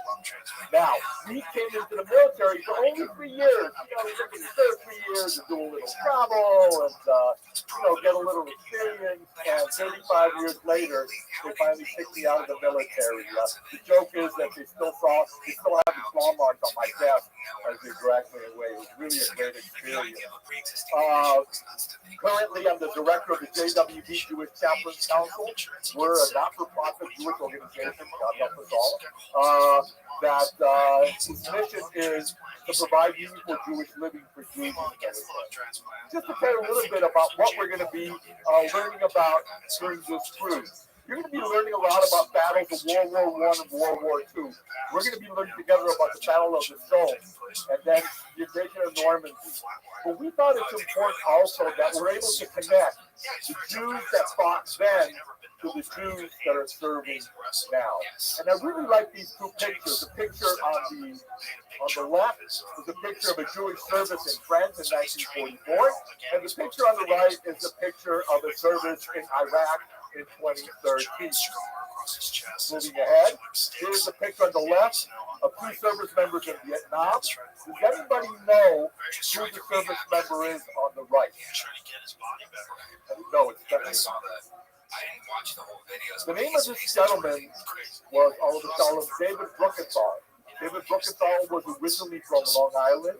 He served in the Coast Guard, and he was the first Coast Guardsman killed in combat since World War II. As a matter of fact, he was awarded the Silver Star. He passed away about 12 years ago, and he is one of the first Jews to have a U.S. Coast Guard cutter named after. So one of the things that we're going to do in the next couple of days is we're going to hear these stories of valor, not only the Battle of the Somme, but not only Normandy, but we're going to be hearing stories of valor of men and women who are serving today, serving now. Now, I'm going to talk a little bit about Jews in the military. I'm going to give you some numbers you're going to forget, but I want you to remember the date April 9th, 1917. All right, April 9th, 1917. Because we're going to talk a lot about how at the beginning of World War I, the American Jewish community came together to support the men and not letting women serve, to support the men who were coming into uniform. We're going to learn a lot about some of the choices that the American Jewish community had to make when it came to coming together. Dare I say it, please don't pick me off the ship. Reform, conservative, and Orthodox Jewish communities came together to support women in the military. This afternoon, we're going to talk a little bit about some of the challenges that Jews in the military are facing today. We're going to talk about what is different in the military today. What is different about wartime today that really challenges us as Jews and challenges our collective principles. And finally, we're going to hear about stories of parables. We're going to hear what Jews did then and what Jews did now. All right, so I'm just going to ask you a little question just to whet your appetite here. All right, let's start. Who was the first Jew to die in the Revolutionary War? No? We're going to play this group against this group. That was, yes, do you know, sir? No? Okay. His name was Francis Salvatore. He was from Savannah, Georgia. He actually started by supporting the rebels, the Revolutionary War, financially, and eventually he fought for the Revolutionary War and was the first Jew to kill. All right, here's an easy one. Which army had more Jews during the Civil War? The Confederacy or the Union? The Union. How Lomachenko trained. Same route. Yeah, the same kind. I was coach. Yeah. Wow. Okay. And it's Let me shake your hand. Well done. Did you read my notes while I was talking? Yeah, okay. Yeah, absolutely correct. We had said originally we thought it was Confederacy, but about 10,000 Jews fought in the Civil War, 3,000 for the Confederacy, and about 7,000 for the Union. Okay, very good. So this group has 1 point. All right, the next one. Another easy one. I'll give you a hint. He was a Navy guy, okay? Who was the biggest Jewish hero of the War of 1812?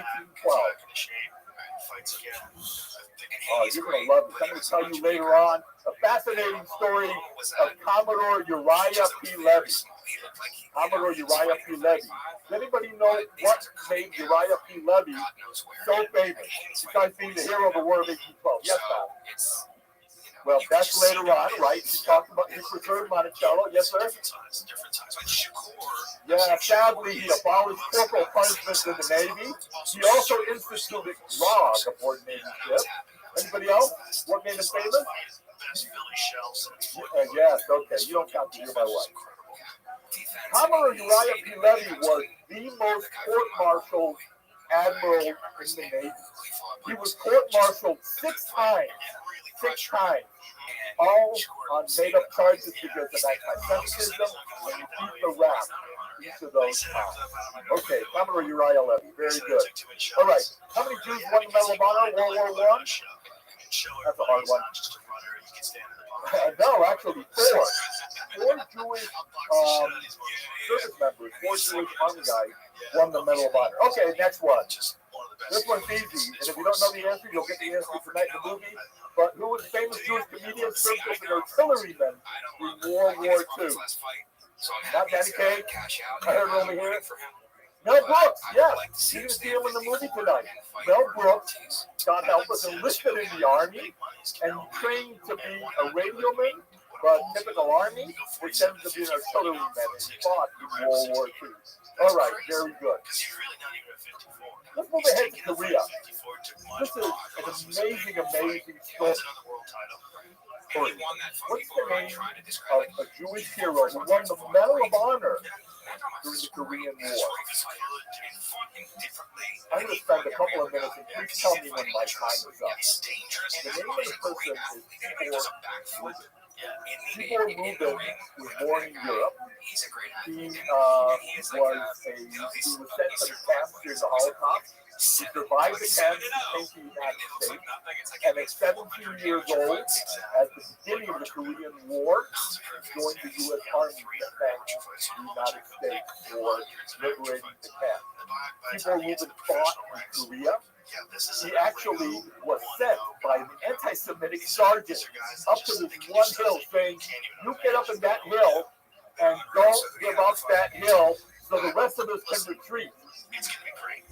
As the Chinese massive changed, Tibor Rubin protected the hills, his entire unit escaped, and he was captured by the Chinese.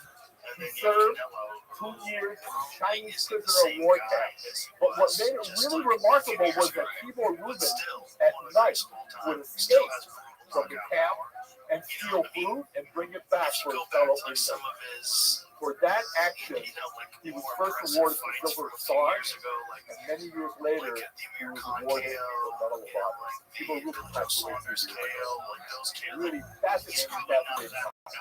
And then finally, I'll give you a little gimme. What's the name of the TV commentator, I believe from CNN, who's a Jewish Medal of Honor winner from Vietnam? You'll see him every once in a while. Yes.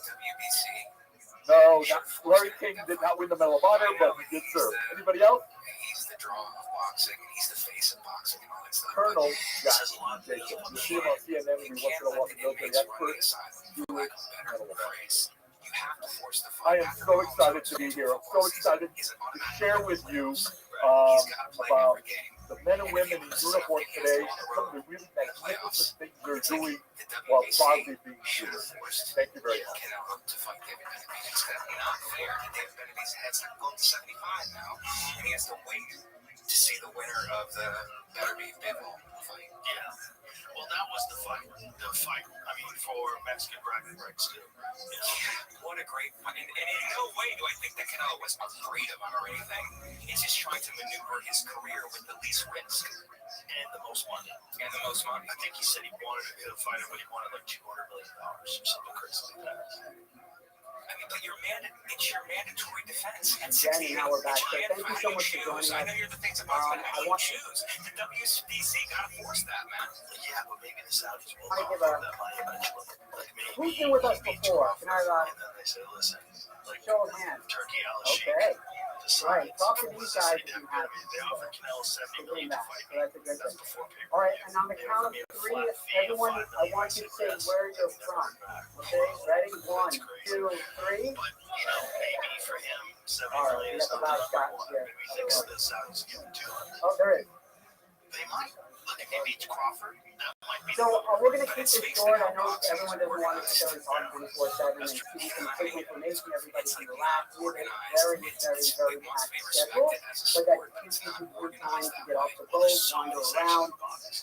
We have some basic information that we want to give everybody as well. I first want to introduce if someone's the offering crew, someone so world you know title who fight, is who. they can make so And much then you more can money go, and as if a you have any world questions, champion. ask You know, them. like you win Okay, the don't ask WBO, me. let's say. So like, first, I you want know, to say vacate David some Crouch, titles, who's our he picks tour up, he's still director, our a European WBO director. champion, or WBC champion, or We have Cohen, who is our hotel manager. There's so many world champions. Not Whereas hotel in manager. MMA, like Cruise you can director, be a sorry, world he's been champion, demoted. world champion, but He's been everybody demoted. knows you're not really the world We champion have unless you're the UFC world Henry champion. In terms Avery, of public Doctor, guys, I think Doctor. they were Bellator champions who could have won We UFC have, that same weight class. where And is this guy's a Stuart did White? like Eddie Alvarez came over Stuart from White, Bellator, Rabbi, he's oh a my world gosh, champion, and he won the we're world on title first in name UFC. basis Guys here, it's did. fine, let's But just the very reality relaxed, is, that's how we're gonna most do this. people think of a I world am champion David as UFC Lawrence. champion. We also have, The WBA champion I didn't wear my name tag. We have Captain Irv Elton, You know what I mean? Like if like Rabbi Tyson Captain has, Irv. it was Mike Tyson Sorry, I'm early using days, our- and he had the WBC belt, you had the WBA belt, you were the champion. So, some basic information as we get started. I know we just, I don't know if you saw it when you just arrived for those early people. We had an 18-wheeler that just showed up from England, from London, So and it's we hard take for guys everything to off say the no boat. and just say, look, I'm Oh, only Naomi. the Ring Magazine. You're right in front of me. That's what the Naomi Saudis do. Nachman, our food extraordinaire. I'm so sorry. I haven't slept in 3 days. Because I think that's what they're trying to angle. I'm not going to say Naomi every other minute now, so because I forgot about it. Let's say the name. So at around 11 o'clock, our semi showed up, packed to the brim, everything came off the boat, and all our stuff came on it. We turned over a ship, we made the pleasure. It was quite the feat. I think something only mountain can do. Downstairs, getting your dinner ready. And I want to thank you for everybody's patience. I know going through the airport during fashion week is interesting. Going through Paris during fashion week is interesting. If you ever get an Uber or a cab, congratulations, you get it. Going to be about 45 minutes. So, a couple of things we want to talk about. If anybody, and again, our basic policy is on board, we make sure that people have, their vaccine, or said they have the vaccine. Also, if everybody, and everybody does have their vaccine, so we want to make sure that they do that in place. It's good policy. If someone for any reason is not feeling well, just let us know. And take it easy. If people want to get administered a COVID test, then we can have them on board. But again, we're not going to test everybody with something that we don't do. And again, we're just asking people if they're not feeling well to let us know. Also, the quick thing about drink credit, so every boat that we're on is different. Some include everything, some don't. So this boat doing all meals with breakfast, open bar breakfast. Right? Which is also crazy. Gotta have it. Okay, so for lunch and dinner, all beer and wine and all soft drinks and everything included. During dinner as well. We have our coffee service. We have our early morning coffee service. We have it at breakfast. We have it at tea time. And we have it during the meal as well. So that's how it works. Then any other additional drinks that we have, we can purchase from the bar and we give everybody an onboard credit. So everybody has $100 of onboard credit to go into the gift shop at the hairdresser get a massage, whatever you want. So we will be sending that to everybody as well. I actually literally a couple of minutes and then we're going to go over the schedule. So every day is going to be like, you're going to get on your pillows, you're going to get a schedule. That's basically your time when we talk about the four talks. We don't spend too much time doing it. But we're going to do a brief update of what we're going to be doing the next day. So you can get emotional. We had also, I'm sure you had asked by Tanya or Bug by Tanya. He celebrates very strong has to get all the information on especially about the two tours that we have on one of the days. We either have on floor or we have Shown, which is a World War I day. So we wanted to get a basic idea of who wanted to do what. We have that list. If people want to change, should not be a problem. Just let us know ahead of time so we can make sure we have room on the bus. We have two buses going to one floor. We have one bus on the all-day tour to the sun. We'll go over that as we go over. All right. Any other brief questions? But I'm sure you'll have a lot of people finish out afterwards and have a talk. But again, thank you so much for joining us. And we have beautiful weather all week long because it does not rain on our tour. And this is a fact. Okay, people have been on our last cruises because it rained on a tour.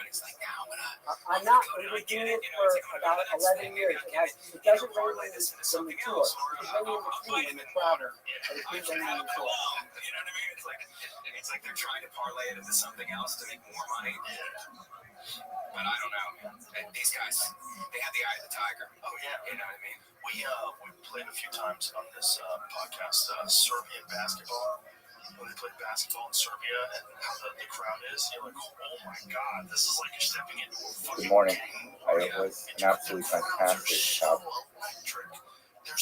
here in Blois. Really enjoyed it. It's a very late night because the sun goes down quite late. Shabbos didn't end until 11:15. Today is a more somber day. We got an early start because we're heading over to the Battle of the Somme, which is a very important site in the history of World War I, and it's more of a tour of the battlefields and a tour of the cemetery. We have a fantastic museum there. Looking forward to seeing it. I'm sure it's going to be a very educational experience, although a very somber one indeed. And right now at the Anzac Memorial for Australia and New Zealand, which fought so nobly here on this particular ridge, not too far from the location of Amiens, France, and we were able to secure this particular location from the German advance. It's considered a turning point in the war in 1918. It really allowed the Allies to win. There are Christians buried here from those forces, but there are also Jews and also Indians. Hindus buried here as well. The markers were all uniform, basically name, rank, and date, but families were allowed to add personal epitaphs as well. And some of them are very heartbreaking. And these are young boys, 17, 18, 19 years old. Behind me here is one fallen Jewish soldier. You can see that his epitaph reads, his name is Ken Marks, an Australian man who is 18. And in quotation, his personal epitaph, the family reads, a young life nobly given, God rest his soul. I'm always a little torn when these ways of military cemetery overseas. They're fucking shooting takedowns, body slamming each other's elbows to the face of the crowd. 20 years old. It's the craziest fucking game.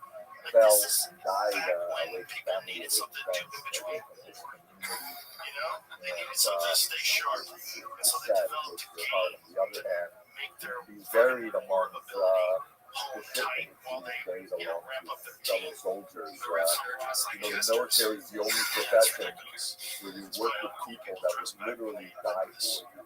But it's interesting. I And wonder that's how what they he's if they're surrounded scoring by. for I the actually individual feel fights a that little they're having. guilty just putting one spot Yeah, it's the point. It's the point. Let's get the every ball. What's single happening? These one guys of just them. beating each other up. This guy's However, grabbing you a can't hold be of the fence there. Rakami. You're allowed to hold the fence. There's like El almost no Male Rakami Shochen Bamromi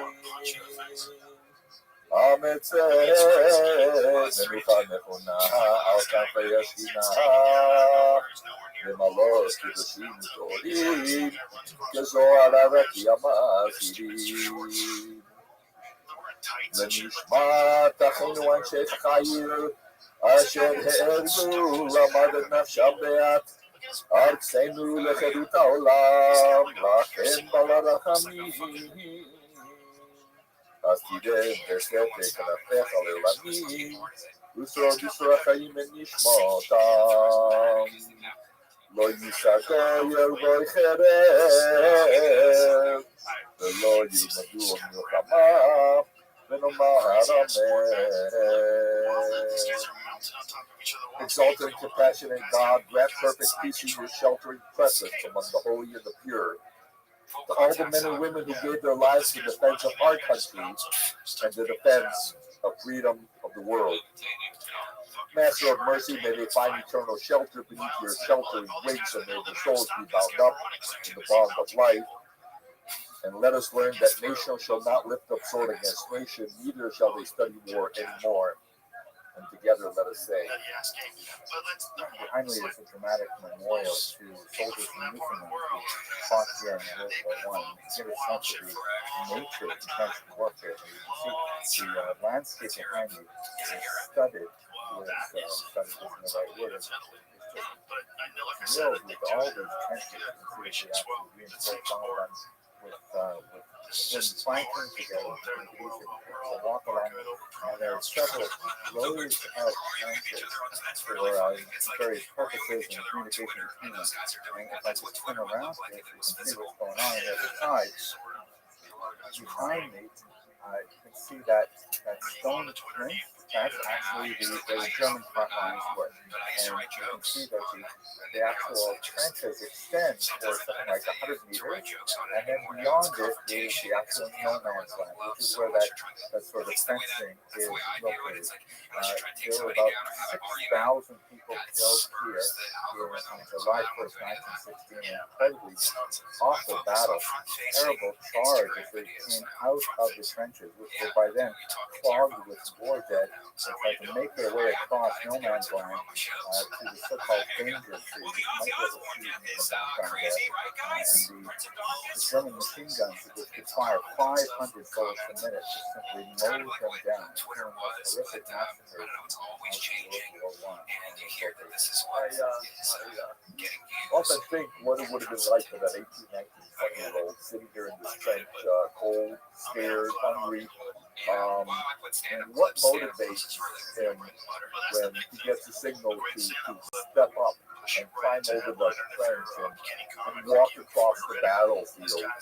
And what kind of motivation does this person have? Does he do it for king and country? Does he do it for his brother to his left or to his right? Does he do it with greater honor?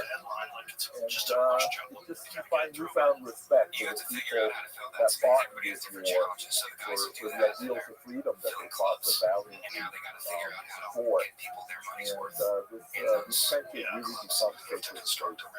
I think it's extremely poignant, and I want to particularly give appreciation to David Trout for putting this cemetery specifically on our agenda, because it allows us to go a little higher above our national particular sensibilities and understand that the war is destructive on both sides, and especially in World War I want to just harken back to something that Rick said earlier in our trip, and also place it within the significance to his calendar. So Rick said that World War I was in many ways, part two of a three-part war, with World War II, of course, being the third. The first being the Franco-Prussian War, the second being World War I, and the third being World War II. There's no question in my mind, I think it's an interesting thesis, there's no question in my mind, and I was taught to World War I was definitely World War II part because of the adaptive arrangements made in the peace treaties afterwards. It virtually guaranteed that the Second World War would be fought. The Second World War, of course, is something that we as Jews, especially associate with horrific consequences. But what I'd like to specifically point out to your attention is that the time of year that we're in right now, we're just about to begin the 3-week period of national mourning. And when you go back to 1914, of course, World War I, anyways, if you want to pick a specific date, you could look maybe at the assassination of Archduke Ferdinand, happened around 2005. But I think one of the most widely recognized dates is the August 1st, 1914, which was the date that both Russia and England declared war on the hostility again. And that, of course, occurred on National Jewish Memorial Day, Tisha B'Av, the same date that represents a series of cataclysms in Jewish history from the destruction of both temples in Jerusalem on that day, from the expulsion, liquidation of the Orthodox ghetto, so many terrible things happened on Tisha B'Av. In many ways, the events that we are commemorating with this specific tour are really looking back to that long arc of the cycle around Tisha B'Av and the day of national if you don't journal, it's kind of like these things just they slip away. But if you journal, it's like, oh, that was funny. Just getting on a plane now is hilarious. There's so many different things, and you interact with so many different, just these small interactions with people, and it's something that could go south. It could go south. Good morning. Okay. We're docked in Le Havre, which is... This just gets me every time. It happens almost every time I travel. I think I'm drawing it to me. It's like there's a natural progression of how the plane deports. Near the mouth of the same river, it's going to just very close by empty into the English Channel and the Atlantic Ocean, and we're at what is for many of the passengers on this particular cruise a destination that they've been waiting for a long time, because we're going to go visit the beaches where D-Day occurred. We're going to Omaha Beach in particular, and promises to be a very meaningful day.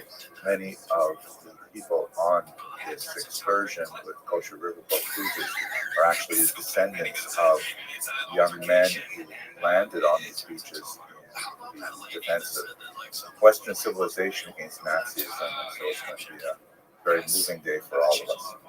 We are now in Normandy, on the Normandy beaches, where one of the peaks, arguably the most important historical event of the Second World War took place, which was the 1944 6th of June D-Day invasion of Europe, when Allies, Anglo-American forces, joined by many fighting nations, Canadians, Czechs, Poles, about 20 different nations fighting the Nazis.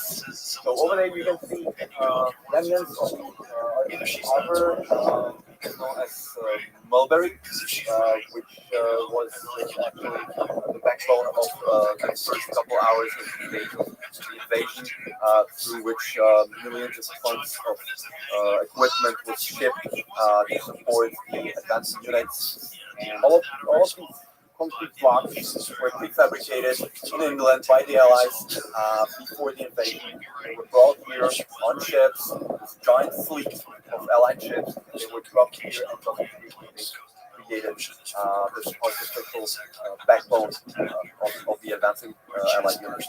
So right now I'm on Omaha Beach. This is where the Americans landed. You can see, looking out behind me, the ocean looks like a fairly flat, sandy beach. Everything seems to make sense.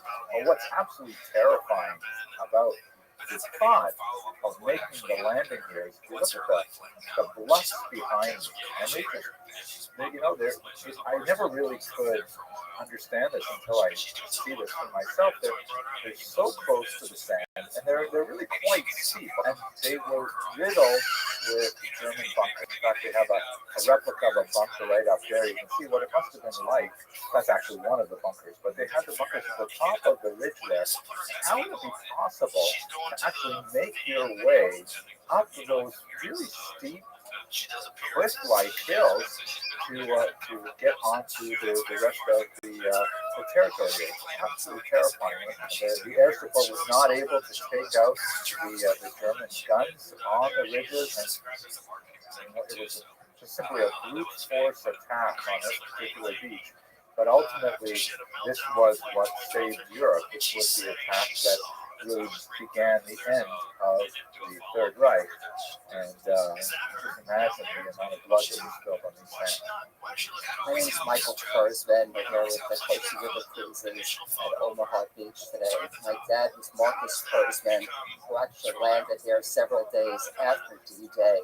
Born in Berlin, came as a young man, and then at 18 joined the military and fought here. Don't know much about his battles. I do know that he fought the Battle of the Bulge, and he's very proud of having been an American soldier, and went on to lead a very good Jewish life with wonderful family and friends, and we're very proud, and I'm just so incredibly moved. I was crying all the time knowing he was here wearing his dog tag today. It's very meaningful to me. I do expect if you hit me as hard as you did just standing on this sand. You could feel, even though there's kids playing and people bathing and running, and you can feel that there's something special about this place. As in a lot of these places, I'm torn. My wife and I were talking. If I feel offended by, this is such a holy place, and there's people, sunbathing and so on. So on the one hand, you say, yeah, it's terrible. How can they do that here? On the other hand, I think the boys the men who were here in 44, said, that's exactly what we're fighting for, so that people can lay the beach in peace and not be scared to be sent to prison to get shot. This is the freedom that these men want for us, and it is the debt that can never be repaid. And there's a reason why I'm getting the fuck off. That motherfucker back there is not real.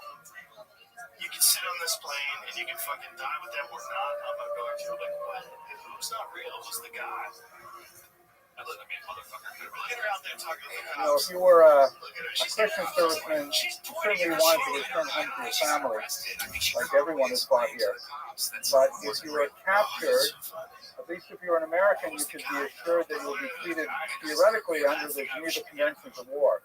But if you were a Jewish serviceman and you were captured, then chances are you'll be treated far more harshly and sent directly to the concentration camp. And many Jewish servicemen were aware of this and either elected not to have their religious designation marked on their dog tags in case they were captured. And for other reasons, people may not have indicated their Jewish background. So in an unknown number of circumstances, we know that about 4.2% of the soldiers who landed here were Jewish. That, by the way, is slightly disproportionate. Where about 3.6% of the American war-ready population was Jewish, so we were participating at a higher number than our proportion. But an unknown number of them were Jewish and were buried under Latin crosses like these. A man named Shalom Lamb and Rabbi J.J. Schachter of Yeshiva University discovered this, and simply by coming across the name of this individual, Benjamin Garadetsky, and they thought, it sounds a lot like a Jewish name. It's rather unusual to see a name Garadetsky on a non-Jew. So they went back and they did quite a bit of genealogical research, and they discovered that, in fact, he was of Jewish origin. So after tremendous work, contacting the members of the family in America, they were able to recreate that he was in fact a Jewish individual, and with their permission and with a massive file documenting their research, they made a petition to the American government, which agreed to change the cross to a Star of David. And in fact, they've done several others, and one more at least in this particular cemetery, another one in the Philippines, and their work continues. It's very hard. It's a chesed shel emes. It's a mark of kindness, and all I can think about is, I wonder what Benjamin Gorodetsky did in his lifetime that he should merit to be buried with Kluras Yisrael in this unusual place.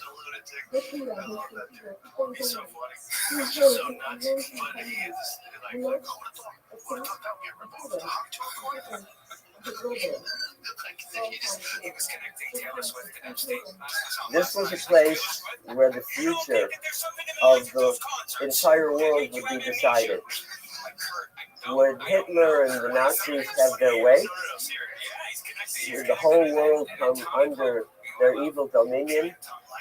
Or would justice and liberty and goodness triumph? Thank God we know the answer to that question. For the Jewish people, it was certainly a question of existential survival. For we know what the plan was of the Nazi regime, to eliminate and murder every Jew in the world. Indeed, even as D-Day was proceeding, thank God successfully, the Nazis were intensifying the extermination and the murder of Jews throughout Europe. I wear this shirt, my father's army uniform, my father's Zikrono Libracha. He spent 3.5 years in the Pacific Theater in the Philippines fighting against the Japanese. But as he told me, as soon as the declaration of war was given, after the bombing of Pearl Harbor, he rushed, and he emphasized the word rush, to come to the ad hoc centers that had been set up to enlist every able-bodied American who wished to serve. And there was no question, there was no hesitation, there was no regret, there was some trepidation, but there was a certainty that this was the obligation for everyone in order to come to the aid of not only the United States of America, but to all good people throughout the world. This should not be lost either on we ourselves or on our children or grandchildren, to teach them that there are things worth fighting for and even worth dying for. God willing, we should live for it, but be prepared as well to give everything in order to ensure that this is a safe and good world in which to live. Father God and God of our ancestors, give salvation to nations and strength to governments. Bless and safeguard our country, the United States of America, and the people who dwell therein. Supreme sovereign of all, protect and help our president. Shield him against all sickness and injury, and grant to him and to all constituted officers who are government, so to wisdom and understanding that they may lead our nation in justice and righteousness. We beseech you, O God, to shield and protect our armed forces in the air, on the sea, and on land. Bless them always with victory in their Hebrew will, with the dominion of tyranny and peace throughout the land, and the reign of righteousness be established on earth with liberty and freedom for all mankind. Together let us go. I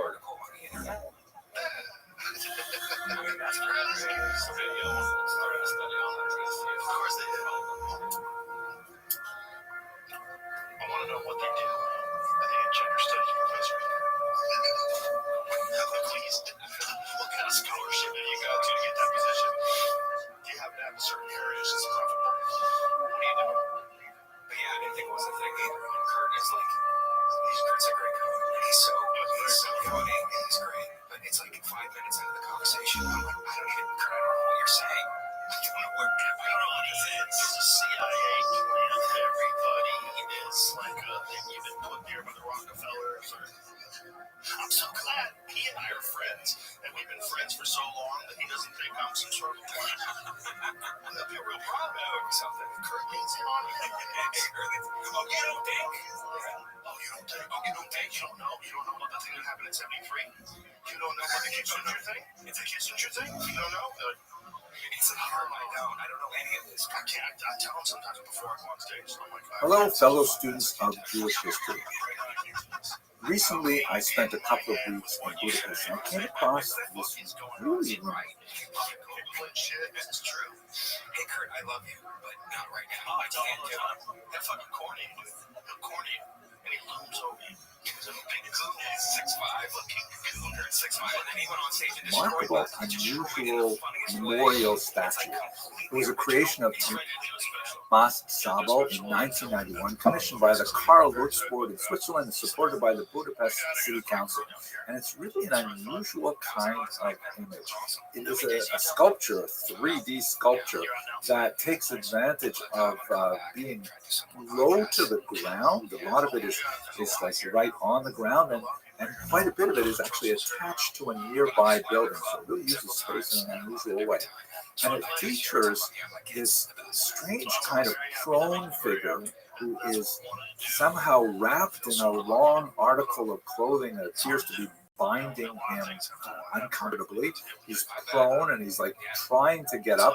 He's got some kind of like, it looks like either a turban with sort of a knot on it, but I think it's some kind of like maybe an impression of the tefillin shalosh that Jews wear during the morning prayers, the kind of black leather box.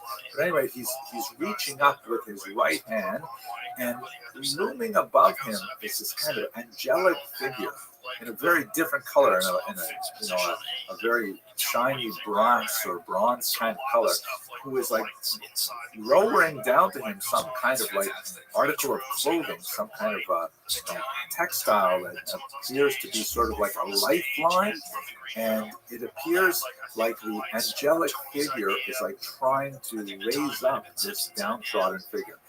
I had the great privilege of spending 2 weeks in this beautiful city of Budapest as a guest of the Ashkenazium, which is a remarkable institute there dedicated to the study of Ashkenazi history. And they're doing some really high-level work that I found absolutely fascinating. I gave a course on the birth of Ashkenaz, followed by a symposium on the Piaseczna Rabbi, who is someone who's spent a lot of time thinking about and writing about, but that's going to take us a little far afield.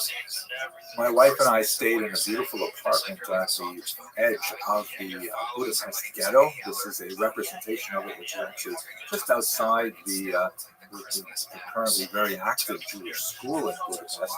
And the statue of Lutz is on Dobruca, which is the largest east-west thoroughfare that you can see sort of going up towards the right on the image of this map. At any rate, there are many, many monuments commemorating those who rescued Jews in the Holocaust. The two most famous are Raoul Wallenberg, for example, who has many monuments in his memory. He was deeply involved in saving Jews in his diplomatic capacity, and just after the war, he disappeared. He was most likely taken away by the Soviets and later killed. A statue was created commemorating his heroism that shows a man with a club upraised, about to strike a horrible snake that he's grasping in his left hand.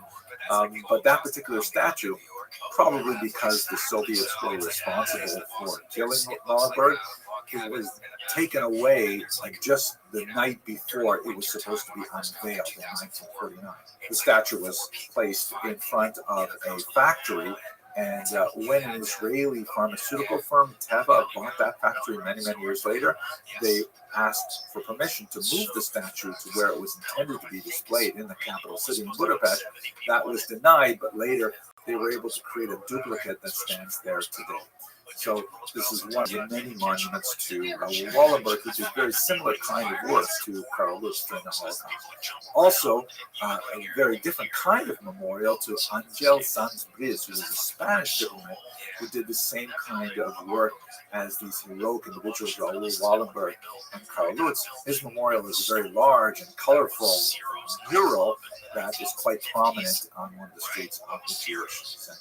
Anyway, let's try to understand something about Karl Lutz. When you look at the plaque below, it's not going to help too much unless you read Hungarian, but basically it starts with a quote from the Talmud that says, whoever saves a single life, it is as if they have saved an entire world. And it is a memorial to a man named Karl Lutz. Now, who is Karl Lutz? I was so taken by this unusual statue, I had to find out more about this particular individual, especially because just nearby, on the other side of the statue, there's this monolith that is taken from Karl Lutz's own personal writings, in which he speaks about how he felt so privileged to be able to help save people, and then he asked the question, where was God? This problematic, troublesome, like, where was God in saving these people? Why am I left to do it, is what I think of when I read this. But let us return to Karl Lutz.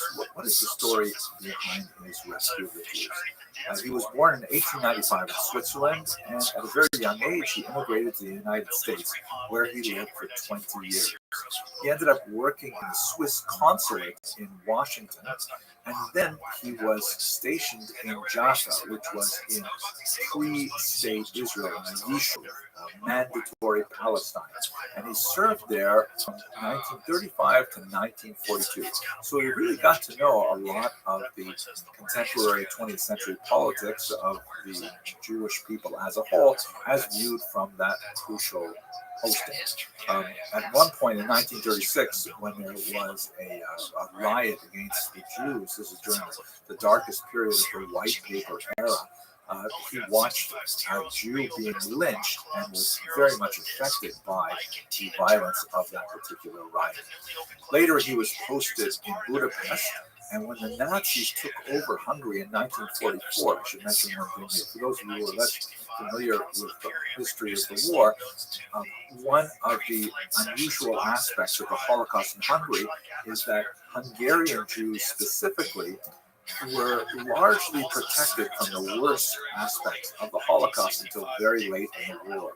The Hungarians were actually allies of the Nazis, and that meant that they had a considerably high degree of autonomy with how they were to implement a lot of the anti-Semitic regulations.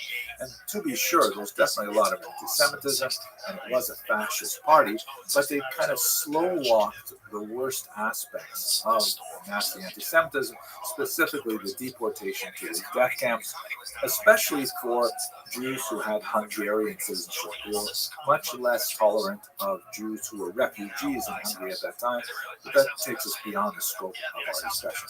At any rate, when it was very clear that the Nazis were going to lose the war, Hungary, pushed hard against them, and that's when the Nazis said, okay, that's it. They took over Hungary, so rather than it being an allied state, they simply took it over, and that's when a rapid drive to deport the Jews of Budapest and the rest of Hungary was undertaken by the Nazis and their Hungarian collaborators. So in that rush to murder as many Jews as possible in 1944, that's when Karl Lutz and others got extremely active. Lutz did have the rights to issue 8,000 protective letters. Here you can see an example of one of those letters. And he pushed the envelope of the law as much as he could to extend those letters not to individuals, but to entire families. And he wrote all of them as rapidly as he could to try and extend protection under the Swiss flag to these Jews. He was personally quite heroic. At one point, he even saw fascists abusing a Jewish woman and throw her into the Danube, which was one of the most sadistic methods of choice of the fascists at that time.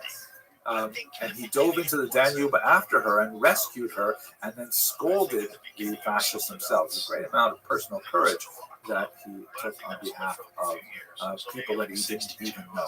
So as a result, tens of thousands of people were rescued by his diplomatic heroism, and he was later recognized by Yad Vashem, the Israel Holocaust Memorial Authority, as one of the righteous of the nations. So that helps me put a lot of that particularly evocative statue in Budapest into perspective, and I see much more about how this represents Karl Lutz extending a hand of rescue, literally extending a textile that's meant to be a rope to rescue the downtrodden Jews and to bring them out of their dire situation. Very, very moving. I hope you found this video useful. Oh my God. Yeah. That's how good it was. That's how good the environment was. It was that good. So you would go there and kill, and then you'd go to other places. The late Chief Rabbi Jonathan Sachs used to quote the classic Jewish telegram, start worrying, details to follow. I thought that given our specific moment today, we have a look at what does the greatest Jewish pessimist of all Jewish history have to say about the possibility of shaping our destiny. If I had to pick one particular candidate for that competition, I would say it has to be Rabbi Abraham Ibn Ezra, an incredibly brilliant biblical commentator and scientist of the 12th century. He was reduced to such situation that he would write out his manuscripts and sell them. Sometimes the only copy of a manuscript, a book that he had written, and then he had to write it all over again. Let's have a look at some of his poetry to get a sense of his personality, and then I'd like to talk to you about how did he suggest that we orient ourselves to worship people. Please forgive my Ashkenazic attempt to reproduce this farther pronunciation. Ashkim lebeit asar omrim bar rakab. Avo le'erev omrim kfar shakab. O yale rakab, o yale mishkav, o yale ish ani nolad b'rishkacham. When I come to the patron's house early in the morning, they say, he's already ridden away. When I come in the evening, they say, he's already gone to sleep. He either climbs into the carriage or he climbs into the bed. Woe to the poor man, born to misfortune. And that phrase, born to misfortune, no life for each has a lot of weight in the Jewish. It means literally, or translated literally, he is born without a star. Or if you want to know locally, he's born without stuff. That mazel, we say mazal tov, right? Which sometimes that's understood to mean something like congratulations, well done, things like that. But what it really means is good constellation and auspicious horoscope. This is a reflection of the long tradition of astrology in Judaism, which goes well back into the Talmud period and before.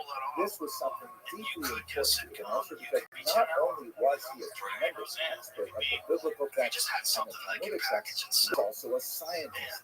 And he is often depicted, for example, holding an astrolabe, which is this very important medieval device that allows people to navigate using the stars. So he believed that he was born with an exceptionally poor Mazal.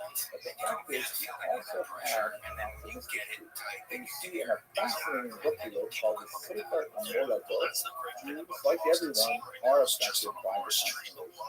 However, there is some wiggle room. Like I say, for example, if your Mazal is to be the chief, the boss, then, if you're born to be a lowly socioeconomic state, then you might only become the boss of, the foreman of a construction crew. But if you're born in a higher socioeconomic state, you become the king of an empire. Right? You're going to be the boss, but it's going to be within the parameters of your socioeconomic status. You can, however, change these things by, for example, making kids different time zones. Right, literally, because your relationship to the stars, as they, circle in the night sky, will change based on where you live on the globe. Also, of course, is heavily reliant on the discussions in Talmud about how to change their mazal through acts of kindness. But even though the Ibn Ezra was known for his lament of his Shlech Damazah, of his How is this legal? The cops are just standing they're not in SWAT gear, but they're all standing in a line on either end of the street, and it's just the bars are blaring music. And I had to take video of it on my phone. Of course, I just take it just because I can't believe what's happening and what's the business model behind that. Because gentlemen, it's like it slowly descends, and then you see people getting arrested, and then they're being taken away, and then they go back, and then they're just sitting there waiting for the next crazy thing to kick off. So I guess it's just the bars making money or wanting to make money. I'm a historian, and I spend most of my professional energy thinking about the long history of spot to go to. Yeah, that spot. We're in the dirtier on 6th Street. If you go to, I guess it's, what's the nice area? Is that East or West, Jane? West. West is real nice. It says at the You get beginning out to of West 6, great restaurants. It's real nice. the Schlockish says, Very safe. and if I was We're in going to the area market, where this it's is where I have a weekend photo. Yeah, other cities are doing that too. I was This like is in the Baltimore, source of in the port, proverbial which is statement it's a that very Hashem Cleveland never area sends too. It's like kind of it's just affliction it looks to like his there's just people mayhem without happening first in a creating a designated remedy area. for And that I'm wondering affliction, what the first mentality creating of a the city cure for the government illness is without there. first It just creating looks the nuts. solution But to it the looks like problem. somebody's I letting think it in terms happen of in this what's going on contained right area. now, I mean, I'm on my cop what hat could right now. Like, I'm possibly letting be it happen. the That's cure why 6th for a Street is horrible closed off to lockdown on traffic. October They're 2nd? walking around. We continue to They're letting agonize people walk over the around. men, They're all women, hammered and brands. children They're letting people walk who around. still There's remain taco trucks everywhere. It's fun. It's fun. Yeah, it's fun. Yeah, you just don't want to hear I wonder, we see the mock-up of where it's happened a few times down there. So, There's a bunch of one of the occupational hazards of being a historian is that dates tend to reverse It's a fun place to be seen. A bunch of people go down there and it's use dates, walks of life. pin numbers, Everyone's hammered. all kinds of And I'm things sure like there's that. a lot of Because drunkards. you just have to remember A lot of things. maniacs. It just seems And very there's certain events in It's history also which an are so exciting big place to that go. we can't even Because think of all the words chaos for of the them. streets is very critical by the time you get to the For door. example, Inside out. 9/11, And it's fun. 2001. We obviously have a very tight security system. Yes. America, so we just simply call it Oh yeah, well, I see the British have the same thing with the attack Look at this, on what's the going on transit here? system on July of 2005. They call it simply 7/7. And so we too have simply October 7th until we think of a name to describe this as well. But that makes me think of another October 7th. It's seared in my historical memory. And that is an unusual moment of Jewish heroism that initially advanced almost unrecognized. This, of course, was the revolt of the Zombies against the Nazis in 1944 in the very ninth circle of the Zonder Commando were the most degraded, most abused prisoners of the Nazis who were used in the horrific task of having to process the bodies of other Jews through the gas chambers in the cemetery. And we know about this particular doomed but highly symbolic revolt, which actually shut down the crematorium, allowing time for the Allies to get in there. But the records of the perspective of the Jews who participated in the revolt are recorded in the amazing and horrific writings of a man named Zalman Gordowski. He was one of these Sonderkommando, and he wrote about his Holocaust memoirs in little fragments, little bits of paper when he did get something. And he literally buried the bits of paper all over Auschwitz in the actual ashes of Jews burned in crematorium. He figured that at some point in history, people would come back and dig up those ashes, and they would find these notes when he described the Russian. He described how there was a turning point for him that occurred in March of 1944. And there was a large group of women from Czechoslovakia, Jewish women, who was to be gassed all at once. And it was such a large affair that the Nazis actually invited senior officers to participate in watching the murder of these women. And they humiliated them and stripped them and forced them to march naked into a central room. And the Sonderkommando were there, standing with their backs to the Nazi officers, watching this large group of Jewish women. All of a sudden, to Grodowski's amazement and to the Nazis' horror, something directly from his memoirs that he discovered in the large bunker stand thousands of victims waiting for death. All at once, spontaneously, a song.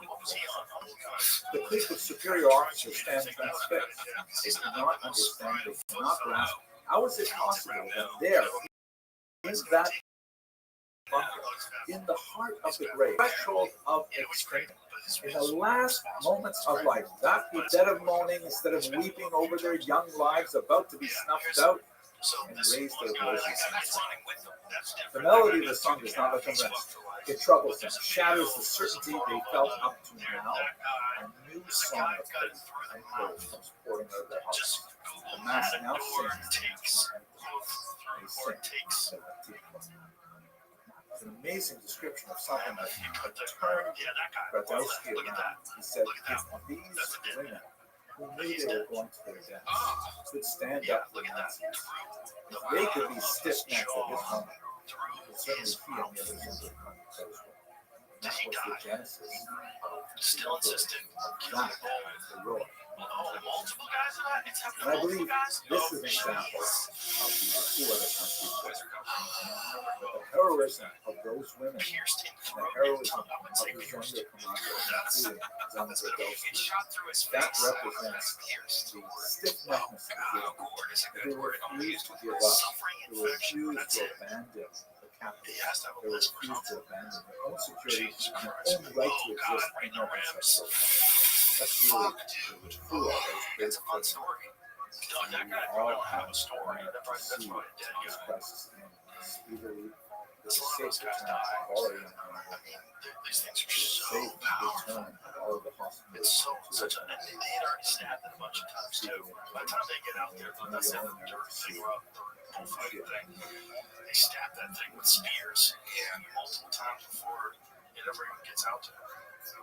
One-eyed matador has been injured by a bull some 40 times. Once again, Gordon. Hello, fellow students of Jewish history. Allow me to say thank you to all of you for bringing us to this remarkable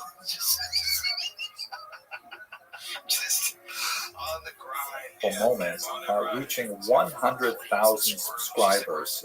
This is a tremendous honor for me personally. Thank you so much. But really, it is a testament to your support and the fact that you're willing to sign on and say, yes, I'd like to learn more about this unusual people and their long history. So thank you so much for participating as subscribers and as members. Okay, let's go very quickly through the history of this channel. I think it has some utility for us to understand where we've been. The first upload was on November 12, 2009. Back then, I had a small adult education group, about 10 students. This was when we lived in Miami, Florida. It was really nice to see you on this experiment. I'm going to try and do a little YouTube thing. Let's see if it works. You're in my office here. And I just wanted to say a great thank you to Penny Cash for bringing it home to the Shear, and also to Eileen for putting the whole thing together. It was really a tremendous boost for me. It's so nice to be together with you. Then in 2012, again, at the suggestion of my wife, I was teaching these adult education lectures at the Young Israel of Bal Harbor, Florida. It's a very wonderful place to teach, a wonderful community. And we had about 50 participants every week in these, lectures. And I was initially giving them without recording them until suddenly I thought, why not just put the actual lecture online?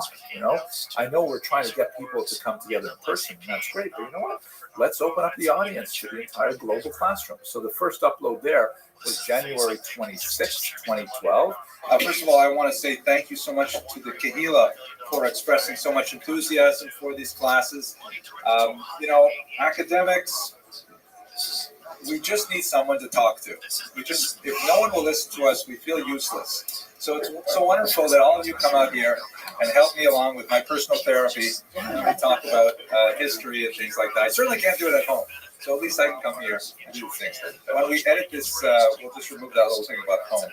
I then experimented a little bit with direct to YouTube videos, thinking about what are the essential things that people should know about Jewish history? And so I created this essential lecture series in October 2014. And that allowed me to experiment a lot more with the terminology end of it, which is not something I learned in graduate school, but I'm thinking it's really important that we teach our graduate students specifically this. And those came out starting in October 2014, but the experiments would be especially important when we got to the COVID pandemic of 2020, where it was no longer possible for us to gather in large numbers, and all of a sudden YouTube became especially important for teaching Jewish history. Then the personal change in my life, in fall of 2015, I was promoted to the campus in Brooklyn, New York of Touro College, now Touro University, and I started doing the same kind of thing there in the college campus with the Jewish History at Avenue J series. This was also great. Larger audiences enjoyed it quite a bit, and we raised about $20,000 for student scholarships with voluntary donations and sponsorships of the lectures, and that was also really nice too. I have to add to that in the spring of 2017, after some political events that were happening at the UN, I realized that there's a lot of power in these videos and this growing audience for social advocacy. And so I began the series, which I called Israel, the Land and Its People. And it went beyond the academic blah, blah, blah to providing information that can be consumed on a much more popular mass level and hopefully educating people about the situation in the Middle East and helping them to understand the kind of difficulty that Israel finds itself in. I want to say 3 institutional thank yous. First of all, when we moved to New York, we were in the Young Israel of Lawrence Cedarhurst community, which was a really warm and welcoming community.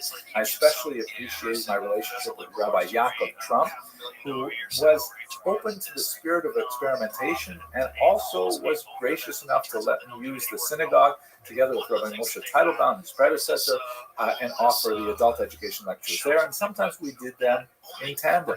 We also had some opportunities to do some really exciting things, like, for example, when I discovered a modern Persian equivalent of a food that's described in the Talmud. We had a wonderful tasting ceremony on December of 2022.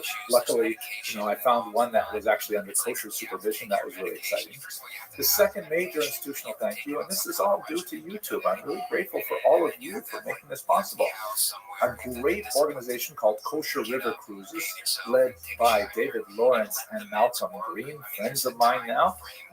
They invited me and my wife to join them on their cruises of discovery along the great rivers of Europe in particular, looking at Jewish history. And so when I got involved with Kosher River Cruises, all of a sudden, most of my learning, which was basically book learning, archives and occasional trips to specific locations, all of a sudden I was able to go travel in tremendous luxury together with large groups of people who are similarly motivated to study the history of the Jewish people and actually go to the sites where these things happen. It was absolutely mind-blowing, and I'm really grateful to be continuing this partnership with Kosher River Cruises. But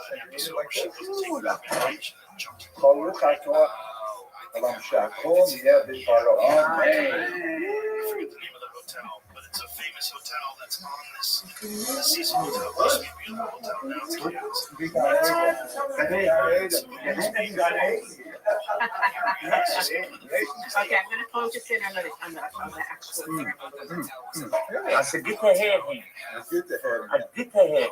And finally, I have to specifically thank the Orthodox Union and Rabbi Moshe Shwed, who approached me way back in, this will be 2019, saying, hey, we're enjoying your Jewish history videos.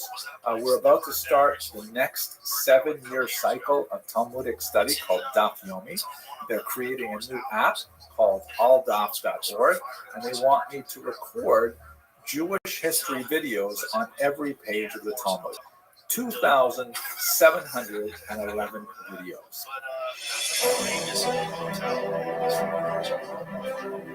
There's a bunch of those places that are abandoned down there that used to film.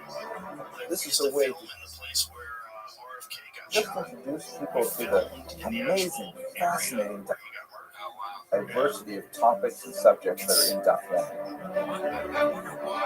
Look at the historical, social, economic context that produced the Gemara and the Rishon Acharon that we have. Today, I'd like to look at a character who's quite fascinating to me, Ben Bagbag. It's such a strange name, first of all. Whoa, how do they do that anyway? You can't just go to the porn star and get some Clorox or something like that. So, I did a little bit of research. It's intended to enhance and to illuminate the dots for people who are currently learning. And secondly, perhaps even more importantly, it's intended as an easy slope up for people who want to get into the documentary but are not quite ready to jump off that precipice. So this is a way to just introduce people to the amazing, fascinating diversity of topics and subjects that are in documentaries.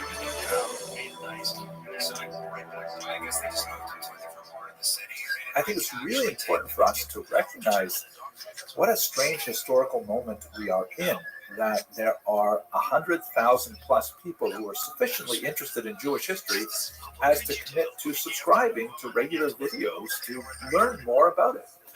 That in itself is mind-boggling.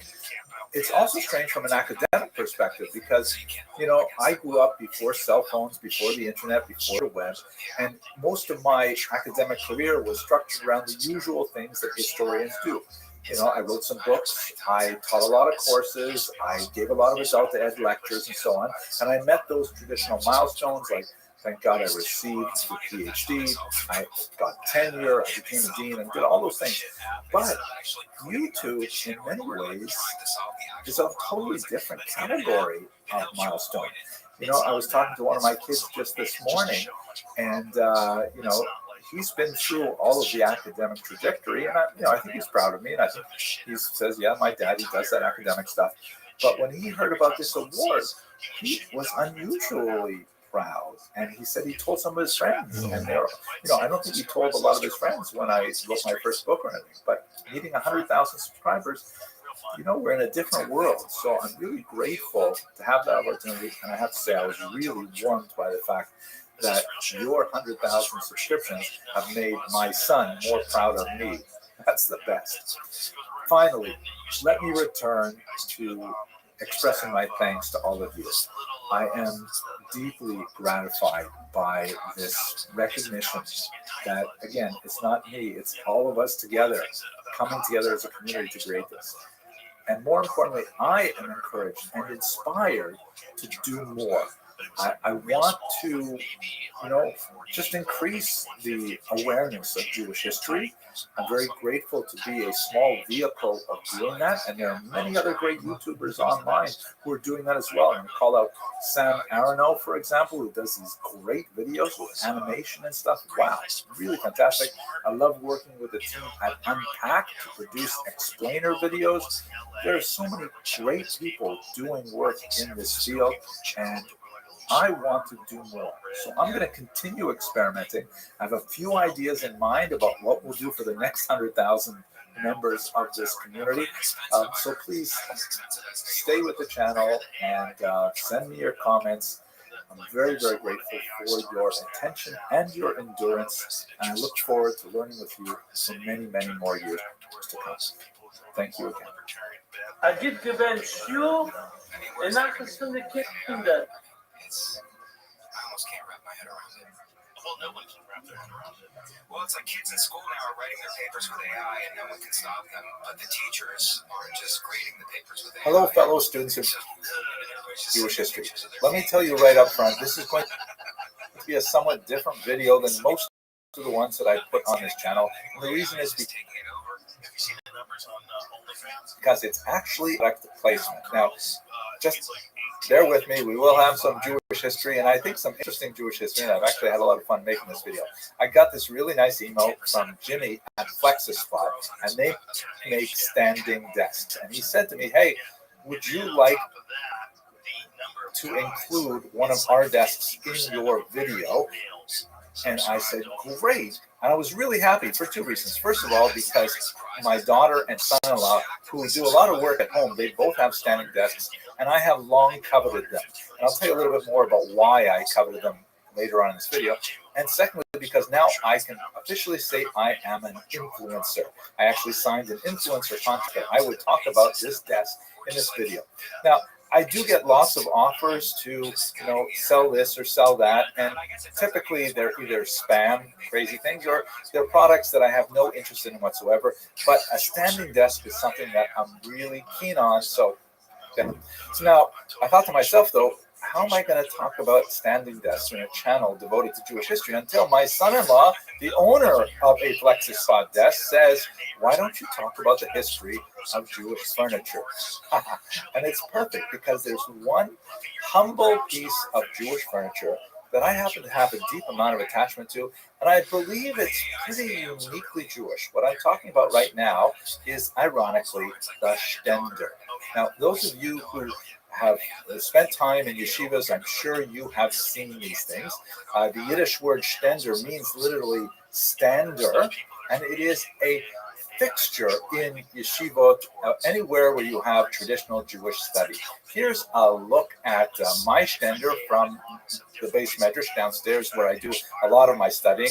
And you can see it's a really basic thing. It's kind of like a sort of a podium or a lectern, and it allows you to set a book on it. There's a little lip there, and it's a very efficient way of actually working with text. Now, this is especially important because in Jewish history, of course, the Jews are known as, in Arabic, al-Kitab, the people of the book. That we have long been associated with long hours of textual study. And how exactly was that done? I mean, how actually did people, learn these texts? There is a lot of suggestions and passages in early rabbinic texts that suggest that students would typically sit on the ground while a lecturer would provide information, a rabbi. And that makes a lot of sense, especially for oral instruction. But what about when you're actually working with a physical document, either an old manuscript scroll, or even a manuscript turned into a codex, which is like an early book, but with handwritten pages? I mean, it's hard to hold these things while you're sitting down, and especially if you want to jot some things down on the side or something. How do you do that? So it's quite likely that sometime in the early Middle Ages, Jewish study of text moved to kind of like desks, or as we can see from this 14th century example of a medieval copyist, some kind of like angled thing that was set on a table. You can see that there's a second one that's kind of like sticking out front, kind of like a second computer screen that allows the original to be placed, and then the copyist, the scribe, can actually write the letters out like that. And this is great for like writing and larger text and so on, and we'll come back to it when we talk about the standing desk. But what about for individual study, where you're just focused on trying to learn the text? That's where the Stender comes in. Let me demonstrate here what it looks like. I want to give thanks to Professor Kent, who took these pictures of me in the base measures this morning. Here's me standing at my Stender, and you can see, obviously, it's great for standing and learning a text, or for prayer as well. And in fact, it's not impossible that this kind of lecture may have been either adapted by the Jews from a church lectern that looks something like this, or this one here, but both of them, I got to tell you, they would not do the job the way the Jews need it, because it's obviously intended for only standing, whereas a Stender has much more flexibility than a standard podium, and I'll show you why. Here, you can lean over with the lectern, and this is really good for like changing your posture and changing your blood flow and stuff like that. And most importantly, you can also sit with the Stender. I know it's called a Stender for standing, but it's often used sitting. And in many yeshivas, you will see hundreds of these things, with each individual student having their own Stender and being able to move between standing, leaning forward, sitting, as they wildly gesticulate and argue about the meaning of their text with their study partners. So the Stender is like a really humble, basic piece of study furniture that proved to be extremely functional and durable. We have photographs that clearly show it being in use, but it's quite likely that it goes back centuries upon centuries. but we don't have much literature on it because, it's a piece of furniture after all. Here's my own Stender from my home. It's a little bit different. It's also a stripped down version, but it has a couple of other nice things on it. You see these wheels here on the side.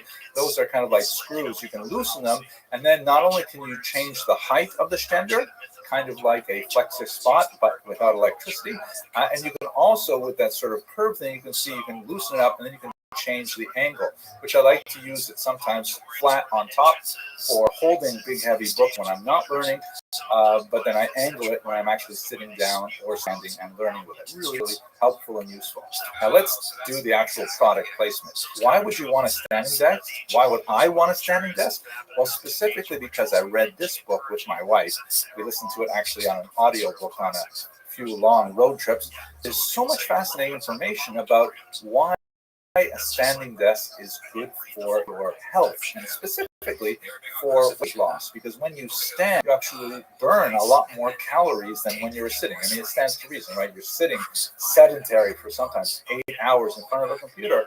Wow, not healthy, right? So let's have a look at the standing desk itself. It's basically like, you can see it's a flat piece of desk, and you can put all kinds of stuff on it. It has phenomenal weight-bearing capacity, and I think it would be beneath my dignity to actually sit on the desk and test it, but I will tell you that I have done that, and it can easily hold my weight, and possibly two of me, or at least two of me. It goes up and down with a touch of a button. I really love it here. I'm going to do it while I'm talking to you right now. Here we go. Here's down. Wow, look at that. That's great, right? Nice and smooth and easy. And here is up, right? And I can't tell you how convenient it is to be able to do this while I'm making videos. It is quiet. It is really super stable. And here's one other thing that's kind of cool. Once I got this standing desk, I found that a lot of impromptu meetings are a lot shorter, because when people come to my office to talk to me about one thing or another, and I'm already standing, then they feel they should be standing too, and they don't get too comfortable, and we talk about what we need to talk about, and then I can get right back to my studying, which is, what I really love doing. This all makes me think. I love my Stender, which is pretty basic, and I love my new Flexus Spot standing desk. What would happen if Flexus Spot made a Stender? But chances are it'd be a really niche market. So those of you who want to get a traditional Stender, you can go to your local Judaica store. There's some online. Here's kind of a funky one with curved metal pipes used for the legs. Here's a much more traditional set. This is I love this. This is like giving it as a chassan gift. Every man's best friend. You thought it was a dog, but no, it's a Stender. But if you want this beautiful standing desk, then you got to go to Flexus Spot, because the E7 is just fantastic. I'm just so delighted to have this Flexus Spot standing desk. Thank you, Jimmy, for reaching out to me and asking me to include this in a video. I think it's going to make my work life a lot more healthy and pleasurable, and I look forward to using this desk to make lots more Jewish history videos for all of you. Please be sure to check the links in the description box and use code YTE730 to get an extra $30 off the E7 desk. Thank you very much for watching. We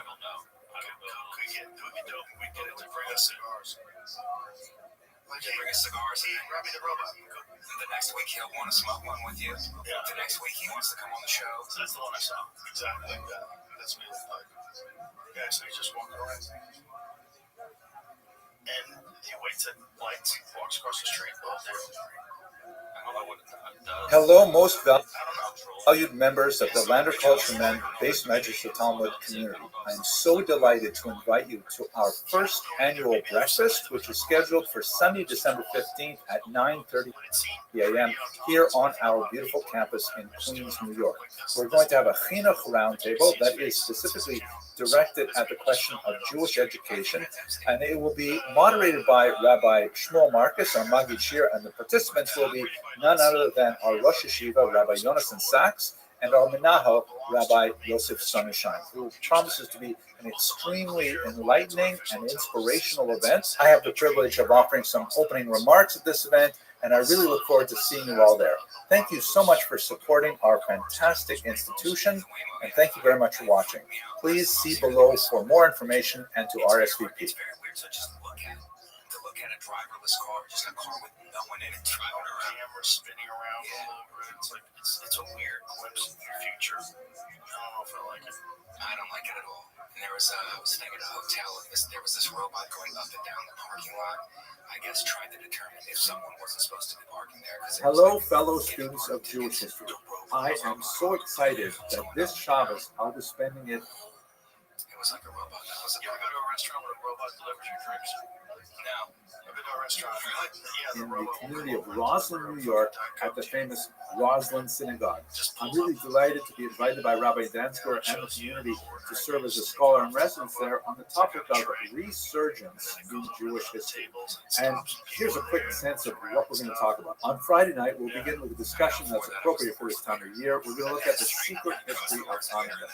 Hanukkah is typically told in a very childish fashion with very clear-cut good guys and very clear-cut bad guys. But when you actually get to the nuts and bolts of the story, it's quite a bit messier and quite a bit darker, in fact. That's why we're going to look at the secret history of Hanukkah, because there's a lot of material from that unique period of history that we can derive for our own times as some kind of guidepost and some kind of warning. Secondly, on Shabbos, we're going to have a talk specifically on the ways in which Ashkenazic Jews and Sephardic Jews have dealt with the communal traumas that they were exposed to over the long course of their histories. I understand that the Rothschild community is very diverse, and so we're going to look at a comparative approach to Ashkenazim and Sephardim and see if we can derive some lessons from them as to how we can handle the challenges of our day. Then after Mincha, I'm looking forward to examining one particular population that is so fascinating and very rarely spoken about. This is the saga of the Charan Jewry coming from Central Asia. What a phenomenal, amazing story that they have to tell about Jewish survival under incredibly difficult circumstances. It's a story that's not often told, and I'm looking forward to discussing it with all of you. And then finally, after Shabbos is over, we'll break out the laptop and the projector, and we're going to go look at much more political topics. Specifically, I want to focus on the topic of the Yishuv becomes the Medina. I want to focus on the very crucial period of state building that occurred between World War I and 1948 as a trilateral complex conflict between the Jewish population of the land of Israel, the Arab population there, and the British Mandate authorities. I'm going to go through maps and talk about the back and forth of it. I know it's a story that has been told frequently, but now that Israel is under so much international pressure, it's especially important for us to review how did we get to statehood in the 20th century at all. I think that's going to be a very relevant talk. We will go beyond it up to the Oslo Accords in our own times, but that will be kind of like a fast addendum at the end, just so we get a sense of how Israel came to be a state in the 20th century in the first place. Okay, I'm really looking forward to this Shabbos. I'm really looking forward to meeting all of the members of the community of Rothschild, and I hope that we'll have a chance to talk more then. Thank you very much for watching, and I look forward to meeting you on Shabbos. I hope not, because it's ugly if there's like just massive crime on the subways and gangs. Kind of, I don't think it'll get to that because I think we're past that. Hello, fellow students of Jewish history.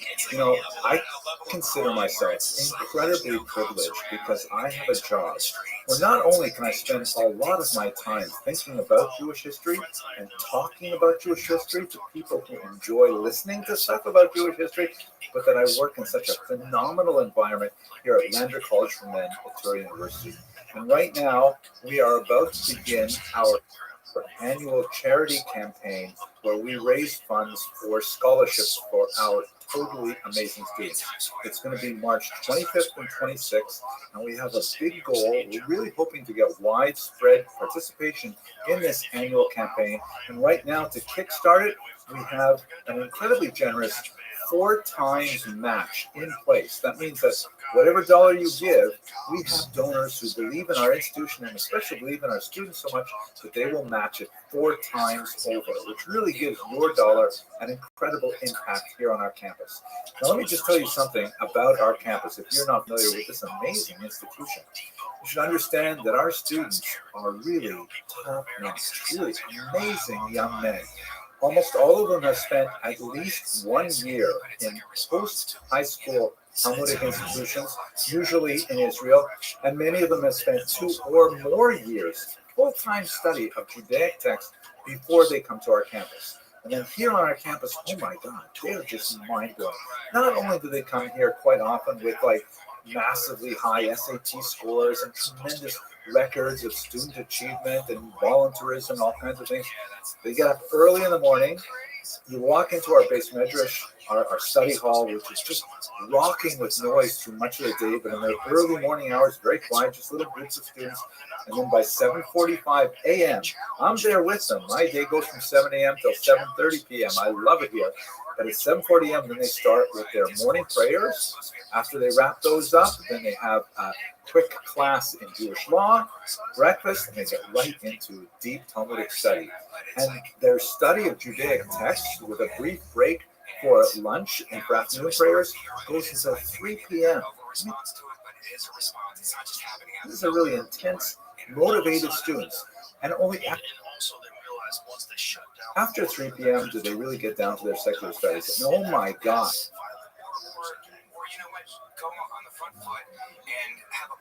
Do they ever dive into those secular studies? Organic chemistry and biochemistry and advanced marketing and management and artificial intelligence. These students are really at the cutting edge, and they are going to be the leaders of the Jewish people of the next generation. They have already demonstrated tremendous success. Our alumni network is fantastic. I can't believe I am so fortunate to be coming to work every day to be dealing with these kinds of students and these kinds of faculty and these kinds of student service personnel. Everyone here is totally committed to the same thing. We have extracurricular activities that literally go till midnight. But I just want to emphasize how I love this campus. I love these students. I love my colleagues. And I really want to ask you to help support them. Some of our students come with very, very high financial need, but we try very hard not to turn away anyone for financial need. We've really bet on our students to succeed and lead the Jewish people into the next generation. So we're counting on your support. Please do consider giving to this charity cause, March 25th and 26th. And right now we've got a 4 times match in place. I really hope you will take advantage of this. Thank you for the privilege of speaking to you, and I hope you have a fantastic day. I understand you're trying to run a business and you want cheaper labor, but that's the wrong way to do it, and they're secretly behind it, I think. The problem is they've been getting away with it for so long that it becomes a part of their standard operating procedure, right? Like if it was never a thing, you could never get away with it if it was a real problem, right? Then you have to pay people a living wage, right? And then you have to pay people correctly, which is what we should all. Hello, colleagues. I hope you're well. I'm just taking this minute to let you know that we're in the middle of our annual scholarship. For people to come to America. Okay, that's a good argument. Also, we should make other places better. Like, if we weren't sending factories down to Mexico where people working for 15 cents a day, where those people were making like an amazing 4 times match from sponsors, thanks to our tremendous staff with our young brothers, who worked very hard to put this together. I want to let you know that these funds go to our students who are the most needy. We have some students who are bully students. We all love them, who come from families that do not necessarily have the wherewithal to afford tertiary education. We really go the extra mile to try and make it possible for every qualified student to participate in the program. Now, it might be a little bit weird for me to suggest that you should consider including what it calls the men in your charitable giving. Everyone gets charity, but you receive compensation from us for your time and energy, and we're very grateful for those things, and your expertise and your scholarship and so on. But I'd like you to think of this as a gift to those students that you really love the most. Think in your mind about those students who just really contribute to the class, really make you feel good about engaging in the teaching profession, and say, you know what, I want to support those students. And if you contribute, your dollar will be matched 4 times over because of the tremendous legwork that our development team has put in advance. So I would like to humbly suggest that you consider contributing to the charity campaign this year. It makes a big difference to our students, makes a big difference to me, and it makes a big difference to our institution. Thank you very much. It's not the right thing to do. Even if you're making money, it's the wrong thing to do. Especially when at one point in time Detroit was the third richest city. Hello, fellow students of Jewish history. I just wanted to take a disaster in one lifetime, which is crazy. It's crazy that a minute to quickly broadcast this live stream because we are in the final day of our annual scholarship campaign for students at Atlanta College for Men of True University. And you know, I only have a minute to take your time, and I'm very grateful that you're going to listen to this. I just want to tell you that I've been reflecting on, you know, why do I exist? There are a lot of reasons, I think, why I exist. I think I existed for my parents. I think I exist for my wife and for my kids and grandkids and stuff. I think a lot of reasons why I exist, and I'm happy they're there. But as a Jewish historian, it's clear to me the reason I exist is for my students. And I have some absolutely amazing students here at Atlanta College for Men. They're incredibly dedicated, they're incredibly motivated, they work hard, they study hard, and they really want to put their heart and soul into what they're doing here on our campus. And I believe that at least in a professional sense, that's why I exist. Now, if you have been enjoying the videos that I put online, I'm really grateful because it's nice to have an audience of people who want to spend time thinking about Jewish history. But if you've been appreciating them, then please consider appreciating my students because some of them really need the support. We do everything we can here at Atlanta College for Men to not turn away any qualified student. So, you know, we need these scholarship funds to really close the gap on tuition because some of them come from families that are quite challenged financially. So we have right now in place an amazing 4-times grant. For every dollar you donate, it will be multiplied by 4. We are in the last 9 or so hours of the campaign, and right now we have raised about $250,000 of our $300,000 goal. I would really love to see us close that gap to really ensure that we have the funds we need to support these students going into the next academic year. And that's, I guess, it. I think I exist for my students, at least professionally. I consider you my students, and I consider these young men my students as well. So please help each other. And I think you really want to be part of it. Thank you very much for watching. You see the slide lock? I had to like pop it back with police to shoot him a second time. And he shot him and the gun jammed. He had to like fix it. So he had some experience in shooting people, or shooting things, I should say. Right. But what a nutty kid. And he has like old like videos of him. It's like, what a well-spoken. He seems like an intelligent, well-spoken, graduated at the top of his Hello, class. fellow students of For him to do that. I just want to send you a quick video to say thank you so much for supporting our charity campaign for student scholarships. This has been an absolutely phenomenal year for us. We set a goal of $300,000, which was larger than any goal we've ever had in the past. And not only did we meet it, we also set an additional bonus goal of $10,000, and we blew right past that to raise $316,000 for scholarship funds to help our students who experience those financial. And we could not have done it, obviously, without your help. So I really want to say thank you so much for helping our students. I also want to wish you and your loved ones, as we enter this Passover season redemption, a great personal blessing in your lives, and may we all experience the redemptions that we all need in all aspects of our lives, both materially and spiritually, psychologically, you name it. I hope you have only tremendous blessings for the coming year. Thank you very much for supporting our students. Thank you very much for watching. God, he took his mask down and smiled at her, and that's what got him. Yeah, showed that handsome hug. And then he shot the guy, which is Hello, everyone. I hope you're doing well. Two sides. I'd like to speak to you for a few minutes about the judo year in Jewish history. The judo is one of the weirdest word I've ever seen in my life. It's absolutely fantastic. it travels between Spain and Portugal, and I'm really hoping that I'll be able to get there again this year as the pandemic, thank God, subsides. In many parts of the world, Portugal is doing really well right now, and the vaccinations are proceeding apace. So I'm really hopeful that, thank God, we get back to the touring schedule with Portugal is crucial. So let's talk just for a few minutes about the Douro River and specifically its connection with Jewish history. So first of all, let's have a look at the geography. Here's a beautiful shot of the Douro. You see this valley that the river creates on basically amazing meandering paths through mountains, but it's not always like that. It actually has some beautiful terraced fauna and agriculture. It's actually very famous for its wine region, and of course the main port, like the main port, comes from Oporto, which is the very end of the Douro. Here's where it is located in the Iberian Sea. You can see it travels from north-central Spain out to the Atlantic Ocean through Portugal.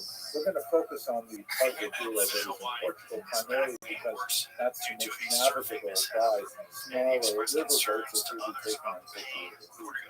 And most of it is built with these gorgeous kind of like forest landscapes where you get to see the vineyards on either side, and there's actually very little urban development along the river. It's really quite scenic. The earliest presence of Jews in Portugal is recorded in 4th century church documents. And by the time you get to the 12th century, there are communities located along the Douro, Oporto in particular, and it becomes a very important center for Jewish settlement. Jews are especially involved in the extensive maritime economy of Portugal. Of course, it was one of the great seafaring nations of the medieval period, and Jews are involved in everything from the mercantile activities to navigation, in particular, very strong in navigation, to calculating the scientific basis for the star charts and all kinds of fascinating things like that. They're especially active in Lisbon, which is a little south of the Douro. Now, Jews basically did very well in Portugal. There was some tension in the 14th century after the Black Death, when Portugal was hit very hard, not surprisingly, perhaps because it was a maritime nation. But even with the tensions that tended to subside towards the end of that period, there was still a strong sense in Iberian Jewish culture that Portugal is a great place of refuge. And in fact, when Spain became much less hospitable after some riots in the 1390s, none other than the ancestor of John Isaac Abdallah fled to Portugal, where he found refuge. And there's a long connection there with obviously neighbors in the peninsula. After the Spanish Inquisition, the Douro River in particular is flooded with Jewish migrants who are struggling to get out of Spain, and with the expulsion in 1492, it was one of the most popular land routes for Jews to follow. They would end up finding very brief refuge in Portugal, because of the massive forced conversion of 1497, and then just a few decades later, followed by the incredibly difficult Portuguese Inquisition. This effectively ended the Jewish presence as Jews per se in Portugal. But these Jews who are now called New Christians, because they were forcibly converted to Christianity, suddenly had newfound freedoms as a result of their liberation from Jewish disabilities. And although many of them struggled to hold on to their Jewish identity, they were actually able to travel throughout the Mediterranean basin, up into the North Atlantic, to England, to Amsterdam in particular, and to begin to make their presence felt on a larger scale. Of course, there were Portuguese Jews at this point, or crypto Jews, who fled to the New World, where they established communities in Brazil in particular, or Portuguese Poland, and ultimately made their way up to New Amsterdam, which was the Douro River and its environs was, as we mentioned, a major conduit for Jewish migration. It also ended up harboring a lot of crypto Jewish communities Portuguese Jews who decided to stay in Portugal and maintain a Christian exterior while still practicing Jewish habits secretly in their home. And so you have these amazing communities which have like these possibilities of mezuzah scars in the doorways, like this is my colleague from Costa Rica, David Strauss, pointing out possible mezuzah scar. You have the remarkable community of Barmenta, which was only discovered in the 20th century as a typical Jewish town. Here, by the way, is a picture of the magnificent interstellar object racing toward our solar system as they the mikveh there, which is significantly more modern than the medieval mikveh discovered in Peninsula. Also to the south, it's really important university town that educated a lot of these football Jews. This is the town square, which is for now, but is actually the site of public training in Portuguese. Here's some of the students from the historic in the long Harry Potter type of Professor Bobby Lowe, it's such a gorgeous river and amazing that the boat is so fantastic. I hope that many of you can join us. We have such an amazing time. It's Jewish optimized, right? We even have in the Yemen day in the lounge area of the boat, and it's just fantastic to enjoy this. Return to Portugal for Jews in the 500 years later after the religion. Absolutely fantastic. Anyway, I hope you'll be able to join me. Check out the website. The way it's traveling, that it's bizarre. It doesn't have a trail like a comet does. Right. Scroll up a little so you see that. The images of the comet were actually snapped by the Verisi Rubin before it was officially discovered. However, since it was identified on July 1st, scientists, just July 1st, just a little bit ago, scientists have scoured one of the most fascinating figures to emerge from medieval Portugal is undoubtedly Isaac Abraham. Fascinating individual, sometimes known as the Abar Benel, because his name actually is a mix of several different transliterations from the Hebrew, and he himself actually used different versions in his own lifetime. He was a very important Portuguese thinker, diplomat, politician, and financier who reached tremendous heights in the late 15th century in Portugal, and then amazingly continued his career already when he was quite elderly in terms of his literary output, in terms of what he did in terms of biblical commentary and fascinating literature. Let's take a few minutes to look at his remarkable life. So we should bear in mind that the overall context of the Abar Benel's life is inextricably linked with the history of the Reconquista. This refers to the several centuries when Christian forces began to reconquer the peninsula from the north moving down to the south. Hence the term Reconquista, right? The reconquest of the area. And slowly, over the course of several hundred years, the entire peninsula was Christian, both in terms of removing its Muslim inhabitants and, as we shall see, also its Jewish inhabitants. In the late 14th century, there was a surge of forced or coerced baptisms of Jews, associated with, among other things, some pogroms in 1391. And in the larger time period, John Isaac Abravanel's family fled from Spain into Portugal. His grandfather was caught up in a lot of the tumultuous events of the 1380s and 1390s, and he made his home in Portugal. There, the grandfather of our protagonist was very much involved in building his career as a courtier, meaning serving the Portuguese royalty, and especially in the area of finance. By the time Don Isaac was born in 1437, he was already very well established, and Don Isaac was given a very expansive education, not only in Hebrew subjects, but also in Latin and Greek. He spoke several languages of the peninsula and so on. And he was trained or groomed really to serve the great houses of Portugal, primarily in the area of finance, he was especially close with the House of Daniel.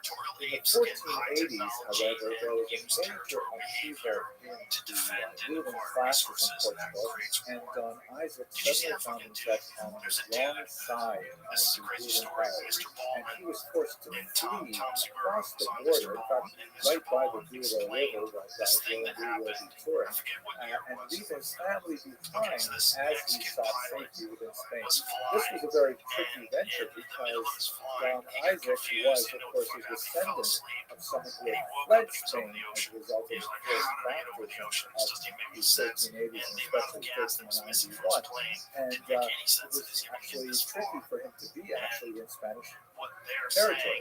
However, he laid low and kind of lived under the radar, managed eventually to bring his family over, although the bulk of his wealth was abandoned in Portugal.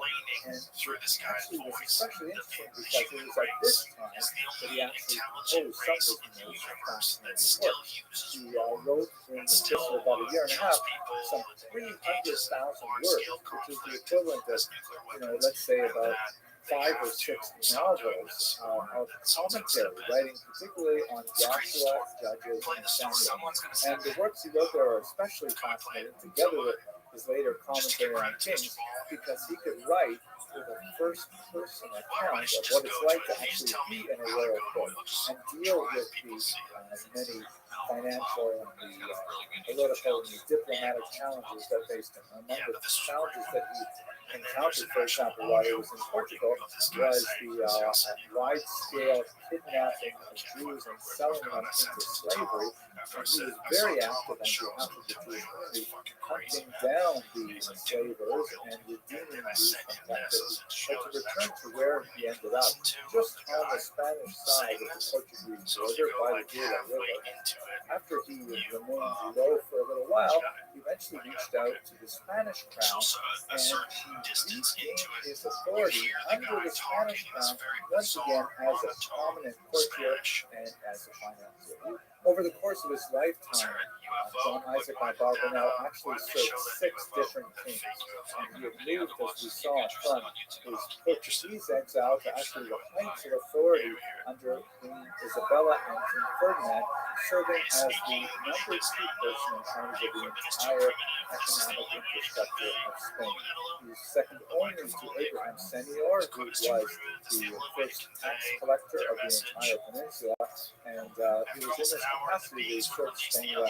It was, however, to be short-lived, because Queen Isabella and King Ferdinand had already instituted the Inquisition as of 1878, and they toyed with the idea of expelling all the Jews of the peninsula, and that is in fact what happened. So it's remarkable painting made in 1889 by Emilio Sala that depicts that key moment when Don Isaac, who is shown in the red robes with his back to us, who is speaking before the king and queen as the Grand Inquisitor Torquemada gesticulates loudly, demanding that Jews be expelled so that the entire peninsula could be unified. And although the king and queen implored Barbanel to stay because they really valued his financial acumen, he ultimately decided he would certainly leave with his co-religionists, and this was the Great Expulsion of 1492, which of course sent Jews all around the Mediterranean basin into Europe, of course overland into Portugal, France, and many of them ended up in the Americas, particularly in the Portuguese holdings, but that's another story. And once again, Barbanel was sent into exile. This time he ended up in Italy, where he was quite active, continuing his commentaries on the rest of the Bible, on the Haggadah, on Santiago, developing some fascinating messianic theories. He really believed that the arrival of the Messiah was around the corner, that would in fact the Messianic age would begin in 203. Unfortunately, he was sadly mistaken. And he ended up actually, through a course of wandering, at the end of his life, he found himself in Venice, where a twist of fate would bring him once again to the attention of kings, and he became involved in the possibility of engaging in negotiations with Portugal that had originally caused his first exile. It turns out that the negotiation did not proceed apace, But nevertheless, you see that even at the end of his lifetime, he was an incredibly influential advisor to kings. But what he's remembered for most dramatically in terms of Jewish history is his remarkable body of commentary on virtually the entire Torah and the prophets in particular, and a fascinating series of writings on many other elements of Jewish literature, such as the Haggadah, the Piava, and his messianic writings. Fascinating individual, tremendous contribution. I hope you found this useful, and I look forward to speaking to you. Imagine your first solo flight, like I'm gonna pull a fucking gag on these motherfuckers. I got the idea. I got some extra gas. It was 1976. Yeah. Wow. Let's continue our discussion of the Jews I don't of know if I believe Portugal. that account, but I do believe Marco that there's Matus life forms out there. a very important doctor of the 16th century. That's always the problem. Roots in Portugal made a dramatic mark not only on medical science but also on ethics. So his years are Yeah, I mean, these 1511 stories to are all, it's like whether you trust the 1568. source He or was not, born but in I Castelo Branco, which is just south of the Douro River, where the Italian ones here. Oh, for sure. began. And I don't care if the His water doesn't parents have were any water. Maybe they don't conversos need in water. the situation of the Jews in Portugal at this time was rather complex, because if you recall, there was a massive exodus of Jews from neighboring Spain in 1402 with the expulsion of the Jews of that part of the peninsula. Many of them made their way over the border along the Douro River and into Portugal. In many ways, it was a really horrible situation in Portugal at the end of the 15th century.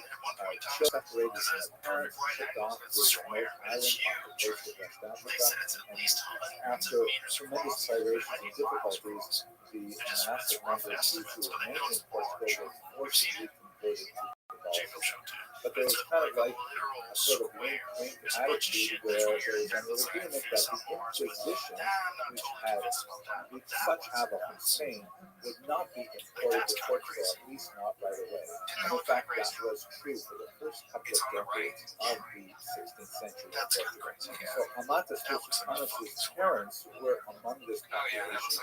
He was born in 1511, just less than 2 decades after Portugal conversion in 1497. And his parents christened him João Rodrigues. In Latin, his name is Joannes Rodrigues. In fact, he published his very first book under that title. But in reality, because of that sort of period of leniency, even though they were outwardly Christians and were baptized, they made no secret to their son of his Jewish identity. His parents taught him Hebrew and many Jewish rituals. He went on to study in Spain at the University of Salamanca, which I had the privilege of visiting Portugal for a little while ago. What if we are the offspring of the life on Mars? What if those fucking guys just realize, like, hey, this place is falling apart. Let's shoot over to her. Let's reestablish. There's an interesting kind of That might be student why we're so lore different that than every you other can primate find that's the here. frog that sits on top of the skull, one of the That might be true. I just think it's so vast and we know so little about everything. It's possible. It's just, I kind of like broaden it that way, where it's like, it's all possible. The universe is infinite and we know very little about There it. are actually several famous professors who are active in Salamanca at the time.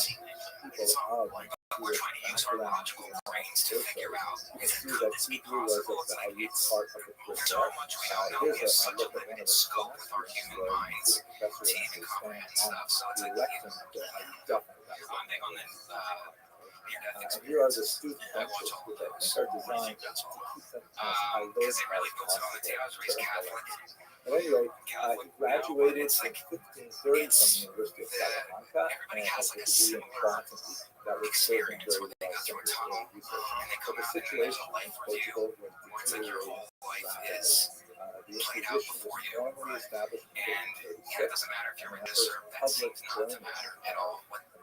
What seems to matter is like so little kindness our that hero, you do to Amatus people. Rusticus, Like, made like his way smiling at someone who's or giving somebody some this is kind a period words of who had a long bad day. writing. It's like, It was at it's this a thing time that that we're he all adopted connected. a Latin name, We're all which connected. is rather remarkable given his history.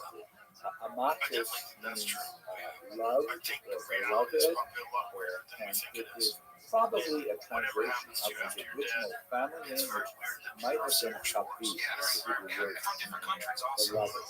And Rusticus And also, Portugal.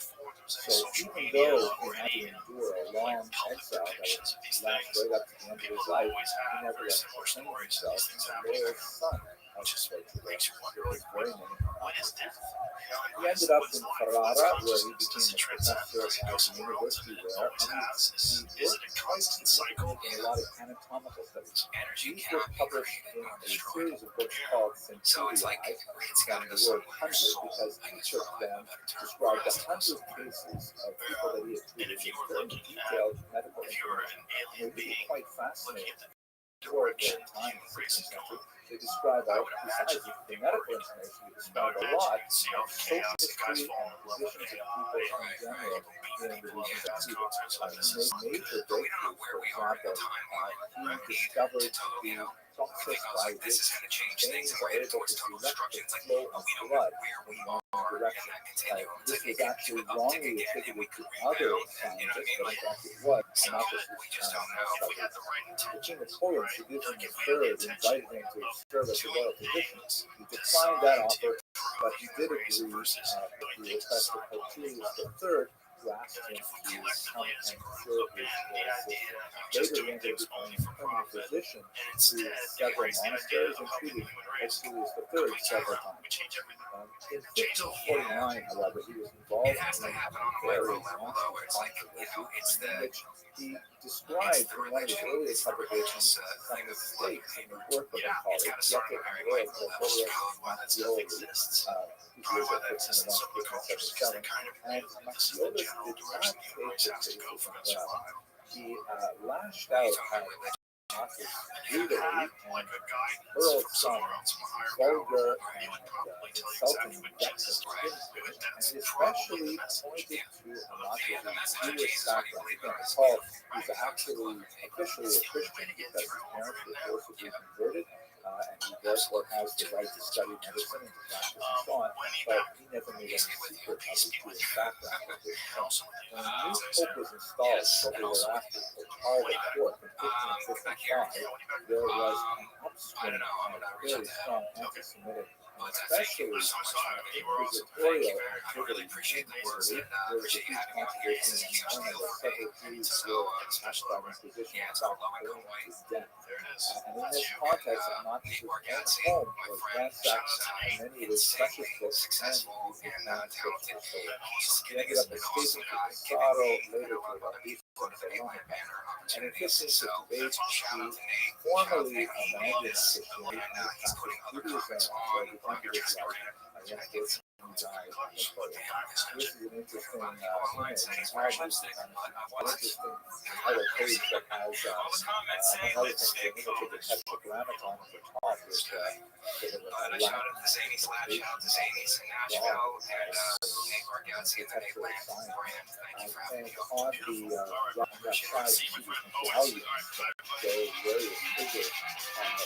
especially strong in their country's sciences, like Galen and others. And on the bottom left, you see his figures. The figure on the extreme right is Marcus. The figure on the left is Mattioli. And as you can see, the caption underneath says, "Dissenting." We heartily disagree. Besides his amazing and important contributions to medicine, he also made a signal contribution to the development of medical techniques. He wrote a physician's oath, which he took quite exceptional for his time, in that he specifically indicated that it was inappropriate for physicians to make any distinction with regards to the religious origin of their patients. He argued that physicians should treat people regardless of their faith or creed. His approach to non-sectarian medical ethics was not only unusually modern, but was also especially poignant given the fact that the Inquisition had declared him their enemy because of his open adoption of Judaism as well. There's a fascinating research published by Diego Rodriguez and Carlos Ice at the University of Coimbra, where a lot of the publications and articles are held, see here, this editorial censored gone through much of this medical research and has redacted significant portions that especially deal with things like sexuality or any kind of more modern, straightforward approach to medical prevention. The physician also took issue with his medical oath, as you can see, even that was also the life of a master beautiful insights into the struggles of Portuguese Jewry in the 16th century, but also the tremendous resilience of spirit that many of them demonstrated, contributing to world culture and science, while many of the forces of the world were raging. I hope you will be able to join us as we cruise the Duo River and later the Fall River, but willing and you can do things with cartoons you can never do with real people. You globally, can kill them, they can fuck each other, they can stick things up their ass. Anything can happen because it's also they're not realistic cartoons, so it's like you're somehow or another detached from it.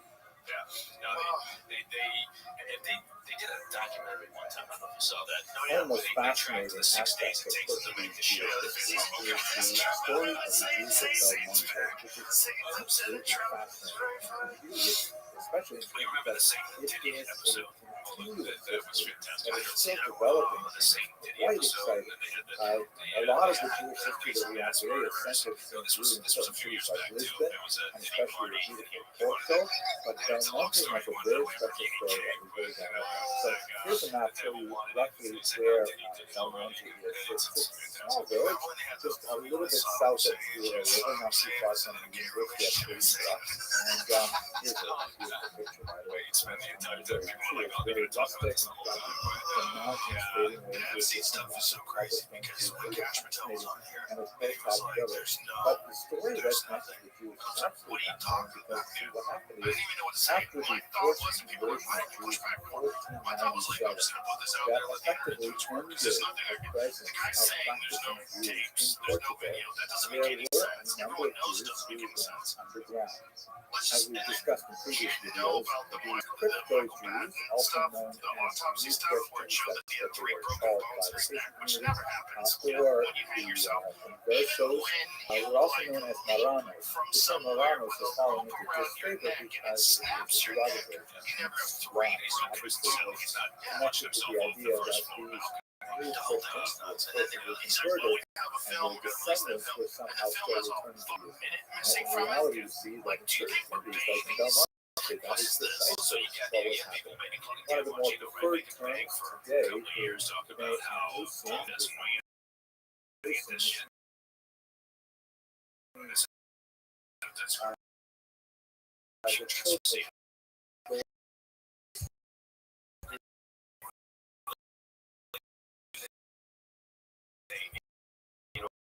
at the end of the 15th century, although what happened in Belmonte was conspiracy guy outside veil, they portrayed themselves as essentially the crypto Jewish state, but they retain their continuity by they have some lingering issues that are associated with elements because of marriage and the traditional Judaism. We have to understand separated from the larger population of millennials, so quite a bit of observance has kind of provide that. Some others actually got a lot more attention, and kind of a minor clergy is especially important because Esther herself, in the book of Esther, is described as perhaps the first crypto Jew, because she had to present herself as a non-Jew in order to survive personally and later reveal herself. Anyway, so that they have an attenuated type of Judaism in many ways because of the 500-year separation from the Jewish world, but in the 20th century they had much more Nobody up until this First of point all, let's talk apparently has about the talked story right now. of the discovery, You know, which is and some folks on the legal interesting side as are well. saying, well, A if she man had named anything interesting to Samuel say, she would have Schwartz, said it during the who course of was her trial, right? To save from herself Eastern or Europe, to who cut was a deal. an engineer But working now in I the don't think so. region. I don't, yeah, And kill it. he Yeah, well, the spoke smartest thing for multiple her to do is languages, keep her was fucking mouth shut, which is autodidact, what she great did, with right? They put her history in a and things like cushy that. And prison it where she happened can that do yoga. in 1917, he was working in Prison the that region here's one of my favorite ones. I'm gonna send you and this you know, check. he was Somebody doing tweeted various this, things, and it's just so and someone perfect. said to him, And whatever it you just do, shows you don't how do business crazy with this Balthazar whole Pereira thing de has been, Sousa. like from the Why? very Because he beginning. said he's actually a This Jew. is someone Okay, tweeted this Schwartz from the thought, Atlantic. why would you And think this there's is a what Jew was here in the funny middle about of this. rural Portugal? But he decided to check it out a Check little bit. this out. And turns out So it's these fucking people. It's like quite suspicious of him at they all first. knew I bet her. they said to him, They all "Funny, you knew don't him. look Jewish." So many But people at knew any him rate, and knew her. when he And they're all insisted on pretending that they speaking with didn't. them more And no about one this, knew. and Check then he this started out. reciting for them certain things This like is the the Shema Atlantic says. Yisrael prayer, they It's actually called believed Beggars him Fancy. and said, So okay, you I see the guess we quote can open below. up. This is, after all, the beginning of the 20th century, and the Inquisition, although it lasted for 400 years, is officially over at this point, so we gradually opened up This this is what the world. Atlantic posts. If the Epstein Existence scandal is teaches us anything, it's that America needs a dedicated, decently funded group of people whose job he it wrote is up not his, to just he ask wrote up his questions, findings in several but to find publications, which answers. attracted worldwide And then this attention. guy, A Sean lot of Davis, historians, posts, the scholars, woman on the right is descended on Ghislaine the Maxwell. community She of trafficked Ivan children for Jeffrey Epstein. The woman on the left Here's a owns look your at the magazine. community again. Here's the beautiful synagogue that was built there for the Wild. And just that alone is so wild. They would have the balls to post that. We need dedicated journalists, not just people asking questions, which is like, for sure, an attack on podcasts. Beautiful. Like, listen, And they you had guys an didn't excellent do museum there, shit. which unfortunately doesn't have a lot of stuff online. We're really going to see So, more of this. just asking, just the But fact that ultimately, we're just asking questions related along to with the that, crypto or is this Jewish a knock on the like defunding of this PBS, which is tunnel essentially a link device, propaganda which is network apparently for the designed Democratic Party, to which allow is them known to to be light candles on apparently Friday nights apparently and being to funded. hide the But yeah, glow look, from everybody's neighbors. worried now, right? No, Women at first it was like, okay, again, I go back a handful of years. Nobody was pushing for this, right? Because you got people from all sides probably on whatever that list looks like, whatever that Epstein file looks like, whoever was involved. You got people from all sides of the spectrum here going on. I can't So wait to get back everybody's to worried. So it that looked like, all right, you know, there's kind of this bizarre bipartisan moment where we're not going to push for this, really. We're not going to make a big effort here. We're not sending anybody from the DOJ. The Dems aren't, during the Biden administration, calling for the release of the files. Now, all of a sudden, they smell, blood in the water, particular political motivation here. So let's get these files out. And, nobody's going to look good for this. But again, I would caution some, just because a name might be in a file, no matter whose it is, right? Doesn't necessarily mean there's nefarious activity. It could be like any police file, right? That says, okay, the individual stopped at this particular location and this person was there. Welcome everybody to yet another of our KRC lectures. Probably in that file that are going to be named if it ever comes out, who may or may not have been engaged in I'm very happy that I can introduce my dear colleagues, especially the main star of today, Dr. Henry Abramson, the Dean of Plural College and our scholar in residence, and David Lawrence, who is the Director of Tourism Cruises, and my name is David Krause, and I'm the European Director.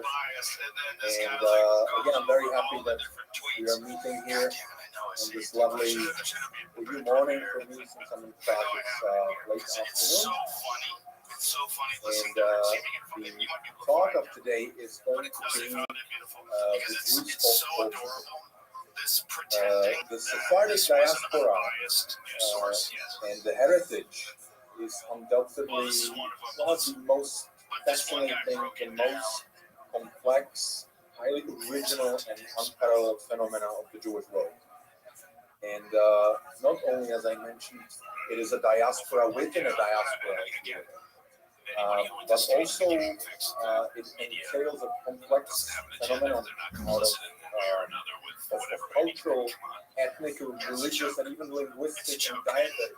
they're all funded. So I mean, the fact that the government was funding NPR is crazy. Like, you can't have a completely biased one side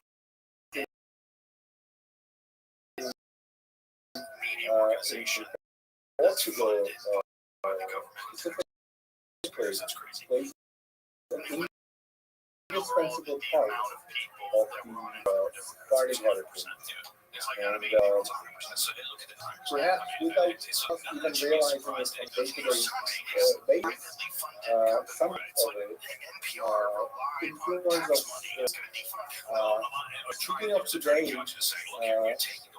but there is also bustling and ever-growing community in Portugal, including one of the most, again, specific, within a specific segment of the Jewish people, one of the most unique Jewish communities to be found anywhere in the world, which is the Jewish community of Belmonte, which are the last Maranos, the Jews in the world.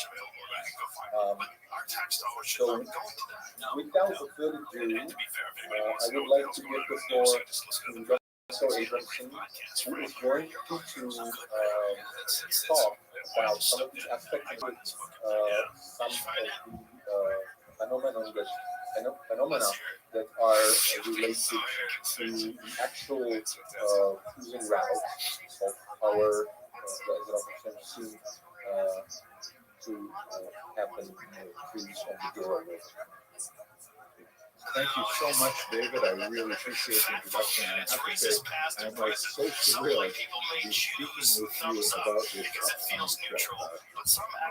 My wife and I were very excited to travel to Douro with David Lawrence and David Suss a couple of years ago, and it's a fascinating place to visit. And especially after being cooped up so long with COVID-19 situation going on, we're really excited to get back to more about the life as we knew it before. Let's hope that God willing, all of the news about the pandemic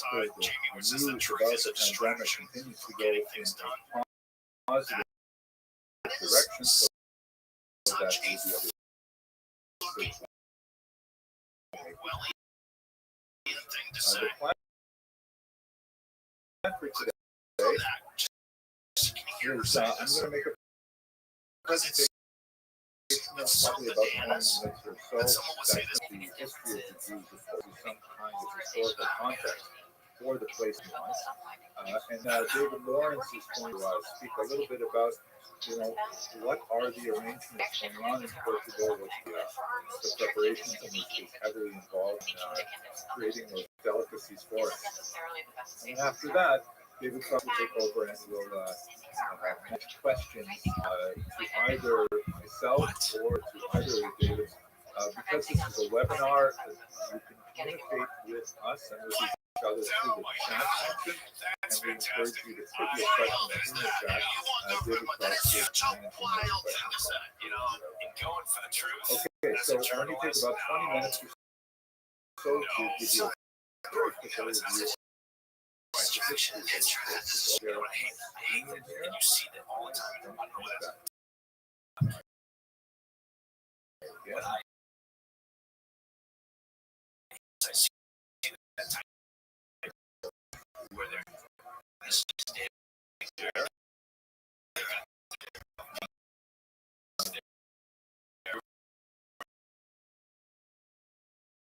Look right, David. You see my screen with the I do have it. This is that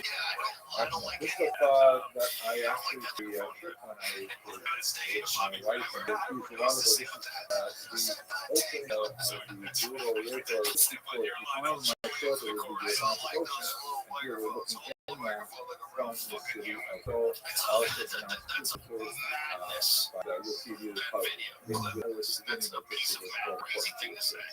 Let's have a look at the overall.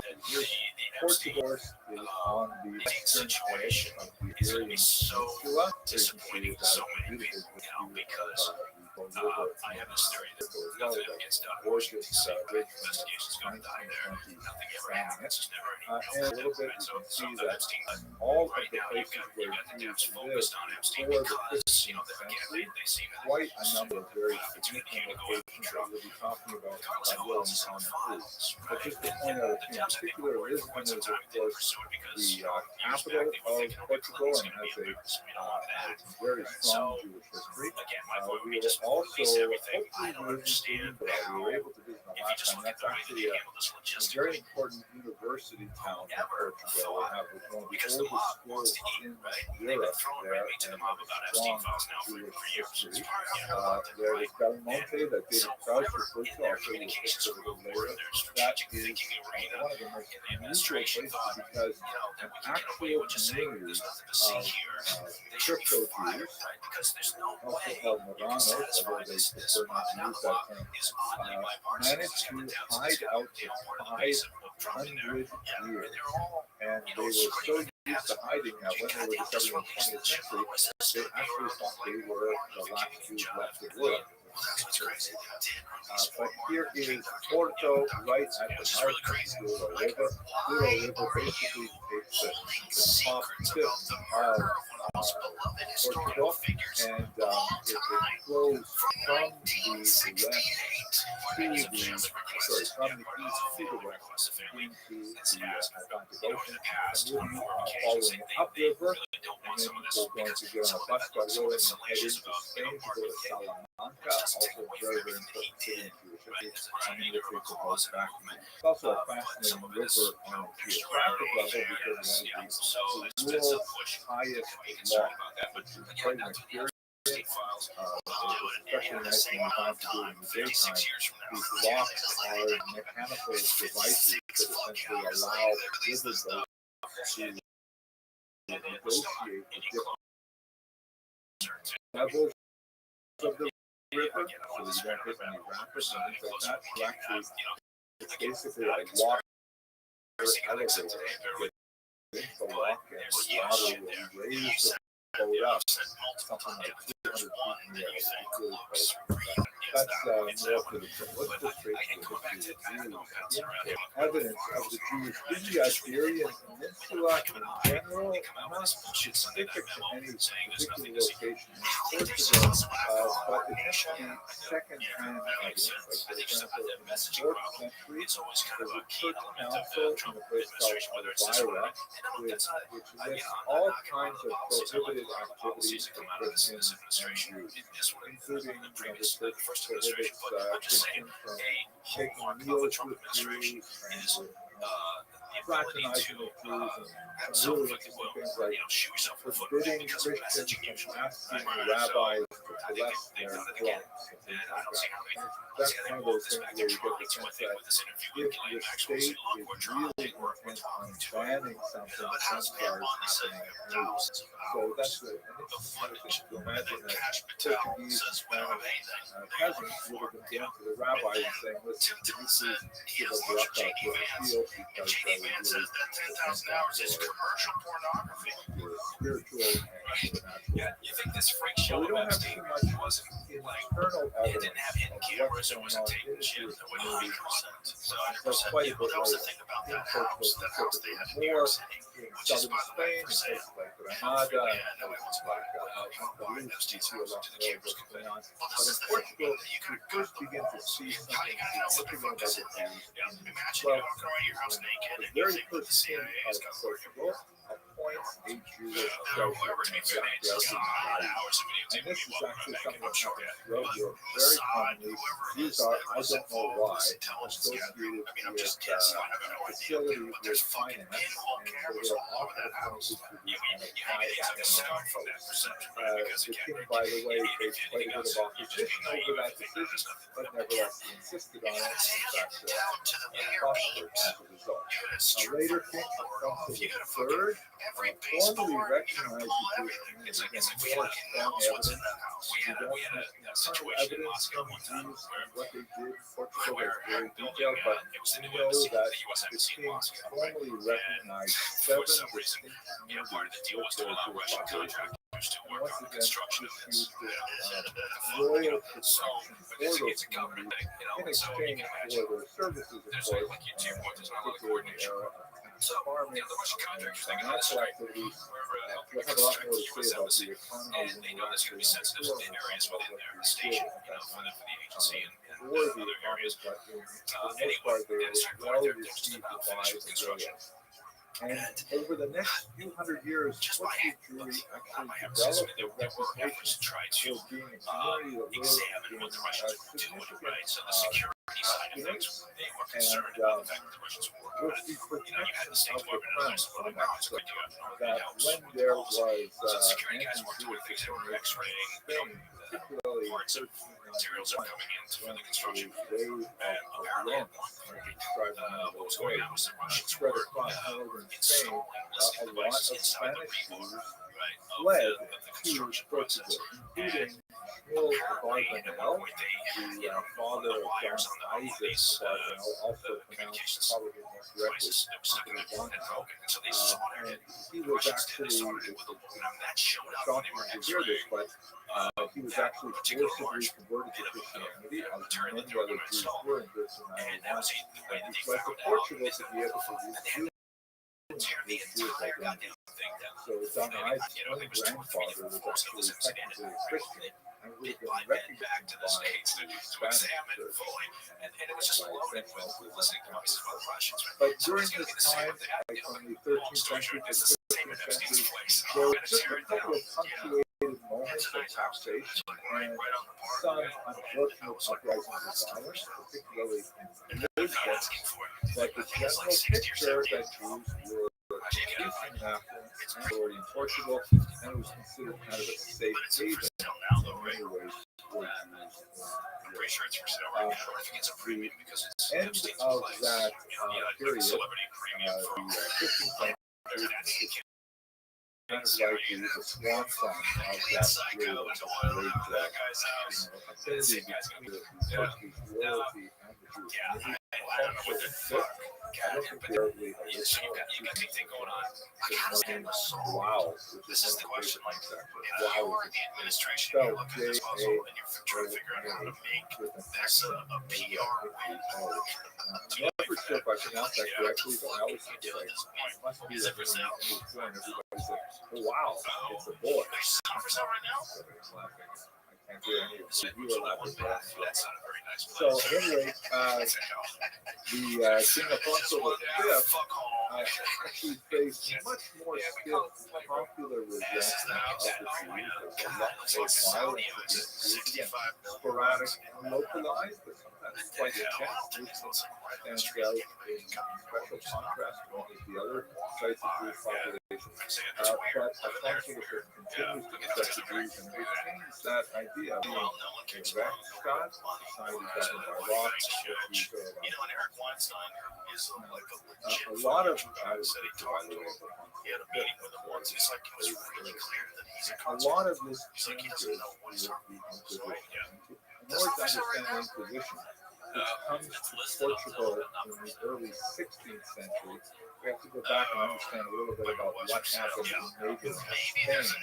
Highly influential related culture, politically and geographically dominated. Maybe it's not cheap old houses. Spain and the Iberian Peninsula in general, we recall, was very unusual in the history because Jews throughout Europe and the Mediterranean basin in general always lived in a binary culture. There was always Jews as a tiny minority within a very large majority. For the most part, that was Jews living within Catholic Europe or Jews living within Muslim North Africa. Maybe I'm wrong. Very rarely you have much more diverse cultures you have in the Iberian Peninsula because of the influence of Islam. Islam conquers the peninsula from the Visigothic kings who converted to Catholicism in the 6th century.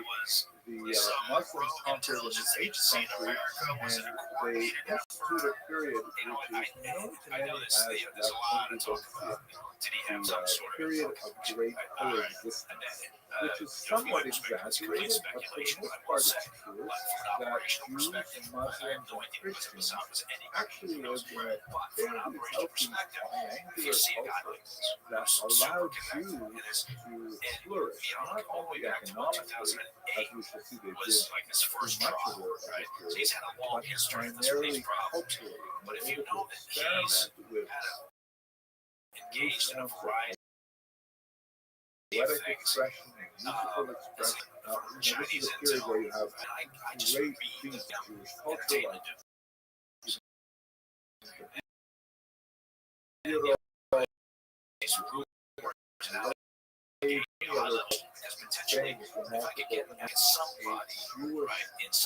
remarkable Jewish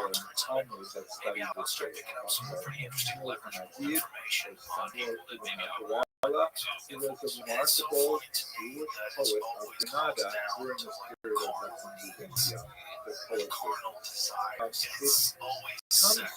It has a couple of definite hiccups, like for example, when the Almohads invade from North Africa, they pushed great figures like Maimonides, who was still a young boy, to find out of Spain, forcing them to flee across North Africa and eventually settle in Cairo, or Cairo and Fustat. But they're all products of this unusual period of coexistence that lasted about 200 years. They sink into decline as the Catholic rulers begin to push their political and military might to the south, eventually driving out the Muslims in 1482. And the relationship that these Christian kings have with Jews is heavily complicated by these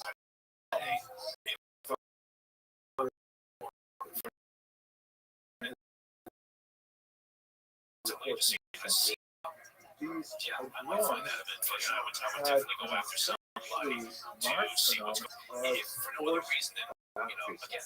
forced where Jews were fully printed upon them and phrases were recited and they were pronounced Christian. The whole demographics of Christian Europe, because although these Jews were back against their will, they were, according to theology, Christian. The church was at great pains to say that Jew has been baptized against his will. We see some very tragic examples of the centuries, such as Gargo Mozara, who was literally kidnapped by the Vatican police in 1858. The Jews were nevertheless essentially given Christian identities and Christian driver's licenses. And all of the discriminatory measures that held them in check economically and culturally and socially, those disappeared. And so you had these Jews who still consider themselves Jewish, still consider themselves part of the community, still observe the commandments and so on, but nevertheless they're free to enter universities, to pursue professions they never before, including rising high up in the church, ironically. And they were also a powerful economic force because they were literate, and they were numerous, and they were urbanized. And all of a sudden, there was a huge population of Christians who regarded themselves as Jews who had phenomenal privileges and in many ways advantages over their conquerors. And so there's a tremendous amount of resentment that built up against this, both from a religious perspective, because they were not really following Christianity, they were really following Jewish law, and also from an economic perspective. In fact, one of the big debates among historians is which of these two issues were primary. not for us right now, but we can see the both of them clearly going forward. So what happened was that the church in Spain embarked on an notorious Inquisition, which was not directed at Jews per se, or even Muslims per se, who had remained Jewish and were not supposed to be baptized. It was directed at those erstwhile Jews who were now technically Christians, who refused to give up their Jewish practices and beliefs. And it created this horrific Soviet-like herd mentality in society, where people would betray their neighbors to the church, indicating that they were actually secretly Jewish, practicing Jews, and they, the suspected Judaizers would be arrested, before a church would often have forced confessions derived from them, where they would name a whole bunch of other people that under duress of torture, they gave all their friends' names and relatives' names and so on. And the herds just expanded wider and wider in Spanish society until it got way out of control. The ritual humiliations that were imposed on people suspected Judaizing, including, as you see in this famous portrait of the Inquisition trial by Francisco Goya, they were forced to wear these humiliating tunics called sanbenitos, these long caps, which were meant to be humiliating and were the predecessors of the witch's cap, and the dunce caps, and we made after those. It was a little bit before my time, but my father told me he often had to wear them. And they were subject to a whole variety of punishments, including confiscation of property, part of which would go to the church, and part of which would go to the people who betrayed them. Which, of course, not only acted as to betray people, but also as an incentive to betray people falsely. And, of course, the notorious and also October Day, the burning at the stake for those Judaizers who chose not to technically speaking, the church did not burn Jews at the stake.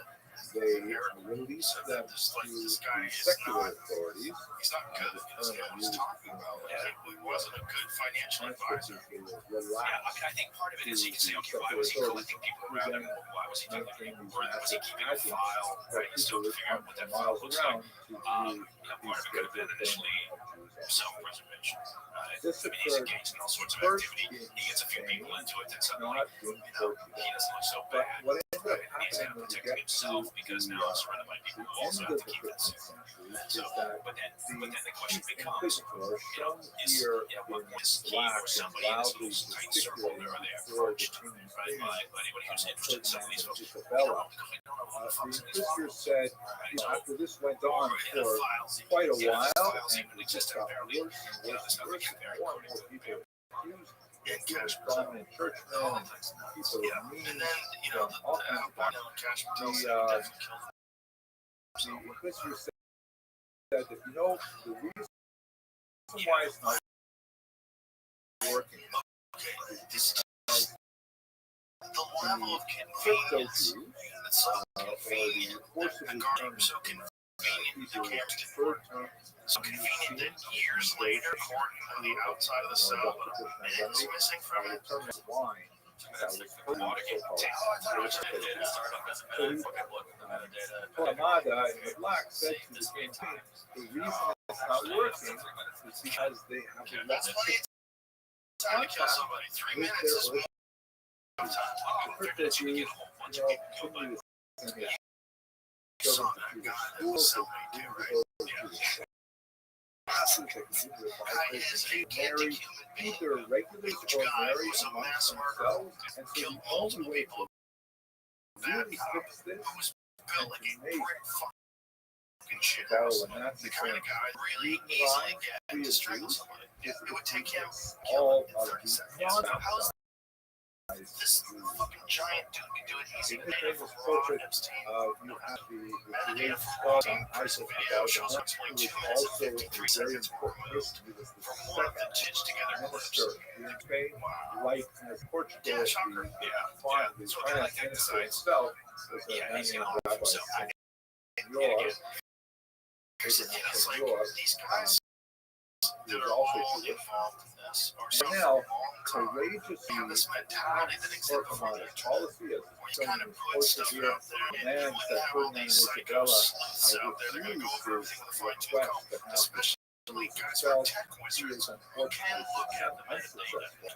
And figure although this kind of Ferdinand stuff and out. Isabella Oh, shit, offer right? allowed So him to something stay would with happen, only and we people still have convert, ADHD, like right? his Collective boss, Abraham hallucination, Senor, right? who Things chose go on. I think maybe to that's what adopt they're, Christianity. some people say, No look, they called demanding the recess state on the hill because they could figured by not the time they bear come the back in idea of September, everybody will have kicked moved on out of from this, Spain right? and Yeah, I losing think all you're his wrong. wealth and so on. I don't think this But is, Abarbanel again, chose this to feels like, and it get just on the boat looks like with so many other one of those handful of conspiracies. Again, you go to JFK, it's just going to hang around the line in the sand. This one's a line in the sand, yeah. Because this is one where there's all stuff about, you know, when we thought Trump was going to come in, and a lot of things are going to be resolved. We're going to drain the swamp, we're going to figure everything out. And when you have this one hardcore line in the sand that everyone's been talking about forever, and then they're trying to gaslight people on that, well, you would have thought taking it off. But finally, this is ended in 14. That's my wife. Should I answer? The Spanish diaspora is horrific. See here that Jews spread out all over the Mediterranean basin, particularly seeking refuge in Italy. Many places that they can live. Of course, Jews also going to Muslim countries, Istanbul in particular was a popular destination, and more liberal places like Amsterdam, which unlike today is a very liberal place with all kinds of flexible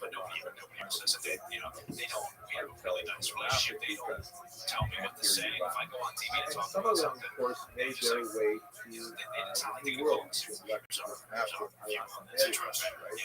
So the first Jews went to New York, for example, they didn't come directly from Portugal, but these were Jews who were forcibly converted and made their way to Brazil, particularly an island Recife, and then briefly came under Dutch control, so they revealed that they were in fact Jewish, which is 100 years later, and then the Portuguese conquered it again, so they said, oh, now we're in trouble because they made their way in 1654 up to America, New York City, where they found themselves.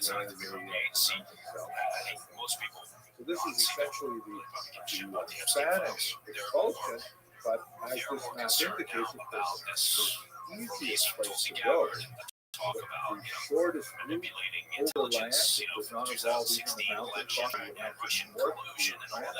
That speaks more to the agency than the Epstein files does. Just massive influx of Jews at the Portuguese border. It's a little bit of a crisis at the time, but Portugal I think if they're concerned about it, it's because of not how turn it away from grows its trust in traditional organizations, position institutions, as being a right? protectorate of Well, Jews, that's and happened so to me many Jews a actually lot. make So, their way to you know, there's a Spanish lot and of Portuguese good people. Jews are often Every time I referred talk to in about the this, same people are like, sentence fuck because you, you're such a many show. of the Portuguese Jews that we're speaking about are Very actually difficult work. of Spanish origin who fled And so, you know, I to think Portugal if in anything, 1492. they take it However, personally when what people happens think, there fuck the CIA, is you gotta burn it down equally and start over disastrous. again. You know, like they said, with the Although FBI they as are well. granted a brief respite on the payment of fairly heavy entry fees and immigration fees, King Manuel I, who embarks on a diplomatic policy of uniting Portugal and Spain, and in fact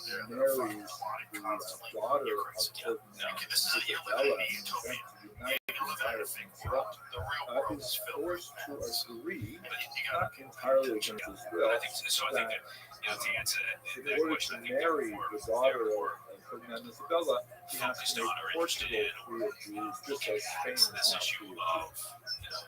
Unlike Spain, Manuel does not want to give up the enormous financial know-how and the ability to Jews have in Portugal, and so rather than expelling him, treason. They're saying that Obama knew that Russia did not meddle in the election, did not have any impact in the election, but yet promoted this idea. And then there's been some incredible clips of all these different news reporters, CNN and MSNBC, just saying over and over and over again, clear evidence of Russian collusion. And children alone talk to an island that they're colonizing victory. 2016, because it was clear about it. eyewitness reports. Tightening on Trump. It's all going to come out. He's an agent of Russia. We've had shit coming out of the campus saying, I can't tell you what I've seen, but there's a lot more than circumstantial evidence about this collusion. So, but again, it's much more complex. It's much more complex than what folks tend to hear just in like a 2-3 minute. Finally, So the Democrats want you to think there's nothing to see here in these documents. all Possibly spent time just trying to distract from the damn file. forcibly restrains them And the Republicans are saying location treason. and it's actually all The reality is it oftentimes is somewhere in that middle, right there. stars them now against their will, Sean bitching on the line. Nobody's questioning And that the there Russians was meddled kind of like in a the election, just concession like they where did in he the previous says to ones, them like they that did for this the next last 10 one. years, They're they're going to always turn a been blind independent eye to whatever you do on since your the own. end. So Within a few they've decades, always the had an interest imposition in of influencing U.S. well, politics. Say meddle. Do you mean like social far media harsher than bots? Do you mean like the influencing Portuguese politicians? diaspora is distraught. In the early days, Many of them express themselves in remarkable works such as this fantastic push a certain line to push for a softer tone, like a Chinese do, push for a softer tone against the Soviet Union. this phrase consolation or the tribulation During World War II, Israel push for isolationism, keep the U.S. out before the Nazis turned on the Soviet Union to the Philippines. works of Portuguese literature in general that describes in poetic dialogue a long history of social media what meddling is is a lot easier. extremely detailed For sure they do that. For sure they did that. Portugal, by the time you Absolutely. get to the And middle of the nobody's 16th century, what's happening is equally bad to what's going on in Spain and the once again, there's a bit of a There message are 40,000 Jews Trump administration. Judaism At the end of the day, is saying Portugal, 30,000 what was bullshit was this Russian collusion. 750 Was the idea that opposed that faith. Public burnings are held not only in Portugal, to explain, but in I'm not doing a very Portuguese good job, but holdings in the world. yes, there was metal, 1,200 Jews are you pushed the story, meaning Brennan and The Kobe. remainder are You know, burned there's in a reform, this and that, going up which to the top was of a saying, you took popular what was Jews property that actually be Intel seized community assessment, after death.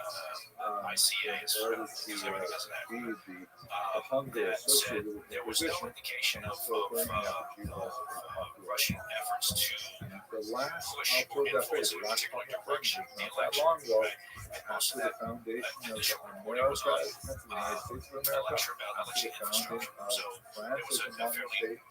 significant bit there that said the Russians didn't want It able was to hack only in into the election 19th machines century and actually that alter the vote Inquisition counts. was And so finally. we have seen no evidence of Think that. about this, the long history of persecution, So you which is could not argue only in that in Portugal, it part extends to all Portuguese territories and actually to all Catholic territories and varying levels. We're going to have to see about that. Wasn't that there was When we come to the modern era, they just say we begin to see Jewish at a certain resettlement point, around begin December 9th, I think it was, you had a meeting where Obama was sitting in some there. places it's always been there, as David mentioned earlier. And The village of Belmonte in the north central part of intelligence community Portugal says is fascinating. This is a photograph that was taken an ICA on a we've particular had thing. Jews Can who you were elaborate on that? continuing So to they were exist telling as him, Catholic Jews they were telling him, we right don't up see until the 20th century. They were discovered in 1917 by a Polish engineer who was working on a mining project nearby, and someone warned him not to do business with so-and-so from Belmonte because, he's actually a Jew. And this guy, Simon Schwartz, from Poland, said, what, Jew? Portugal, seriously? And he went to Belmonte, and, we talked to Christians who at this point, they said, you don't look Jewish, but they didn't believe him. They didn't believe him to be the Polish Jew was Jewish until, they started exchanging a little bit of Jewish geography, and he said the Shema prayer for them, and said, oh my God, you really are Jewish. And that's one of the really restarted this one.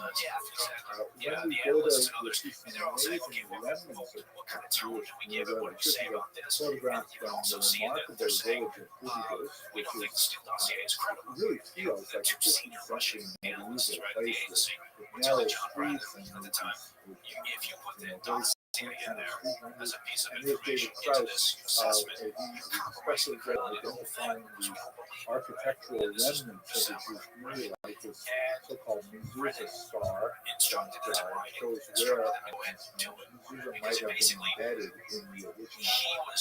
He liked the narrative, right, of the steel dossier. Stucco work of so this he pillar chose and that so one on. for Fascinating things to the see. analytical. We also see in Lisbon, this is actually unearthed in the renovation of a home for senior citizens, and behind the drywall, they found actually an iron coding art that used to contain the Torah scrolls that were hidden behind some kind of partition, so that Jews could continue to pray through the 16th century in this particular location. Covering, but it's not easy to get to, but last year we were able to get into this particular place, which still functions as a senior citizen's home, but has this remarkable I think he should be concerned a little bit about where that might go. in the 20th century, Arturo Barros Bastos, shown here, came out as a Jew. There's a lot of narratives with that phrase coming out.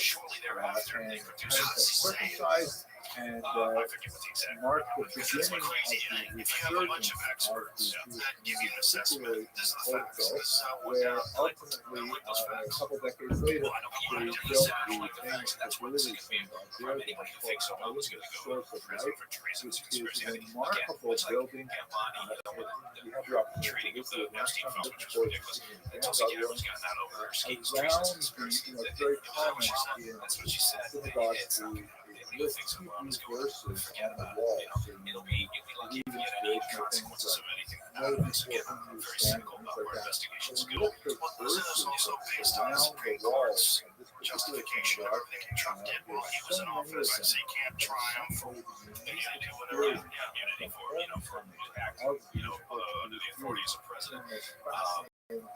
But so it's also very nuanced, right? He can sit in there. Looking forward to God willing exploring this with you in just a few months. That brings me to the end of my presentation. I'm going to turn it over now to David Krauss and especially David Lawrence, who will speak to you a little bit more about the technicalities of the trip, and then I'll be happy to see you. Thank you very much for your Wow, Henry, thank you so much. As always, full of information and fun facts, and makes me want to go to the cruise even more. It's such the way you present things is so unique, and I have to say we were so lucky to have on board those really in this really cheeky. Thank you. So probably before we different questions, I would hand it over to my David Lawrence, information for how they represented that information. Thanks, David. Thanks, Henry. As always, Henry adds an integral part of the team and adds something just truly unique. Even when we're walking with our guide, and Henry runs up, grabs the mic for an interesting story. really makes it something special that we're able to do on these tours.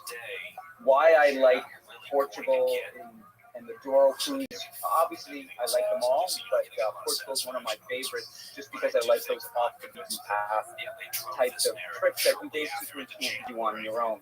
What makes this so unique is we have our floating hotel coming back from the open course with Chef Malcolm and his crew, and seeing places you really can't see on your own, meeting the Jewish communities in places like Belmonte and Porto, the connections that we've made over the years. David Krause alone, before we started our first tour, I think our first Douro tour was in 2018, made those connections, spent a year exploring the Douro Valley and everything around, from Lisbon to Porto, making those connections, and we have those special connections with all the individuals in all of these communities.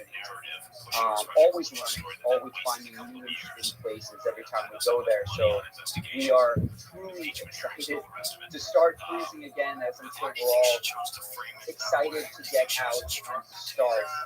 I just wanted to go over some of the, why this is, like I told you, so unique. The research we've done, the training of the guides, constantly in communication with our guides who are with us during the tour and on the boat. Is a very unique part of Portugal, both the secular side, and one of our guides just, came to us and said, now I understand why my grandmother liked candles on Friday. She didn't understand it, but she just said that that's what her mom did, so that's what she does. So all these people figuring out that they're actually have Jewish history and heritage within their own families. So these are things that we bring out with not just our guests, but guys. A big question that everybody has, of course, is with COVID and the protocols that are in place in Portugal, because tourism is such an important part of their economy. Incredibly strict protocols are in place, especially with the government. The government works with the cruise company. It's pretty incredible. They actually have a container with it's a UV container with all the luggage goes in and out before it gets onto the boat for decontamination. The protocols are extremely strict. If you look on our website under our health and safety, under facts, you'll see the protocols that are always up to date, always changing. Of course, we will only cruise if we feel safe, and it is safe. Cruising has started last June 15th with the first cruises that began on the Douro with all the cruise companies that are there. And there's probably about 7 or 8 ships that are going right now, and everything is going according to plan. All the protocols are in place. What's unique about, I think, compared to a large cruise ship, is that with riverboating, we are always in kind of our own bubble, which is really nice. So everyone feels safe and secure. Everyone on the ship, obviously, our protocols, and so it's cruise companies that everyone has vaccinated. That will still be the case when we travel. As of now, PCR tests are needed 72 hours prior to cruising. That's as of now. If that changes, we'll let everybody know. A big question about protocols is coming back to the United States, because you again have to have a PCR test. So the cruise line has a program on board. We'll look into